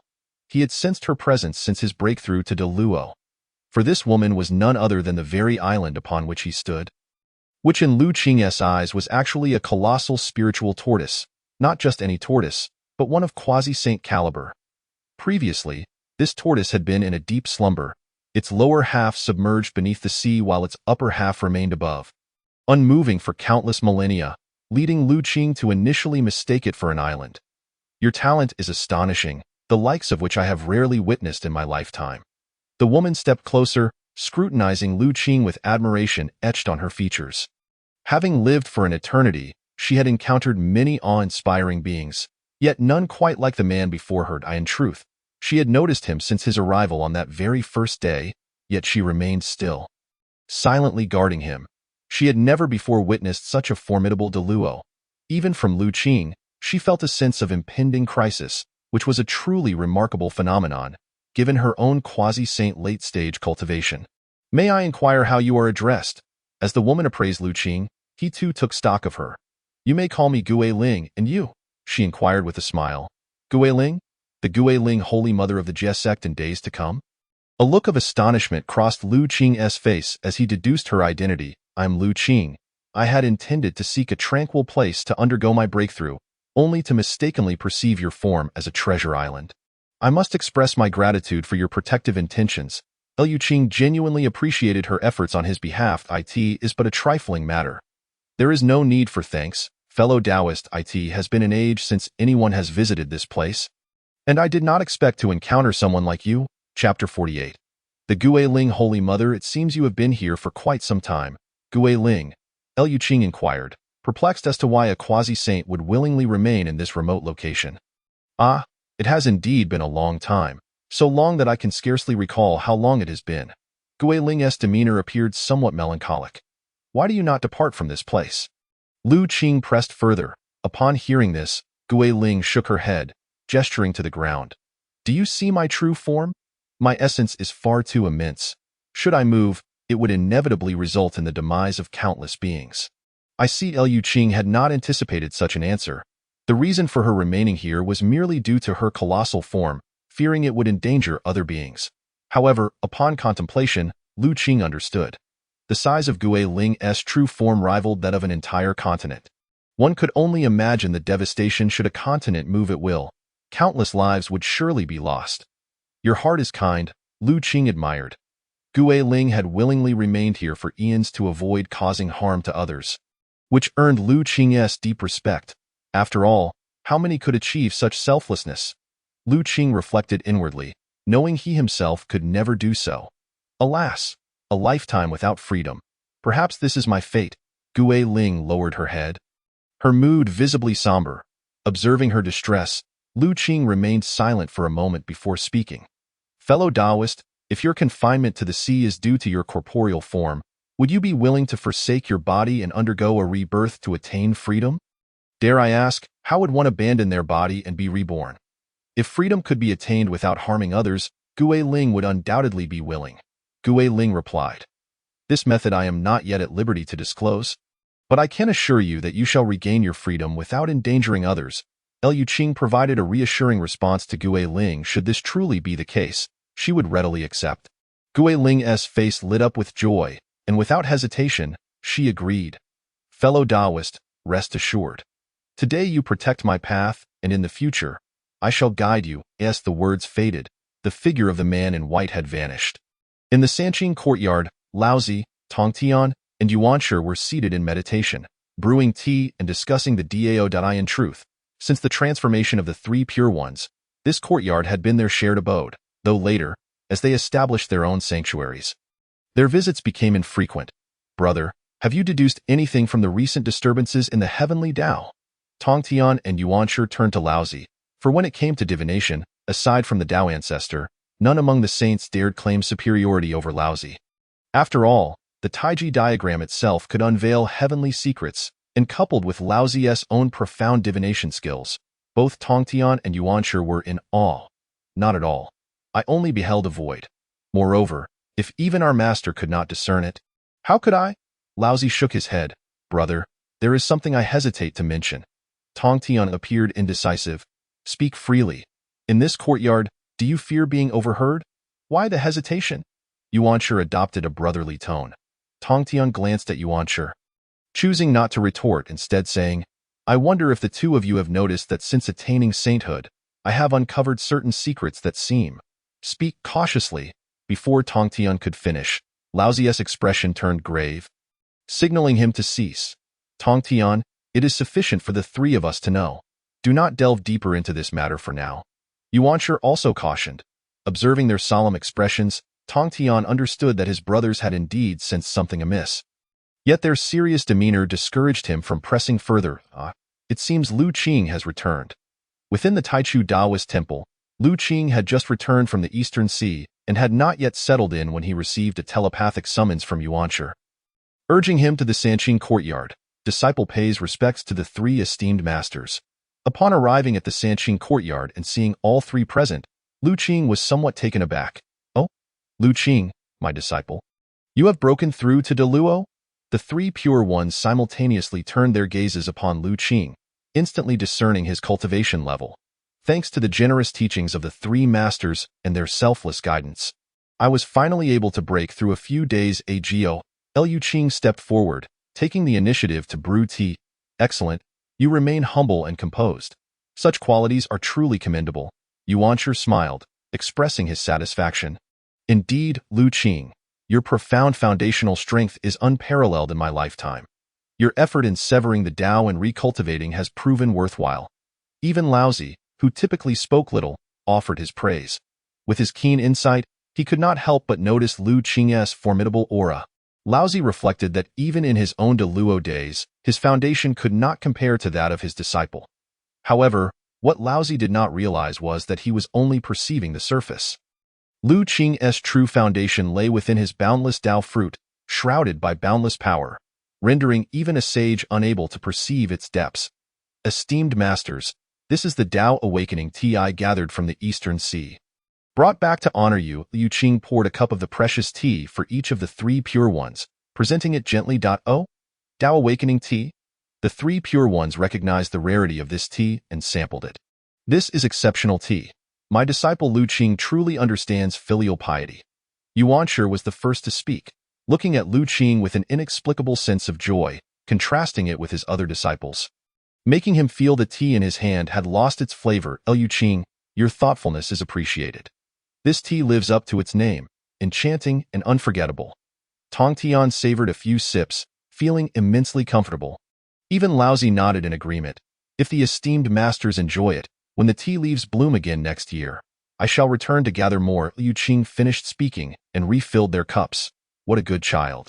A warmth spread through the hearts of the three pure ones. Lu Qing, I know you are diligent in your cultivation, yet now that the Jie sect has been established as its eldest disciple, you should make time to visit and interact with your fellow brothers and sisters, to showcase yourself among them. At that moment, Tongtian spoke leisurely to him. While Lu Qing was also a disciple of the three pure ones, he had already designated Lu Qing as the master elder of the Jie sect. Otherwise, why would he reprimand Duobao and the others upon realizing they were called the eldest disciple of the? Lu Qing was about to speak when Yuanshi interjected. Yours is a den of chaos. What good can come from it? Do not taint this child, Lu Qing. In my opinion, it would be far better for him to frequently associate with Mai and Guangchengzi. Second brother, what do you mean by that? What is wrong with Mai? How could it possibly tarnish Lu Qing? Upon hearing this, Tongtian's expression soured. Tongtian, I do not mean to criticize, but look at the motley crew of disciples you have gathered. It is utterly unacceptable. Yuanshi's tone carried an implicit reprimand. Second brother, that remark is rather harsh, isn't it? What is wrong with my disciples? It seems to me that you harbor a bias against them. Tongtian retorted, his face darkening. Hemph. Then tell me, which disciple of your can compare to Lu Qing, even by a fraction? Yuanshi inquired, noting Tongtian's defiance. If to counter Yuanshi's claim, Tongtian scoffed, as if anyone from your could possibly rival Lu Qing. Perhaps Guangchengzi? Or that old coffin? Enough. Both of you have attained sainthood. Must you still bicker in front of the disciples? Laozi, weary of the quarrel, interrupted the two. Tongtian. Is this how you speak to your elder brother? You seem to have grown increasingly disrespectful. Upon hearing Tongtian's words, Yuanshi's anger flared. You clearly insulted my disciples first. Am I not allowed to retort? Is this how you conduct yourself as an elder brother? Tongtian, equally incensed, set down his tea. Though Guangchengzi of my may not match Lu Qing, he possesses profound fortune and a pure foundation. Just look at the motley assortment of your. Yuanshi's ire remained undiminished. Duobao of my has a clear lineage and has already ascended to the Daluo realm. He is surely superior to your Guangchengzi. Seeing Yuanshi leverage Guangchengzi against his, Tongtian countered with his prized disciple, Duobao, who was second only to Lu Qing in both affection and cultivation level. You have thousands in your, yet only Duobao stands out. The rest are merely a rabble. Yuanshi dismissed disdainfully. Sighing, Lu Qing observed the argument between Tongtian and Yuanshi. Feeling a headache coming on, he noted that whenever these two were together, it was only a matter of time before they began to quarrel inexplicably. Humph. I have no desire for further dialogue with you. Lu Qing, come to my place later. Tongtian instructed before rising and sweeping out in a flourish. Brother, look at him. He is utterly disrespectful to his elder. Yuanshi, incensed by Tongtian's abrupt departure, lamented. Sighing, Laozi, unsure of what to say, remarked, Brother, I too shall return to my abode. Lu Qing, do come to my place later. Growing increasingly agitated, Yuanshi vanished without finishing his tea. Lu Qing, bewildered, thought, is this truly the esteemed sage? Master, will you not mediate between the two venerable teachers? Lu Qing tentatively inquired of Laozi, who was engrossed in his tea. Mediate? How could I? I am powerless in this matter, Laozi replied with a resigned expression. Master, there is something I wish to say, though I am uncertain if I should. Lu Qing's tone faltered, revealing hesitation. There is nothing you cannot express before me. Speak your mind. Laozi's demeanor softened. The three clear ones were originally one entity. Yet if this quarrel continues, I fear. Lu Qing's words trailed off. His face etched with concern. There is no need for you to fret, Lu Qing. This is a dispute of principles. It is beyond your or my control. Simply focus on your own path. Observing Lu Qing's worry, Laozi continued, if Tongtian and Yuanshi make it difficult for you, feel free to come to me. Do not concern yourself with them. Master truly understands his disciple. After filling Laozi's cup with tea, Lu Qing added, however, as a disciple of the three clear ones, I cannot allow the second and third venerable teachers to reach such a point. I still wish to try my utmost. Very well, pursue your course of action as you see fit. Whatever you choose, I shall support you. Laozi sighed softly, never imagining that matters among the three clear ones would fall to his disciple to resolve. He also felt a surge of gratitude for the disciple's filial piety. Thank you, Master. Within Yuanshi's abode, the still fuming Yuanshi slammed the door shut. What has happened to the Master? Guangchengzi queried, observing the tightly closed door, before respectfully stating, disciple has matters to discuss with the Master. Come in. After a considerable wait, Yuanshi's voice finally drifted from within, and the door swung open as Guangchengzi entered. What brings you here? Yuanshi inquired. Master, in a few months, it will be the great ceremony for the establishment of my. Yet I have visited the Enhua Palace multiple times without encountering the Saint Enhua. Additionally, there are several individuals of pure lineage and commendable aptitude seeking to become disciples. Might I inquire if the Master wishes to meet them? Guangchengzi replied respectfully, head bowed, not meet them, Guangchengzi.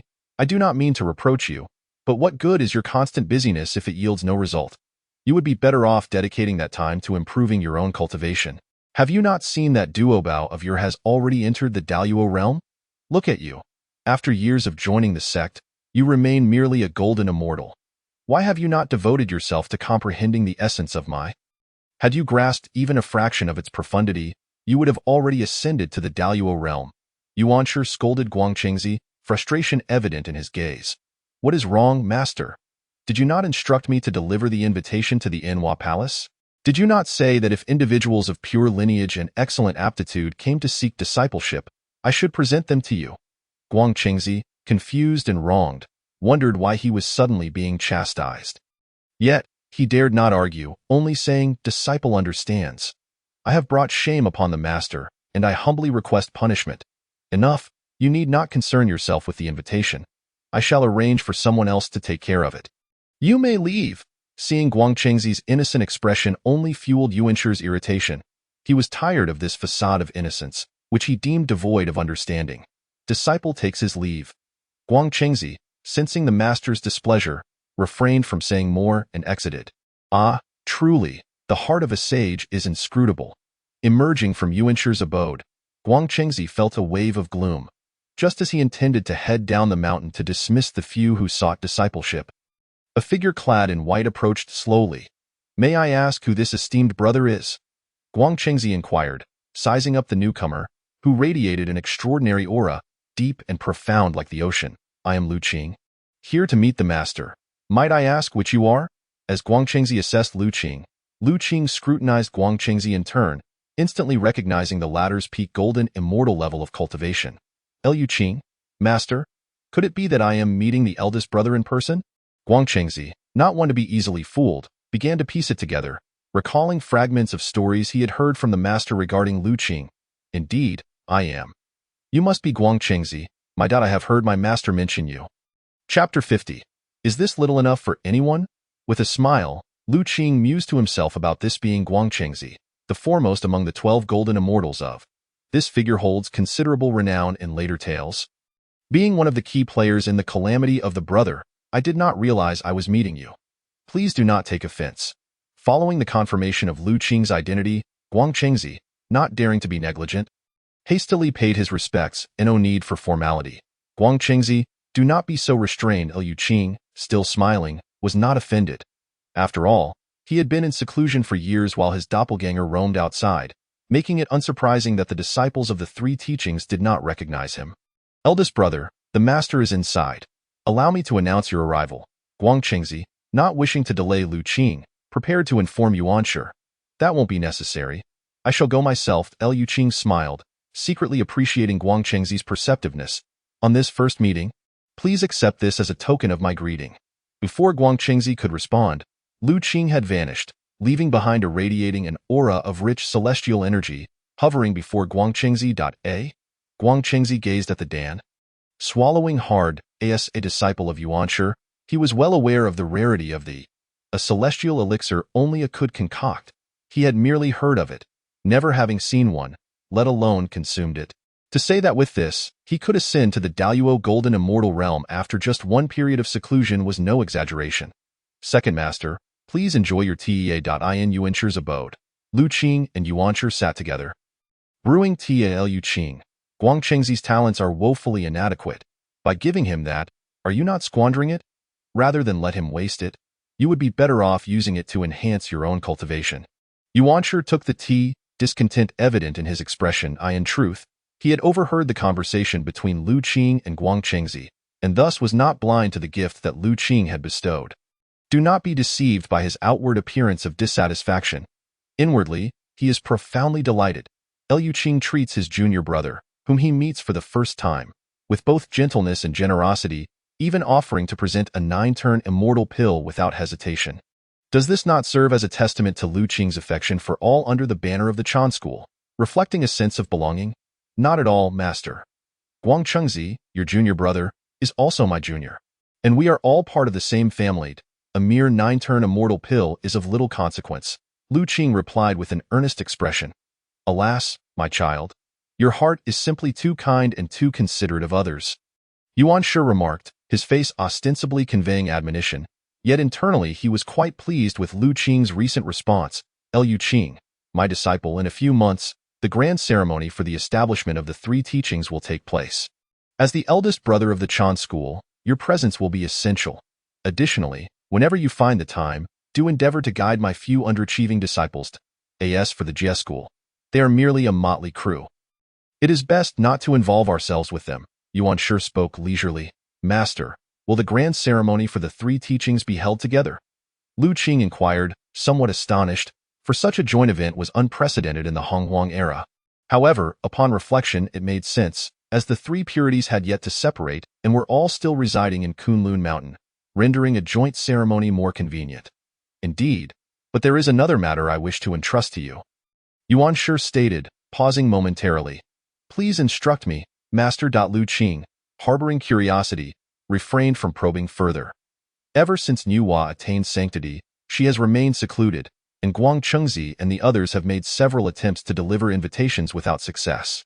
Knowing that you share a past with Nuwa, I would like you to take a trip on my behalf, Yuan Shi commanded. I shall obey your wishes, Master. Lu Qing, however, did not anticipate that he would be tasked with delivering an invitation to Nuwa Palace. Since the day Nuwa achieved sanctification, he had not laid eyes upon her. Very well, I trust you will handle this matter competently, Yuan Shi nodded in satisfaction. Within the upper clear Taoist temple, Tongtian sat cross-legged on a mat with his eyes closed. Duobao, along with the 7 attendants, stood below, seemingly awaiting Tongtian's words. Duobao, how are the preparations for the establishment ceremony progressing? Tongtian casually inquired. Master, all necessary materials have been prepared, except for the invitation to Aunt Nuwa. All others have been dispatched, Duobao replied. He then presented a list of the materials prepared for the ceremony. Upon receiving the list, Tongtian casually scanned it, but suddenly furrowed his brow at one point and asked, Why are there only 300 of these immortal fruits? Noticing Tongtian's frown, Duobao hurriedly explained, Master, these immortal fruits are exceedingly precious, and this ceremony only allocates 300 seats, perfectly one for each guest. Nonsense! Is this meager amount sufficient for anyone? If the Western saints were to see this, they might think I cannot afford it. Tongtian, having just returned from the 3 purities courtyard with pent-up frustration, erupted in anger. Add 3 more, 3 for each person. How can you fail at such a trivial task? You truly possess no discernment. Tongtian admonished with visible ire. Master, what has brought about such a temper today? The disciples below exchanged puzzled glances, unable to comprehend Tongtian's sudden outburst. Especially Duobao, who felt deeply aggrieved, as those 300 immortal fruits were all that could be found on Kunlun Mountain. Where might he procure the remaining 900? Yes, disciple obeys. Seeing Tongtian's fury, Duobao dared not speak further and had to devise another solution. Is there anything else? Tongtian inquired of the gathered disciples. Master, there are several individuals from below seeking to pay their respects. Would you care to meet them? Duobao hesitated before asking, In a meeting, Duobao, why do you not focus on your cultivation instead of busying yourself with trivial matters? Do you think that having stepped into the great Luo means you are invincible? You are still far from matching your elder brother.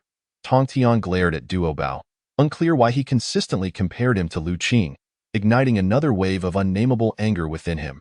Elder brother? Who is that figure? Could he possibly surpass you?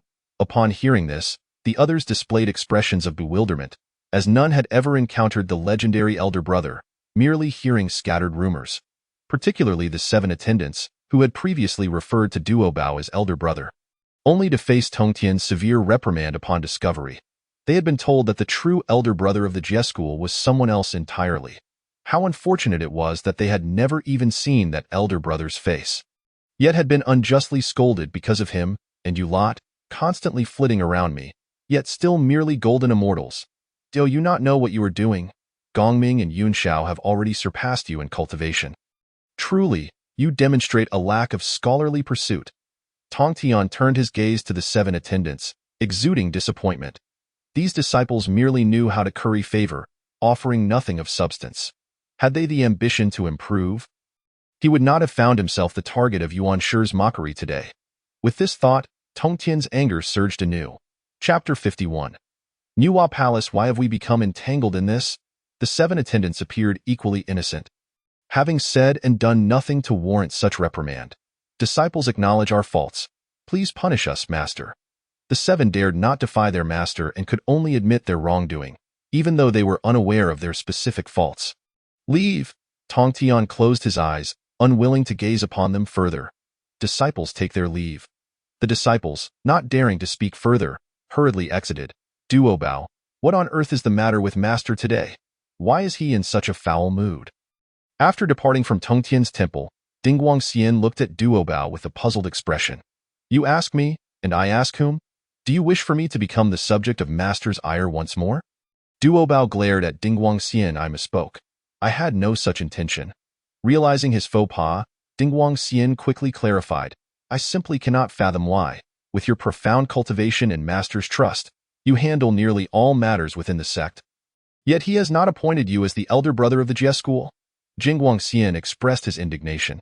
Indeed, Duobao, regardless of cultivation, seniority, or merits, you are the foremost among us in the Jie school. In my view, the title of elder brother should rightfully belong to you, Lingya Xian chimed in. Quite so, Duobao is undoubtedly the rightful elder brother in the eyes of many disciples of the Jie school. Bai Lu Xian added his praise. Such discussions should remain among yourselves. They must not reach Master's ears. Upon hearing this, Duobao's expression softened slightly, and he even set aside his recent reprimand. In truth, Duobao found some merit in their words. Since joining the sect, he had been deeply involved in every significant affair. In terms of cultivation, even Guang Chengzi of the Chan school fell short of him, and apart from Jin Ling, who could compare? Why, then, did Master repeatedly admonish him for an elder brother he had never even seen? This stirred a sense of discontent within him. Disciples pay their respects to Master. Shortly after Duobao and the others departed, Lu Qing arrived at Tongtian's temple. Lu Qing, my disciple, you have come. Please, take a seat. Upon seeing Lu Qing, Tongtian's expression softened slightly. Master, the speed at which the Jie school is accepting disciples is rather astonishing. Is it not? I noticed that there are already over 1,000 individuals within the sect in Tongtian's presence. Lu Qing felt more at ease, knowing his master was a relaxed individual a bit fast. It seems, Tongtian admitted with a hint of embarrassment. Lu Qing, the trio of Sanshao siblings you introduced last time are remarkable. They are excellent candidates. Why did you not recommend them to the Chan school instead? Tongtian asked nonchalantly while sipping tea. Master, Zhao Gongming and the Sanshao siblings are steadfast in their loyalty and share a character akin to yours. Thus, I recommended them to join the Jie school and seek you as their master. Lu Qing responded. Excellent. It appears you truly understand me. Unlike that Duobao, let us not speak of him. Tongtian expressed satisfaction at Lu Qing's response, appreciating that he was seen as a person of loyalty and integrity. Lu Qing, soon the establishment ceremony will be upon us, and as the elder brother of the Jie school, your presence is imperative. Additionally, I hope you will interact more with the disciples of the Jie school and guide those few who are lacking. As for the Chan school, those few mediocre individuals are best left unattended. Tongtian paused, emphasizing his point. Rest assured, Master. Your disciples are also my junior brothers and sisters. We are all family, and family speaks as one. Lu Qing stated while pouring tea for Tongtian. Good, truly loyal, I did not misjudge you. Tongtian expressed his satisfaction with Lu Qing's words. By the way, I would like you to visit Nuwa Palace and deliver an invitation to your Aunt Nuwa. I shall obey, Lu Qing replied, curious as to why both Yuan Shi and Tongtian had sent him to Nuwa Palace. Master, how well do you know Aunt Nuwa? Lu Qing cautiously inquired. Why the sudden interest in Nuwa? Tongtian regarded Lu Qing with a knowing look. I am grateful for the assistance Aunt Nuwa has extended to me on several occasions, and thus I wish to understand her better. Lu Qing responded with a serious expression. I see. Tongtian did not dwell on it for long. After a moment of contemplation, he remarked, as for Nuwa as a master, I am not very knowledgeable either. I only know that she attained enlightenment in the primordial chaos, possesses a cool demeanor, and is not fond of words. At this juncture, Tongtian's tone paused, then he continued, if I must describe her, it would be mysterious, unfathomable. Even you, Master, find her unfathomable? Lu Qing was taken aback by Tongtian's response. Indeed, she was the only one among the 6 saints whom the Master could not perceive. By this point, Tongtian's tone had grown somewhat grave. It seemed evident that Nuwa was far from simple. Lu Qing mused that, in fact, since the day Nuwa achieved sainthood, he had always felt she was extraordinary, inconsistent with the legends of her in later generations. Now hearing Tongtian describe her as unfathomable only further corroborated Lu Qing's thoughts. However, Lu Qing also reflected that an existence bold enough to challenge the Tao ancestor Hongjun right after becoming a saint could hardly be simple. Outside Nua's palace, Fushi, have you received any response from the Saintess Nua? Tai asked, glancing anxiously at Fushi. Over the years, he and Dijuan had visited Nua Palace multiple times, yet the gates had remained firmly shut, devoid of any reply from the Saintess. This time, accompanied by Fushi, they had hoped to meet Nua, but once again, they were met with a closed door. Indeed, I have sent messages to her numerous times, yet still received no response, Fushi replied with a calm demeanor. A glimmer of wisdom in his eyes. It seems futile. Since the Saintess Nua does not wish to meet us, we might as well return to the demon court and prepare for the impending battle. Dijuan expressed his disappointment, preparing to leave, when suddenly, a white figure descended from the sky. It was Lu Qing, who had come to deliver invitations. Surprised to see the three, Lu Qing greeted them. It is fellow Taoists Lu Qing, Tai and Dijuan, despite their previous misunderstandings with Lu Qing, nodded in acknowledgement, for Lu Qing now had the backing of 3 saints. Only a fool would dare offend him at this juncture. What brings you here? Fellow Taoist Lu Qing, Tai inquired, his expression one of curiosity. I have come to deliver invitations from the 3 revered masters. And what brings you here? Lu Qing observed Tai, speculating on their intentions. I see. We have matters that necessitate an audience with the Saintess Nua, hence our presence here, Tai responded calmly. Oh? Have you had the fortune to meet with the Saintess Nua? Lu Qing feigned ignorance, well aware that Tai and the others were likely here regarding the conflict between the Wu and Yao tribes. Not yet. It seems today's visit may be in vain, Dijuan replied with a cold smile. If even Fushi could not meet Nua, what chance did they have? Oh, I am bound by my master's command. And even so, I must make the attempt, Lu Qing declared as he turned towards Nua Palace, calling out, Disciple Lu Qing requests an audience with my revered master. How ridiculous! If we cannot meet the Saintess Nua. How could you? Dijuan scoffed internally at Lu Qing's insistence. Enter, came a clear and cold voice from within the palace, and the gates of Nua Palace swung open. How could this be? Tai and Dijuan's expressions darkened. They had come repeatedly without a response from the Saintess, yet the moment Lu Qing arrived, the gates opened. Their hearts were filled with disbelief. Dear fellow Taoists, I shall enter first. You may wait here. Lu Qing said with a smile, casting a glance at the sullen Tai and Dijuan before stepping into the palace. How infuriating! Why would the Saintess Nua refuse to meet us yet be willing to see him? Dijuan could not help but voice his frustration. Disciple Lu Qing pays his respects to my revered master, Lu Qing announced as he walked through the vast palace, noticing that it was starkly empty save for Nua, who sat in solitude upon a lotus flower. Her beautiful eyes were closed, her face seemingly shrouded in a layer of eternal frost, imparting an aura of chilling distance. You have arrived. Do you seek something from me? Nua's voice broke the silence after a moment, exhaling a breath of dark energy. You have arrived. Do you seek something from me? She repeated, opening her eyes to gaze at Lu Qing. What is that? Lu Qing's pupils contracted, sensing an unfamiliar energy emanating from the dark breath. Could it be that Nua was injured? He speculated, recalling that she had seemingly been healing. He suspected it was a result of the battle with the Tao ancestor, which might explain her prolonged seclusion within the palace. Master, I come on the orders of the 3 revered masters to deliver an invitation for you to attend the grand ceremony at Kunlun Mountain. Lu Qing said, presenting the invitations prepared by Tong Tian and Yuan Shi to Nua. Nua gestured, and the invitations floated into her hand. After a cursory glance, she cast them aside. Wait here for a day. Tomorrow I shall accompany you. Thank you, revered master. Disciple has not seen you in many years and has been quite concerned. May I ask if all is well with you? Lu Qing ventured cautiously. Concerned? Nua regarded Lu Qing with a smile that held an ambiguous quality. After a moment, she fixed her gaze on him and inquired, Do you remember the events of that day? At her words, Lu Qing's heart jolted, yet he feigned ignorance, asking, Events of that day? Which matter do you refer to, revered master? Never mind. Whether you remember or forget does not alter your essence. You remain you, yet how much can that change? Nua's tone seemed to carry a hint of lament. Step outside for a moment. Also, summon my brother to enter, she instructed, closing her eyes again. What could Nua's intentions be? What did she mean by saying you remain you? As Lu Qing exited the palace, He pondered the meaning behind her words, but found himself utterly perplexed. "Did you meet my sister?" Fushi approached as Lu Qing stepped out of Nua's palace. "I did.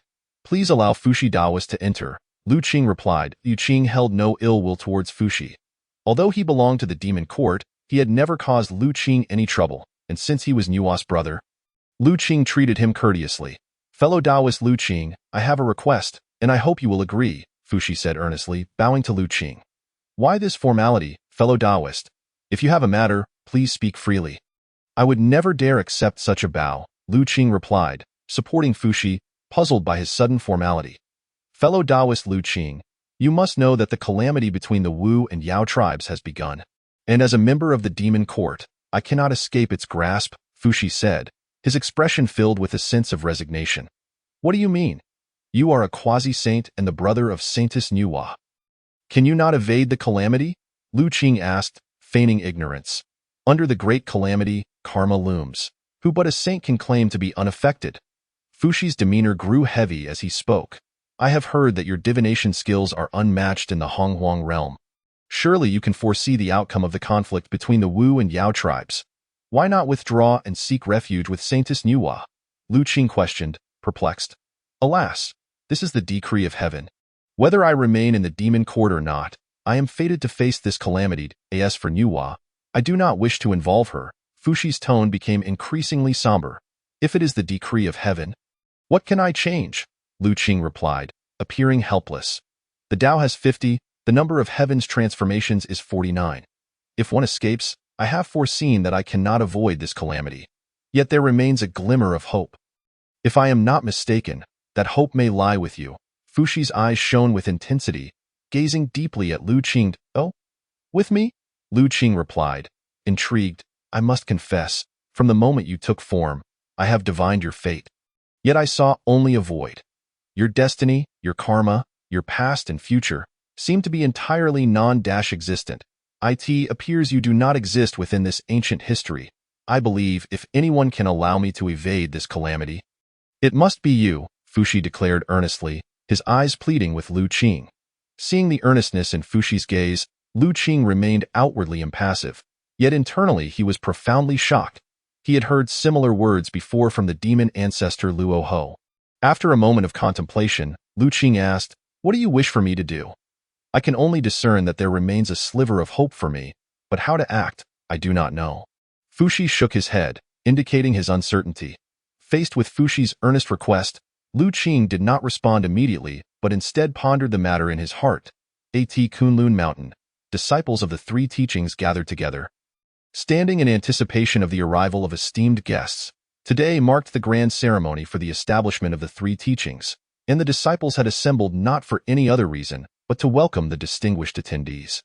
Numerous disciples, including Dao Bao, Wang Chengzi, Xian Du, Jin Ling, Zhao Gongming, and the three Xiaos, stood respectively on either side.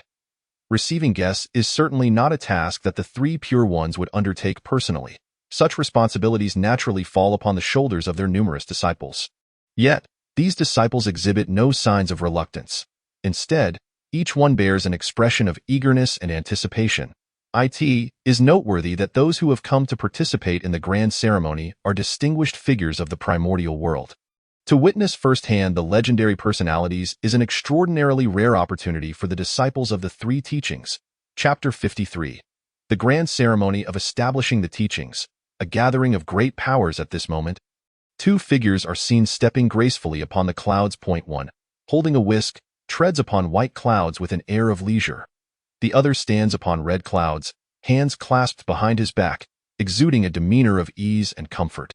Taoist Jinyuan, the red-clouded figure, remarks, "Since the Tao ancestor delivered his teachings at the Purple Cloud's palace, it has been difficult for fellow Taoists to gather. Who would have thought that on this grand occasion we could once again discuss the Tao together?" Jinyuan nodded, stroking his beard in reflection. Indeed, amidst the looming calamity, to have such a splendid event is quite a rarity. "Dear fellow disciples," exclaimed Duo Bao, "those two are Jinyuan and the venerable Hongyun. We must prepare to receive them." Having seen the arriving guests, Duo Bao hastily instructed the others. Although he had never met any formidable beings of the primordial world before, as the primary organizer of this grand ceremony, he had already done his homework. He had encountered both Jinyuan and Hongyun in the past. The disciples, upon hearing this, dared not to be negligent. They were well aware of the illustrious names associated with these two figures, who had once attended the Tao ancestors' teachings alongside the three pure ones, their seniority intimidatingly high. Splendid, truly. The disciples of the three teachings are all individuals of remarkable talent, Jinyuan praised, glancing over the assembled group. Your words flatter us, esteemed senior. We are unworthy of such praise, Duobao quickly responded, filled with humility. But where is Taoist Lu Qing? Hongyun inquired, scanning the crowd and noting Lu Qing's absence. Lu Qing. The disciples exchanged puzzled glances, each wondering who this Taoist Lu Qing might be, that even a quasi-saint like Hongyun would inquire about him. Brother, sister, did Hongyun just mention Taoist Lu Qing? Do you think it could be the Lu Qing we know? Bai Xiao whispered to Zhao Gongming and Yun Xiao beside her. Perhaps not. It might just be a coincidence of names, Yun Xiao replied uncertainly. After all, their impression of Lu Qing was merely that of a golden immortal. How could he possibly warrant the attention of such a powerful quasi-saint? Esteemed Hongyun, my senior brother has yet to arrive.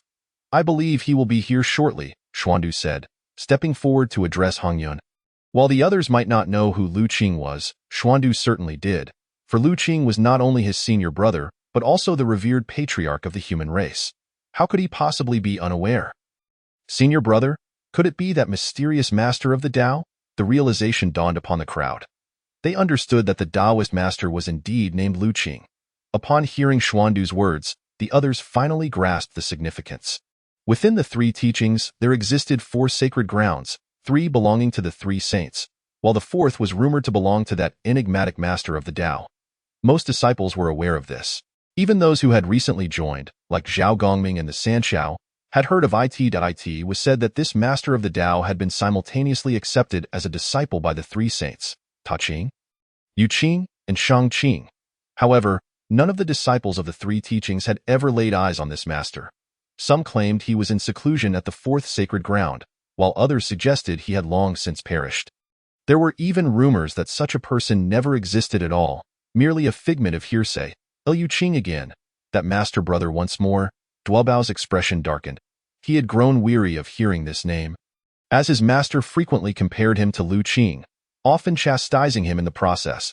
As the most accomplished disciple among the 3 teachings, he had been tirelessly preparing for the ceremony and leading the charge in welcoming guests. Yet Hongyun and Jinyuan had not even inquired about him, instead focusing on the elusive Lu Qing. Duobao felt a swell of indignation within. Esteemed seniors, please follow me. I shall lead you to your seats. Duobao managed to suppress his emotions, guiding Jinyuan and Hongyun to their designated spots.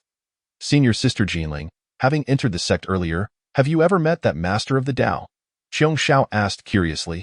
Turning to the nearby Jinling saintess, I have not, but I have heard the master mention him once, stating that he is indeed an extraordinary individual, Jinling gently explained, her own curiosity piquing as she lamented her lack of opportunity to meet him. Humph! An extraordinary individual? One who does not even dare to show his face. I believe it is merely a case of exaggerated tales. Duobao, who had just returned, overheard Jinling's words and could not help but scoff inwardly. He considered himself no less a genius than anyone among the 3 teachings, and this was his pride. Brother, sister, what sort of genius do you think could earn the simultaneous recognition of the 3 saints? Bai Xiao inquired, gazing at Zhao Gongming and Yun Xiao. I do not know, but if such a person exists, I imagine he must be akin to that Taoist Lu Qing, Yun Xiao mused. Whenever the name Lu Qing arose, she could not help but recall the white-robed figure who had saved her back in the Eastern Sea. Not just her, but Zhao Gongming and Bai Xiao shared the same sentiment, often reminiscing about that humorously spirited and chivalrous Lu Qing. They had longed to see that white figure again, yet regrettably, many years had passed without a word from him. Indeed, Taoist Lu Qing possesses remarkable talent. Only someone of his caliber could draw the attention of 3 saints. Zhao Gongming reflected nostalgically, wishing he could once more share a drink with that individual. Dear fellow disciples, Elder Mingi has arrived. We must prepare to receive him, Duobao announced. Almost immediately, a figure clad in black appeared. His countenance cold, exuding a barely perceptible aura of menace. Greetings, Elder Mingi. The disciples did not dare to be negligent. The name of the venerable Mingi was well known throughout the primordial world. Mingi nodded slightly. casting a glance over the assembled crowd without uttering a word. "Elder Mingi, please follow me to your seat," Duobao said, performing a respectful bow as he led the elder to his designated spot. Suddenly, Mingi halted, as if recalling something, and inquired, "Where is Taoist Lu Qing?" "What, Lu Qing again?" The mention of this name nearly caused Duobao to lose control of his temper. Whether it was one person or two, why did they all inquire about Lu Qing? Did they not see him standing right before them? However, in the presence of such a formidable figure as Mingi, Duobao dared not express his displeasure. Merely responding, "I believe my senior brother will arrive shortly. Please take your seat, Elder Mingi." After a while, nearly all those who had received invitations had arrived. That moment, a sudden burst of purple aura filled the sky, and a golden path emerged, revealing two figures walking side by side along this radiant trail. Chapter 54. Walking alongside the saints are arriving. Everyone, prepare to receive them. At the sight of this spectacle, it was clear to all that the saints were about to descend, as such grandeur and phenomena could only accompany their presence. "The two are the Western saints, Jane and Juenti," Duobao announced to the crowd. In truth, it was unnecessary for him to remind anyone. Their identities were easily discernible. "Greetings, esteemed uncles." The disciples and guests alike bowed in reverence, acknowledging the arrival of the saints, their demeanor respectful and deferential. "Dear junior brothers, it is regrettable that we were unable to welcome you properly from afar," Jane remarked as three figures approached in unison, each stepping upon lotus blossoms as they gracefully traversed the air. Indeed, it is none other than the three pure ones. The presence of the Western saints prompted the three pure ones to make their appearance, for it was only fitting to adhere to the protocols of courtesy. "Greetings, revered masters." The assembled crowd bowed once more. Greetings to the three senior brothers. Jane and Juani smiled warmly as they gently descended upon Kunlun Mountain. "Please, dear junior brothers, take your seats first," Laozi gestured with a smile, inviting the Western saints to sit. The two Western saints, as junior brothers, would not dare to take their seats before the three pure ones. After a round of courteous exchanges, they sat only after the three pure ones had settled. "So, these are the two legendary saints of the West?" It was the first encounter for many disciples of the three teachings, and they could not help but observe Jane and Juenti with curiosity. "I have heard that the three senior brothers have established the teachings of humanity, explication, and interception. Seeing them today, it is indeed a gathering of remarkable talents," Jane remarked, casting a glance at the gathered disciples. "Your praise is excessive, dear junior brother. Their talents are but ordinary, unworthy of such commendation," Yuan Shi humbly replied, though inwardly he felt a surge of pride. "But why is Lu Qing absent?" Juenti inquired, noticing the absence of Lu Qing among the crowd. "Our disciple Lu Qing has gone to accompany Nuwa. Calculating the time, he should be arriving soon," Yuan Shi explained. As soon as he finished speaking, another radiant glow filled the sky, and a golden path appeared once more, revealing a man and a woman walking side by side. The woman was tall and graceful, her aura exuding a divine radiance that enveloped her, reminiscent of a supreme goddess descending to the mortal realm. The man, clad in white garments, possessed a strikingly handsome visage and an ethereal demeanor, as if he had stepped forth from a painting. "Look, Lu Qing has arrived," Yen Shi remarked with a beaming smile. It was indeed the revered Saint Nuwa, but who was that white-clad gentleman accompanying her? How could he walk alongside a saint? The disciples of the three teachings were well aware of Saint Nuwa, the only female saint of the primordial times, who attained her status even before the three pure ones. Yet, the identity of the white-clad man, who walked shoulder to shoulder with the saint, left them in a state of bewilderment. Save for Xuandu and Guangchengzi, who displayed expressions of surprise. "Elder brother, second sister, do you not see that is Lu Qing?" Bai Xiao exclaimed, her mouth agape in astonishment. "It truly is Lu Qing." Zhao Gongming, Zhong Xiao, and Yuan Xiao echoed, their expressions mirroring Bai Zhao's shock and delight. They could never have imagined that their meeting with Lu Qing would unfold in such a grand manner. "You have yet to meet our esteemed Saint Nuwa, nor your elder brother," Tong Tian instructed the disciples of the three teachings. "So, he is the mysterious elder brother of the Taoist sect." The disciples finally comprehended the identity of the visitor, astonished to discover that their elder brother was such a youthful figure. In their minds, they had envisioned an ancient being, not someone so young and extraordinarily handsome. Many of the female disciples were already displaying signs of infatuation. We pay our respects to Saint Nuwa, to our elder brother, to the revered Saint Nuwa, and to fellow Taoist Lu Qing. The guests, along with the disciples of the three teachings, hurriedly bowed in deference, realizing that Lu Qing was the elder brother of the Taoist sect who had been simultaneously accepted as a disciple by the three saints. Yuan Shao gazed at the composed figure in white and suddenly understood. No wonder Lu Qing had recommended us to join the Jie sect for our tutelage back then. No wonder our master accepted us upon sensing Lu Qing's sword aura. Zhao Gongming was not foolish either. He quickly grasped the situation. Yuan Shao, it seems you are acquainted with our elder brother? Jinling Shengmu inquired. Senior sister, the four of us were guided by our elder brother to join the Jie sect, and it is likely that being accepted as disciples by our master was due to his influence. Yuan Shao replied, so that is how it is. Jinling's expression shifted to one of realization. Grateful that she had brought the three Shao sisters to the Jie sect, lest they inadvertently offend this esteemed elder brother of the Taoist sect, it appears that my disciple Lu Qing holds considerable influence. Indeed, upon the arrival of Nuwa, all five saints rose together, and Tong Tian jestingly addressed Nuwa, brother, you jest. Nuwa maintained her characteristic cool demeanor, and Tong Tian was not perturbed.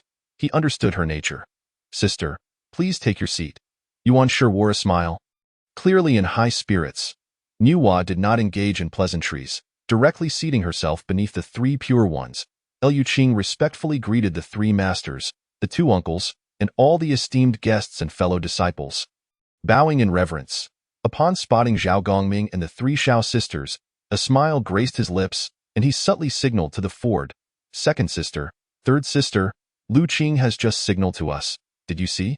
Bai Shao exclaimed with excitement, nearly calling out, I saw it. Fourth sister, do mind yourself. There are so many people watching. Yuan Shao cautioned her softly, though she herself was equally thrilled. Lu Qing had attended the Zixiao Palace alongside the three pure ones, and most of the guests there had seen him, for he had made quite an impression back then, having not only received the primordial purple energy, but also been bestowed with the innate treasure. The god-slaying spear, by the Tao ancestor it is no exaggeration to say that with Lu Qing's status and qualifications, he was worthy of standing alongside them, if not above them. Thus, Lu Qing treated the guests with the courtesy of a peer. Lu Qing, my disciple, it has been many years. How have you fared? Zhuan Ti inquired with concern. I am grateful for your concern, uncle. I am well, and I have been quite worried about both uncles, Lu Qing replied with a smile. Excellent, come sit by me. Zhuan Ti gestured for Lu Qing to take a seat beside him. With your invitation, how could I refuse? Lu Qing complied without hesitation, taking his place next to Zhuan Ti. The seating arrangement was indeed significant. The three pure ones, as hosts, occupied the main seats, followed by Nuwa, and then Zhuan Ti and Jie Yin. This meant that Lu Qing's seat was directly beneath the saints, with the great powers of the primordial world behind him, and further back were the direct disciples of the three teachings, such as Xuandu, Duobao, and Guangchengzi. Chapter 55. The two saints strike back, the contest of the three teachings. Humph. I thought he had 3 heads and 6 arms. Turns out he is merely at the initial stage of the great Luo. Duobao seethed with a mix of anger and jealousy upon witnessing Lu Qing's prominence, even the saints appearing to enjoy his company. He had busied himself with the grand ceremony, yet had not received even a glance from the saints, while Lu Qing arrived and stole all the limelight, leaving him infuriated. Esteemed guests, today marks the grand ceremony of the establishment of the three teachings. Welcome, everyone. Please raise your cups, Yuan Shi, Laozi, and Tong Tian proclaimed as they lifted their cups. Following their lead, all present stood and drank heartily. After a round of formalities, everyone resumed their seats to engage in discussions over wine. Esteemed guests, I wish to take this opportunity to formally introduce the shared disciple of our three pure ones, as well as the elder brother of our Jie sect. He is none other than my disciple, Lu Qing. Tong Tian slowly rose, solemnly announcing to all, Humph, truly disrespectful to the elder brother. I have yet to make the announcement myself. Why should it be your place to do so? Yuan Shi, displeased that Tong Tian had preemptively declared Lu Qing as the Jie sect's elder brother, rose to speak as well. However, as a saint, he could not openly display his displeasure in front of others. And so he slowly continued, disciples of the Chan sect, listen well. Lu Qing possesses exceptional character and talents. He shall henceforth be our Chan sect's elder brother. You all must take him as your example and learn from his admirable qualities. My disciple Lu Qing is also the elder brother of our sect, Laozi added, reluctantly speaking after a moment of contemplation. Nephew, congratulations. To be the elder brother of all three teachings is indeed an unprecedented achievement. Zhu Ti expressed cheerfully, being the first to offer his congratulations. In my opinion, Lu Qing, as a disciple, excels in character, talent, and cultivation.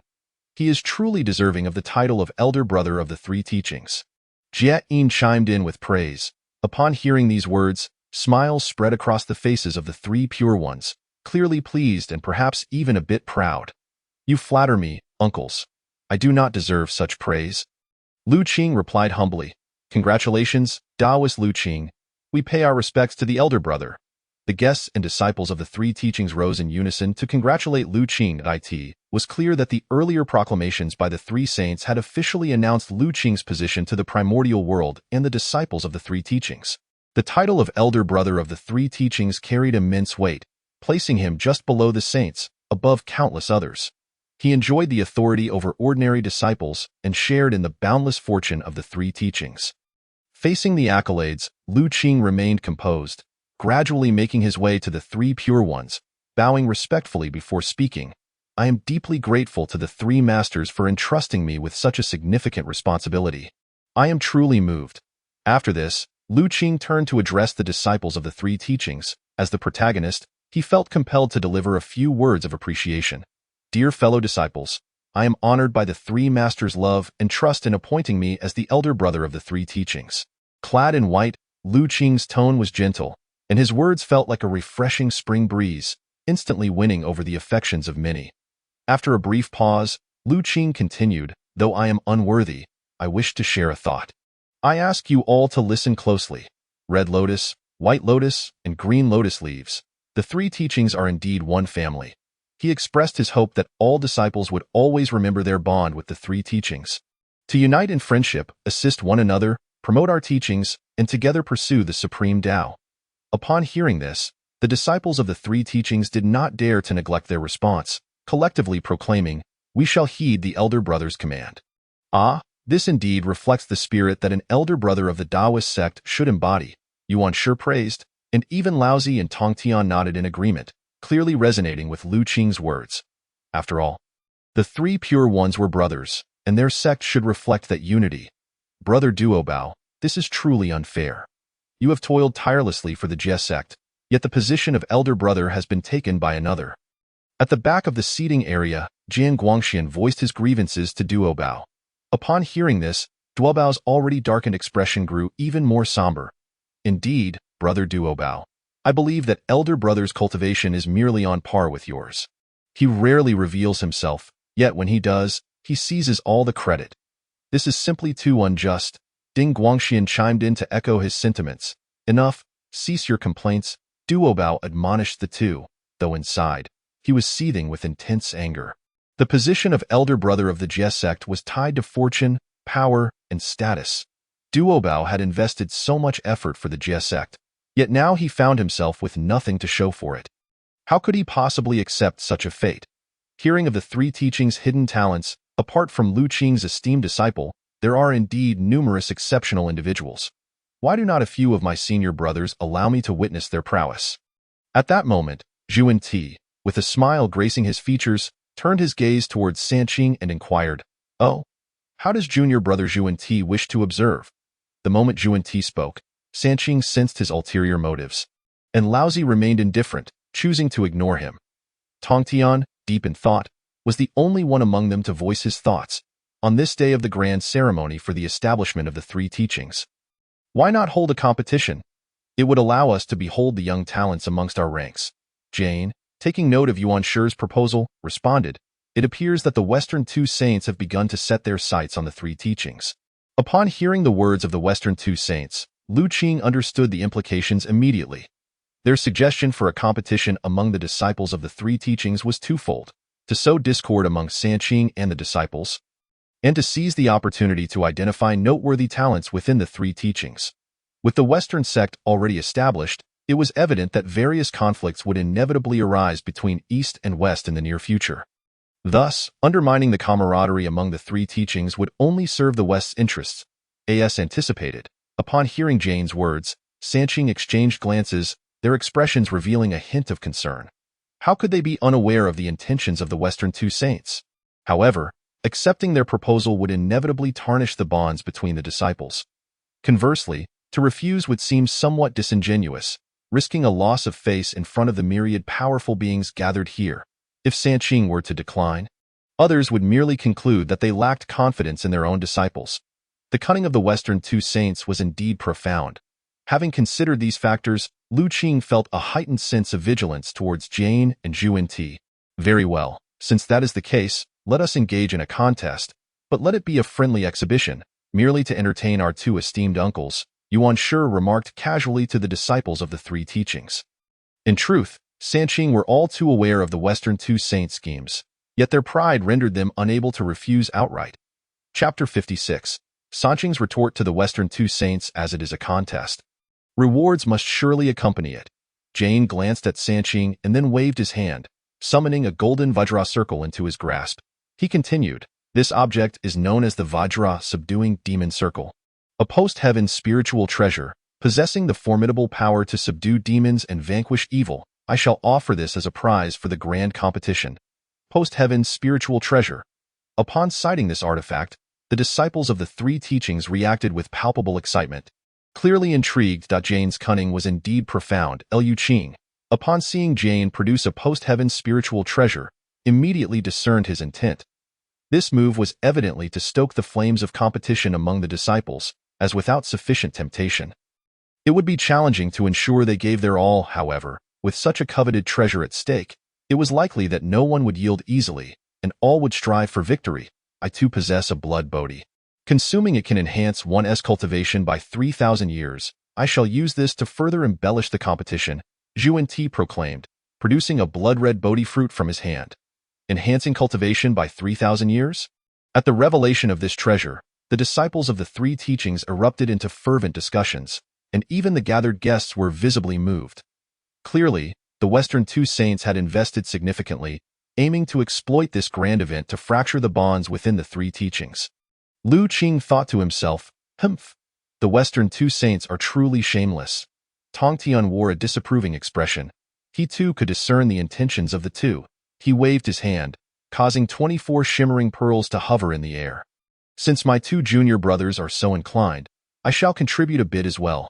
Gazing at the crowd, Tong Tian continued, "This treasure was procured from the Purple Cloud's palace.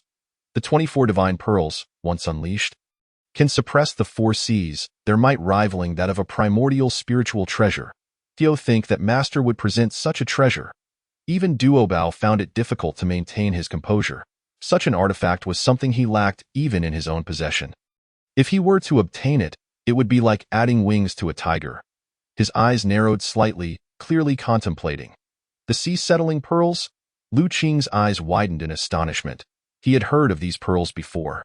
It was said that there were 36 sea-settling pearls in existence, and if gathered, they could form a primordial supreme treasure.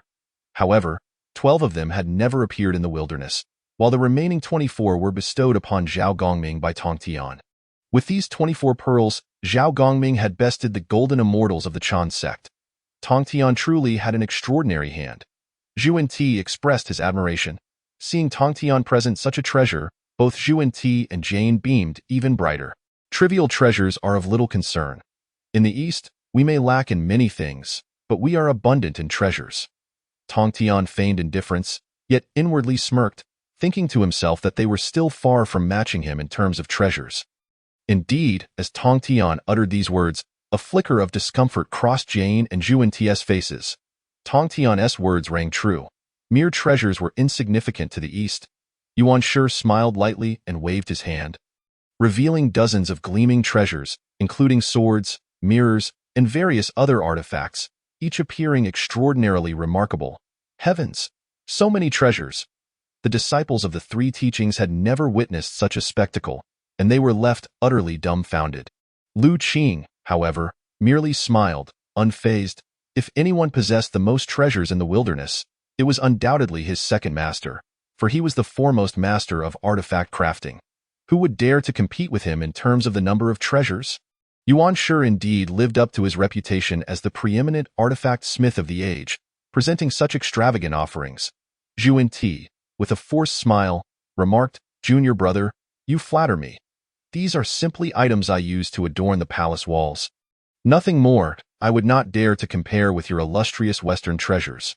Yuan Shi feigned humility while subtly slapping the Western two saints in the face with his words. Liu Qing looked at Yuan Shi in exasperation. Thinking to himself that his second master truly possessed a sharp tongue, effortlessly leaving the Western two saints speechless. At that moment, Laozi waved his hand, producing 10 potent elixirs that floated in the air. "Since that is the case, I shall offer these 10 9-transformation elixirs to add further embellishment to the competition." Laozi appeared nonchalant, as if he were presenting not 10 9-transformation elixirs, but merely 10 pebbles. 9 transformation elixirs? Instantly, the crowd was left astonished. Who had not heard of these elixirs? Crafted solely by the Taiji saint, it was said that one could revive the dead, flesh from bones, and even transcend the great Tao with ease. And now, the Taiji saint casually presented 10 of them, causing even the gathered guests to swallow hard in disbelief. Master Brother truly is the greatest alchemist of the wilderness, presenting 10 9-transformation elixirs in such a manner. Jane and Zhu Ti's expressions twitched. Even they felt tempted by these 10 elixirs. Yet, Laozi treated them with such indifference. Why was it that the 3 teachings were so affluent while they remained so impoverished? Trivial elixirs, hardly worth mentioning. I typically use them to nourish my steed, that green bull, Laozi remarked with a slight smile, as if discussing something insignificant. What? You use 9 transformation elixirs to feed a bull? The crowd was left in shock, struggling to comprehend the sheer extravagance of such wastefulness. In an instant, they felt their own lives paled in comparison to that of a mere bull. Especially Jane and Zhu Ti, who felt as if they had been dealt a devastating blow, their faces growing increasingly grim. Even the normally aloof Enhua opened her eyes at this moment, casting a rare smile towards Laozi, as if acknowledging him as the true king. Liu Qing marveled inwardly. Not solely due to the 9 transformation elixirs, for he possessed many of them himself, often treating them as mere snacks. What truly struck him was Laozi himself, though seemingly unassuming, more understated than Yuan Shi and Tong Tian. When he chose to act, it was always with lethal precision. This was the true essence of a formidable individual, a master of subtlety. Liu Qing glanced towards Enhua, speculating whether she would produce something equally astonishing, only to find her still in quiet contemplation, exuding a sense of serene detachment, showing no inclination to participate. "Since that is the case, Liu Qing, my disciple of the 3 teachings, you shall set an example. If any disciple can best you, they shall receive these rewards," Yuan Shi said, his eyes sparkling with amusement as he regarded Liu Qing, casting a glance towards Jane and Zhu Ti. "Indeed, Liu Qing, you shall suppress your realm and guide them, allowing them to understand that there are indeed others beyond themselves and heavens beyond their own," Tong Tian added in agreement. "What?" The crowd was utterly taken aback. They had never anticipated that Yuan Shi would establish such a rule. Originally, they had expected a knockout tournament where each would rely on their skills to claim victory, presuming that the champion would undoubtedly be one of the few in the great Luo realm. Yet, to think that the saint would allow the esteemed disciple of the 3 teachings to suppress his realm and engage with them. This meant that every participant had the potential to claim rewards. After all, who among equals would truly be inferior? Chapter 57. The grand competition of the 3 teachings. In an instant, the disciples of the 3 teachings were filled with enthusiasm, for treasures were indeed alluring. Should anyone succeed in obtaining those generous rewards, they would undoubtedly become the wealthiest disciple of the 3 teachings, with breaking through to the great Luo realm becoming a mere formality in stark contrast. Jane and Zhu Ti wore grim expressions, for their proposal for a contest, along with the lavish treasures they had presented, was intended to sow discord within the 3 teachings. However, with Yuan Shi and Tong Tian allowing Liu Qing to take the stage, their intentions were clearly thwarted, as they were well aware of Liu Qing's exceptional talent. "Disciples, your command is my decree." Liu Qing gracefully leapt and descended gently upon the arena established by the primordial creator. In truth, this idea was initially conveyed by him to the 3 pure ones. How could Liu Qing remain indifferent while the Western 2 saints sought to undermine the camaraderie of the 3 teachings? Lu Qing believed that the so-called trajectory of the primordial chaos was not immutable. Indeed, since his arrival in this realm, many events had already altered, with Hong Yun serving as a prime example. According to later accounts, Hong Yun, having attained the primordial purple qi, was ultimately forced to self-destruct by the likes of Di Jun, Tai Yi, and Kunpeng. Yet, Kunpeng had long since met his demise at Lu Qing's hands, while Hong Yun still thrived. This further attested that Lu Qing had inadvertently altered Hong Yun's fate. If he could change Hong Yun's destiny, why should he not endeavor to reshape the fate of the three teachings? Regardless, Lu Qing was determined to give it a try. Might I inquire which junior brother or sister would be so bold as to take the stage for a friendly spar? Clad in flowing white robes, Lu Qing exuded an air of calm confidence as he surveyed the disciples of the three teachings. The disciples exchanged glances, momentarily hesitant to step forward, for this esteemed senior brother was shrouded in mystery. Having garnered the favor of all three saints, surely he was no ordinary individual? Each one hoped that another would take the first step. Senior brother Duobao, with your prowess, I believe you could claim the title of champion in this gathering. Jian Guangxian said, his expression one of sycophantic admiration towards Duobao. In a rush, Duobao replied, his demeanor inscrutable. Though internally he felt a tempest of excitement, he maintained an outward appearance of tranquility. Initially, he had thought this event would be a fruitless endeavor, serving merely as a means for others to shine, yet unexpectedly, the prospect of a contest had emerged. This was undoubtedly a fortuitous opportunity for him. He had resolved not only to secure those enticing rewards through his own strength, but also to demonstrate to the three saints and all disciples of the three teachings who truly deserve to be the senior brother of the sect of interception. Senior brother Duobao, allow me to test the mettle of this esteemed senior brother first, Jian Guangxian declared as he suddenly leaped onto the arena. I have encountered the esteemed senior brother. Might I request your guidance? Jian Guangxian said, performing a slight bow towards Lu Qing, radiating the aura characteristic of a late-stage golden immortal. Jian Guangxian, one of the seven celestials of the sect of interception. Lu Qing's gaze fixed intently upon him. If memory served correctly, this individual was no paragon of virtue. During the calamity of the Fengshen, he had repeatedly urged Tongtian to emerge and confront the teachings of Chan. Subsequently, when Tongtian set up the 10,000 Immortals array to challenge the disciples of Chan, this person had participated in defending the array. When the discipled Sihong Daoist breached the formation, he had been subdued. It is indeed junior brother Jingguang. I cannot promise guidance, but let us engage in a friendly spar where I will suppress my realm to match yours. Lu Qing said, standing with hands clasped behind his back, making no move other than to await the other's strike. Junior brother Jingguang is one of the seven celestials of our sect of interception. A golden immortal highly favored by our master. I wonder if he can truly contend with that esteemed senior brother of ours. A disciple of the sect of interception whispered, that is difficult to ascertain. The demeanor of that senior brother is extraordinary. Having captured the attention of all three saints, he must be an exceptional genius. Another disciple expressed skepticism towards Jian Guangxian. Perceiving Lu Qing's apparent arrogance, Jian Guangxian felt a surge of indignation and declared, esteemed senior brother, I hope you will forgive my offense. As his words fell, he emanated a blinding golden light, his aura imposing, causing many disciples of lesser cultivation to shield their eyes. Indeed, the disciples of the three teachings are truly extraordinary, Jin Yuanzi marveled. Though this individual is remarkable, in the presence of my friend Lu Qing, he is likely no different from an ordinary person. Hong Yun observed with an expression that suggested he had seen through it all. Naturally, Jin Yuanzi nodded in agreement. Be cautious, senior brother, Jian Guangxian bellowed, unleashing an endless stream of golden light towards Lu Qing. This golden light contained a soul attack, indeed formidable, a mere trifle. I hope junior brother does not find it laughable, Tongtian remarked, seemingly unfazed. However, Lu Qing remained unmoved, facing the golden light without flinching or retreating. How is this possible? The disciples of the three teachings gasped in unison, for they witnessed the golden light vanish upon contact with Lu Qing, as though it had sunk into the ocean. What is happening? Jian Guangxian's face turned pale. His recent attack was his life-bound divine skill, his strongest move. He had unleashed it with full force, fearing the inscrutable depth of this senior brother, hoping for a decisive victory.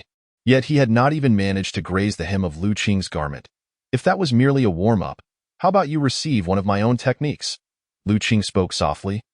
And immediately, an overwhelming golden light radiated from him, far surpassing the intensity of Jin Guangxian's light. Go. Lu Qing waved his hand gently, and this torrent of golden light surged towards Jin Guangxian, who had yet to react before being engulfed. How is this possible? How could you wield my life-bound divine skill? As the golden light dissipated, Jin Guangxian was seen half kneeling on the ground, disbelief etched on his face as he gazed at Lu Qing. Clearly, Lu Qing's recent move mirrored his own life-bound divine skill, yet its power exceeded his own tenfold. Jianguang, do not forget to express your gratitude for your senior brother's mercy, Tong Tian remarked, observing Jin Guangxian's predicament with a hint of amusement. Upon hearing Tong Tian's reminder, Jian Guangxian quickly realized that the golden light had targeted his soul. Aside from some embarrassment, he was unscathed and understood that Lu Qing had shown him mercy. Thus, he cupped his hands in gratitude towards Lu Qing and stated, "Thank you, esteemed senior brother, for your leniency. I concede with full acceptance, in no matter," Lu Qing replied, a smile gracing his features, appearing completely unconcerned. Indeed, the esteemed senior brother Lu Qing remains the invincible figure of your. Zhao Gongming remarked with admiration. Even the Sanchao sisters shared his sentiment. The comprehension of my senior nephew is truly astounding. If I am not mistaken, he grasped that golden light technique in an instant and used it to vanquish his opponent. Jiejing noted, his expression one of appreciation for Lu Qing's intellect. "You flatter me, junior brother," Lu Qing replied, exhibiting modesty, though the delight on his face was unmistakable. The three pure ones were well aware of Lu Qing's exceptional understanding. Yet they were still somewhat taken aback. To comprehend another's life-bound divine skill in an instant was a terrifying ability that even they had not achieved before becoming saints. Chapter 58. Signaling the Spirit Treasure. Sihong Taoist. Might there be any other junior brothers or sisters who wish to step forward for a spar? Having defeated Jin Guangxian with a single move, Lu Qing displayed no emotion. In his view, Jin Guangxian's technique was merely a manifestation of the principles of light, nothing particularly remarkable. Observing Lu Qing's effortless victory over Jin Guangxian, the disciples of the three teachings recognized him as a formidable opponent. And no one dared to take the stage. "Senior brother Duobao, my strength is lacking. I am no match for the esteemed senior brother," Jin Guangxian admitted, feeling somewhat disheartened as he spoke to Duobao. "That Lu Qing is unfathomable. Do not feel disheartened by your loss," Duobao replied solemnly, aware that Lu Qing had yet to reveal his true capabilities. "Dingguang, would you dare to step up and test the depth of that esteemed senior brother?" Duobao seemed to have a thought, addressing the long-eared Ding Guangxian beside him.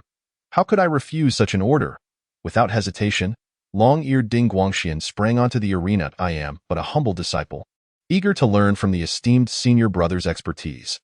Just as Lu Qing was becoming somewhat bored, a figure soared onto the stage. "Is this the long-eared Ding Guangxian, one of the 7 celestials of the sect of interception?"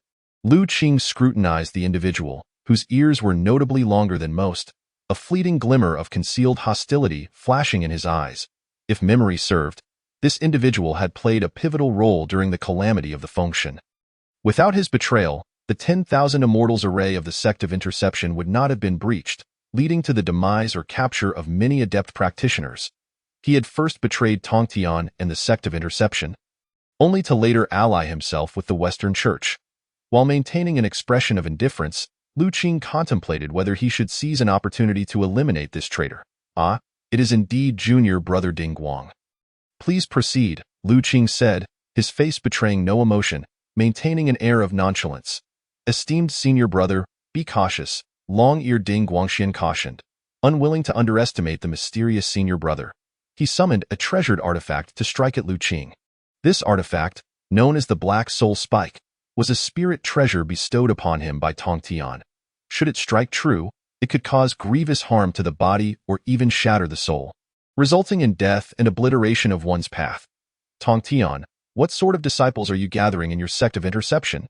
Yuan Shi remarked, his expression one of discontent as he observed long-eared Ding Guangxian's malicious intent in this friendly spar. Tong Tian's countenance faltered upon hearing Yuan Shi's words. While he recognized the truth in them, he could not refute them and chose to remain silent. Humph! Unmoved by the lethal approach of the Black Soul Spike aimed at his brow, Lu Qing merely extended 2 fingers. "What?" Long-eared Ding Guangxian was taken aback, for as his Black Soul Spike was about to pierce Lu Qing's brow, It was firmly pinched between Lu Qing's fingers. He attempted to manipulate the artifact, yet found himself utterly unable to free it from Lu Qing's grip. However, that was not the end. Lu Qing lightly exerted pressure with his fingers. Crack, with a sharp sound. The black soul spike shattered into two pieces, as the spike broke. Long-eared Ding Guangxian spat out a mouthful of blood, suffering from the backlash. The connection between him and the artifact severed entirely. The audience gasped in unison. Having never witnessed such a display of terrifying physical prowess, it is truly astonishing that Lu Qing's disciple has achieved such remarkable prowess in physical cultivation. Zhuan Ti spoke with a sense of wonder. While he was aware of Lu Qing's extraordinary talent, he had not anticipated that Lu Qing's physical form had been honed to such a remarkable state. "You flatter me, brother Zhuan Ti," responded Tong Tian with a smile. While Yuan Shi and Lao Zi also wore faint smiles on their faces, in truth, all three harbored a shared curiosity. When had their disciple cultivated his physical form? Why were they unaware of it until now? Nevertheless, the Sanqing were cognizant of their disciple's enigmatic nature and did not intend to pry further. "I inadvertently exerted too much force and broke the treasure of my fellow disciple. Dingguang, I hope you will not take offense, Brother Chang'er," Lu Qing stated in a calm tone, his face devoid of any trace of remorse. Had this occurred elsewhere, Lu Qing would have long since eliminated this individual without hesitation. Upon hearing this, Chang'er Dingguang spat out another mouthful of blood, his expression oscillating between despair and rage. He wished to retaliate, but with his most powerful treasure shattered, what could he use to contend against Lu Qing? Ultimately, he could only clasp his hands and salute, saying, "Senior brother, your strength is profound. Dingguang is indeed outmatched and willingly bows to your superiority." With that, he departed the arena, his face clouded with bitterness. "Ah, what a pity," Lu Qing sighed inwardly, wishing that Chang'er Dingguang would continue to attack if he did. Even if Lu Qing did not kill him on the spot, he would at least ensure that he was severely injured. After all, the other party had persisted in their attempts despite Lu Qing's mercy. Was it not reasonable for Lu Qing to inflict a serious wound in return? Senior brother Lu Qing is truly formidable. Bai Xiao gazed at Lu Qing in admiration, her expression one of infatuation. "Cough, fourth sister. Please be mindful of your demeanor." Yuan Xiao interjected, clearing her throat. "Zihong, I humbly seek your guidance, senior brother," a voice called out. And a lady gracefully descended into the arena, holding a precious vase. She appeared dignified and elegant, exuding an aura of benevolence. This was Zihong, a senior sister from the Chan sect, renowned for her profound mastery of Taoist arts. And her vase was a spatial treasure. Some disciples of the Jie sect recognized Zihong's identity and began to discuss among themselves. "I observe that this celestial maiden possesses extraordinary grace. I wonder to which sect she belongs?" Zhuan Ti observed Zihong for a moment before turning to the Sanqing and inquired. "Zihong is one of my disciples. She cannot be compared to your esteemed disciple from the West." "I apologize for the embarrassment, brother," Yuan Shi replied, his words humble yet tinged with pride, not forgetting to subtly mock Zhuan Ti. "I see." Zhuan Ti responded, unperturbed by Yuan Shi's jibe, his gaze fixed on Zihong. Lost in thought. "Zihong? The future Guanyin Bodhisattva?" Lu Qing mused, studying the dignified woman before him, noting her resemblance to the Guanyin Bodhisattva of later generations. Rumors had circulated in the world that Zihong was originally male and only transformed into a woman upon becoming Guanyin. Others claimed she had always been female. Thus, the truth remained elusive. Yet today, Lu Qing beheld her true form, clearly a woman, and a quite beautiful one at that. "Oh, it is Guanyin." "Cough. Zihong, please," Lu Qing said with a smile, gesturing for her to proceed. "Please be gentle, senior brother," Zihong replied gracefully, offering Lu Qing a slight bow that instantly evoked goodwill. Certainly, Lu Qing stood with his hands clasped behind his back, awaiting her move. "Be cautious, senior brother," Zihong warned. As her words fell, she flicked her wrist, and the precious vase soared into the void, rapidly expanding until it transformed into a colossal vessel of immense size. A tremendous suction emanated from its opening, causing dust and stones to swirl violently, and the very sky darkened, as if even the heavens could not withstand the force and were about to be drawn in. What a terrifying pull! The onlookers murmured, captivated by the spectacle. "Spatial treasure?" Lu Qing mused, slightly taken aback, sensing a surge of spatial energy emanating from it. Sihong was astonished. Although she commanded the vase in an attempt to draw Lu Qing into it, she found that no matter how she urged it, he remained steadfast and unmoving. Senior brother possesses such innate talent.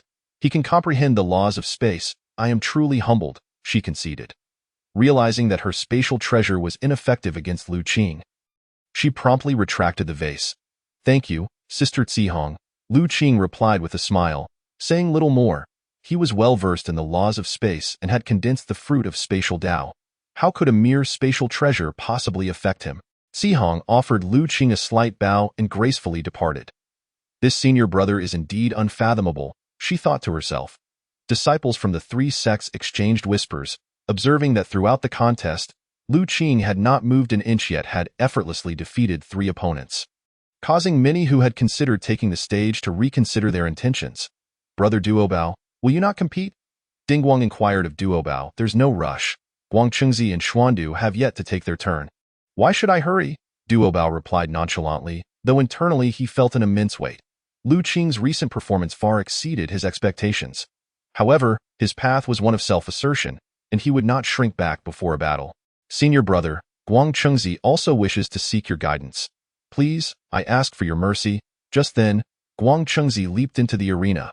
He held a favorable view of this senior brother, yet did not wish to miss out on such a generous reward and sought to challenge him. By all means, Brother Guang Chengzi, please proceed, Lu Qing responded without surprise. Upon Guang Chengzi's entry, Lu Qing felt no astonishment. After all, such rewards would entice anyone, save for the saints. Senior brother, Guang Chengzi is overestimating his abilities. He wishes to settle the matter with one blow. Is that permissible? Guang Chengzi inquired with utmost politeness. Oh? If that is the case, brother, then unleash your full strength, Lu Qing replied with a smile. Thank you. Senior brother, Guang Chengzi said, his expression turning serious as he raised his hand. Suddenly, a massive seal appeared in the air, causing the surrounding void to tremble. This was Guang Chengzi's Fantian seal. Duobao's expression turned grave. Even he sensed pressure emanating from the seal. A Daluo Jinqian's cultivation. Impressive. I wonder which of the 3 senior brothers is his master? Zhuan Ti, asked the Sanqing. It is but my humble disciple, who cannot be compared to your esteemed disciple from the West.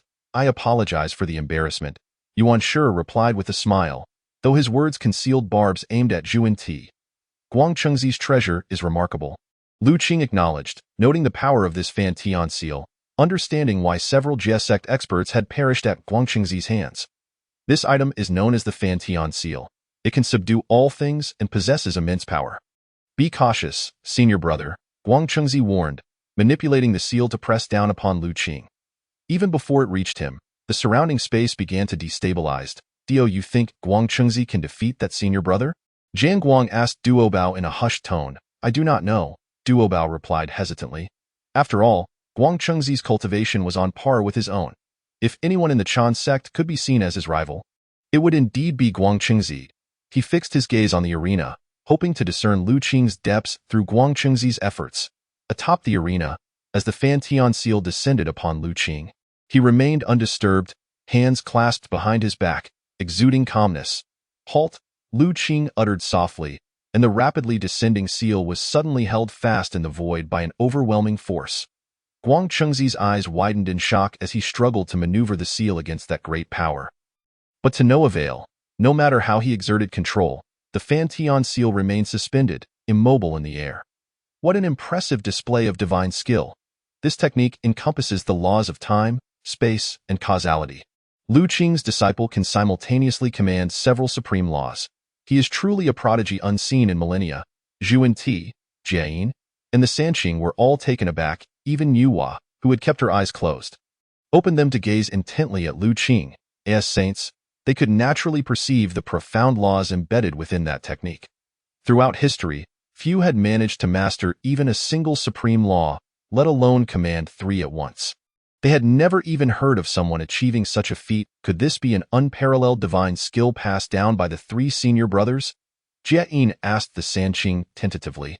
Not at all. Lao Zi, Yuan Shi, and Tong Tian shook their heads in unison, indicating their ignorance. In truth, they were all astonished.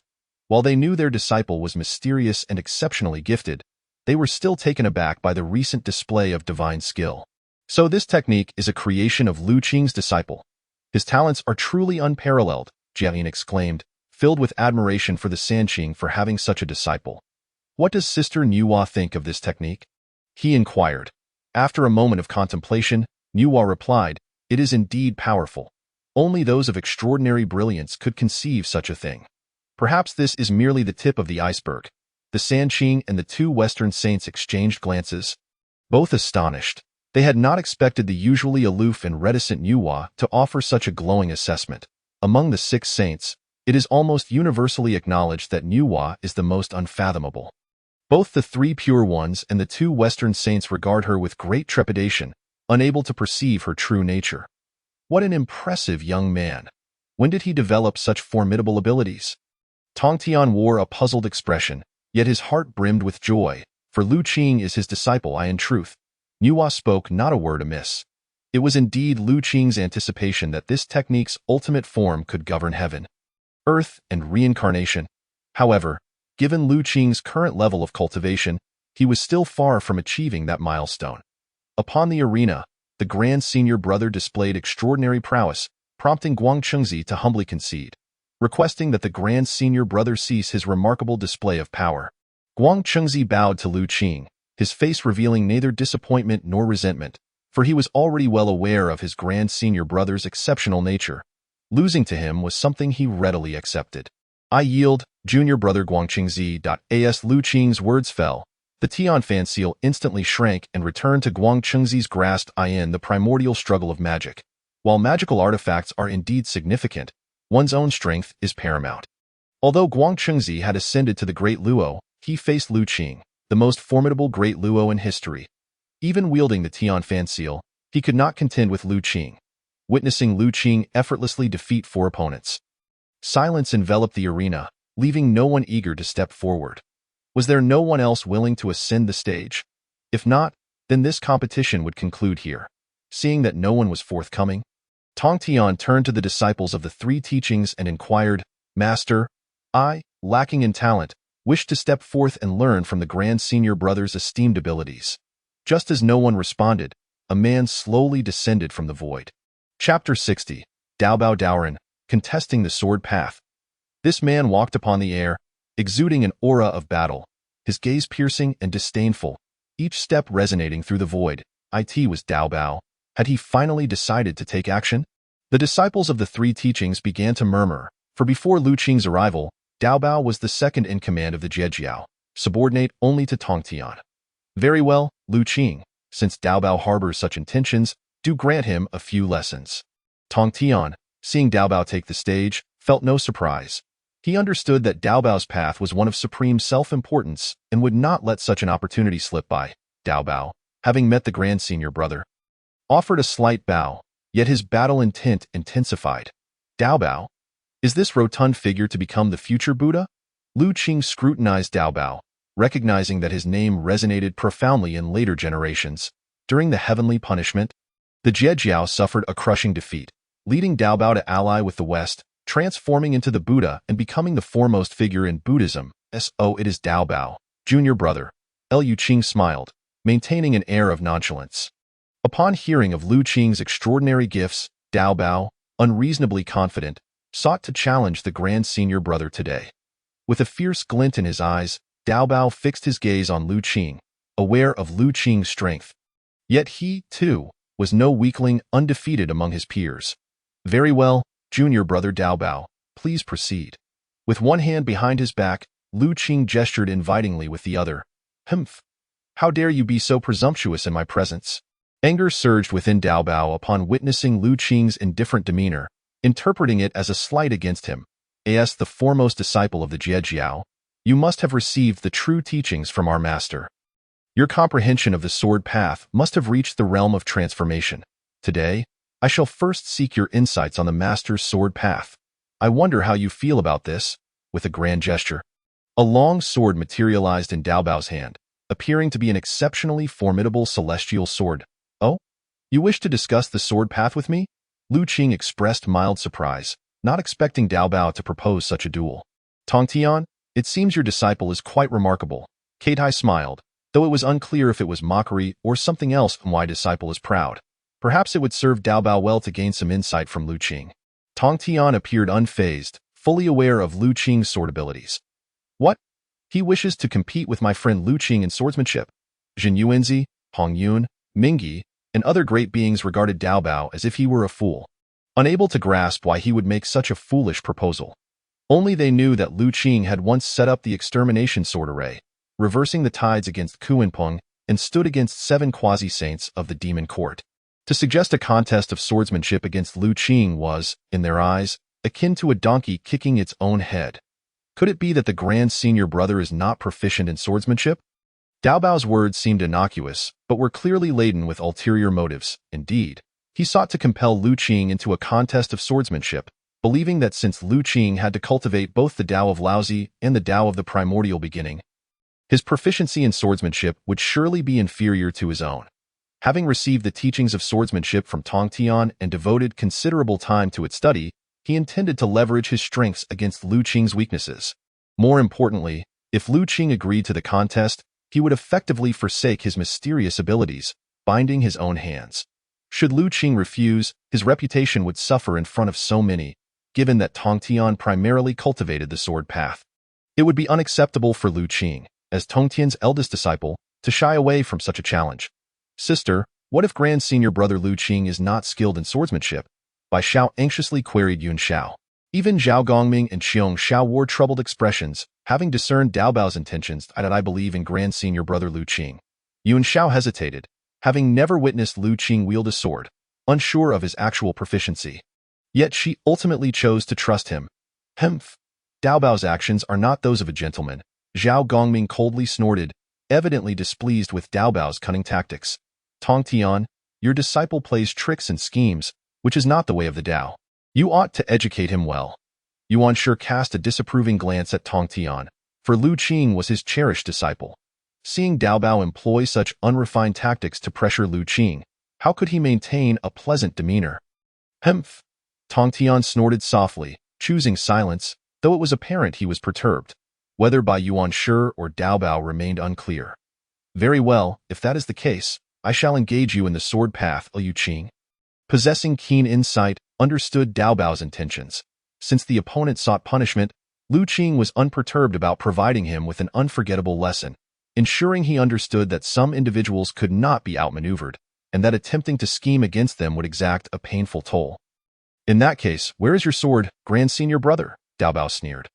All things in heaven and earth are swords. I, too, am a sword, Lu Qing replied calmly. Very well, then please receive my sword. As Lu Qing stood before Dao Bao. Devoid of a sword, Dao Bao's heart filled with cold laughter. Should it come to this, he would bear no blame as his words fell. He brandished his long sword horizontally, unleashing a terrifying sword aura that enveloped the entirety of Kunlun Mountain. Yet, this was merely a fraction of the sword aura Dao Bao could unleash. Proficient in the Tong Tian sword path, he was far from simple. This move is called soul slaughter, derived from the Master S sword path. Please, grand senior brother, do test it, Dao Bao proclaimed with vigor, swinging his sword towards the void. The heavens erupted with thunder and lightning, countless bolts transforming into a rain of swords descending upon all, truly remarkable. Dao Bao, what a fearsome strike. The disciples of the 3 teachings were taken aback. Even Guangchengzi, Jinling Shengmu, and Xuandu, great Luo golden immortals, donned solemn expressions as the sword aura instilled a profound sense of crisis within them. Fusing the sword path with the power of thunder, indeed, Tong Tian, it appears that aside from Lu Qing, others have also received your true teachings on swordsmanship. Jane, who stood to the side, nodded in agreement, his interest piqued by Dao Bao's display. Meanwhile, Nuwa observed the arena with a cold demeanor, uttering not a word. Acceptable, Tong Tian nodded, somewhat surprised by Dao Bao's accomplishments in the sword path. He possessed some skill, but alas, he was up against my disciple, Lu Qing. Yuan Shi suddenly interjected, what is mere dust to the sword? In the face of the onslaught of terrifying sword auras charged with the power of thunder, Lu Qing uttered a soft phrase that left everyone astounded. Chapter 61. The law condenses into a sword, the cataclysm of the gods. With his mouth slightly parted, a massive visage emerged in the void. Opening its great maw and inhaling deeply, So the astonishment of all. The boundless sword aura was drawn into its depths. Did Grand Senior Brother Lu Qing just consume Daobao's sword aura? Bai Xiao rubbed her eyes, fearing she had misjudged the scene. It seems so. She answered uncertainly. How can this be? Both the guests and the disciples of the three teachings stood agape, doubting their own perceptions. Only Jin Yuanzi, Hong Yun, Mingyi, Dong Wanggong, and other great beings managed to maintain their composure. Meanwhile, Daobao on the stage stared incredulously at Lu Qing, unable to fathom that the sword aura he prided himself on had been devoured so casually by his opponent. It was crucial to note that this was no ordinary sword aura. It bore the power of thunder, capable not only of obliterating one's physical form, but also of eradicating the very essence of one's soul. Junior Brother Daobao, your sword aura has quite a delightful flavor. Do you have more? Lu Qing beamed at the astonished Daobao, as if the sword aura he had just consumed was a fine vintage. Who would have thought that Lu Qing, my nephew, possessed such an amusing side? Jane chuckled. This child. Laozi shook his head in exasperation, yet a hint of affectionate amusement lingered on his face. How did he manage to achieve this? At this moment, Duobao was both astonished and perplexed. Unable to comprehend why Lu Qing remained unscathed after swallowing the sword energy. He should have perished, body and soul alike, in a contest of swordsmanship. Why did the senior brother not draw his sword? Duobao, being extraordinary in his own right, wished to reclaim the situation despite the murmurs surrounding him, for he believed Lu Qing's recent action did not belong to the realm of swordplay. You wish to see me draw my sword? Lu Qing fixed his gaze upon Duobao, causing the latter to feel inexplicably bashful in a sword duel. One must indeed draw their sword. I possess one final technique, a fusion of my master's swordsmanship and array formation. I shall pose this sword array to you, senior brother. With a grand sweep of his hand, Duobao conjured 8 long swords, bringing the total to 9, arranged in a spinning formation around him, their sword energy radiating outward. Creating an unapproachable aura, this sword array is named Jingxian. When this array is complete, it can shatter myriad laws. I invite you, senior brother, to test it. Duobao's eyes glinted sharply, exuding an unparalleled aura of dominance. Truly, he was the esteemed senior brother. It was unexpected that he possessed such profound mastery of formation beyond swordsmanship. The disciples of the three teachings gasped in awe, for none dared to claim they could emerge unscathed against the combination of sword and array.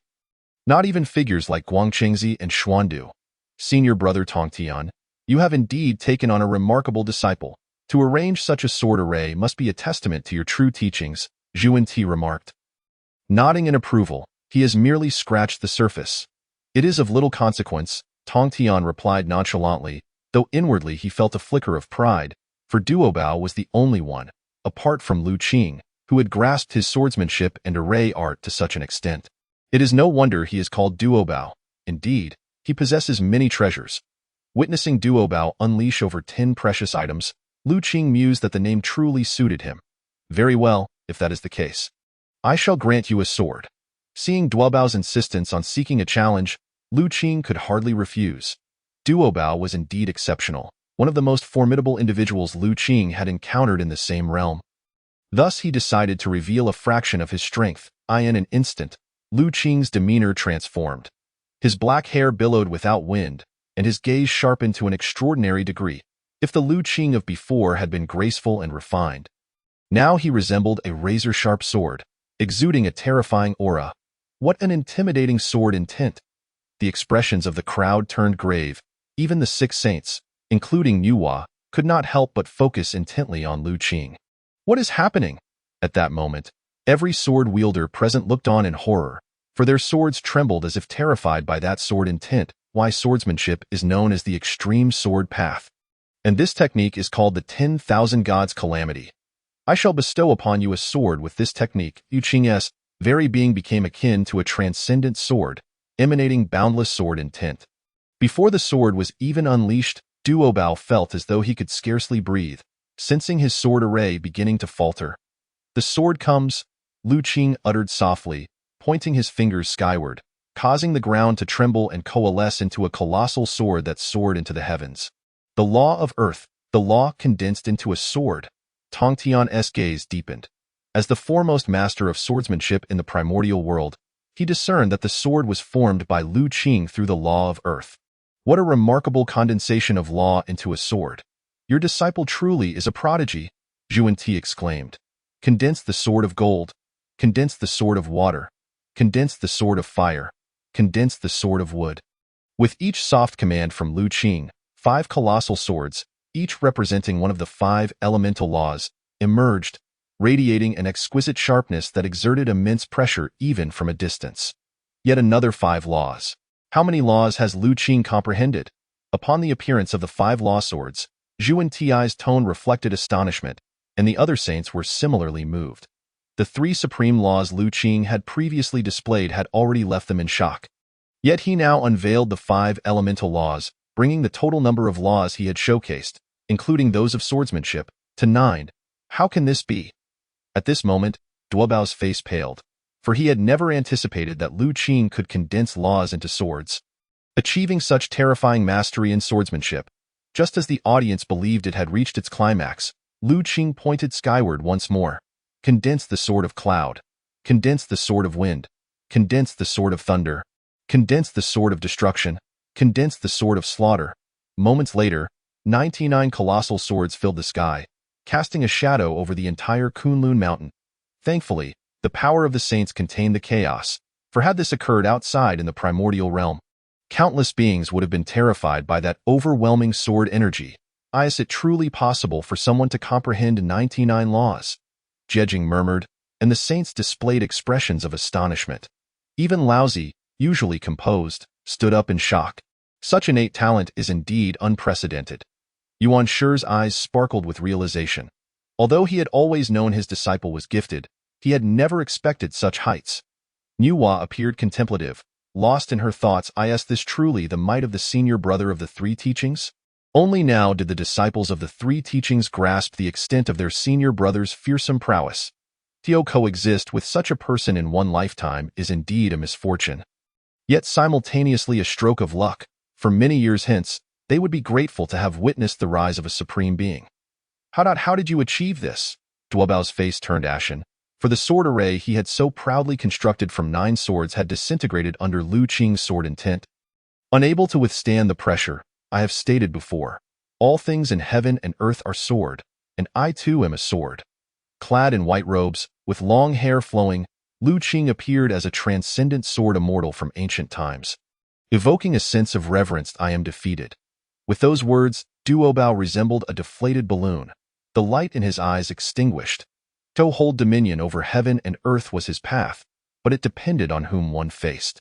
In the presence of absolute power, Duobao had no choice but to concede, for he could not withstand that sword intact. Though he possessed many other means, this was merely a contest, not a life-or-death confrontation. And having publicly declared a duel of swordsmanship, how could he go back on his word? Duobao was not so lowly. Chapter 62. The 12 Capital Heavenly Gods Great Formation. Thank you, junior brother Duobao. Dissipate, Lu Qing uttered softly, and the 99 colossal swords poised to descend gradually vanished into the void. The senior brother's talent is astonishing across the ages. Duobao was indeed overly ambitious and now feels ashamed. Duobao bowed slightly to Lu Qing, having relinquished his previous resentment and defiance. When one person is only slightly better than you, feelings of resentment, jealousy, and dissatisfaction are natural. However, when someone inspires complete admiration, such feelings transform into distance. This was the shift in Duobao's mindset. There is no need for such humility, junior brother Duobao. We are all disciples of the same master, brothers and sisters in arms, so why should we speak in such a manner?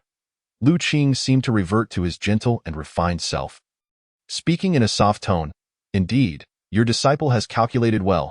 He still considers the bond of brotherhood, which speaks to Lu Qing's broad-mindedness. Yuan Shi nodded, his expression indicating approval. This time, Tong Tian did not oppose Yuan Shi's words. Instead displaying agreement. In that case, I declare Lu Qing the victor of this grand contest among the 3 teachings, and all rewards shall belong to him. Yuan Shi announced the final result of the 3 teachings grand competition with a smile. Congratulations, senior brother. Congratulations, fellow Taoist Lu Qing. The disciples of the 3 teachings and various guests expressed their congratulations in unison. Junior brothers and sisters, please take these items to share among yourselves. As Lu Qing's words faded. A wave of his hand sent dozens of 9 transformation immortal pills and numerous treasures soaring towards the disciples of the 3 teachings. Among them, the blood Bodhi flew to Jin Ling, the Vajrat demon subduing circle to Duo Bao, and 24 sea calming pearls to Zhao Gongming, while the Sanchao sisters received 3 weapons forged by Yuan Shi Tianzuan. Disciples such as Xuandu, Guangchengzi, Chijingzi, Zihong, and Jin Ling all received something, be it an immortal pill or a treasure. Thank you, senior brother, for the gifts. Upon receiving their treasures, the disciples' faces glowed with delight, astonished that their senior brother would distribute all the treasures among them. I have one too. Duo Bao held the Vajra demon subduing circle in his hands, astonished that despite his previous treatment of Lu Qing, the latter would bestow upon him such a precious treasure, stirring a sense of gratitude within him. After a moment's hesitation, he stepped forward, bowed to Lu Qing, and spoke, Senior brother, your magnanimity is as vast as the sea. I have offended you greatly before. Please do not hold it against me. What are you saying, junior brother Duo Bao?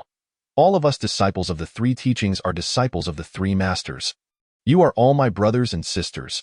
Ultimately, we are one family, and there is no need for grievances among family. Lu Qing gently waved his hand, a mighty force lifting Duo Bao's arms. Is this truly our senior brother? So gentle and generous. Upon hearing this, most disciples of the 3 teachings felt as though they were enveloped in a warm spring breeze, developing great fondness for Lu Qing. This child values loyalty and friendship, always considering others. He is truly remarkably kind-hearted. Yuan Shi sighed softly, yet inwardly he felt immense joy. After all, who would not wish for their disciple to be a kind person rather than a scheming and treacherous individual? As the esteemed senior disciple of the 3 teachings, one ought to possess a heart that encompasses the world. Laozi responded with a hint of indifference and truth. These matters are utterly inconsequential for Lu Qing. Should he desire elixirs, he can simply procure them from Laozi, and if he seeks treasures, he can borrow the innate treasures without hesitation. The reason Lu Qing chose to reveal a modicum of his prowess today was primarily to establish his authority and ensure his absolute standing within the 3 teachings. This way, should he wish to avert future conflicts among the 3 teachings, it would be significantly more convenient. After all, without strength, who would heed his words in the future? As for Duo Bao, Lu Qing harbored no ill feelings. They were both disciples of Tongtian, merely following different paths. Thus, the grand competition of the 3 teachings drew to a close, leading into a century-long discourse delivered by the 6 saints, during which the audience was enraptured, with many even breaking through their realms amidst the teachings. Indeed, the opportunity to hear the teachings of the 6 saints is a rare occurrence throughout the ages, a chance that arises once in an eternity. Jiaoying, how are the casualties in our demon court of late? In the demon court, Emperor Jun inquired of Jiaoying. Your Majesty, the witch clan has recently begun their counteroffensive, and our demon court has suffered considerable losses. Jiaoying replied. Upon hearing this, Emperor Jun's brow furrowed slightly. Your Majesty, there is a matter I am uncertain whether to disclose. Jiaoying paused, a look of hesitation crossing his face. Oh? What is it? Emperor Jun asked. His gaze fixed curiously upon Jiaoying. Your Majesty, I have recently discovered that weapons tainted with the blood and souls of the human race possess tremendous lethality against the witch clan. Jiaoying stated, all the while gauging Emperor Jun's reaction. Oh, is that so? Upon hearing this, Emperor Jun's eyes sparkled with intrigue. Indeed, I have personally conducted experiments to confirm this, Jiaoying affirmed. What do you propose? Emperor Jun regarded Jiaoying with a contemplative expression. Your Majesty, if that is the case, why not forge a formidable weapon using the blood and souls of the human race? Would it not yield twice the result with half the effort in dealing with the witch clan? Jiaoying spoke with a fierce glint in his eyes, an ominous tone coloring his voice. Upon hearing these words, Emperor Jun's eyes brightened, clearly intrigued yet appearing somewhat hesitant. After a moment of contemplation, he spoke, though this method is promising, the human race, after all, was created by the Saint Yuhua and is foundational to the teachings of the supreme purity. If we were to indiscriminately slaughter, the saints might become enraged upon learning of our actions. Your Majesty need not worry. As long as we proceed discreetly and refrain from excessive slaughter, the saints will surely remain oblivious, Jiaoying asserted confidently.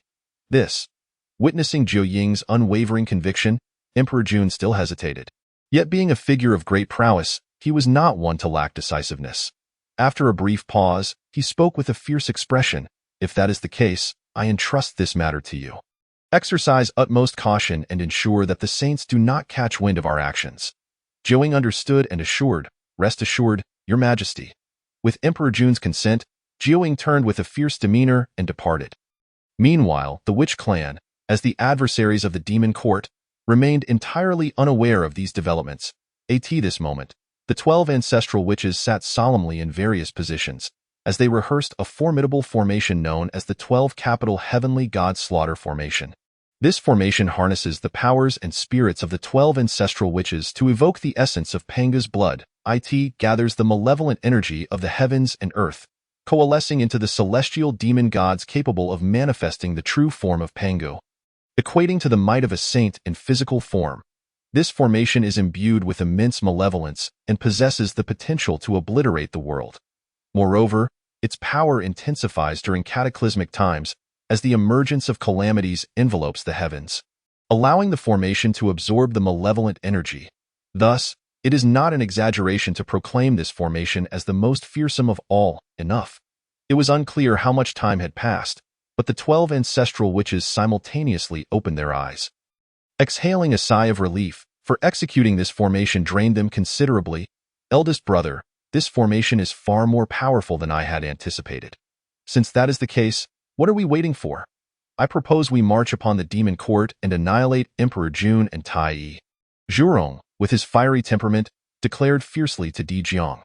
How to proceed is a matter for the eldest brother to decide. Zhurong, you are always inclined towards violence. One must also engage the intellect in such endeavors. Di Jiang replied, his tone firmed. No sooner had Zhurong spoken than Gonggong interjected with evident dissatisfaction. Gonggong, whom do you accuse of lacking intellect? It is you who seems fearful of death, bringing shame to our divine progenitor. Zhurong retorted, anger flaring in his words. Who is afraid of death? Zhurong, cease your nonsensical blabber. Gonggong shot back, his indignation palpable, as he, one of the 12 ancestral witches, had always been at the forefront in battle. Finding Zhurong's accusation utterly absurd, silence, both of you, cease this quarrel at once. Just as their argument escalated, Di Jiang's expression turned icy, commanding them to stop. Humph! Zhurong and Gonggong exchanged glances, both huffing in unison. Sigh!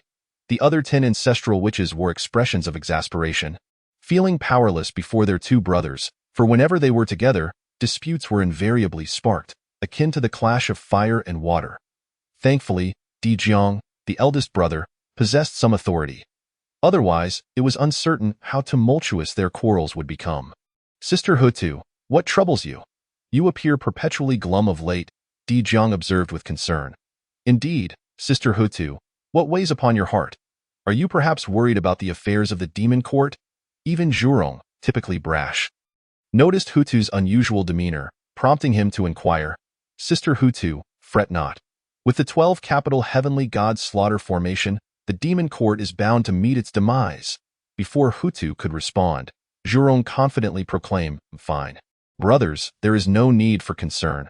Hutu hesitated, forcing a faint smile. Outside the Taiji Daoist temple, Lu Qing was about to pay his respects to Laozi when he was suddenly greeted by a cacophony of snoring. He turned to see a green bull lying on its back, blissfully asleep, occasionally drooling, with remnants of half-eaten elixirs scattered around. Surely not. Lu Qing's face twitched, contemplating whether Laozi had truly resorted to feeding elixirs to a bull.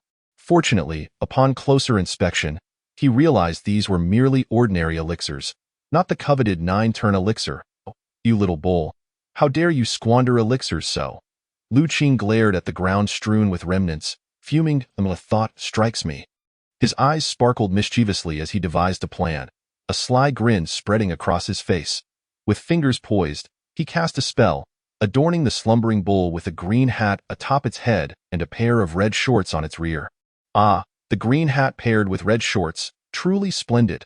Lu Qing nodded in satisfaction, admiring his handiwork. Master, are you present?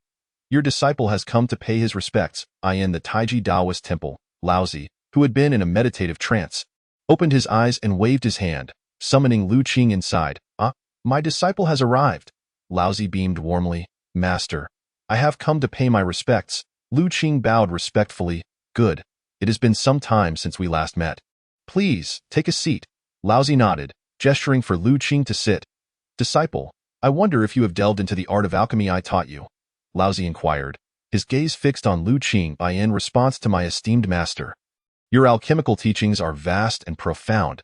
I have diligently studied for years, yet alas, I lack the requisite insight and have yet to successfully forge a complete 9-turn elixir, Lu Qing replied, producing a gourd from his possession. Here is a semi-finished 9-turn elixir I have crafted. I humbly request your examination. Oh, a semi-finished 9-turn elixir? Laozi accepted the gourd and poured out a few elixirs for careful inspection. Excellent, excellent, my disciple Lu Qing. I am pleasantly surprised by your talent in alchemy. Though this elixir is but a semi-finished product, it is indeed quite rare. It is evident that you have invested considerable effort in your study of my alchemical arts.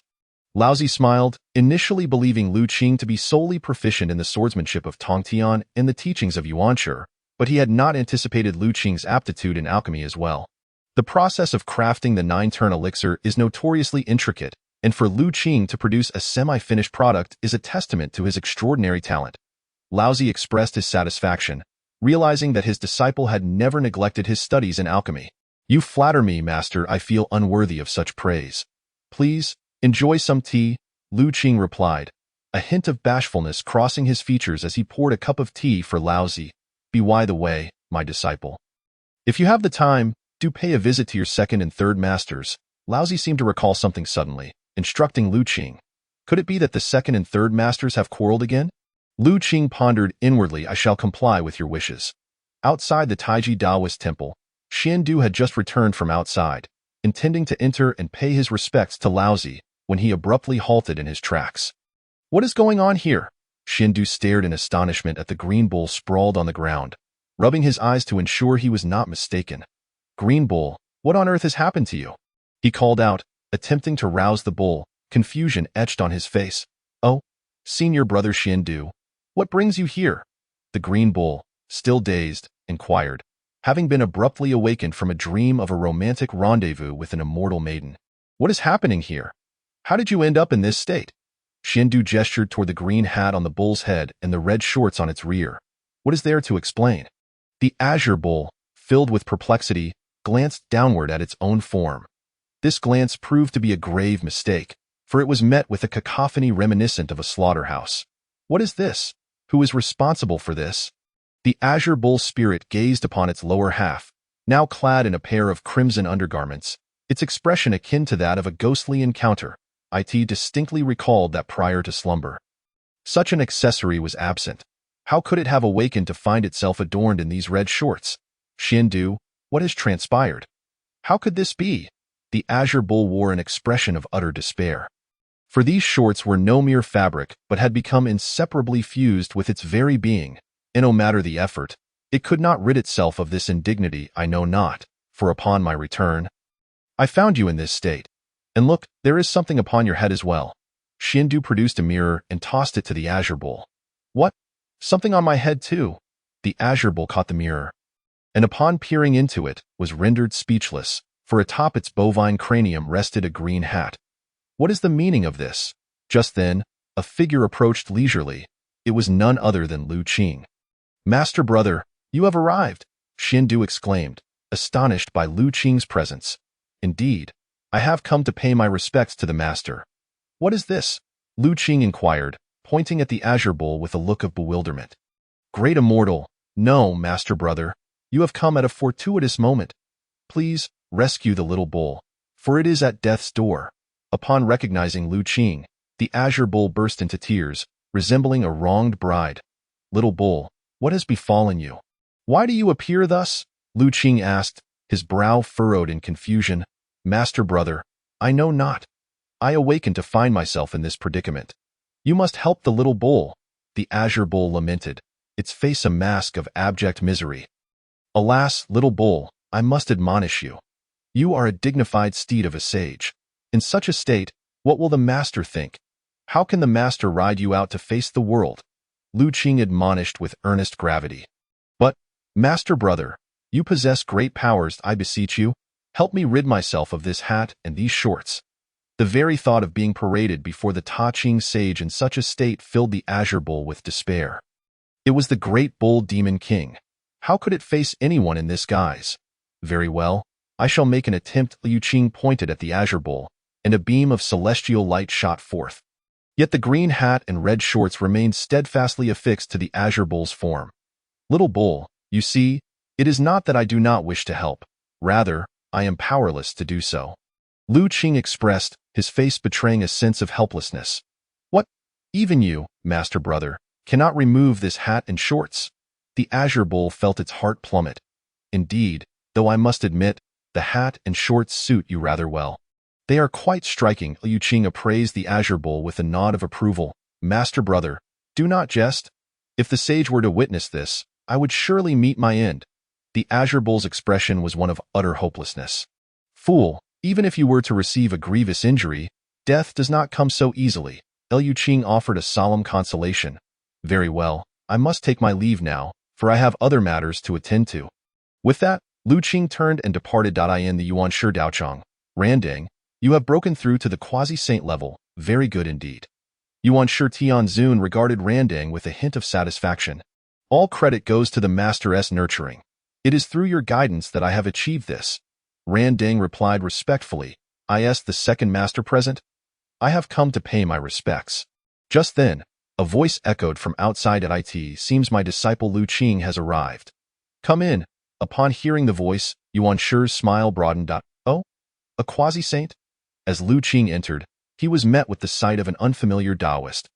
Prompting him to speculate about the stranger's identity, disciple Liu Qing pays his respects to the master. I have come to offer my greetings. Ignoring the other Taoist, Liu Qing bowed directly to Yuanshi. Ah, Liu Qing, my disciple, please, take a seat. Yuanshi welcomed Liu Qing with evident pleasure. Master, who is this? Liu Qing asked, casting a curious glance at Yuanshi. This is Randang, the deputy leader of our Chan sect. Yuanshi explained. It is an honor to meet Master Uncle Randang, Liu Qing acknowledged. Observing the unassuming appearance of the Taoist before him, Liu Qing silently mused.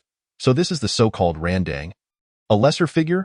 Liu Qing was aware of some rumors surrounding Randang, said to be the transformation of the first coffin in existence and a peer of the three pure ones. He had once participated in a discourse at the Zixiao Palace, sharing a bond of both mentorship and friendship with Yuanshi, yet typically referred to him as Master. Thus, Liu Qing's address of him as Master Uncle was fitting. Randang is unworthy. I am honored to meet the Master Brother. Randang, not daring to be dismissive, quickly returned the greeting. Master Uncle? Master Brother? Liu Qing felt a peculiar sensation. In truth, it was not incorrect for Randang to refer to Liu Qing as Master Brother. For Liu Qing was indeed Yuanshi's first official disciple. Thus, addressing him as Master Brother was not out of place. I have long heard of Master Brother's extraordinary talents, a figure unmatched throughout history. Seeing you today, it is indeed as I have heard. I hope Master Brother will guide me in the future. Randang spoke with a smile, adopting a humble demeanor. This one is a formidable rival. His flattery is not beneath my prowess. Hearing such words, Liu Qing could not shake a sense of wariness towards the seemingly unremarkable Taoist. Master Uncle, you flatter me. I am not worthy of such praise. You, who share the same standing as the Master, are the one deserving of respect. I should be the one seeking your guidance. Liu Qing responded with utmost humility. Very well, Randang, you may take your leave. Observing the two engage in mutual humility, Yuanshi silently nodded in approval. Liu Qing, my disciple, what brings you here today? After Randang exited, Yuanshi inquired. Master, I have recently concocted some elixirs and brought them for you to sample. Liu Qing presented a purple gold gourd with both hands. Oh, you brewed these? It is rare to see such filial piety from you. Let me have a taste. Yuanshi poured out a pill, examined it, and then placed it in his mouth to savor. Quite impressive. I did not expect you to possess such skill in alchemy. After sampling a few bites, Yuanshi praised, By the way, have you visited the Jie sect recently? Yuanshi suddenly seemed to recall something and turned to Liu Qing. Not yet, Master. I came directly here upon emerging from seclusion. There's some issue with the Jie sect? Liu Qing queried cautiously. It is not that Tong Tian. I believe he has become possessed by his own delusions. Recently, He has taken in a motley crew of ne'er-do-wells, turning Kunlun Mountain into a veritable mess, truly outrageous. Yuan Shi snorted with displeasure. Not long ago, during a gathering of the Three Pure Ones, he had quarreled with Tong Tian over this matter, resulting in an unseemly parting. Liu Qing finally understood why Laozi had suggested he visit both the Chan and Jie sects. It was likely an attempt to ease the tension between Tong Tian and Yuan Shi. Master, do not be angered. Regarding the Jie sect's recruitment, I shall speak with the third master. Liu Qing poured a cup of tea for Yuan Shi and said, "Forget it. The Jie sect is filled with those of dubious origins. You need not go, lest you be sullied by them." Yuan Shi shook his head. "Master, I have a question to pose." After hesitating for a moment, Liu Qing ventured to ask, "What is it?" Yuan Shi turned his gaze toward Liu Qing. "Might I dare inquire if you are concerned about the fortunes of the Jie sect?" Liu Qing's eyes sparkled as he scrutinized Yuan Shi's expression. "Oh? I did not expect you, Liu Qing, to be aware of this matter," Yuan Shi replied, somewhat surprised that Liu Qing discerned this layer of complexity. "Master, in the past, the great master established the human teaching, suppressing the fortunes with the Taiji diagram, while you established the Chan sect, employing the Panga banner for the same purpose. Yet the third master's Jie sect lacks a treasure to stabilize its fortunes." Liu Qing continued, observing Yuan Shi's countenance before proceeding. "Thus, I dare to speculate that your opposition to the third master's indiscriminate recruitment stems from a fear of the Jie sect's fortunes dwindling, ultimately affecting the third master." Liu Qing spoke in one breath, fixing his gaze on Yuan Shi, eager to gauge his reaction. Chapter 65. Conflict among peers, threatening Liu Qing. "Who would have thought that the one who understands me best would indeed be you, my disciple Liu Qing?" Upon hearing Liu Qing's words, Yuan Shi felt an overwhelming sense of being understood, akin to discovering a kindred spirit. "Master, you are the elder brother of the third master. How could you wish him harm?" "From my perspective, quite the opposite is true. All your actions are rooted in consideration for him." Liu Qing spoke with conviction, his words ringing true. Indeed, upon hearing this, Yuan Shi's expression softened somewhat. Liu Qing's remarks struck a chord with him. While he was genuinely displeased with the disciples of the Jie sect, his concern for Tong Tian's potential entanglement was equally sincere. He had not anticipated that the one who understood him best would be his own disciple. "Alas, if only Tong Tian could think as you do. Each time I attempt to counsel him, he misconstrues my intentions as malicious." Yuan Shi sighed lightly, harboring deep dissatisfaction with Tong Tian's lack of comprehension. "Master, you know well that the third master is particularly sensitive about his reputation. Whenever you mention him, he cannot help but retort in defense." Liu Qing observed that Yuan Shi's demeanor had softened somewhat, and thus seized the opportunity to continue. "In fact, the third master once mentioned to me." "Oh? What did he say?" Yuan Shi inquired with an air of indifference. "The third master expressed that he has always held you in high regard.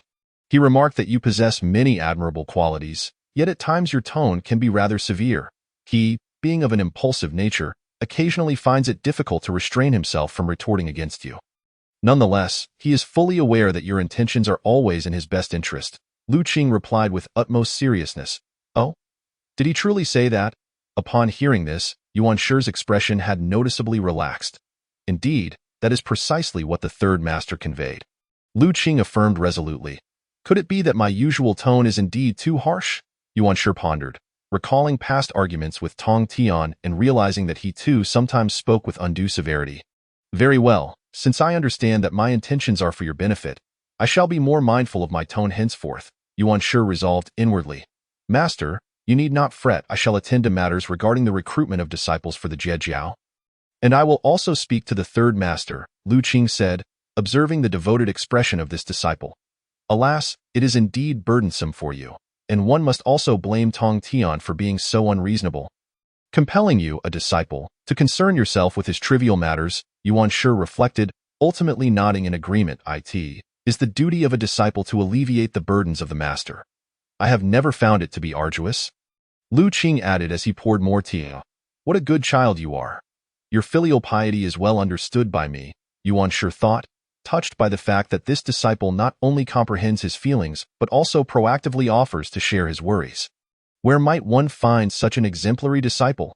As he recalled Guang Chengzi's foolish demeanor, perpetually feigning innocence, Yuan Shi suddenly felt a surge of irritation. "Achoo! Could it be that someone is plotting against me?" At that moment, Guang Chengzi, who had been meditating with his eyes closed, sneezed. A look of confusion etched upon his face. Within the Jiejiao, Lu Qing walked along the mountain path, his consciousness spreading out as he surveyed the situation of the sect. Good gracious, there are thousands of them? Lu Qing was taken aback, realizing how rapidly the Jiejiao had developed. In his view, the individuals varied greatly in cultivation and backgrounds. Some soared through the skies. Some swam in the waters, while others roamed the earth. It was no wonder that the second master often referred to the Jiejiao as a den of chaos, filled with those clad in feathers and scales. Mere spawn of damp environments. This moment, Lu Qing began to understand why Yuan Shi frequently criticized the Jiejiao. However, he believed that one's origins should not serve as a measure of their worth. As the saying goes, one cannot control their own birth, and everyone desires a favorable background. Yet it is not within one's power to dictate that. Suddenly, Lu Qing furrowed his brow and vanished from sight. Yang Songzi, do you truly wish to confront us today? A young man adorned with feathers glared menacingly, flanked by several others in a standoff against an equal number of opponents. Humph. You, do not think that your backing makes you invincible. We too have support behind us. Dare you engage me in combat? A horned man boasted fiercely. Humph, a bold claim. Today I shall teach you a lesson. These words, Yu's anger flared, and he brandished his magical artifact towards Yang Songzi. Do you fear me? Yang Songzi, having a long-standing grievance with Yu, was unwilling to back down and summoned his own artifact to retaliate. As the conflict between Yang Songzi and Yu erupted, the others joined in, leading to a chaotic melee. Presumptuous. Just then, a soft voice rang out, and a figure clad in white stood suspended in the air. Upon seeing the newcomer, both sides halted their skirmish. Who might this senior brother be? Noticing the extraordinary aura of the arrival, Yang Songzi slightly bowed, offering a gesture of respect to the figure above. Lu Qing, you possess quite the audacity to engage in mutual slaughter within the sect. Lu Qing's voice was frigid, causing the very air to chill. He had not anticipated that a mere glance would reveal Jiejiao disciples fighting amongst themselves, which momentarily overwhelmed his innate power. This senior brother, I am a disciple of the Dinging Immortal. I beseech you to show some consideration, Yang Songzi stated, having recently joined the sect and invoking his master's name to gain favor from the unknown figure. Oh? And you? Lu Qing inquired, looking down at Yu. In response, I am a disciple of the Golden Light Immortal. May I ask, who might you be, senior brother? Yu, not wishing to be outdone, also invoked the name of the Golden Light Immortal. Hoping to gain respect, Dinging Immortal, Golden Light Immortal. Upon hearing these names, a cold smile appeared on Lu Qing's face. Do you understand the consequences of fighting within the sect? His tone grew increasingly frigid. This senior brother, as the saying goes, we see each other often. Today's incident was our fault, so I implore you to overlook it for the sake of our masters and pretend nothing has happened. Yang Songzi suggested, veiling a threat within his words. Indeed, senior brother, why not let us part ways and consider this matter concluded? Yu chimed in, echoing the sentiment. In truth, they feared not Lu Qing himself, but the repercussions of him reporting the incident, as fighting within the sect carried significant penalties, and should they be held accountable, their masters would find it difficult to protect them. What if I choose not to grant your masters this favor? Lu Qing asked, looking down at the two of them. Surely, you wouldn't dare escalate this matter, would you? If so, it would be challenging for you to explain to our masters, Yang Songzi replied in a threatening tone. Oh, are you attempting to intimidate me? A hint of amusement crossed Lu Qing's face. It had been a long time since anyone dared to threaten him. Who was the last person to do so? Chapter 66. Upholding Justice Against Qin. Where are the Golden Light Immortal and the Dinging Immortal? Lu Qing's soft voice reverberated throughout the Jiejiao. It is the voice of the senior brother. Duo Bao, San Shao, Jin Ling, Zhao Gongming, and the other 7 immortals glanced toward the distance, then vanished from sight. Is the senior brother calling for me? For reasons unknown, both the Golden Light Immortal and the Dinging Immortal felt a vague sense of unease upon hearing this voice. Yet, upon being called by the senior brother, they dared not delay and swiftly vanished from their location. Greetings, senior brother. Moments later, Duo Bao, Jin Ling, San Shao, Zhao Gongming, and the 7 immortals all arrived, bowing respectfully upon seeing Lu Qing. Senior brother, what brings you here? Zhao Gongming and San Shao appeared delighted at Lu Qing's presence. May I inquire what is happening here? Mother Jinling, sensing something amiss, asked with curiosity. He you. Yang Songzi, the golden light immortal and the dinging immortal felt an ominous premonition upon seeing these two present. It is nothing. I was on my way to visit the master when I discovered these individuals engaged in mutual slaughter and threatening me to show deference to their masters. Pray tell? Who are their masters? Lu Qing's tone remained flat, his gaze subtly scrutinizing the golden light immortal and the dinging immortal. What? How dare you be so brazen, to engage in conflict with your fellow disciples and threaten the senior brother? The crowd gasped, turning their attention to Yang Songzi and He Yu, eager to see who would be so foolish as to threaten the esteemed senior brother of the three teachings. You two have the audacity to threaten senior brother Lu Qing? Such gall, Zhao Gongming bellowed, his expression darkening as he glared at the pair. Cursed Yang Songzi, cursed He Yu. Hearing this, the golden light immortal and the dinging immortal nearly stumbled, barely maintaining their footing. Please spare us.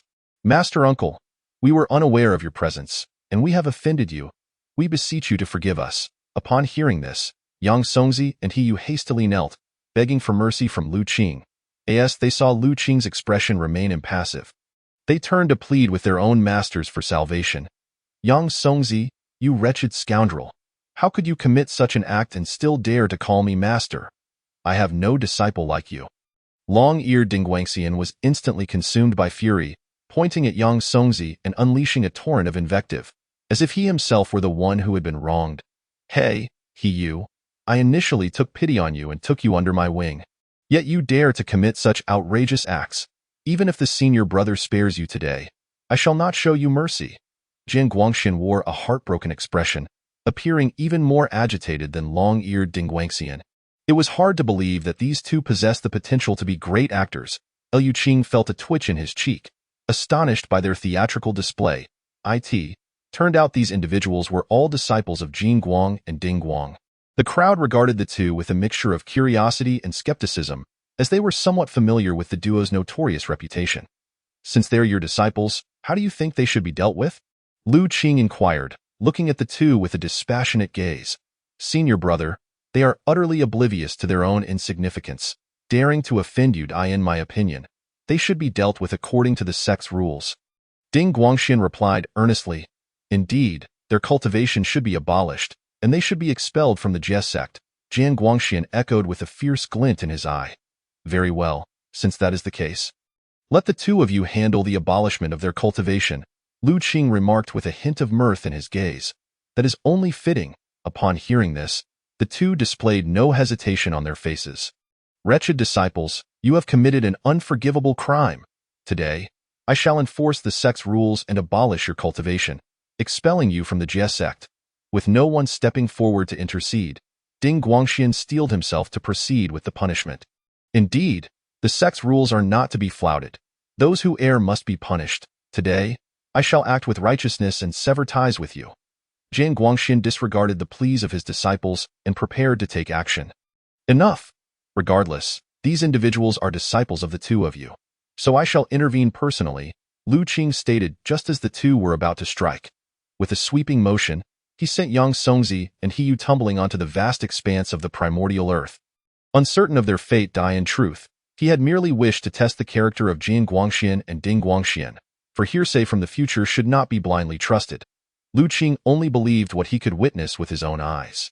The nature of the two directly influenced how Lu Qing would treat them, and their recent behavior had already given him a clear assessment. As for why he had intervened, Lu Qing was confident that Tong Tian was currently observing everything here. Should he slay them before him, it would inevitably lead to complications. On the contrary, Lu Qing intended to showcase the true nature of Jin Guangxian and Ding Guangxian to Tong Tian. Tong Tian valued loyalty and righteousness. If he were to see that these two could so readily dismiss their own disciples without a hint of hesitation, he would undoubtedly be disappointed in them. Senior brother is wise. Thank you for your understanding. Senior brother. Upon hearing these words, Jin Guangxian and Ding Guangxian immediately began to flatter him. Fellow disciples, the sect's rules are not intended to bind us. Rather, they exist to protect our shared home from destruction. I hope everyone can understand and work together to safeguard our community. Lu Qing spoke gently, like a caring elder brother. Senior brother, It is our failure to allow such individuals into the Jie sect and to let this happen, Jinling expressed with a hint of self-reproach. Indeed, senior brother, we too bear some responsibility for today's events, Yun Xiao added. I do not wish to blame any of you. However, what I have witnessed today fills me with great concern for the future of our Jie sect. Alas, Lu Qing let out a slight sigh. Why do you say such things, senior brother? Duobao inquired, puzzled. Yes, senior brother. Is there something we are doing wrong? Huangxian also asked. This is not your fault. It is merely that I observe the Jie sect has become a chaotic mix of dragons and fish, frequently resorting to violence against one another, with fellow sect members harming each other. The atmosphere is toxic, and today's incident is but the tip of the iceberg. Seeing the serious expressions on everyone's faces, Lu Qing continued, if this persists, a once harmonious Jie sect, a once united family, will inevitably fall into ruin at the hands of those treacherous individuals. How can I not be troubled by this? The crowd nodded in agreement, fully aware of the current state of affairs within the Jie sect. They had simply refrained from voicing their concerns until now, but with Lu Qing bringing it to light, they recognized the gravity of the situation. Indeed, our Jie sect now boasts thousands of disciples, and the internal chaos is undeniable. Jin Ling, the foremost female immortal of the inner sect, remarked, I feel the same. Huangxian added, casting a subtle glance at Jin Guangxian and Ding Guangxian. Although all 7 were attendants of the same celestial ranking, their paths were not aligned, and at times they even found themselves at odds. Clearly, Huangxian harbored a distinct opinion of Jin Guangxian and Ding Guangxian. Fellow disciples, what should be done if someone undermines our unity and destroys our shared home? Lu Qing asked at the opportune moment. Naturally, they should be expelled from the sect, Jin Ling responded. Indeed, we shall not allow anyone to disrupt our Jie sect, Zhao Gongming declared with righteous fervor. I second that. I second that. I second that. Everyone present voiced their agreement with Jin Ling and Zhao Gongming's statements. Even Jing Guangxian and Ding Guangxian appeared resolutely supportive, although their true thoughts remained unknown. Duobao, what do you think? Lu Qing asked, noticing Duobao had been silent. Senior brother, you speak wisely. The Jie sect concerns the fate of us all. We must not allow treacherous individuals to wreak havoc, Duobao replied after a moment of contemplation, his expression resolute. Very well, since everyone feels this way, I have decided to initiate a comprehensive overhaul of the Jie sect starting today. Lu Qing's expression shifted, and he looked at the crowd. Senior brother, instruct us on what to do. I, Zhao Gongming, will follow your lead, Zhao Gongming said earnestly. Indeed, please guide us, senior brother. The crowd turned their gaze toward Lu Qing. Lu Qing glanced at Zhao Gongming, nodded, and then proclaimed, I have decided that starting today, we shall thoroughly investigate all disciples of the Jie sect. Anyone fitting the following 10 criteria shall be expelled from the sect. 1. Those who harm their fellow sect members shall be expelled. 2. Those with ulterior motives shall be expelled. 3. Those who bully the weak shall be expelled. 4. Those who stir up trouble shall be expelled. 5. That those who gain entry through backdoor means shall be expelled. 6. Those who sow discord among the 3 teachings shall be expelled. 7. Those who commit numerous evils before joining shall be expelled. 8. Those who disrespect their elders shall be expelled. 9. That those who tarnish the Jie sect's reputation shall be expelled. 10. Those who disregard their master's commands shall be expelled. Lu Qing listed the 10 transgressions in one breath, then fell silent, observing the crowd. Gasp! Upon hearing Lu Qing's enumeration of the 10 offenses, the crowd was left in shock, collectively gasping in disbelief. This was no mere reform.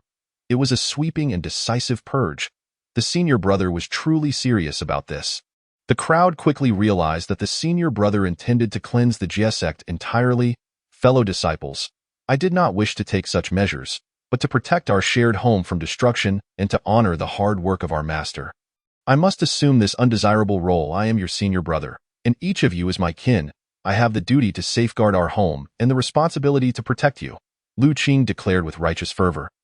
Moving everyone present. Senior brother, we feel ashamed. Hearing these words, the crowd displayed expressions of remorse. During the great competition of the 3 teachings, their senior brother had shown mercy at every turn, and after victory, he had unhesitatingly distributed numerous treasures among them. Now, this senior brother was willing to bear the burden of infamy for the sake of the Jie sect. While what had they done for him?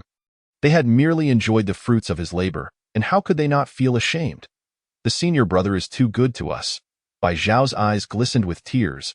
If anyone among the Jie sect disciples had received the most kindness from Lu Qing, it was undoubtedly the San Shao siblings, who had received both life-saving grace and the gift of alchemical pills. It was no exaggeration to say that Lu Qing was a source of warmth and security in their hearts. Senior brother, we are all disciples of the three teachings. How can we allow you to bear the brunt of the blame? Allow us to handle these matters. Wangxian spoke after a moment of silence. Lu Qing turned his gaze toward Wangxian.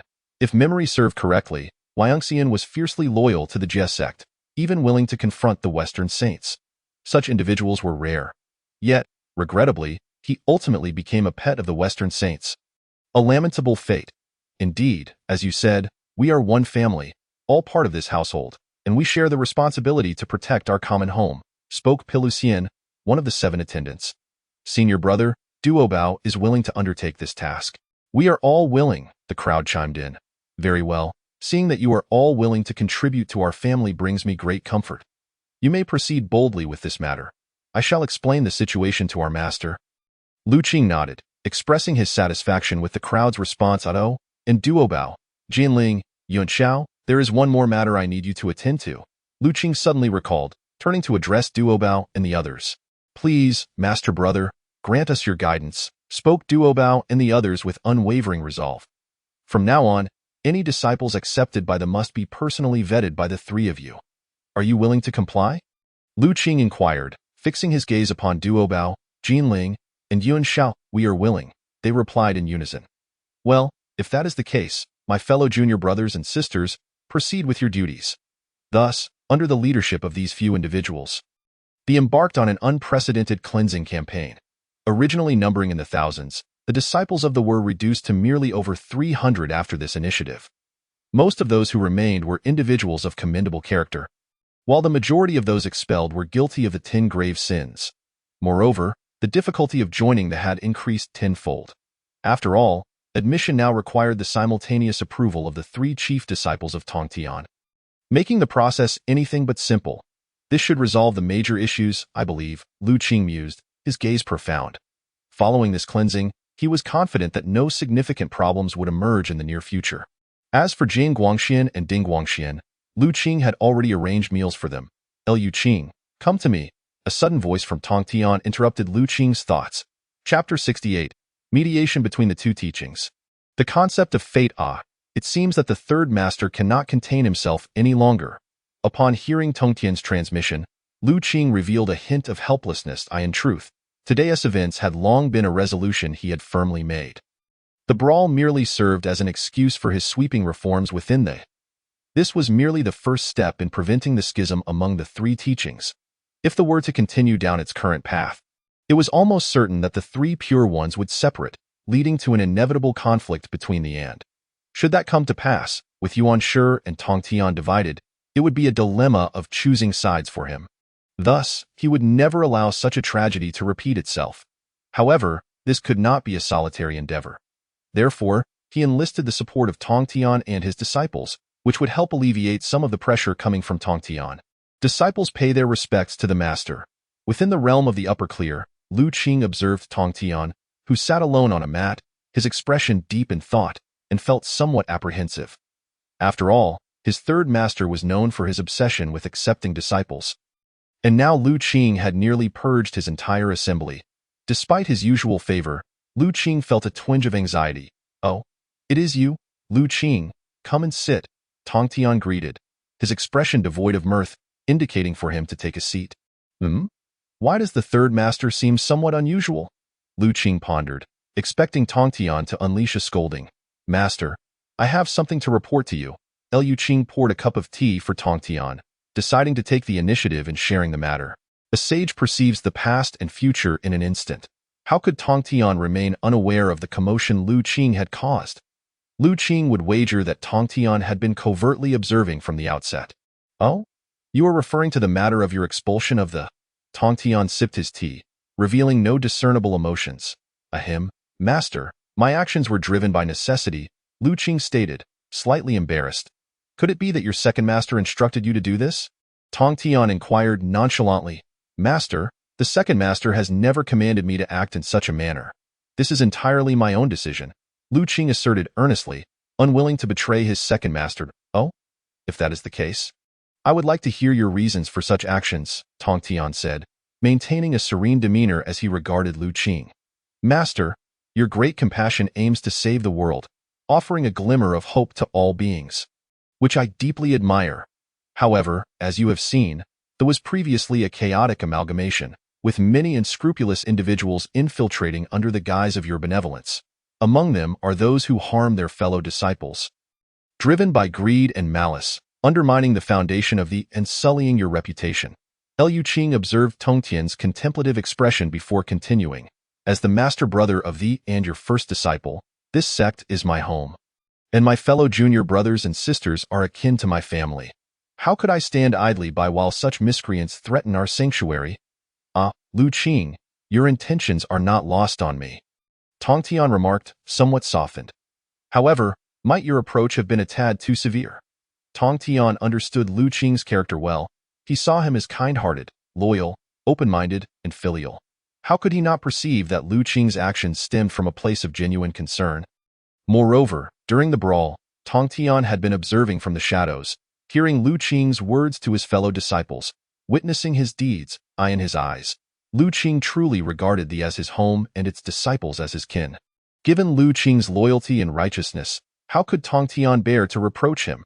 His continued silence and lack of intervention were, in essence, a form of tacit approval. Master, I understand your deep sense of loyalty. But if I do not act now, the flow of fate may dwindle, and calamities will surely arise, bringing great misfortune to the Liu Qing's expression grew serious as he gazed intently at Tong Tian. The matter of fate was surely conveyed to you by your second master, was it not? Tong Tian's expression shifted to one of inscrutable depth. Indeed, master, it was the second master who informed me of this. Lu Qing replied, his gaze steady and unwavering. Oh, what else did he say? Tong Tian inquired, sipping his tea, feigning indifference while genuinely curious about Yuan Shi's words. The second master also mentioned that your 4 swords of extermination are excessively fierce and unable to stabilize the fate of the. Rather, they may bring about adverse effect. He fears that you may be implicated in future calamities due to the. Liu Qing responded earnestly. Oh? Did he truly say so? Upon hearing this, Tong Tian set down his cup, visibly taken aback. Indeed, the second master had expressed such concerns. Liu Qing affirmed confidently, yes, master, he certainly did. Upon hearing this, Tong Tian's expression relaxed, but he seemed to recall something, his countenance darkening as he remarked, yet he should not have spoken so harshly. Referring to Mai as nothing but a gathering of the inept, master, you are aware of the second master's temperament. He values propriety and is quite proud at times. His words may seem harsh, but ultimately, he is your brother, and his intentions are rooted in concern for your well-being. Noticing Tong Tian's shifting expressions, Lu Qing continued, indeed, he often presents himself as the elder brother, wanting to oversee your every action, and is prone to reprimanding you. Tong Tian nodded, acknowledging Lu Qing's observations. Encouraged by Tong Tian's response, Lu Qing pressed on, Master, the second master has always cared for you deeply. It's just that his pride sometimes leads him to speak bluntly. Nonetheless, at heart, he means well. Upon hearing this, Tong Tian's expression softened once more as he recalled past disputes with Yuan Shi. Realizing Lu Qing's words held merit, it seemed he had misjudged him.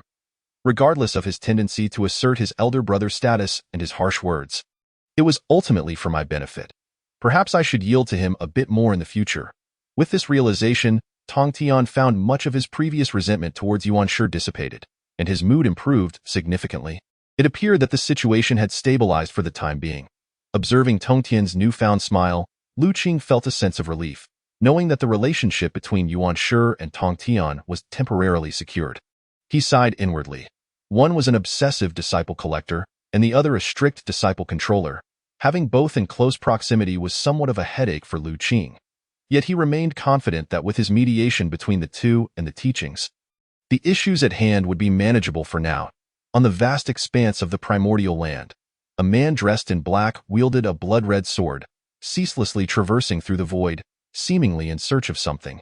The sword, measuring approximately 3 feet in length, exuded an overwhelming aura of bloodlust, an unfathomable testament to the countless lives it had claimed. Too slow, still not enough. The man in black murmured to himself as his figure vanished once more into the void. Chapter 69. The sage's warning. Lu Qing was filled with rage. Within the Taichu Taoist hall, Lu Qing sat with his eyes closed, diligently cultivating his immeasurable Tao fruit, when suddenly he opened his eyes and rose to his feet. Disciples pay their respects to the master. Lu Qing bowed towards the void, and as his words fell, the Taiji diagram appeared before him, gradually coalescing into the characters for human race. Human race? Has something happened? Lu Qing's expression turned grave. The sudden appearance of the Taiji diagram, along with the formation of the characters, surely indicated that a crisis had befallen the human race. Concurrently, on the primordial land, the man in black also opened his eyes, radiating an aura indicative of a nascent sage. Disciples pay their respects to the uncle master. Just as his words echoed, the characters for human race similarly materialized in the void, with both Nuwa and the master offering simultaneous warnings. It was evident that something significant had transpired concerning the human race. Lu Qing's eyes sparkled with determination. With two sages issuing warnings and even the Taiji diagram bestowed upon him, he would never believe that nothing was amiss. Without a moment's hesitation, Lu Qing waved his hand, and the Taiji diagram flew swiftly into the hands of the man in black, traveling a distance of thousands of miles in an instant. The man clad in black is none other than the avatar of Lu Qing, Taichu. This avatar is one with his true self, their minds and emotions intricately linked, experiencing the same sensations. Apart from their divergent paths of cultivation, there exists no discernible difference. In a certain human tribe, countless individuals exhibit expressions of terror, fleeing in all directions. Do mere ants think they can escape? Absurd. A man wields a blood-red sword, and with a single swing, all the humans collapse, their essence and souls devoured by the sword. Yet this is not enough. More slaughter is required. Sensing the increasingly potent bloodlust emanating from the sword, the man's eyes glint with ferocity. With a sweeping motion of his hand, all the humans are rendered to nothingness, every trace of their existence utterly obliterated. After completing this grim task, the man vanishes into thin air, instantaneously reappearing in another human tribe. Just as he prepares to raise his sword, a thunderous voice calls out, "How dare you!" No sooner has the angry shout resonated than a long spear pierces the air, aiming directly for the man's head. The god-slaying spear. The man exclaims in alarm, and with no time to ponder, he raises his blood sword in defense. Clang! As the sword and spear collide, the man is thrust back 100,000 miles before he can regain his footing, and a faint crack appears in his blood sword. "Jiuying, you seek death." As his words fall, a man in black strides through the void, his face contorted with rage and murderous intent. Who else could he be but the avatar of Lu Qing? Lu Qing, my friend. The one wielding the blood sword is none other than the demon court's Jiuying. Previously, he conspired with Tai Di Jun to forge a peerless weapon from human blood and souls to combat the Wu clan. And this blood sword in his grasp is that very weapon, known as the Slayer of Wu. For years, he has secretly slaughtered humans to refine this sword, careful to eliminate all traces by targeting only small tribes. The Slayer of Wu, Lu Qing's eyes blaze with terrifying murderous intent. He had previously wondered why Nuwa and Laozi had suddenly issued him warnings and bestowed upon him the Taiji diagram. Upon seeing Jiuying and the sword he wields, everything becomes clear. The fate of humanity is closely intertwined with Laozi and Nuwa, and it is undoubtedly Jiuying's actions that have alarmed the sages, prompting the warnings. Lu Qing, how could you be here? Lu Qing's presence startles Jiuying immensely. He knows well who Lu Qing is, the father of humanity, disciple of 3 sages, the one who once vanquished Kunpeng. Now, as he slaughters humans, he finds himself caught by Lu Qing, and how could he not feel panic? Friend, you must have misunderstood. Jiuying's demeanor betrays his anxiety. Though he is a quasi-saint, Lu Qing has already stepped into this realm.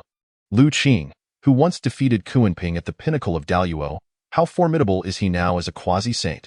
Jiuying feels utterly uncertain. Misunderstood.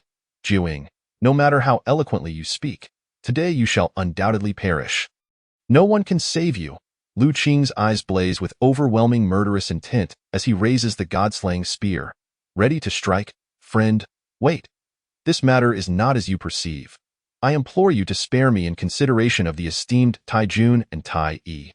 As Jiuying sees Lu Qing preparing to strike, he panics and hastily invokes the names of Tai Yi and Tai Jun. Tai Yi? Do they hold any sway here? Lu Qing scoffs coldly, asserting that even if Tai Yi and Tai Jun were present, they could not offer such favor. Friend, consider this a favor owed to me by Jiuying. Let us put this matter to rest. Shall we? Jiuying's face pales, as he genuinely wishes to avoid confrontation with Lu Qing. Setting aside whether he can win, even if victorious, what would it matter? He would still be facing the beloved disciple of a sage, and victory would likely lead to his own demise. Thus, he must navigate the situation carefully while secretly sending messages to the demon court, for the crafting of the Slayer of Wu is not solely his undertaking. Your favor? You greatly overestimate your own worth. You should instead accompany those who perished at your hands. Lu Qing's eyes glint with murderous resolve. As his words conclude, he vanishes and reappears thousands of miles away. Raising the god-slaying spear and hurling it fiercely toward Jiuying in an instant, the void is rent apart, and the spear hurtles toward Jiuying. Jiuying is taken aback. He has witnessed the spear's power firsthand. The last of Kunpeng fell beneath its might. How could he dare to receive it head-on? Fortunately, he is a formidable being from ancient times, with ample combat experience. In a critical moment, he dodges, and the spear merely grazes his shoulder, failing to deliver a fatal blow. What a terrifying spear! Jiuying's complexion pales as he feels the malevolent energy surge through him, threatening to tear asunder even his essence.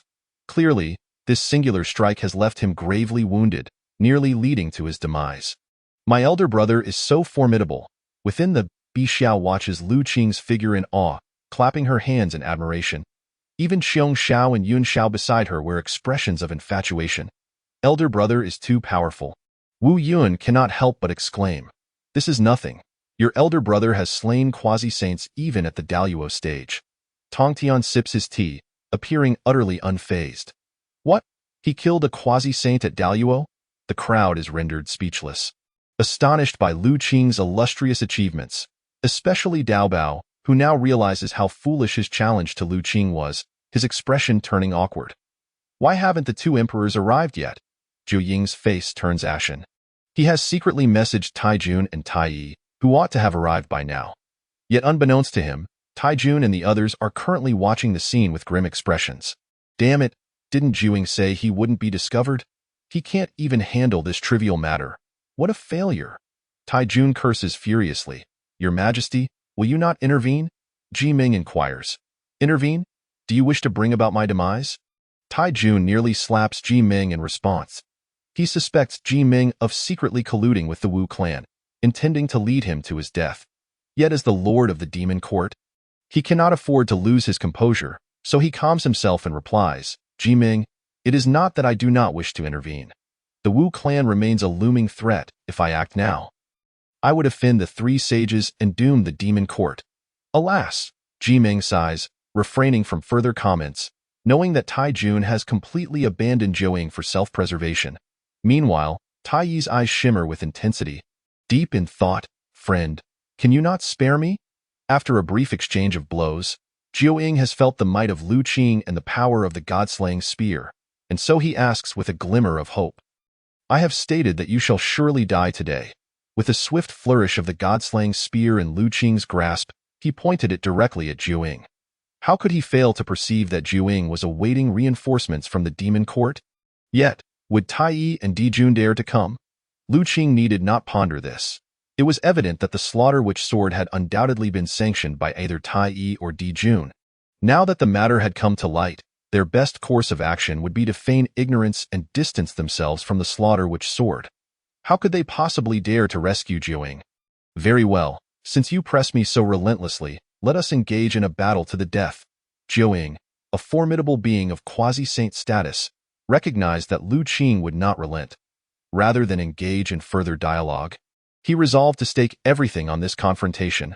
Witnessing his robe begin to shred, his body expanded at an astonishing rate, rapidly reaching several 100,000 zhang in height.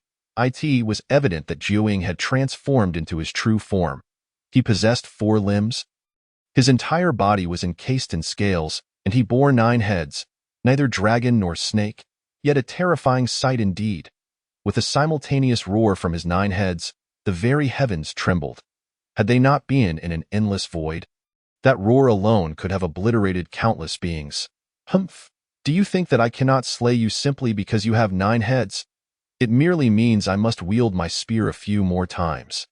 Before this colossal creature, Lu Qing appeared as insignificant as an ant, yet his aura surged ever higher. Although Jiuying was far more powerful than the Kunpeng of yore, Lu Qing was no longer the same man. He had ascended to quasi-saint status, standing on equal ground with Jiuying. While his avatars could not engage in battle with the same ease as his true form, crossing a minor boundary was within reach, especially with the god-slaying spear firmly in his grasp. Jiuying loomed above him like an ancient demon god, one of his heads dwarfing mountains. With another thunderous roar, a beam of divine light erupted from his mouth, hurtling toward Lu Qing. This divine light was formidable. One of Jiuying's most powerful abilities. Should it strike, even a quasi-saint could perish. Yet, alas, he faced Lu Qing. Today, I shall slay you and affirm my path. Though Lu Qing often exuded a demeanor of tranquility, in battle he transformed into a being brimming with dominance and confidence, striking a stark contrast to his usual self. In the face of Jiuying's divine prowess, Lu Qing did not retreat. Instead, he launched himself forward, spear in hand, charging straight into the divine light. Boom! A resounding explosion echoed as the god-slaying spear pierced through the divine light, obliterating one of Jiuying's massive heads. Faced with Lu Qing wielding the god-slaying spear, this divine ability ultimately faltered, resulting in the explosion of a head. At that moment, Lu Qing's brow furrowed slightly. He witnessed the miraculous regeneration of Jiuying's head. You shall pay for this, the 9 heads of Jiuying roared in unison, their expressions filled with unbridled fury. Were it not for his 9 heads and 9 primordial spirits, Lu Qing's earlier strike would have rendered him utterly annihilated. The 9 primordial spirits were Jiuying's greatest secret. Unless all 9 fell simultaneously, they would regenerate, though this was not without cost. Each resurrection drained his life force. Thus, his rage was utterly justified. Chapter 71. Decapitating Jiuying within the demon court. Master, do you think the senior brother will prevail? Within the Chan sect, Yuan Shi, Guangchengzi, Xihang, Qi Jingzi, Randang, and others were all intently watching the scene conjured by Yuan Shi's great power, and it was Guangchengzi who had just spoken. Guangchengzi, you truly underestimate your senior brother. How could a mere creature clad in fur and armor possibly compare to him?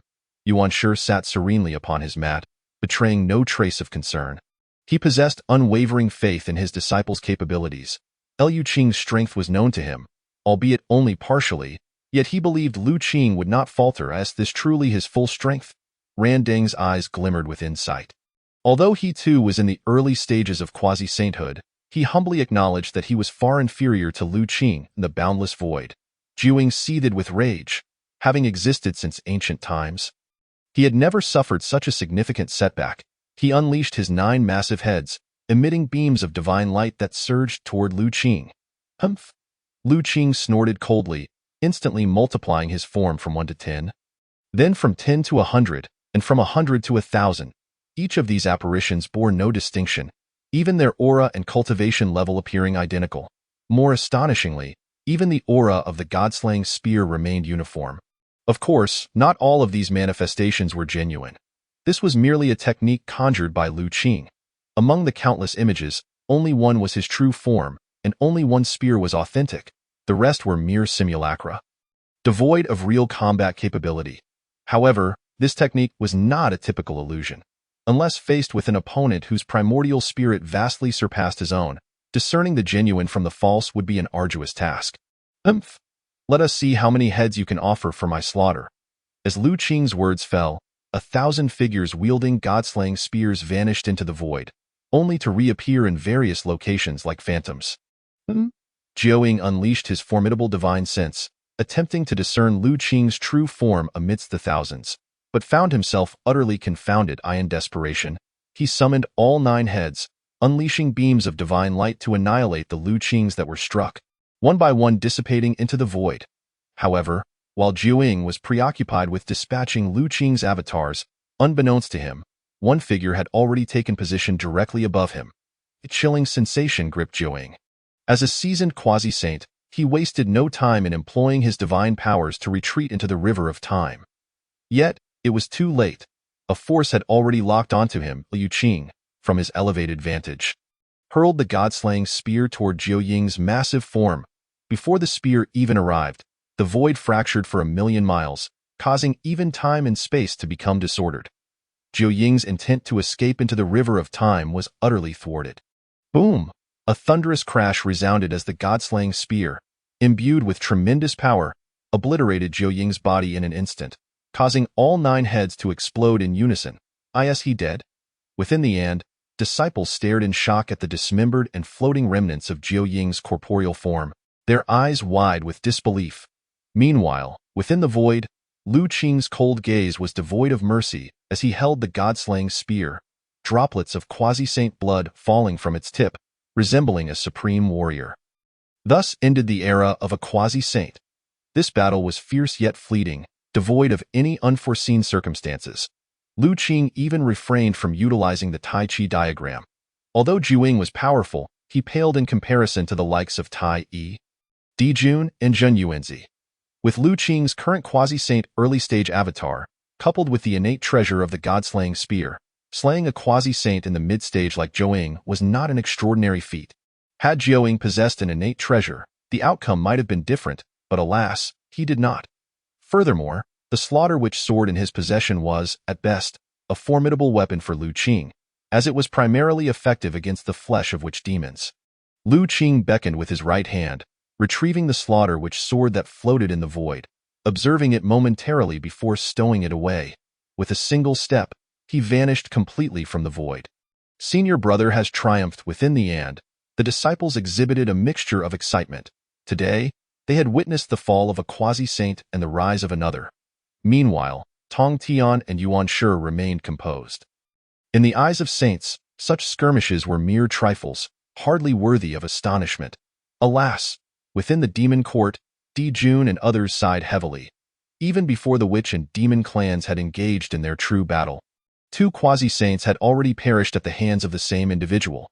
Those who do not attain sainthood are ultimately but ants. Tai Yi sighed. As a once-reigning sovereign, it was not that he did not wish to rescue Jiu Ying, but rather that with 3 saints looming above, whether he went or stayed, Jiu Ying was doomed. To intervene would only implicate the demon court further. Thus, this matter, having arisen from the slaughter witch sword, was a consequence of the demon court's prior slaughters of the human race. It was best to let it rest here. Di Jun spoke, providing a definitive conclusion to the matter. Brother, in my view, it would be prudent to invite him to our demon court for a visit. What do you think? Tai Yi seemed to have a thought. Addressing Di Jun upon hearing this, Di Jun pondered for a moment before responding. Very well. Several days later. Di Jun, my friend, Liu Qing has arrived as promised. Outside the demon court, a shadow clad in black traversed the skies. Who else could it be but Liu Qing? He truly has come. Upon hearing this, Di Jun and Tai Yi exchanged glances before stepping outside. Honored guest Liu Qing, pardon our lack of proper greeting. Please forgive our oversight. Di Jun and Tai Yi greeted Liu Qing with warm smiles, personally emerging from the demon court to welcome him. You 2 esteemed friends are too courteous. Seeing Tai Yi and Di Jun come forth in person, Liu Qing also wore a broad smile. As the saying goes, one should not strike those who extend a friendly hand. Not at all. My friends are esteemed guests. My brother and I have been eagerly awaiting your arrival. Please, come inside. Di Jun and Tai Yi displayed an enthusiastic demeanor, as if they were greeting a long-lost friend. Quickly, relay my command. A distinguished guest has arrived. I wish to host a grand banquet in honor of Liu Qing. Di Jun ordered a nearby attendant. Thus, under the arrangements of Di Jun and others, the demon court prepared an unprecedented banquet, with nearly all the prominent figures in attendance, a display of utmost respect for Liu Qing. Indeed, given Liu Qing's status and strength, such a reception was well-deserved. A quasi-saint powerhouse, the foremost disciple of 3 saints, the elder brother of the 3 teachings, and a future saint. Any one of these titles warranted the demon court's utmost attention. Come, come, come, honored guest Liu Qing, on your inaugural visit, we raise our glasses in your honor. Both Di Jun and Tai Yi stood, raising their cups, and the assembled beings of the demon court followed suit. You are all too kind, my friends, please. Liu Qing wore a smile, secretly admiring Dijun and Tai Yi as true paragons of their era. Just days ago, he had vanquished Zhou, and now Dijun was hosting a grand banquet in his honor. Evoking a sense of respect within him, Chapter 72. A profound conversation with Dijun and Tai Yi in the face of the enthusiastic reception from the members of the Yao court. Lu Qing maintained a composed demeanor, responding graciously to everyone's overtures. There was a tacit understanding among the attendees, as they refrained from mentioning past events. The primordial world was not solely about conflict. It also encompassed human emotions and social intricacies. Even the saints could not escape these customs, a truth that Lu Qing perceived with remarkable clarity, having long heard of Lu Qing's exceptional talents and innate brilliance. She raised her glass, stating, "I have heard so much about you, esteemed friend. It is truly a pleasure to meet you today." At that moment, a woman stood up, raising her cup in a gesture towards Lu Qing. She wore a phoenix crown, her tall figure exuding grace and poise, her presence undeniably extraordinary. She, the wife of Dijun? Lu Qing regarded her closely, recalling the rumors that Dijun had two wives. Chang Shi and Shi He, who were sisters united in their marriage to him. It was indeed Shi He. Having heard tales of Dijun's beloved wife, whose beauty was said to rival that of the most exquisite flowers, he now found the rumors understated. Shi was even more ethereal than he had imagined. With a smile gracing his lips, Lu Qing offered his compliments, though his gaze remained clear and sincere. "You flatter me, dear friend. I feel unworthy of such praise." A smile blossomed on Shi's face, and even Dijun appeared somewhat proud, for who would not relish the admiration of others? Shi, since Lu Qing has graced us with his presence, why not perform a dance to elevate the festivities? Dijun suggested with a grin. "Would I dare refuse?" Shi replied, bowing slightly to Lu Qing before gracefully beginning to dance.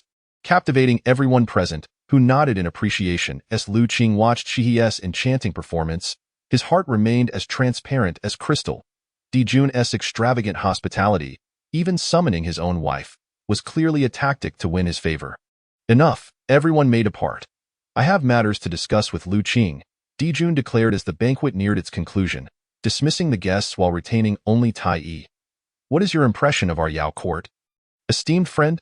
Dijun inquired, his tone laden with significance. Upon hearing this, Lu Qing thought to himself that the main topic had finally commenced. Sipping his drink, he replied nonchalantly, "Oh? What specifically does Dijun refer to?" With a serious expression, Dijun replied, "I refer to the prospects and fate of the Yao court." "What do you think, Dijun?" Lu Qing deftly redirected the question back to him. Exchanging glances with Tai Yi, Dijun spoke after a pause. "Currently, our Yao court governs the heavens and occupies a third of the primordial fortune, establishing order and rules for all beings, guiding them in their understanding, though you, esteemed friend, concur?" After Dijun spoke, he secretly observed Lu Qing's expression. Neither fully agreeing nor disagreeing, Lu Qing set down his cup, replying calmly, "Oh? How so?" Dijun and Tai Yi were both intrigued yet apprehensive by Lu Qing's response, for his endorsement would, in many ways, symbolize the approval of the three saints. They harbored lofty ambitions to establish order for all beings, which Lu Qing admired. At this moment, both Dijun and Tai Yi exhibited a flicker of joy. But Lu Qing's subsequent words plunged them into despair. Rising slowly, his gaze penetrating, he continued, "However, above us lie the heavenly laws and the saints, while below are the Wu clan and the three teachings. It appears to me that the grand ambitions of both esteemed friends may be unattainable." Upon hearing this, the expressions of Dijun and Tai Yi darkened instantly. "Pray, enlighten us," they both requested, standing and bowing slightly to Lu Qing. Seeing their earnest demeanor, Lu Qing lowered his stance, replying thoughtfully, "In my humble opinion, the cycles of the world are dictated by the heavenly laws. The order of heaven and earth is governed by the saints, and the education of all beings is entrusted to the three teachings. The Yao court cannot contravene the heavenly laws and the saints, nor can it subdue the Wu clan to dominate the land. If the Yao court itself is precarious, how can the two of you realize such grand ambitions?" Having said this, he remained silent, resuming his drink. Upon hearing these words, Dijun and Tai Yi's faces turned ashen. As formidable figures of their time, they possessed both courage and wisdom. How could they fail to grasp the implications of Lu Qing's statement? "Indeed, esteemed friend, your words ring true. Our Yao court is indeed in such a predicament.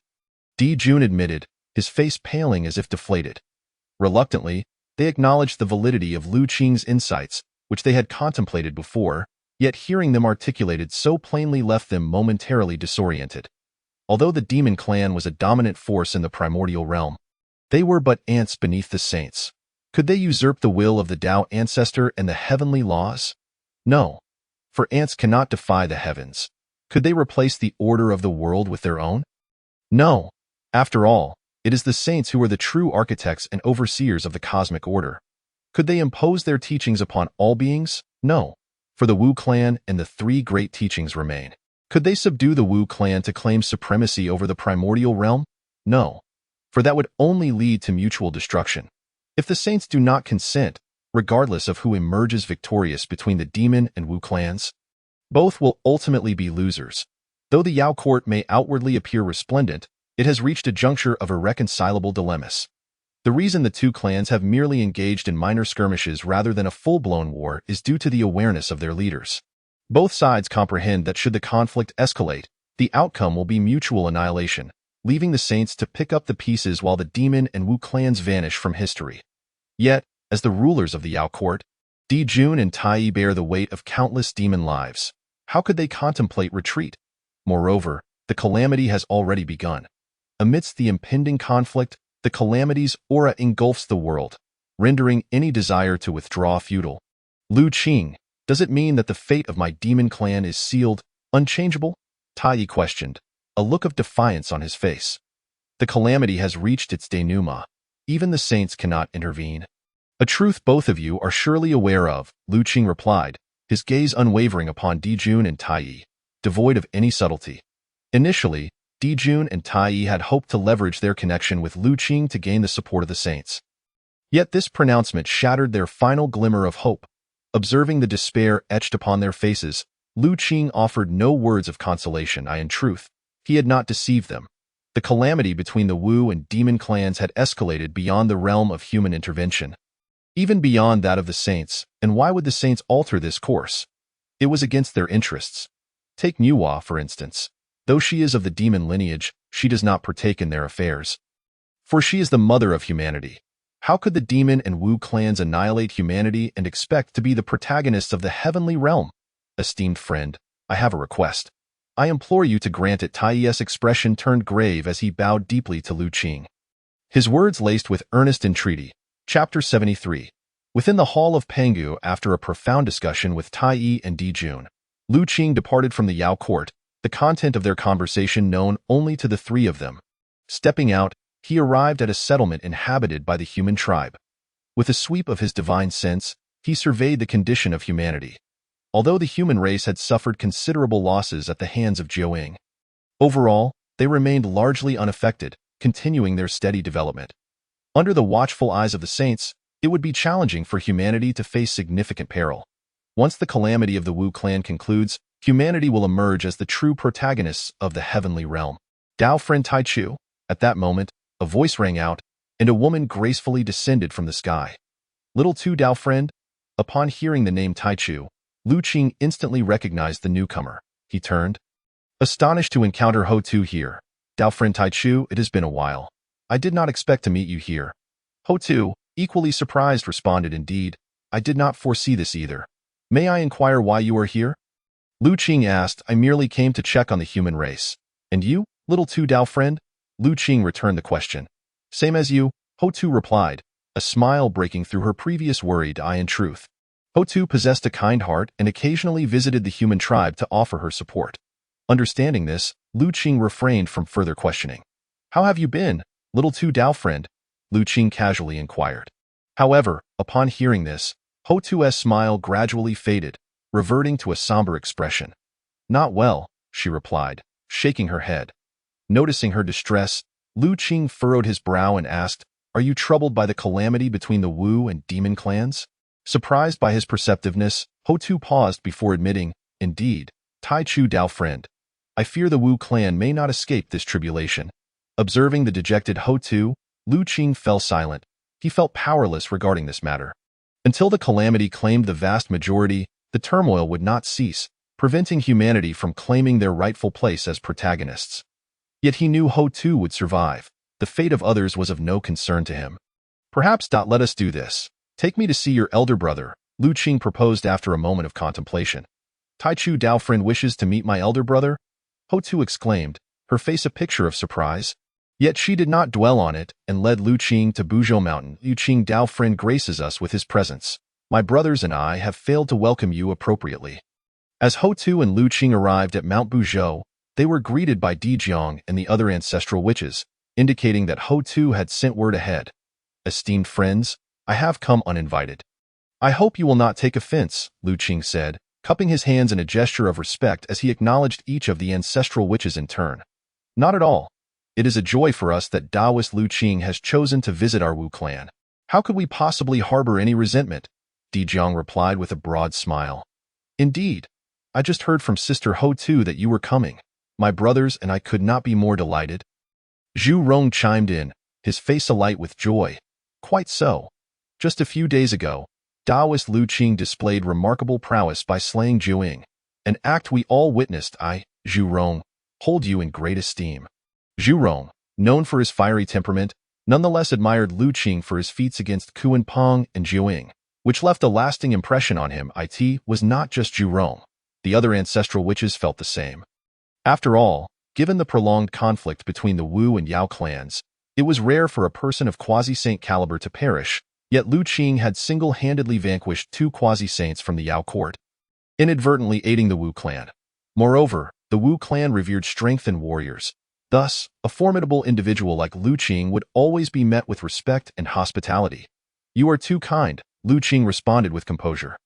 Taoist Lu Qing, please, we must treat you well today, Di Jiang, ever the congenial elder brother, welcomed Lu Qing as an old friend, displaying a remarkable understanding of social niceties compared to the other ancestral witches. Thus commenced a grand banquet. While the Wu clan's festivities may not rival the opulence of the Yao court, the enthusiasm and drinking capacity of the ancestral witches left Lu Qing quite impressed. Unlike the poetic folk of the Yao court, these ancestral witches were direct and forthright, persistently toasting Lu Qing with exuberance. Especially Zhu Rong, who, due to his admiration for Lu Qing, lost count of the cups he raised. Leaving Lu Qing somewhat exasperated, it is worth noting that, due to the physical nature of the Wu clan, their liquor was not ordinary. Brother, there is something of great importance that I must discuss with you and Taoist Tai Chu. Ho Tu said quietly to Di Jiang after everyone had feasted and drunk their fill. Di Jiang, taken aback, turned to the other ancestral witches and said, You may take your leave for now. I have matters to discuss with Taoist Lu Qing. Please, Taoist Lu Qing. He gestured for Lu Qing to follow him. After dismissing the other ancestral witches, Di Jiang led Lu Qing and Ho Tu into the Pango Hall. Originally, this hall was the most significant place for the Wu clan, a repository of their greatest secrets. Understanding that Lu Qing would not have come without cause, and noting Ho Tu's serious demeanor, Di Jiang was acutely aware that what was to be discussed was of utmost importance. Fearing eavesdropping from any saints, he brought Lu Qing to this place, where a mysterious power concealed the heavenly secrets. Is this truly the Pango Hall? Lu Qing surveyed the area, immediately sensing its peculiarity. An enigmatic force enveloped the space, isolating it from the outside world. Here, it felt as though causality and time ceased to exist. Legends spoke of the Pangu Hall being formed from the heart of the great deity Pangu, while others claimed it was shaped from his head, and even the 12 ancestral witches were said to have been born here, truly a subject of myriad interpretations. At that moment, Lu Qing paused as he faintly perceived someone speaking. The voice was ethereal and fragmented, eluding his comprehension. Did you hear any voices? After a brief hesitation, Lu Qing inquired of Di Jiang and Ho Tuesday. Voices? None at all. There are only the 3 of us here, Di Jiang replied, confusion etched on his face. I did not hear anything either, Ho Tu echoed, equally puzzled. Perhaps I was mistaken, Lu Qing mused, doubting his own senses. Yet, at that instant, the ancient bronze bell within his primordial spirit resonated slightly before settling into stillness. Though outwardly composed, Lu Qing's mind was already convinced that something significant was afoot, for the bell would not tremble without reason. It must have sensed something here, perhaps even that elusive voice. Sister Ho Tu, what is it that you wish to communicate to me? Di Jiang turned his gaze towards Ho Tu and Lu Qing. Thus, Lu Qing engaged in confidential discussions with Di Jiang and Ho Tu for several days, subsequently remaining with the Wu clan for a few more days before parting. However, an interesting event transpired shortly after Lu Qing's departure. The mysterious force within the Pango Hall suddenly vanished, leaving the ancestral witches puzzled. Chapter 74. I never expected you to be such bodhisattvas and Buddha's master brother. The way you dispatched Jiaoying the other day was truly magnificent. I wish I could do the same. In the Taichu Taoist Hall, Zhao Gongming, the three Xiaos, Duo Bao, Wu Yunxian, Pai Lucian, Guangqingzi, Xindu, and Ci Heng gathered, conversing while enjoying roast meat. The one who had just spoken was Lu Qing's #1 admirer, Bai Xiao. Indeed, master brother, if I possessed even half your strength, I could traverse the Hong Huang with ease. #2 admirer, Qiong Xiao, clenched her fist, envisioning herself dominating the realm. Sisters, master brother is a paragon of talent. With your lack of diligence and cultivation, when will you ever achieve even half of his prowess? #3 admirer, Yun Xiao, shook her head in exasperation. One day will come. Just put in the effort to cultivate, Lu Qing said with a smile, roasting meat and sipping wine. Master brother, what kind of meat is this? After eating just a few pieces, I feel my cultivation has increased, Guangchengzi inquired. Indeed, this meat not only tastes exquisite, but it also seems to contain some essence, Duobao added, devouring several large pieces. Did Bai Xiao not just mention it? Lu Qing casually replied after taking a sip of wine. What? Master brother, you did not bring back the flesh of Jiaoying for roasting, did you? The others turned to Lu Qing, and upon seeing him nod slightly, their expressions turned to one of shocked, quasi-saint flesh. I must eat more of this. Such an opportunity may not come again, Duobao exclaimed, devouring his food with fervor, while the others stared in astonishment. Yet, upon realizing it was quasi-saint flesh, everyone hastened to consume their share. I say, Duobao, do you not see your own bulk? At this rate, which celestial maiden would look upon you favorably? Lu Qing observed Duobao's corpulence and shook his head, noting how unlike the future Buddha, he appeared more akin to a greasy Taoist. Ha ha ha, laughter erupted among them. Master brother, eating is a path unto itself. I am not merely indulging. I am cultivating, Duobao insisted, maintaining a serious demeanor as he continued to eat. Master brother, your profound skills in the culinary arts are commendable. I am enlightened, Ci Heng declared. Setting down her drink to gnaw on a piece of meat, Liu Qing thought to himself, I never expected you to embody such bodhisattvas and Buddhas. Duobao, save some for me in recent times. Disciples from the three teachings frequently visited the Taichu Taoist Hall, gathering to chat and discuss the Tao. Over time, they came to appreciate their master brother's gentle demeanor and lack of pretension, making them eager to frequent his company. More importantly, his hall offered fine wine, exquisite tea, and expertly roasted meat. Whenever they encountered difficulties in their cultivation, they sought Lu Qing's guidance, who patiently answered their queries and occasionally imparted teachings. After all, seeking counsel from a sage often felt daunting compared to the ease of interaction here. Thus, Lu Qing had assumed the dual roles of master brother and mentor, without any sense of discomfort. Observing the harmonious camaraderie among his younger disciples, Lu Qing felt a deep sense of joy. Was this not his aspiration? He, Lu Qing, possessed both cunning and decisiveness, as well as profound compassion. Meanwhile, in the Sanqing courtyard, Laozi, Tongtian, and Yuan Shi were enjoying tea and discussing the Tao. What has this child Lu Qing been up to? It has been several days since I last saw him, Laozi remarked, suddenly recalling that Lu Qing had not come to pay his respects in some time. Upon hearing this, Tongtian and Yuan Shi directed their divine senses toward the Taichu Taoist Hall, where they chanced upon the scene of the three teachings disciples feasting and drinking together. Both Tongtian and Yuan Shi shook their heads disapprovingly. This child, why does he not send us a portion? Tongtian's displeasure was evident. Tongtian, have you become a saint only to succumb to the cravings of the palate? Yuan Shi chuckled. Cough, that is not the case.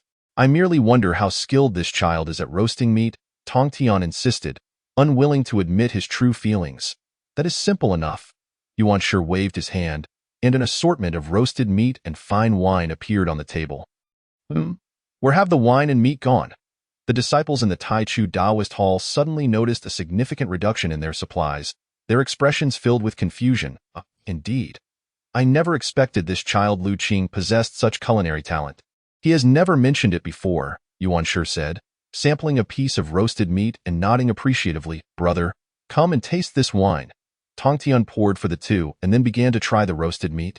Truly, this child Lu Qing possesses an array of remarkable skills, Laozi remarked after savoring the wine, a smile spreading across his face.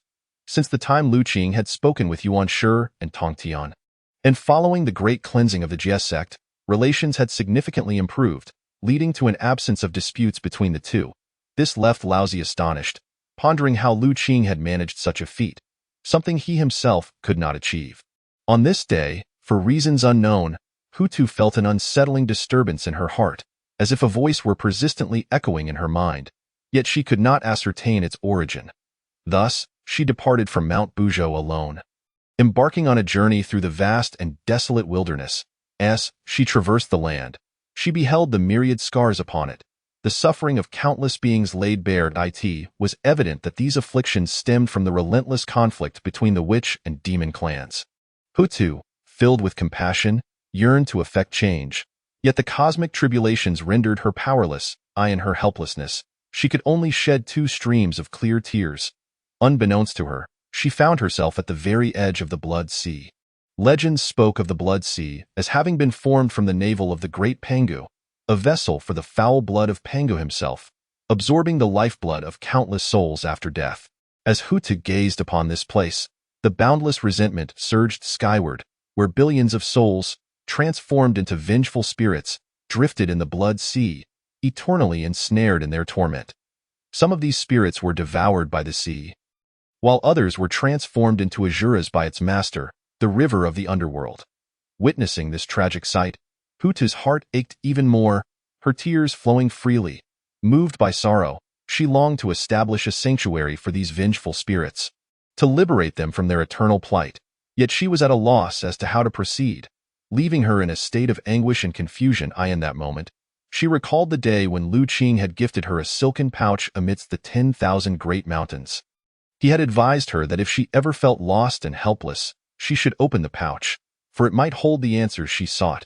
With resolve, she retrieved the pouch from her bosom, and after a moment of silence, she finally opened it. Did you foresee this day, Taichu Daoyu? Huda halted her tears, a warm current surging within her, and a faint smile graced her lips. Simultaneously, in an unknown realm and within the Taichu Daoist temple, Lu Qing and his doppelganger abruptly opened their eyes, their gazes fixed upon the endless Blood Sea. Chapter 75. You may make conditions, but you cannot refuse. Has it finally been opened? Lu Qing murmured to himself. The pouch contained a fragment of his divine consciousness, and thus, the moment Hutu opened it, he felt a resonance. After a brief hesitation, he stepped forward, merging with his doppelganger. Ancient Witch Huda requests an audience with Daoyu of the River of the Underworld. Hutu's voice echoed throughout the Blood Sea. Ancient Witch Hutu? What brings her here, deep within the Blood Sea?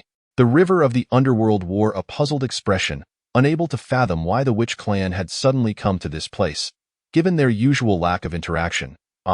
It is you, Daoyu Hutu. What brings you here?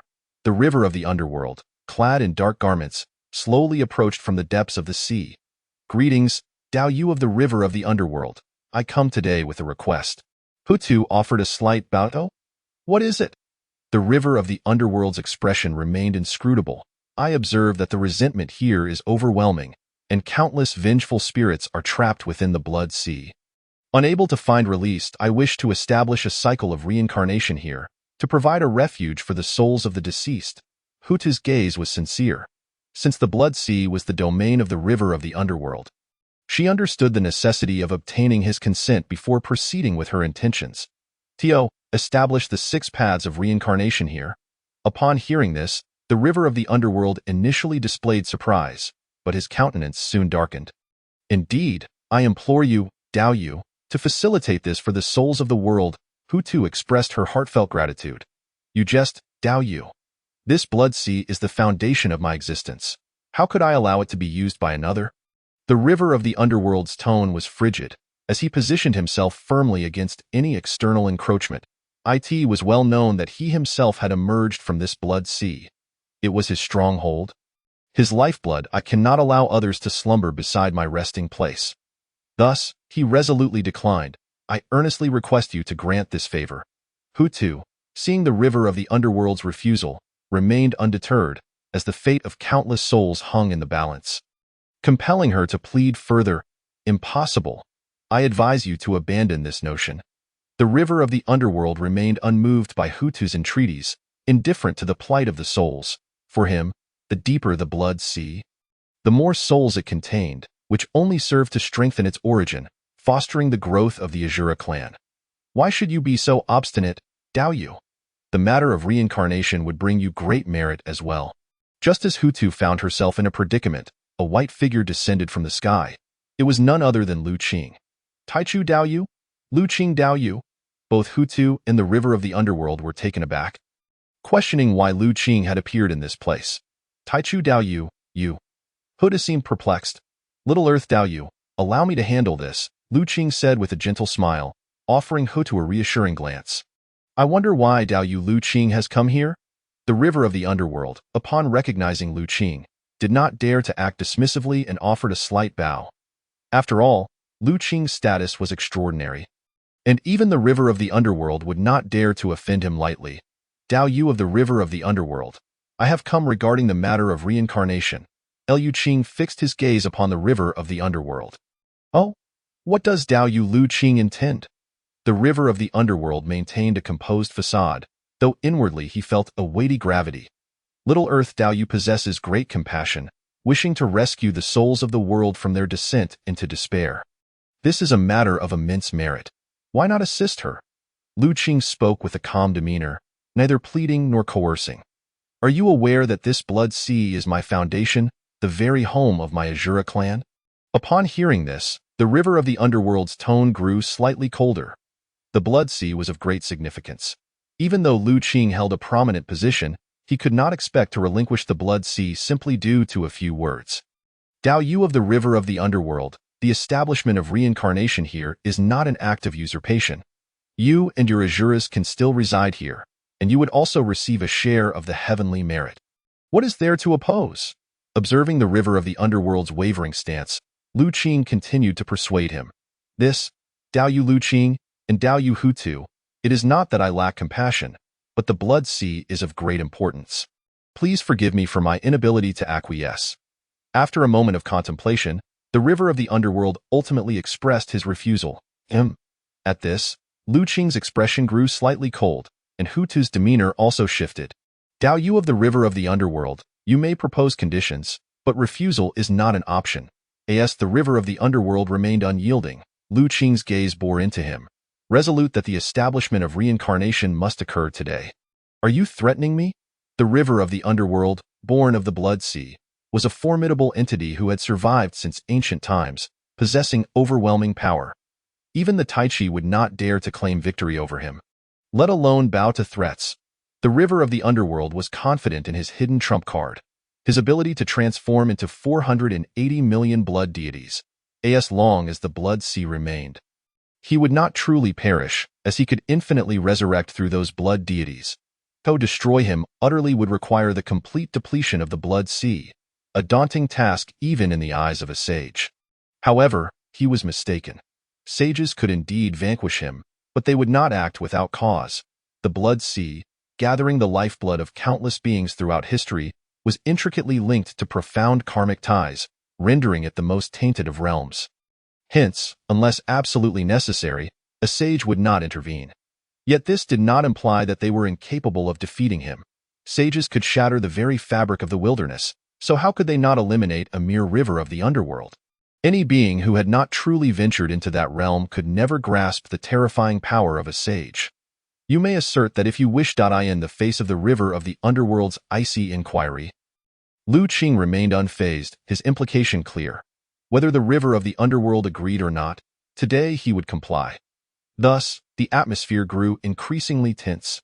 I have lived from ancient times until now, never succumbing to threats. The river of the underworld's expression was one of cold disdain, his contemptuous snort sending ripples through the entire blood sea. Chapter 76. The river of the underworld, who to establish his reincarnation? Oh, I would like to see how you intend to threaten me. The river of the underworld sneered, his overwhelming blood aura emanating a formidable presence. Observing this, Hutu stood shoulder to shoulder with Lu Qing, releasing her ancestral aura, causing the blood sea to boil once more. Little Earth Dao Yu, please stay here for a moment. Allow me to confront him. Lu Qing offered Hutu an assuring glance. Very well, be cautious. Hutu, seeing Lu Qing's confidence, refrained from further words and stepped aside. Dao Yu of the river of the underworld, I have heard that you possess a divine ability to transform into 480 million blood deities. As long as the blood sea endures, the river of the underworld shall not perish. Lu Qing's expression remained calm as he locked eyes with Ming He from a distance. What? How does he know my secret? Upon hearing these words, Ming He's complexion changed drastically. This was his greatest secret, and he could not fathom how Lu Qing could be aware of it, even revealing the number of his avatars, which left him utterly astounded. What do you mean, fellow Taoist? I find your words incomprehensible. Although Lu Qing had exposed Ming He's most significant secret, he would naturally not admit to it. If I am not mistaken, the reason you, Taoist Ming He, appear so composed is likely because you believe that no one can kill you in the blood sea, hence your confidence. Am I correct? Lu Qing's tone was even, his gaze unwavering as it met Ming He's. And if that is the case, Ming He did not deny it, for in his view, indeed no one could kill him in the blood sea, not even a sage. Of course, this was merely his assumption. It is not so. I merely wish to see if the blood sea remains unemptied, if Ming He remains unvanquished. If it is truly the case, Lu Qing spoke softly, and within him, the boundless laws of blood resonated, unleashing a wave of blood's essence that rapidly enveloped the entirety of the blood sea. You too can wield the laws of blood. Ming He displayed a look of astonishment. Previously, during the grand ceremony of the three teachings, he had witnessed Lu Qing manifest 99 kinds of law powers, yet he had not anticipated that Lu Qing would also master the laws of blood. It is worth noting that Ming He, the ancestral figure, had attained enlightenment through the laws of blood, having been born in the blood sea, making him exceedingly knowledgeable in this domain. Fellow Taoist Lu Qing, you truly are a person of extraordinary talent.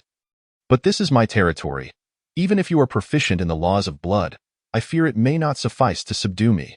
Despite Lu Qing's mastery of the blood laws, Ming He remained unperturbed, for he had lived in the blood sea for countless eons and had already grasped a portion of its primal essence. Here, he was the sovereign. Is that so? Lu Qing chuckled lightly, causing Ming He's countenance to shift dramatically. You dare to encroach upon the primal essence of the blood sea? Ming He fixed his gaze on Lu Qing, as if faced with a formidable foe. Just moments ago, he sensed his control over the primal essence of the blood sea waning. Although the decline was gradual, it was nonetheless astonishing. For countless years, even he had only managed to command a portion of the blood sea's essence, yet Lu Qing's actions had shaken the very foundation of the blood sea. Moreover, this essence lay hidden deep within the blood sea, known only to him. He never anticipated that Lu Qing would so swiftly exploit the laws of blood to locate its origin. Fellow Taoist Ming He, I wonder, if you were to lose the primal essence of the blood sea, would you still truly remain unkillable? Lu Qing regarded Ming He with a calm expression, speaking softly. What exactly do you intend to do? Ming He scrutinized Lu Qing. At that moment, the confidence he once possessed began to wane, for he realized that if things continued as they were, the primal essence of blood would inevitably fall under Lu Qing's complete control. At that time, the notion of the blood sea being unemptied and Ming He remaining immortal would merely become a jest. There is no need for concern, fellow Taoist Ming He. I do not intend to seize the primal essence of the blood sea from you. As I mentioned earlier, you may propose conditions, but you must not refuse. Lu Qing retracted the power of the blood laws, gazing intently at Ming He as he awaited his response. Upon hearing this, Ming He's expression fluctuated, as if deep in thought. Fellow Taoist Ming He, I envision that my reincarnation should encompass the 6 paths, one of which includes Asura. If you agree to this matter, the Asura path may be entrusted to your Asura clan for governance. Just as Ming He hesitated, Ho-Tu timely interjected. Upon hearing these words, Ming He was once again tempted. The prospect of the Asura clan independently governing a path was not insignificant, especially with the added merit of the heavenly Tao. Very well, if that is the case, I shall no longer impede this. I hope you will honor your word. After a moment of contemplation, under the coercion and allure of Lu Qing and Ho Tu. Ming He ultimately acquiesced. Thank you, fellow Taoist. Ho Tu expressed her gratitude with a bow. You indeed possess great discernment. Lu Qing also wore a smile, finding satisfaction in achieving victory without conflict, while he held no fear of Ming He. Completely mastering the primal essence of the blood sea would not be an endeavor accomplished in haste. Speaking of which, this ancestral figure Ming He was indeed a remarkable character. Having witnessed Nu's ascent to sainthood, he sought to create the Azura clan in imitation of her, yet unfortunately, he had failed. Hemph. He knows his place in a small courtyard of the Three Clear. Tong Tian scoffed coldly. A mere filthy spirit daring to claim immortality is truly laughable. Yuan Shi spoke with disdain at that moment. Ming He remained unaware that had he rejected Lu Qing's proposition, he would likely have met with death. Immortality is merely relative. If a sage is determined to kill you, you must perish. Seeing Ming He acquiesce, Ho Tu and Lu Qing exchanged glances. Upon receiving Lu Qing's nod, she proceeded to announce to the heavens and earth, today, the ancestral witch Ho Tu, fulfilling the wishes of the Father God, is willing to transform into reincarnation, guiding the lost souls of the world from the sea of suffering. Reincarnation consists of the 6 paths: heaven, humanity, beasts, Azura, hungry ghosts, and hell. May the heavens bear witness. After Ho Tu spoke, she transformed into her true form, creating the wheel of reincarnation, and then merged herself within it. Thus the 6 paths of reincarnation were formed. At that moment, the will of the heavenly Tao manifested, and all beings of the wilderness sensed it, followed by the descent of boundless merit from the heavenly Tao that a figure, formed from the condensation of merit, gradually took shape, exuding a sacred authority that pressed upon the heavens and earth. This was a woman of unparalleled grace. Who else could it be but Ho Tu? This was not the original form of Ho Tu, but rather a primordial spirit formed from the condensation of heavenly Tao merit. Meanwhile, Ming He and Lu Qing also received a small portion of the merit. Ming He's face displayed joy, while Lu Qing observed Ho Tu's primordial spirit in silence, lost in his own thoughts. Congratulations to fellow Taoist Ho Tu on attaining sainthood. The 5 sacred presences manifested simultaneously, representing the 3 clear and the 2 from the west. The saint of Ho Tu is compassionate. The myriad beings, feeling the profound virtue of Ho Tu, raised their voices in unison. In response to the joyous cheers of the beings, Ho Tu remained silent, her gaze drifting toward the unyielding mountain before turning to Lu Qing for a moment. After a brief pause, she spoke. From this day forth, I shall be known as Ping Xin, and shall no longer bear the name of the ancestral which Ho Tuesday. After speaking, she turned and entered the realm of reincarnation. Sister Ho Tu, no. At that moment, Di Jiang led the other ancestral witches, their faces etched with sorrow, reaching out as if to grasp something, yet it was too late. Ho Tu's figure had vanished into the cycle of reincarnation. Sister Ho Tu, you are being foolish. All the ancestral witches cried out in tears, unable to comprehend why their sister Ho Tu would make such a choice. It must be understood that transforming into reincarnation meant an inability to disengage, equating to eternal bondage without freedom. Sister Ho Tu, why must you do this? Zhu Rong's eyes were red as he shouted toward the realm of reincarnation, wishing to confront Ho Tu, but was obstructed by the forces of reincarnation. Brothers, return. There shall be no more Ho Tu in this world, only Ping Xin. Amidst the sorrow of the ancestral witches, a serene voice emanated from the realm of reincarnation. What? Sister Ho Tu, have you truly forsaken us? Forsaken the witch clan? All the ancestral witches displayed expressions of disbelief. Is it not evident? If forsaking the witch clan leads to sainthood, why would she not do so? Zhu Rong sneered coldly. Sister Ho Tu, is it truly so? Are you willing to sacrifice us for that position? Gong Gong questioned with a face full of sorrow. Brothers, I have transformed into reincarnation. This is my own choice, and I hope you will support me. After a moment of silence, Ho Tu's voice resonated from the realm of reincarnation once more. Very well, Ho Tu the saint. Since you seek to become that saint, we shall not aspire to your heights. We will take our leave. Zhu Rong, filled with rage, turned to leave, and the other ancestral witches followed suit. In their view, Ho Tu had abandoned the witch clan for the sake of the position. Thus resentment and anger began to brew within their hearts. Alas! Di Jiang sighed softly. his gaze directed at the realm of reincarnation. After bowing to Lu Qing, he too turned and departed, disappointment, sorrow, and confusion etched upon his face. Witnessing the departing figures of the 11 ancestral witches, Lu Qing felt a surge of emotion in his eyes. Though Ho Tu was an ancestral witch, she was the least like one. Her ideals were entirely different from those of the other witches. Marking her as an anomaly, Taoist Taichu, please come in for a conversation. At that moment, Ho Tu's voice echoed. Lu Qing did not hesitate, stepping into the realm of reincarnation. Congratulations to the Lady Ping Xin on achieving the esteemed rank of saint. Lu Qing wore a smile, performing a respectful bow. Taoist Taichu, do call me Xiao Tu instead. Ho Tu forced a smile. Observing Ho Tu's, Lu Qing felt a slight relief in his heart. In his imagination, Ho Tu's transformation into reincarnation might sever all ties to her past, yet it appeared that was not the case. As for they, Lu Qing could surmise it was due to the presence of the other ancestral witches. Taoist Taichu, please wait here. Ho Tu glanced at the reincarnation, sensing that it was not yet complete, and thus began to make modifications. First, with supreme power, she established the Netherworld and the 10 halls of Yama upon the wheel of reincarnation.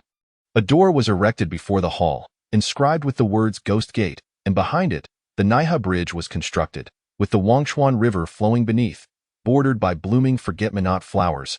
Then, at the head of the Naiha Bridge, she erected a massive stone known as the 3 Lives Stone, beside which stood a mirror called the Name and Grievance Mirror.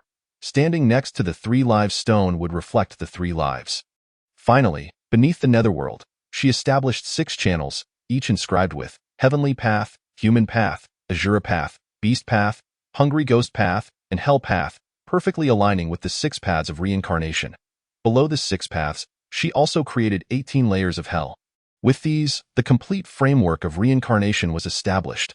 However, after completing these tasks, Ho Tu still wore a frown, as she felt that something essential was still missing. Little Earth Taoist, I possess a pen and a book, and I wonder if I could be of assistance to you.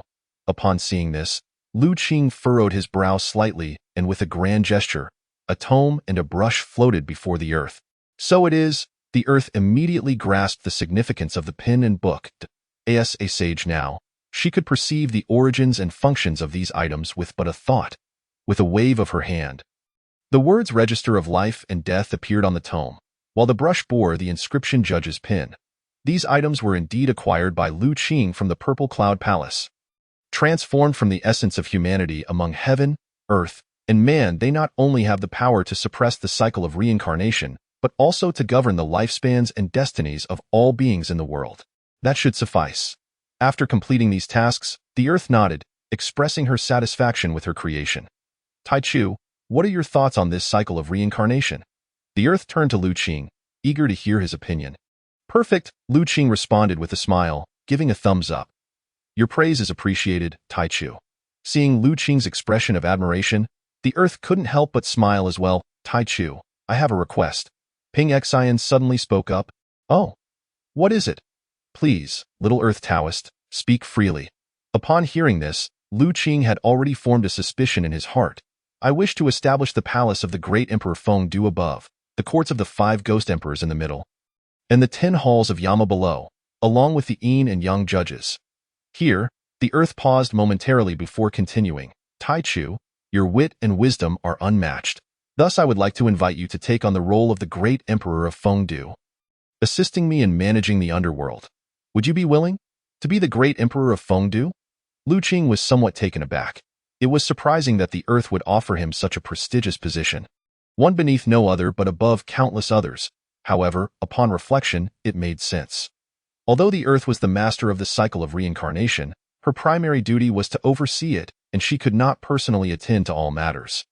Therefore, finding a capable manager was indeed a reasonable course of action. Yet, Lu Qing did not expect the earth to so readily bestow this paramount authority upon him. While it was true that he had taken risks to acquire the Register of Life and Death and the Judge's Pin, he had not anticipated he would secure the position of Great Emperor of Feng Du now. However, the earth was willingly entrusting him with this crucial power, a testament to her trust in him. Does Taichu not wish to assist me in this endeavor?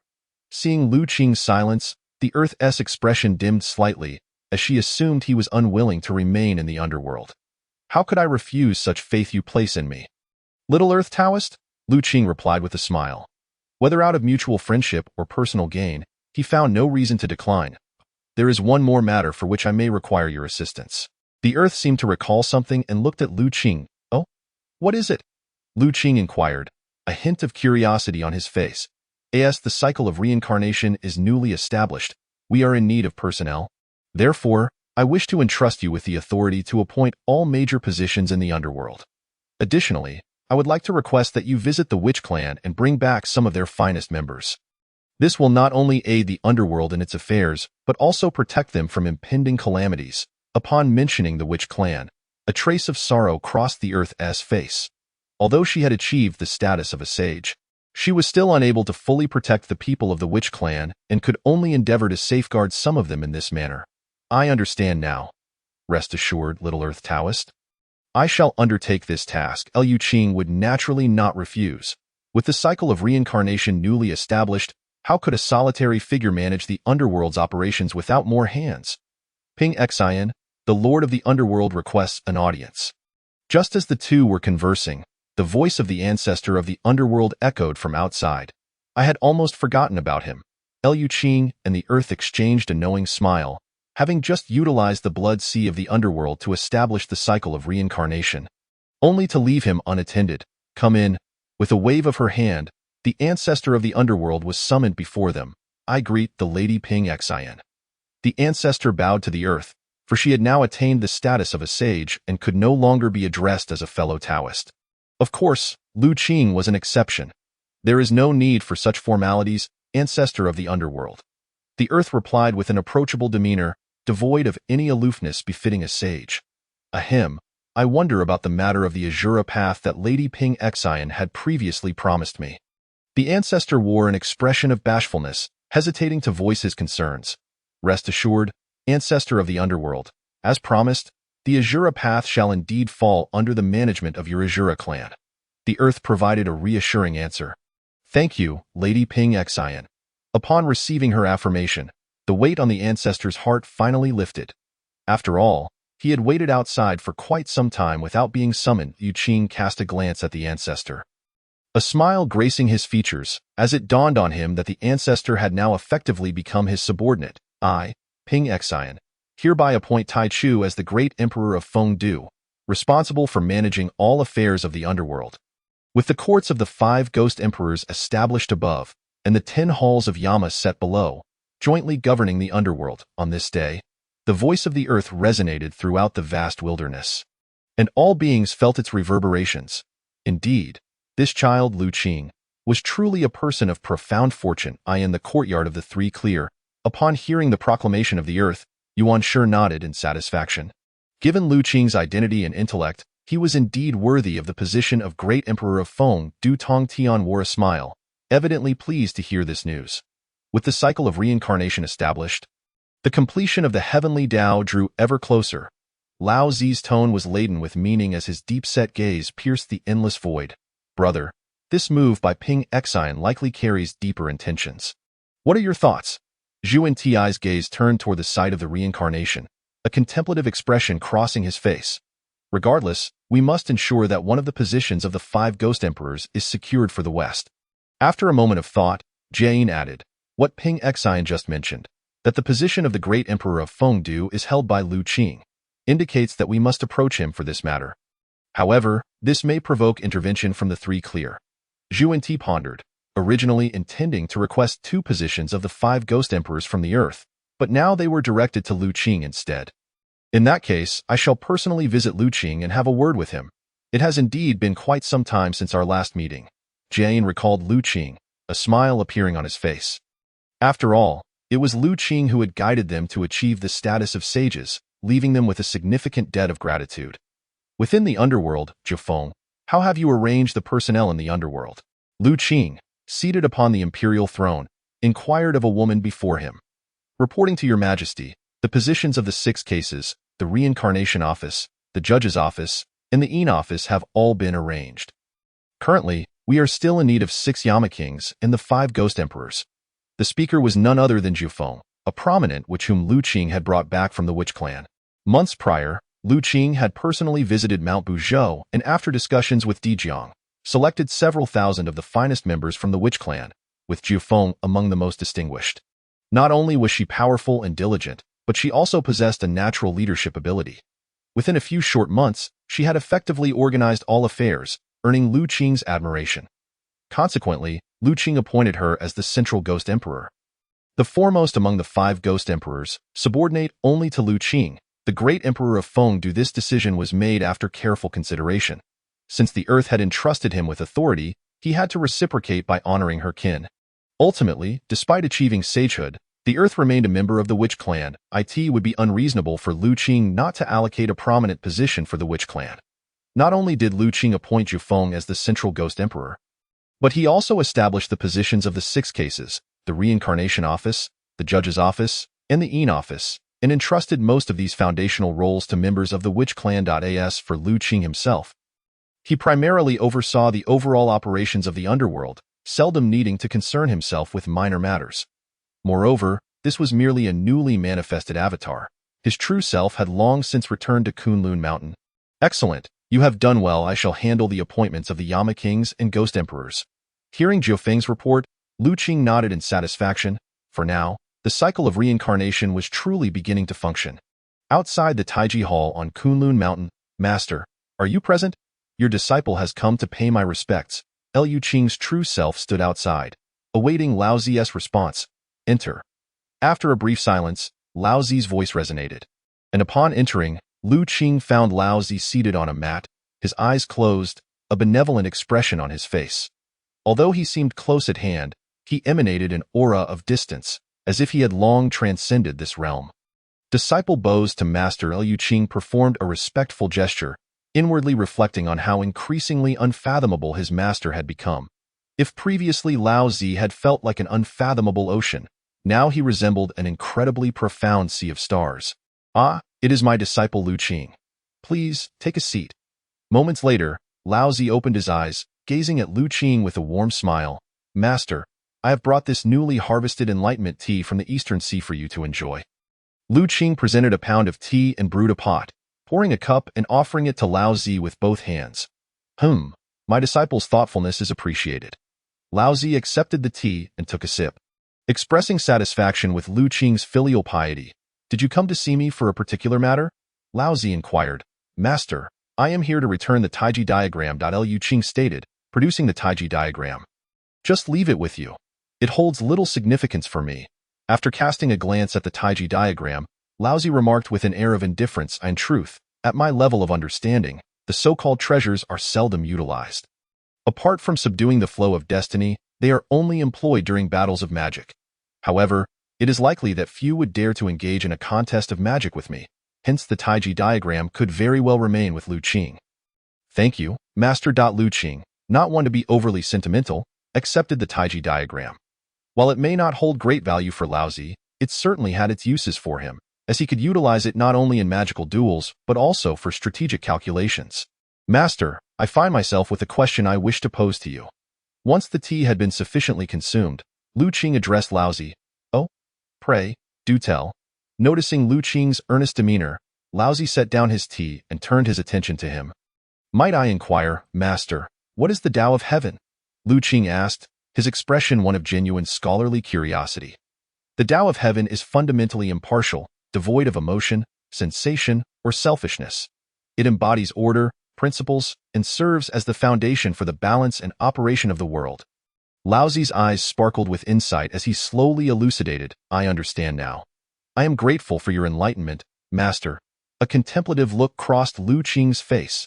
This answer aligned closely with his own thoughts and fact.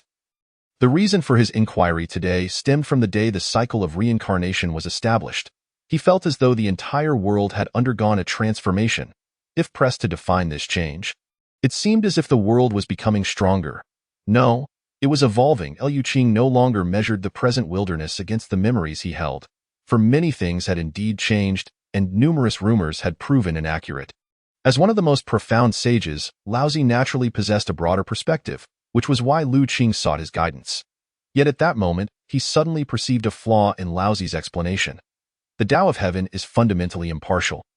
devoid of emotion, sensation, or selfishness. It embodies order, principles, and serves as the foundation for the balance and operation of the world. Though this response appeared normal, the issue lay within the term fundamental. Did this imply its original meaning? Or something else? If it were the former, it would indeed be a cause for unsettling reflection. Then may I ask, Master, what is the relationship between heaven, earth, and humanity? Lu Qing inquired once more, upon hearing this.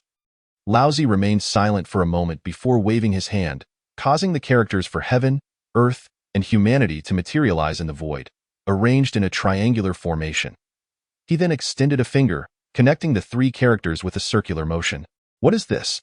Lu Qing pondered, recognizing that Laozi's actions were never without purpose and must carry profound significance. After a brief silence, Lu Qing ventured, could it be that you are suggesting that heaven, earth, and humanity are interconnected and, in essence, one? A child worthy of instruction, Laozi remarked, nodding in satisfaction. Thank you for your guidance, Master. Lu Qing offered a slight bow, his heart buoyed by the confirmation of his suspicions. It was no wonder he felt the world had grown stronger since the establishment of the 6 paths of reincarnation. For the 6 paths were indeed key to complementing the Tao of Heaven. The stronger the Tao of Heaven, the more robust the wilderness. By the way, Master, I currently serve as the Emperor of Fengdu in the Netherworld, where 5 emperor positions remain vacant. I wish to appoint my junior brother, Xuandu, to one of these positions. What are your thoughts, Master? Lu Qing looked at Laozi, aware that this matter was his true purpose for visiting. Very well, I understand your intentions. Proceed as you see fit. Laozi responded with a gentle smile. His words imbued with encouragement. Xuandu, quite commendable, indeed flourishing in the middle stage of Deluo. After departing from Laozi, Lu Qing made his way to Xuandu's location, where he found him meditating. Eldest brother, what brings you here? Xuandu exclaimed, his face lighting up with surprise, for it was the first time Lu Qing had visited him, no particular reason. I just came from Master and thought to check in on you. Lu Qing replied with a warm smile. Please, have a seat.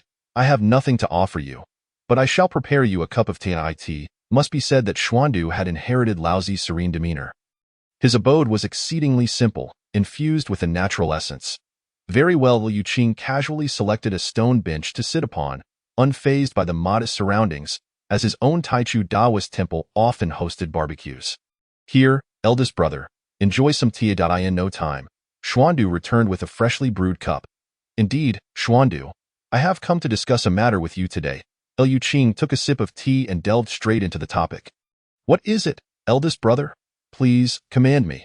Xuandu did not inquire further, for Lu Qing was not only the father of the human race but also his elder brother. He held an unwavering trust in him. As you may know, I currently hold the position of Emperor of Fengdu in the Netherworld, and I intend to appoint you as the Eastern Ghost Emperor. What say you? Lu Qing inquired. Eldest brother wishes to appoint me as the Eastern Ghost Emperor. Xuandu's face displayed astonishment, for this position was of great significance, one that even many sought in vain. Indeed, would you accept? Lu Qing pressed. Eldest brother, your consideration for me is truly appreciated. I would gladly accept. But what of Master? Xuandu, not one to be naive, understood the implications of the Ghost Emperor positions in the Netherworld, yet he harbored concerns regarding Laozi's stance. Rest assured, I have already consulted with Master, and you need not present your true form. Merely arrange for a clone to oversee the position. Lu Qing chuckled inwardly at Xuandu's fluctuating emotions of joy and concern. How could Laozi refuse Xuandu a nominal role in the Netherworld as one of the 5 Ghost Emperors? In essence, it was a position that required little effort yet bestowed a salary. Eldest brother, your kindness leaves me speechless. Upon hearing this, Xuandu realized Lu Qing had meticulously orchestrated this opportunity for him, and he felt a surge of gratitude, rising to be "Oh, not be foolish. You are my junior brother, one of our own. If I do not consider you, whom shall I?" Lu Qing chuckled, shaking his head at Xuandu's overly sentimental remarks. Within the Yuqing Taoist temple, Yuan Shi was delivering a lecture to his disciples when he abruptly paused, causing a wave of confusion among them. Disciple Lu Qing has come to pay his respects to the master. Shortly thereafter, a voice resonated throughout the Yuqing Taoist temple. Very well, let us conclude today's lecture. You may all take your leave. Upon seeing Lu Qing approach, Yuan Shi's face brightened with a smile as he dismissed the other disciples. Greetings, eldest brother. The disciples of the Chan teaching greeted Lu Qing with joy, but out of respect for Yuan Shi's presence, they refrained from speaking further, merely exchanging pleasantries before departing. Lu Qing, my disciple, you have arrived. Come, sit. Yuan Shi gestured for Lu Qing to take a seat, his face radiating warmth. Master, I have made a special trip to the Eastern Sea to gather some fresh Wu Dao tea for you. Lu Qing presented a pound of Wu Dao tea and proceeded to brew a pot as for the precise amount of Wu Dao tea he possessed. Only he knew. Excellent, excellent. It is rare to witness such filial piety from you. Yuan Shi's smile revealed his evident pleasure. Lu Qing, you have come regarding matters of the netherworld, have you not? After savoring a few sips of tea, Yuan Shi inquired. As expected, Master is the most perceptive of all. Indeed, I have come for that reason. Lu Qing subtly flattered him. Naturally, I have witnessed your growth. How could I not discern your thoughts? Given your character, you would inevitably wish to share your fortune with others. Yuan Shi remarked with certainty. Master, I have arranged for a position of Ghost Emperor in the Chan teaching. I seek your insight on which of my junior brothers or sisters would be most suitable. Then who do you believe would be appropriate? Yuan Shi responded with a question. Well, that I believe that Guang Chengzi possesses both wisdom and strategy, making him a suitable candidate for the position of Ghost Emperor. Lu Qing slowly articulated, as Guang Chengzi had long been his chosen candidate. Wisdom and strategy? I perceive him as quite dull-witted. You, my child, tend to idealize them too much. Very well, since it is your request. Let him assume the role of Ghost Emperor. Yuan Shi considered Guang Chengzi's innocent expression for a moment before ultimately nodding in agreement. In truth, Guang Chengzi was quite capable in both talent and execution. Yet with Lu Qing around, Yuan Shi often drew comparisons, leading him to frequently label Guang Chengzi as dull-witted. Thus, Guang Chengzi often found himself caught in the crossfire. Within the Shangqing Taoist temple, Lu Qing, my disciple, you have come regarding the affairs of the netherworld, have you not? Tong Tian remarked, sipping Wu Dao tea. Disciple often claims that the one who understands disciples best in this world is you. Master, you are correct. I have indeed come for that purpose, Lu Qing replied, refilling Tong Tian's cup of Wu Dao tea. Naturally, as your master, I have watched you grow. How could I not know what is in your heart? Given your character, having gained benefits, you would want to share them with others. Tong Tian responded with conviction. Master, I have specifically arranged a position of Ghost Emperor for our Jet teaching. I seek your opinion on which of my junior brothers or sisters would be most suitable. Then who do you think would be appropriate? Upon hearing Lu Qing's words, Tong Tian initially contemplated suggesting that Duo Bao assume the role of the Ghost Emperor. However, after some reflection, he decided it prudent to consult Lu Qing first, as he feared that Lu Qing might have his own plans, and disrupting those could prove detrimental.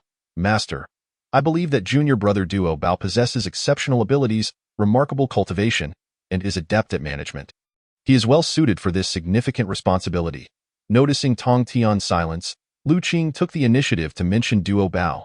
Very well, you truly are a generous-hearted child, kind and benevolent. Let it be as you propose. Tong Tian, upon hearing Lu Qing's endorsement of Duo Bao for the position of Ghost Emperor, felt a profound admiration for Lu Qing's magnanimity and kindness. Master, in addition to the Ghost Emperor position, I have also reserved 6 positions of King of Hell for our Jiejiao. Lu Qing spoke with a cheerful demeanor. Oh? There are indeed 6 positions of King of Hell? Is this true? Tong Tian expressed his astonishment. He had anticipated that Jiejiao would secure 1 Ghost Emperor position, but he did not expect Lu Qing to have further arrangements. Indeed, Master, that I intend for junior sister Jinling, junior brother Gongming, junior sisters Yun Xiao, Bai Xiao, Qiongxia, and junior brother Wu Yun to assume these 6 positions of King of Hell. Lu Qing continued. Excellent, excellent, ha ha. You truly are a wonderful disciple. Tong Tian exclaimed with unrestrained joy, his spirits evidently lifted. Suddenly struck by a thought, he casually inquired, by the way, Lu Qing, how many positions have you arranged for the Chanjiao? Upon hearing Tong Tian's question, Lu Qing couldn't help but chuckle inwardly. Even after attaining the status of a saint, his third master still harbored a competitive spirit. Nevertheless, he feigned ignorance and replied, Master, I have arranged only 1 position of Ghost Emperor for the Chanjiao. Oh, is that so?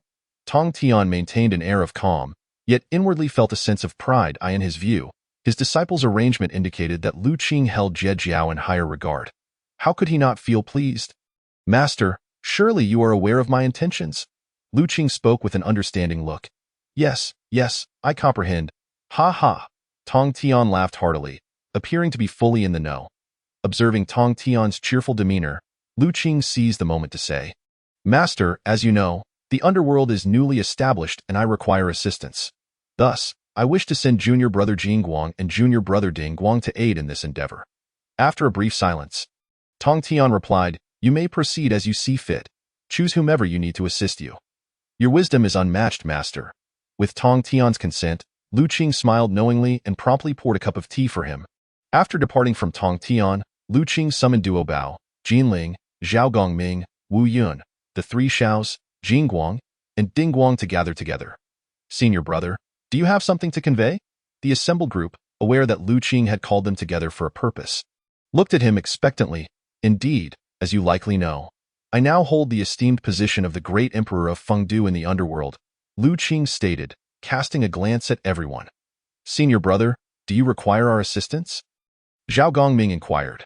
Certainly, if there is anything you need, please do not hesitate to instruct us, Duo Bao added. Seeing their eager expressions, Lu Qing smiled and said, While assistance is not necessary, I would like you to take up positions in the underworld. Would you be willing? A position in the underworld? Senior brother, do you mean for us to serve as officials there? Yun Shao quickly grasped the implication. Indeed, that is my intention that I plan for Duo Bao to be appointed as the Ghost Emperor. While Wu Yun, Jinling, Gongming, Yun Shao, Bai Shao, and Xiong Shao will each serve as kings of hell. Observing their astonished expressions, Lu Qing continued, Of course, you need not reside permanently in the underworld. A mere projection of yourselves will suffice to oversee matters there. Me? The Ghost Emperor? Are you truly bestowing such an important position upon me? Duo Bao pointed to himself, astonished that Lu Qing would assign him such a significant role. Duo Bao, it is merely a Ghost Emperor position. Is it truly so momentous? Lu Qing chuckled, shaking his head. Senior brother, so we only need a projection to attain a high-ranking official position in the underworld? Bai Shao asked, her face alight with excitement. Precisely, Lu Qing confirmed. Senior brother, your generosity knows no bounds. Qiong Shao expressed her heartfelt gratitude. Thank you, senior brother, Duo Bao said earnestly, feeling a deep respect for Lu Qing. He finally understood why Lu Qing was cherished by the three saints and had risen to the status of the eldest brother among the three teachings. While talent was undoubtedly a factor, it was this profound care and open-heartedness that commanded his admiration. Enough of this sentimentality. Hurry along to report to the underworld, for my projection awaits you there. Lu Qing found Duo Bao's reaction amusing, recalling how Duo Bao had previously dared to challenge him, nearly provoking a confrontation. Thank you, senior brother. Without further delay, they set off to prepare for their new roles. Senior brother, what about us? Jingguang and Dingguang remained behind, their expressions less than pleased. As they realized they had been left without any assignments, it seemed to them that Lu Qing was deliberately slighting them. In recent years, they had noticed Tong Tian's growing indifference towards them, as he had not summoned them for a long time. Moreover, it appeared that even others from Zhejiao were distancing themselves, which only heightened their sensitivity and suspicion. Do not fret, my two junior brothers. I have already arranged for you a position that is indispensable, Lu Qing assured them with a serious demeanor. Oh, pray tell. What is this indispensable position? Hearing this, their eyes lit up with anticipation. In short, it is a position of great significance. Without it, the underworld would struggle to function properly. Would you not agree that it is indeed important? Lu Qing spoke with a grave expression. Is that so? Upon hearing this, Jingguang and Dingguang were overwhelmed with excitement. If this position was essential to the underworld's operation, it must be a high-ranking official role. Their eagerness was nearly uncontrollable. Naturally, I, the great emperor of Fengdu, would not deceive you, Lu Qing affirmed with earnest conviction. Then, senior brother, we shall go and manifest projections to report to the underworld. Jianguang and Dingguang, brimming with enthusiasm, prepared to fulfill their new responsibilities. However, Lu Qing interjected, Hold on, my two junior brothers. This position is of such gravity that it requires your true selves to be present. What? We must be physically present? Does that mean we will have to remain there indefinitely? Their expressions shifted dramatically upon hearing this. Do not be foolish. Consider this. Such a vital position surely warrants an audience with the Saint Ping Exi. And you cannot expect to meet a saint with mere projections, can you? Now go and report to the Underworld, Lu Qing stated incredulously. That makes sense, senior brother. We shall prepare and go to meet Saint Ping Exine in person tomorrow. After careful consideration, Jing Guang and Ding Guang agreed with Lu Qing's reasoning. Chapter 81. Having this bowl of Mingpa soup, we shall be brothers again in the next life within the Underworld. As the projections of the disciples from the three teachings arrived, all personnel were nearly in place, save for the absence of one Ghost Emperor. The Central Ghost Emperor was Jiufeng, the Eastern Ghost Emperor was Xiandu, the Northern Ghost Emperor was Duo Bao, and the Southern Ghost Emperor was Guangchengzi. Zhao Gongming was appointed as the Wheel King, Yuan Shao as the Equal King, Qiong Xia as the Urban King, and Bai Shao as the Mount Tai King. Of course, all of these were merely projections, as disciples of the saints would not physically remain here. Why have those two not yet reported in? Lu Qing mused to himself, puzzled as to why Jing Guang and Ding Guang were still absent. Reporting to the Emperor, there are two individuals outside claiming to be Jing Guang and Ding Guang, requesting an audience with you. Just then, a subordinate entered respectfully to inform Lu Qing. Oh, they have arrived. Bring them in. A smile graced Lu Qing's face. Reporting to the Emperor, they have been brought in. Moments later, the subordinate returned with the two men, none other than Jing Guang and Ding Guang. Senior brother, we have come to report for duty. Upon seeing Lu Qing, their faces lit up with joy, as they were about to become high-ranking officials in the Underworld. And they could only imagine the newfound respect they would garner from their Jiejiao brothers. Welcome, my two junior brothers. Come, take a seat, Lu Qing said warmly, gesturing for them to sit. Senior brother, when might we meet Saint Ping Exine to assume our posts? Ding Guang eagerly inquired. There is no rush. My two junior brothers have traveled far and must be weary.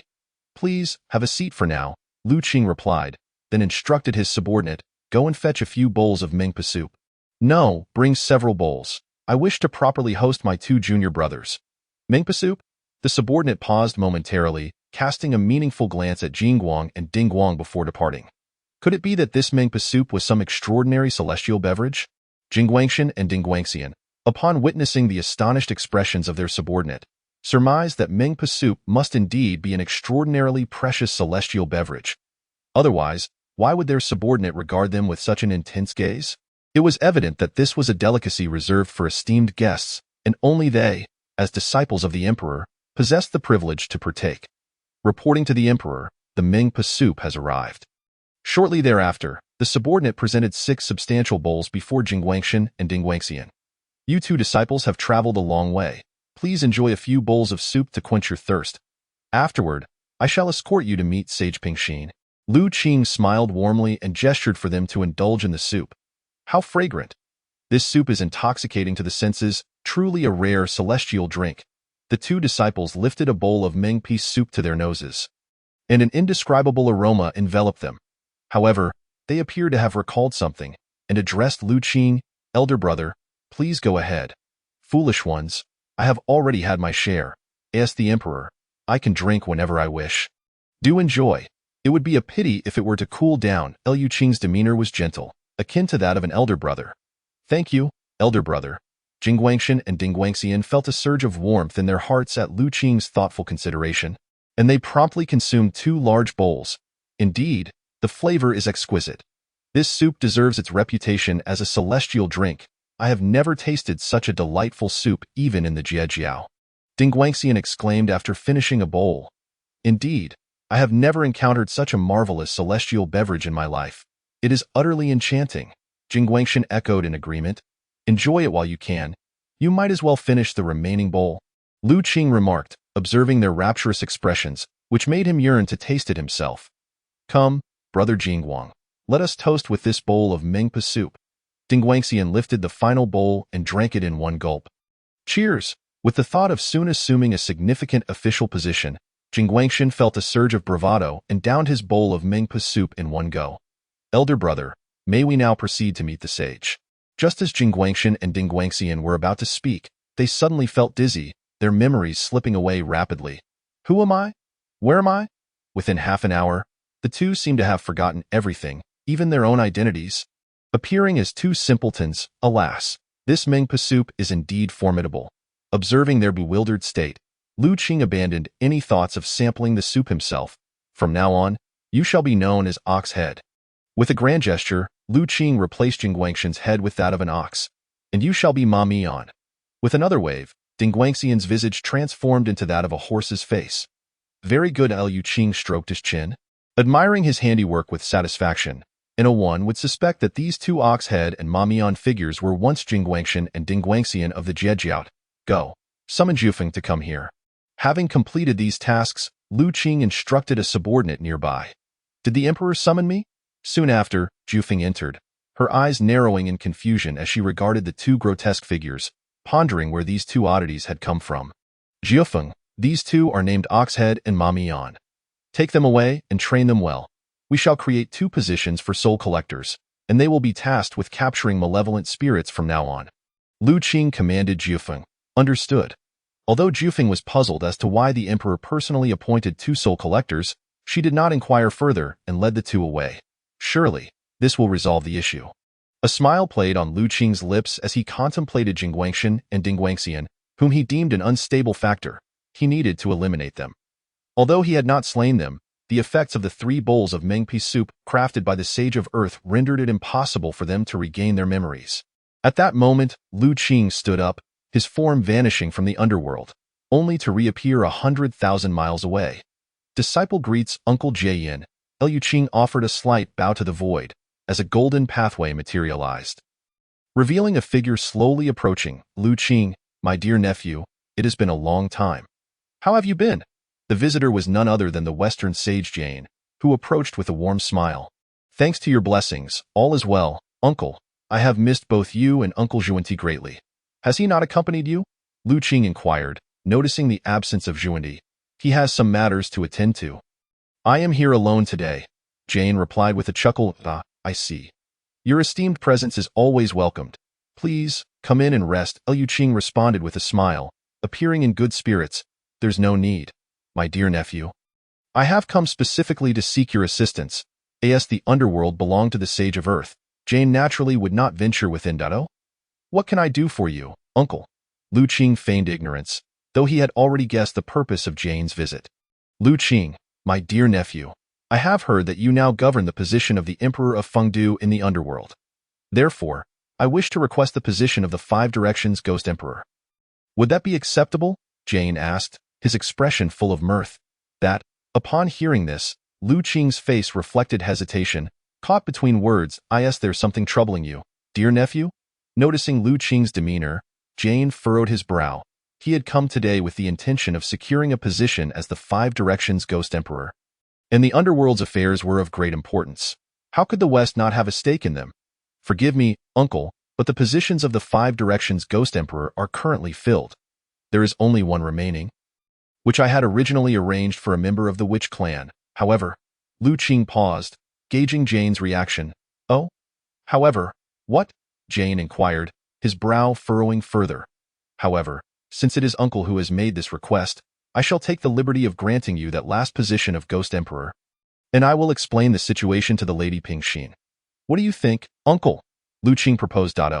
Is that truly the case? Upon hearing this, Jane's face broke into a broad smile.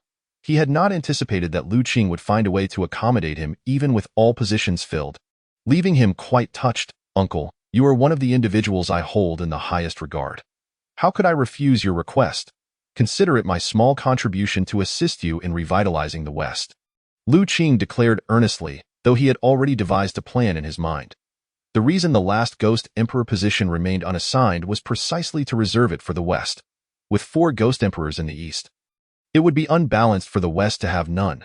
The 2 saints of the West would certainly not let such a matter slide, and it would not align with the principles of equilibrium. Thus, it would be wise to do this favor, allowing the 2 saints of the West to owe him a debt of gratitude. Very well, my dear nephew Lu Qing, your magnanimity is commendable. Consider today a favor owed to you. Should you require anything in the future, do not hesitate to ask. Seeing Lu Qing's generosity and consideration for the revival of the West, Jane felt a sense of contentment, even if it was a pity that Lu Qing was not of the Western lineage.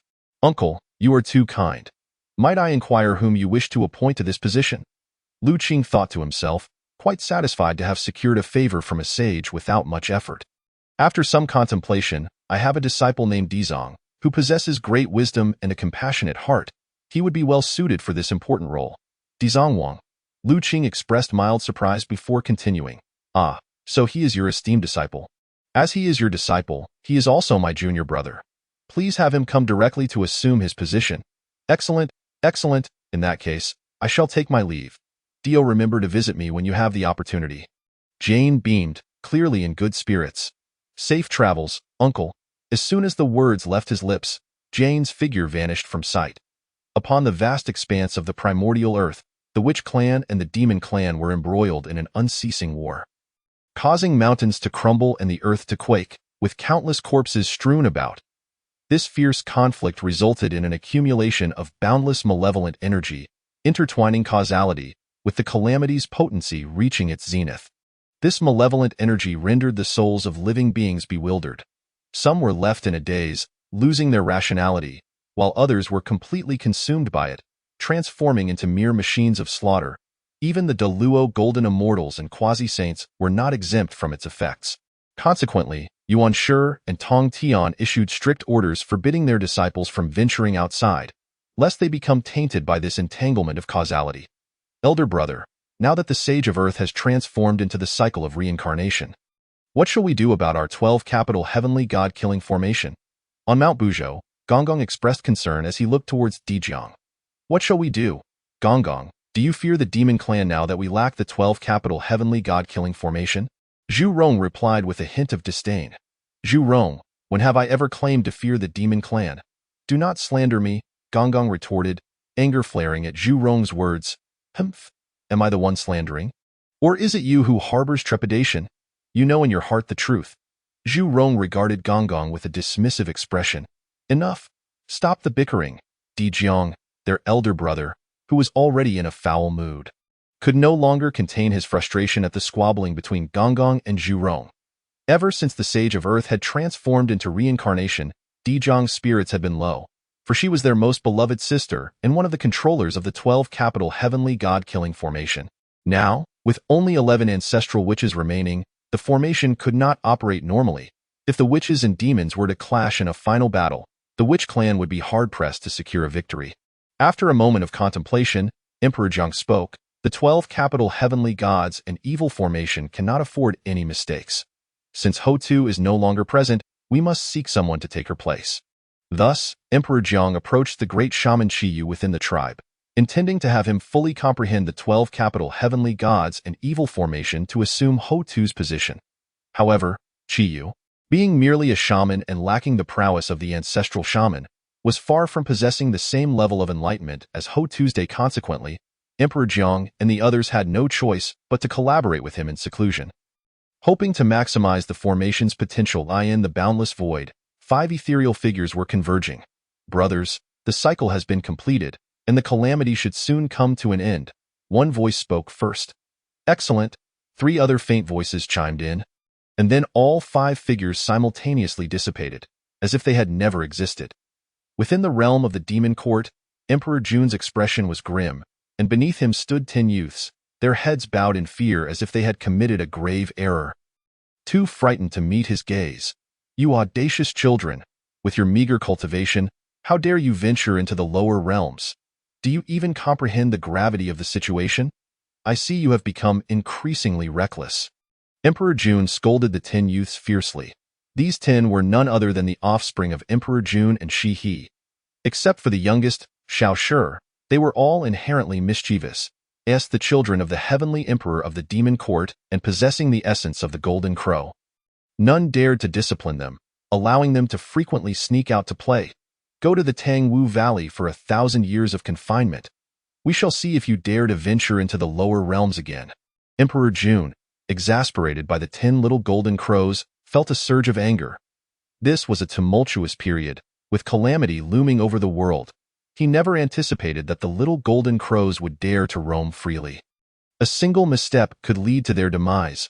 Father, we won't do it again. Please don't confine us there. We promise we won't. The 10 little golden crows, upon hearing Emperor Jun's decree, displayed expressions of sheer terror. The Tangwu Valley was filled with formations, its environment harsh and devoid of anything. They had previously been confined there by Emperor June, and it felt like an eternity of boredom. Your Majesty, 1,000 years seems excessively long, she said, her heart aching upon seeing the 10 little golden crows weep profusely. I have a foreboding feeling that a great calamity is imminent. Emperor June's tone was grave, his eyes brimming with concern. At his level of understanding, many things became clear, but clarity did not equate to evasion. I understand your intentions, Your Majesty. Upon hearing Emperor June's words, she ceased to plead for the 10 little golden crows. Having been married to Emperor June for many years, she was well aware of his thoughts. He was doing this to protect them. Thus, she refrained from further discussion and accompanied the 10 little golden crows to the Tangwu Valley, where, with a wave of her hand, they were all confined within. Mother, please don't leave us here. We promise we won't run away. The 10 little golden crows cried out, their expressions pitiful, for this place was a veritable nightmare for their restless spirits. You will stay here for 1,000 years. It will serve as your trial. He remained resolute, for she was no woman to be swayed by sentimentality. Rather, as the wife of the formidable Emperor June, she possessed wisdom and resolve beyond the ordinary. After casting one last glance at the 10 little golden crows, she turned to leave. Unbeknownst to her, mere years after her departure, a mysterious figure appeared silently at the entrance of the Tangwu Valley. Elder brother, look, someone is coming, Xiaoba exclaimed upon spotting the figure, alerting the eldest golden crow. Who could possibly be here? Thanks to Xiaoba's observation, the eldest golden crow and the others also noticed the mysterious figure. Who are you? Why are you here? The eldest golden crow called out to the stranger outside the valley. I am from the heavenly outer immortal sect, journeying through this realm. May I inquire why you young friends are found in such a place? The figure replied with a smile, gazing at the 10 little golden crows. Heavenly outer immortal sect? The little golden crows exchanged puzzled glances, unfamiliar with the name. We are the children of Emperor June of the Demon Court. Confined here for our misdeeds, Xiao Wu blurted out innocently without a second thought. I see you are in the prime of your youth, yet trapped here. Such a pity. The figure shook his head, expressing his lament. Alas, we have erred and must face punishment, and the formation set by our father prevents our escape. The little golden crows sighed in unison upon hearing the figure's words. Nevertheless, fate has brought us together. And seeing your plight, I shall lend you a hand. With a heavy sigh, the figure waved his hand, causing the formation of the Tangwu Valley to dissipate instantly. Elder brother, the formation is gone. Can we leave now? Xiao Wu exclaimed, looking toward the eldest golden crow. You are free now. Go, and enjoy what your age should be doing. Exploring the mountains and rivers, the figure declared before vanishing from sight. Elder brother, what should we do? Should we go out? Xiao Wu asked, excitement written all over his face, and the other little golden crows looked expectantly at the eldest golden crow. What if father finds out? The eldest golden crow hesitated, thinking of Emperor June. Elder brother, let us sneak out and play for a few days. Father want to know. Xiao Wu urged. Yes, elder brother, just a few days, Xiao Si chimed in. Very well, but only for a few days. We cannot linger too long. Ultimately, persuaded by his younger siblings, the eldest golden crow made his decision. Thus, the 10 little golden crows soared toward the vast wilderness. Elder brother, the scenery here in the lower realms is truly beautiful. Indeed, elder brother, it's far more enjoyable than up in the heavens. The little golden crows flapped their wings, frolicking amidst the mountains and rivers, completely oblivious to the passage of time. Little did they know, calamity was already pervading the vast wilderness, the ominous aura silently eroding their very essence. Days turned into years, and before they realized it, they had been in the lower realms for centuries. Now, the 10 little golden crows bore bloodshot eyes, their true forms soaring through the void, radiating a terrifying aura of destruction. Look, what is that?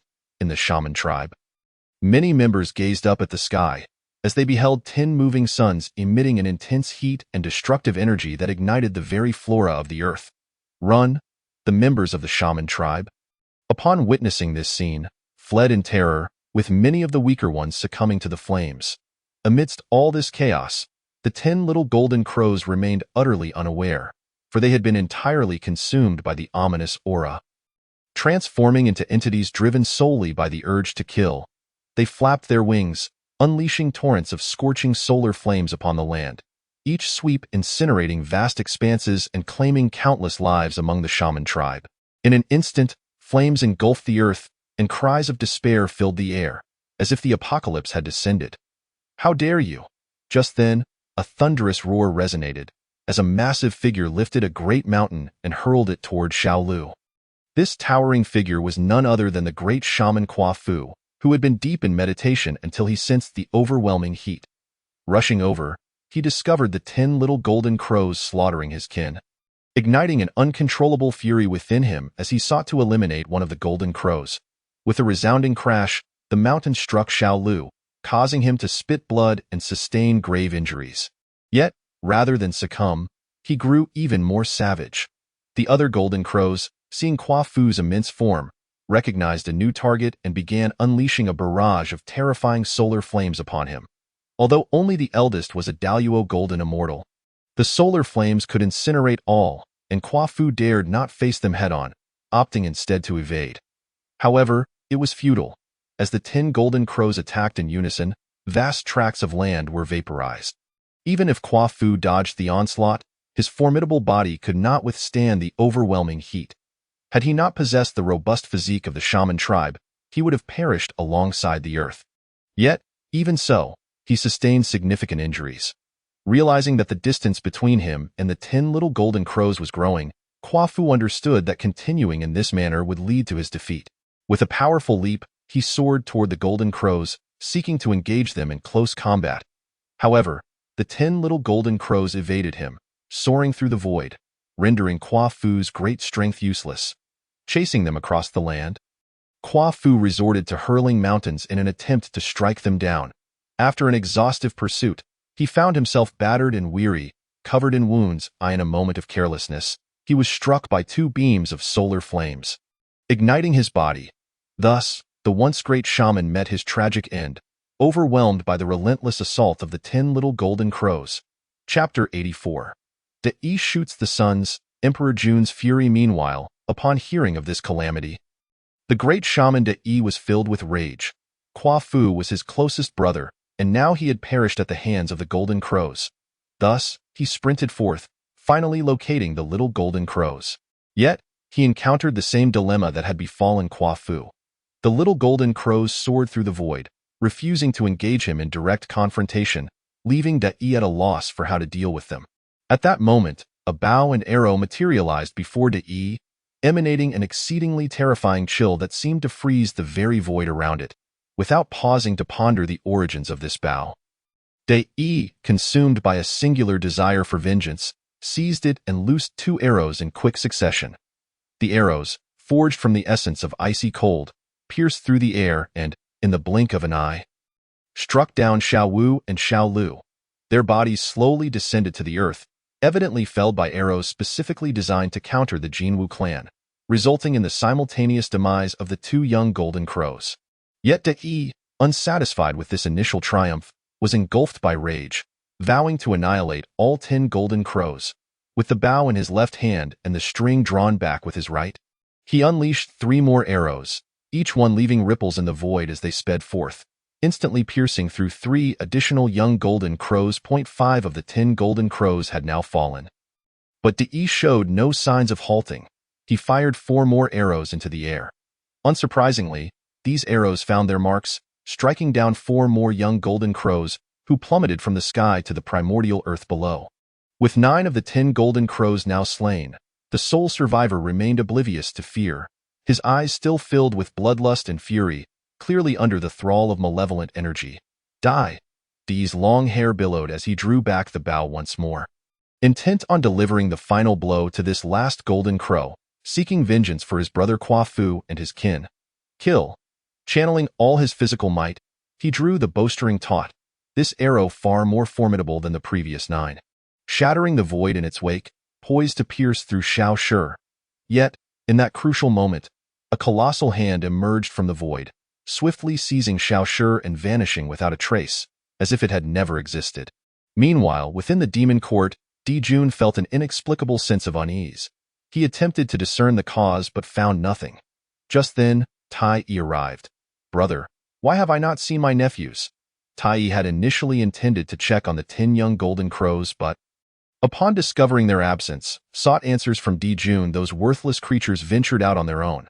I have confined them in Tang Wu Valley, Di Jun replied, his irritation evident. Oh, I shall go see them, Tai said without further deliberation, striding towards Tang Wu Valley.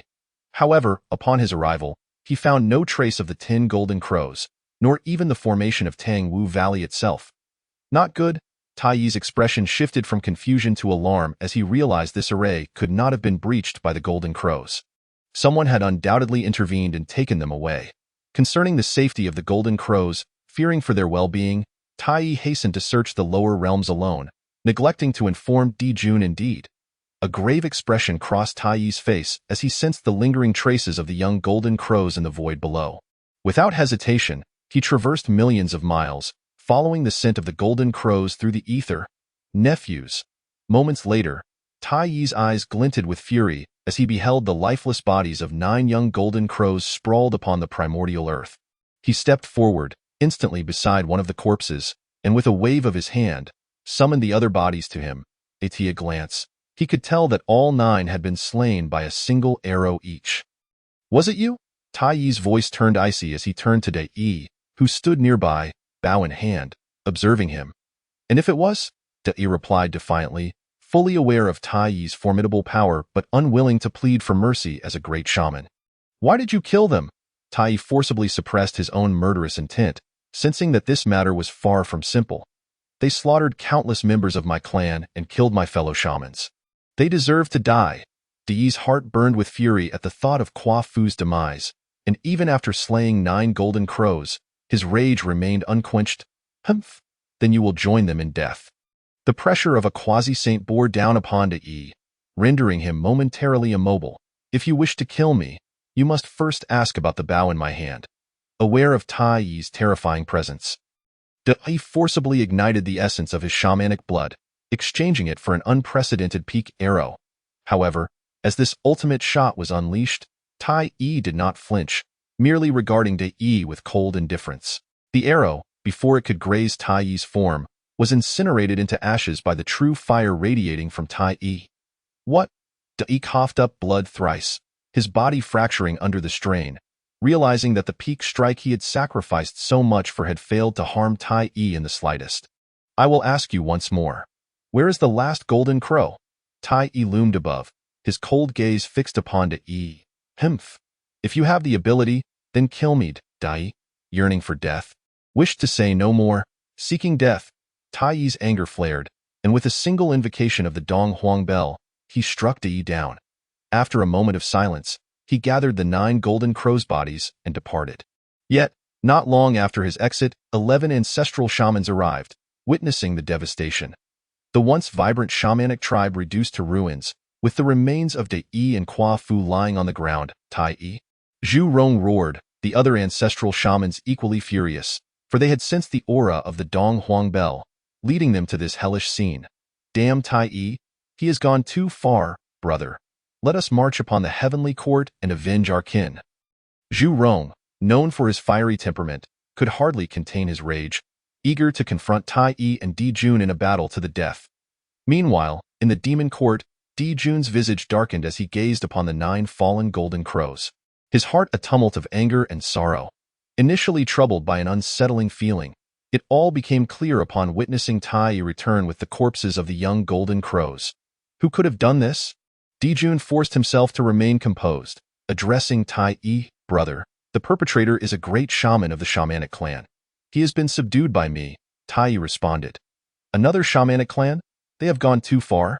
Issue my command. Gather our forces and let us descend to annihilate the shamanic clan. I swear I shall not rest until they are eradicated. Overcome with grief and fury at the sight of his deceased sons, Di Jun could no longer contain his emotions. Brother, there is something amiss, Tai mused thoughtfully, pausing briefly before continuing. I have closely observed the formation of Tang Wu Valley. It was breached by an external force. Tang Wu Valley lies above my demon court, so who could possibly have infiltrated and dismantled the formation without our notice? After a brief pause, he added, moreover, Shaoshi remains unaccounted for. I am certain that someone orchestrated this entire affair. Upon hearing this, Jun's demeanor shifted to a more composed state. He was not a reckless brute, and Taiyi's insight led him to suspect that someone had obscured the heavenly secrets, explaining why he had been unable to deduce anything. Are you suggesting? Jun gestured skyward, his meaning unspoken. Indeed, Taiyi nodded. And why, children? My dear children. At that moment, she rushed in, tears streaming down her face. Upon seeing the lifeless bodies of the 9 golden crows, she nearly collapsed. Jun supported her, his face etched with guilt and sorrow, at a loss for words as a father who had failed to protect his children. Who did this? Who killed my children? She grasped Jun's hands, weeping as she demanded answers, for she had personally confined the 10 young golden crows to Tangwu Valley, never expecting their reunion would be a final farewell. It is my fault. I failed to safeguard them, Jun lamented. Your Majesty, regardless of who killed our children, they must pay the price. The normally gentle Shihi was now consumed with hatred. Very well, gather our forces and let us descend to the lower realms. With matters having reached this critical juncture, Jun had no choice but to act. Regardless of whether there was a hidden scheme at play, the calamity would inevitably descend. It was better to take the initiative rather than cower in fear. Agreed. Taiyi recognized Jun's resolve and offered his approval with a single word. Thus, under the commands of Jun and Taiyi, all quasi-saint powers in the demon court, along with countless demon clans, descended to the lower realms, vowing to engage in a deadly battle with the shamanic clan. On the primordial earth, the shamanic clan had also gathered their forces. With 11 ancestral shamans leading the great shamans and countless shamanic kin, poised for a confrontation with the heavens. Amidst the rising tension and ominous energy, both the shamanic and demon clans were filled with murderous intent. As an unprecedented war loomed on the horizon, prepare for battle. The demon clan approaches. In the skies above the primordial earth, the demon clan's presence was overwhelming, shrouding the sun and casting the land into darkness. An oppressive aura enveloped the area, causing all living beings to tremble in fear. On the ground, the shamanic clan refused to yield. Their own army, comprised of their kin, stretching endlessly, standing defiantly against the demon clan in the heavens. The energies of both factions reached to the heavens and down to the underworld, felt by nearly all living beings. Have they finally come? In the Taichu Taoist temple, Lu Qing suddenly opened his eyes. Gazing towards the distant primordial continent, countless images flashing before him. Then, he stepped forward and vanished from his location. On the Naiha Bridge, the murky eyes of Ming Pi shimmered with brilliance as she gazed upon the vast expanse of the primordial continent. Ming Pi was no ordinary being. She was an incarnation birthed by the Earth Mother, as a sage. She naturally sensed the unfolding events on the primordial land immediately. Alas, a sigh escaped her lips. Embodying the helplessness of the Earth Mother, Jun, Taiyi, you who have slain my great witches and butchered my kin, today I shall settle accounts with you demons once and for all upon the earth. Jiao manifested the true form of the ancestral witch, towering to an unfathomable height, exuding an overwhelming aura. Beside him stood the other 11 ancestral witches and the great witch Qiyu, all revealing their true forms. Resembling 11 ancient demonic deities, their energies shaking the heavens and the earth. You damned witch clan, having killed my own offspring, dare to speak such arrogance. Today, I vow not to be human until your witch clan is extinguished. Jun's eyes gleamed with boundless murderous intent as he stood shoulder to shoulder with Taiyi. Behind them were Fuxi, Bei's, Jiming, Feilian, Yingzhao, and others, all of whom radiated immense power, their quasi-saintly pressures shaking the heavens and the earth as if they had emerged from the ancient era. How absurd! It was clearly your wretched spawn who descended first to slaughter my kin, yet you dare to invert black and white. Gonggong roared in fury, pointing accusingly at Jun in the sky. My 10 children were peacefully residing in Tangwu Valley. How could they suddenly descend to massacre your witch clan? Hearing this, Shiha was enraged. Do not underestimate her. Though she was but a woman, she possessed the cultivation of a quasi-saint in the early stages. And with a single shout, the mountains crumbled and the earth shook. Upon hearing these words, Jiao wore a contemplative expression. The eldest brother. His thoughts ran deeper than those of the other ancestral witches. And he suspected that some unknown events were transpiring. Previously, the witch and demon clans had been tacitly delaying the great battle, engaging only in localized skirmishes. However, now Dijuan's 10 sons had suddenly descended to slaughter the witch clan, which defied logic. If the demon clan truly wished for war, why would they send 10 little golden crows down? Furthermore, Dijiao had closely examined the bow of Dai, which was forged from the cold and dark underworld iron. Such a weapon could not be crafted by the witch clan. Thus, under the weight of numerous doubts, Dijiao understood that someone was scheming, aiming to incite a war between the witch and demon clans. Yet, with matters having escalated to this point, retreat was not an option. He could only, like Dijuan, accept his fate, knowing full well that even if they evaded today's conflict, tomorrow would bring further schemes. Even without scheming, a great calamity would eventually force the two clans into battle. In that case, let us decide our fates in a battle to the death today. Dijuan's cold gaze was unyielding, having already made his resolution. If we are to fight, then let us fight. Dijiao, too, was unwilling to show weakness, and the tense atmosphere instantly enveloped the entire world. At this moment, whether high above his sages or among the various great powers of the primordial realm, all were watching the impending battle with keen interest. Meanwhile, in a mysterious location, Lu Qing, clad in white, observed everything from afar. The great battle was about to commence, and he would neither intervene nor could he. The calamity instigated by the witch and demon clans must be concluded by them, a fate even the sages could not alter. Kill.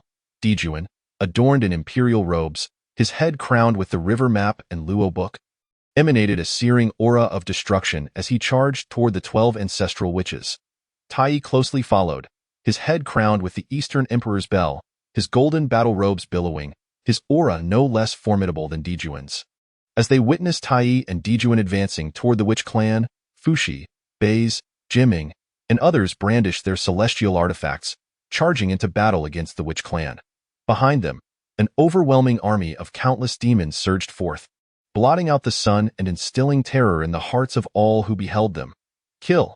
Upon seeing this scene, Dijiao let out a furious roar, his true form resembling a yellow sack, red as fire, with 6 legs and 4 wings, faceless and utterly terrifying, as he clashed with Dijuan in an instant. Chapter 86. The Dual Emperors versus the Ancestral Witches. One was the Lord of Heaven, Dijuan, and the other was the leader of the 12 ancestral witches, Dijiao. Both were paramount figures of their time, and upon their clash, a wave of residual energy spread outward, fracturing the void. Dijuan, unfathomable in depth, burned with the true fire of the sun, wielding the river map and Luo book, which, while not as fearsome as the Eastern Emperor's bell, was equally formidable in both offense and defense. Although Dijiao lacked such treasures, his body was immensely powerful, mastering the laws of space, and he exchanged blows with Dijuan in a heated contest. Brother, we come to aid you. Seeing Dijiao single-handedly challenging Dijuan, Zhu Rong and Gonggong, fearing for his safety, transformed into their true forms and charged toward Dijuan from the front and back. Meanwhile, Tai, with the Eastern Emperor's bell above his head, surged forth, his dominance evident as the bell unleashed a mere tremor that claimed the lives of many within the witch clan. Realizing Tai's immense strength, the ancestral witches did not dare to underestimate him. The 4 great ancestral witches, Jumong, Rushu, Changliang, and Tianwu, emerged simultaneously, engaging Tai in battle. The emergence of the 4 great ancestral witches was no trifling matter. It signified an incomprehensibly powerful force. Under their siege, an ordinary individual would likely perish immediately. Yet, Tai, their opponent, was also an extraordinary figure. Enhanced by the Eastern Emperor's bell, he held his ground against 4 adversaries, showcasing the prowess of a legendary hero. On another front, Fuxi and Bei's advanced. Among the 12 ancestral witches, Ximing stepped forward, choosing to confront the 2 alone. Though not the leader of the 12 ancestral witches, his strength ranked among the highest, engaging Fuxi and Bei's in a fierce and powerful duel. Who dares to challenge me? The candle-wielding Zhuyin stepped forward, coldly surveying the remaining quasi-saints of the demon court, his battle intent soaring. I shall battle you. Jiming and Ing Zhao simultaneously stepped forward, instantly charging at the ancestral witch Zhuyin. As the ancestral witch of time, Zhuyin possessed unparalleled combat prowess, facing 2 opponents without showing signs of defeat, even subtly gaining the upper hand. As for the remaining quasi-saints of the demon court and the great ancestral witches, each found their respective opponents. The billions of demons and witches clashed for the first time, resulting in the immediate fall of countless individuals. Thus began the full-scale eruption of the war between the witch and demon clans. In this moment, all great powers observed the battle, for such conflicts were rarely seen in history. Only the Dragon and Phoenix War could rival this scene. Liu Qing stood at the edge of the river of time, suspended between reality and illusion, silently watching the unfolding battle. He had witnessed such wars before, and even battles more terrifying than this, hence his heart remained largely unperturbed. Dijuan, prepare to meet your end, Dijiao roared. Controlling his ancestral which formed to close in on Dijuan, attempting to suppress him with sheer physical force. Zhu Rong unleashed the laws of fire, directly clashing with Dijuan's true sun fire. A battle of fire against fire. An encounter seldom seen throughout the ages. Gong, not to be outdone, as the ancestral witch of water, wielded the laws of water to exert significant restraint on Dijuan, forcing him to retreat repeatedly, seeking death. In the face of the three-pronged assault, Dijuan's fury ignited. Fortunately, his profound cultivation and the protection of the river map and Luo book prevented significant harm from the onslaught, resulting in a stalemate. Meanwhile, Tai, under the Eastern Emperor's bell, faced 4 ancestral witches alone, bearing the greatest pressure. Although he possessed the innate treasure, the Eastern Emperor's bell, each ancestral witch commanded a unique law. They all had their own innate divine abilities. And in their coordinated efforts, even Tai found himself somewhat challenged. However, the situation for the 4 ancestral witches was even more dire. Their colossal forms were marred with injuries, clearly having sustained varying degrees of damage. But the most striking scene unfolded with Zhou Yin, who, single-handedly confronting Jiming and Ing Zhao, forced them into retreat. Yet, the battle between quasi-saints was not easily resolved. Only when there was a significant disparity in treasures and strength could life and death be determined. As the saying goes, king against king, general against general, soldier against soldier. The kings on both sides fought fiercely, and the ranks below were equally engaged. The billion-strong armies of the witch and demon clans were locked in a brutal struggle, with countless demon corpses raining down from the sky, as if it were a downpour. Countless witch bodies piled together formed mountains of corpses, their blood staining the earth, turning vast stretches of land crimson, and eventually converging into rivers of blood. The sounds of battle horns and wails echoed throughout the primordial continent, a scene of unimaginable tragedy. Alas, observing this spectacle, Liu Qing sighed softly, pondering that perhaps this was the fate of the weak. They held no power over their own lives and deaths, akin to leaves falling in the wind or duckweed floating on the sea, at the mercy of the powerful who casually manipulated their destinies. Rendering them powerless, at this moment, Liu Qing recalled a great battle he had witnessed in the River of Time, contemplating that, had he been present in such a conflict, he might have been but a tiny ant. This further solidified his resolve to grow stronger, to the point where he could fully control his own fate, to become powerful enough to confront all adversaries. On the battlefield, as time advanced, the brutal conflict continued. By this point, the witch and demon clans were nearly decimated. Even Dijuan, Tai, and the 12 ancestral witches bore numerous injuries. Not good. At this moment, Dijuan and Tai's expressions shifted dramatically, for in another battlefield, Ing Zhao had sustained grave injuries under the relentless assault of the time ancestral witch Zhou Yin. Zhou Yin's temporal abilities were exceedingly formidable, leaving no room for defense, and Ing Zhao, caught off guard, had half his body obliterated. Dijuan and Tai sought to rescue him, but were obstructed by Dijiao and others, ultimately forced to witness Ing Zhao perish at the hands of Zhou Yin. With Ing Zhao's fall, the morale of the demon clan plummeted, while the witch clan's spirits soared. Dijuan and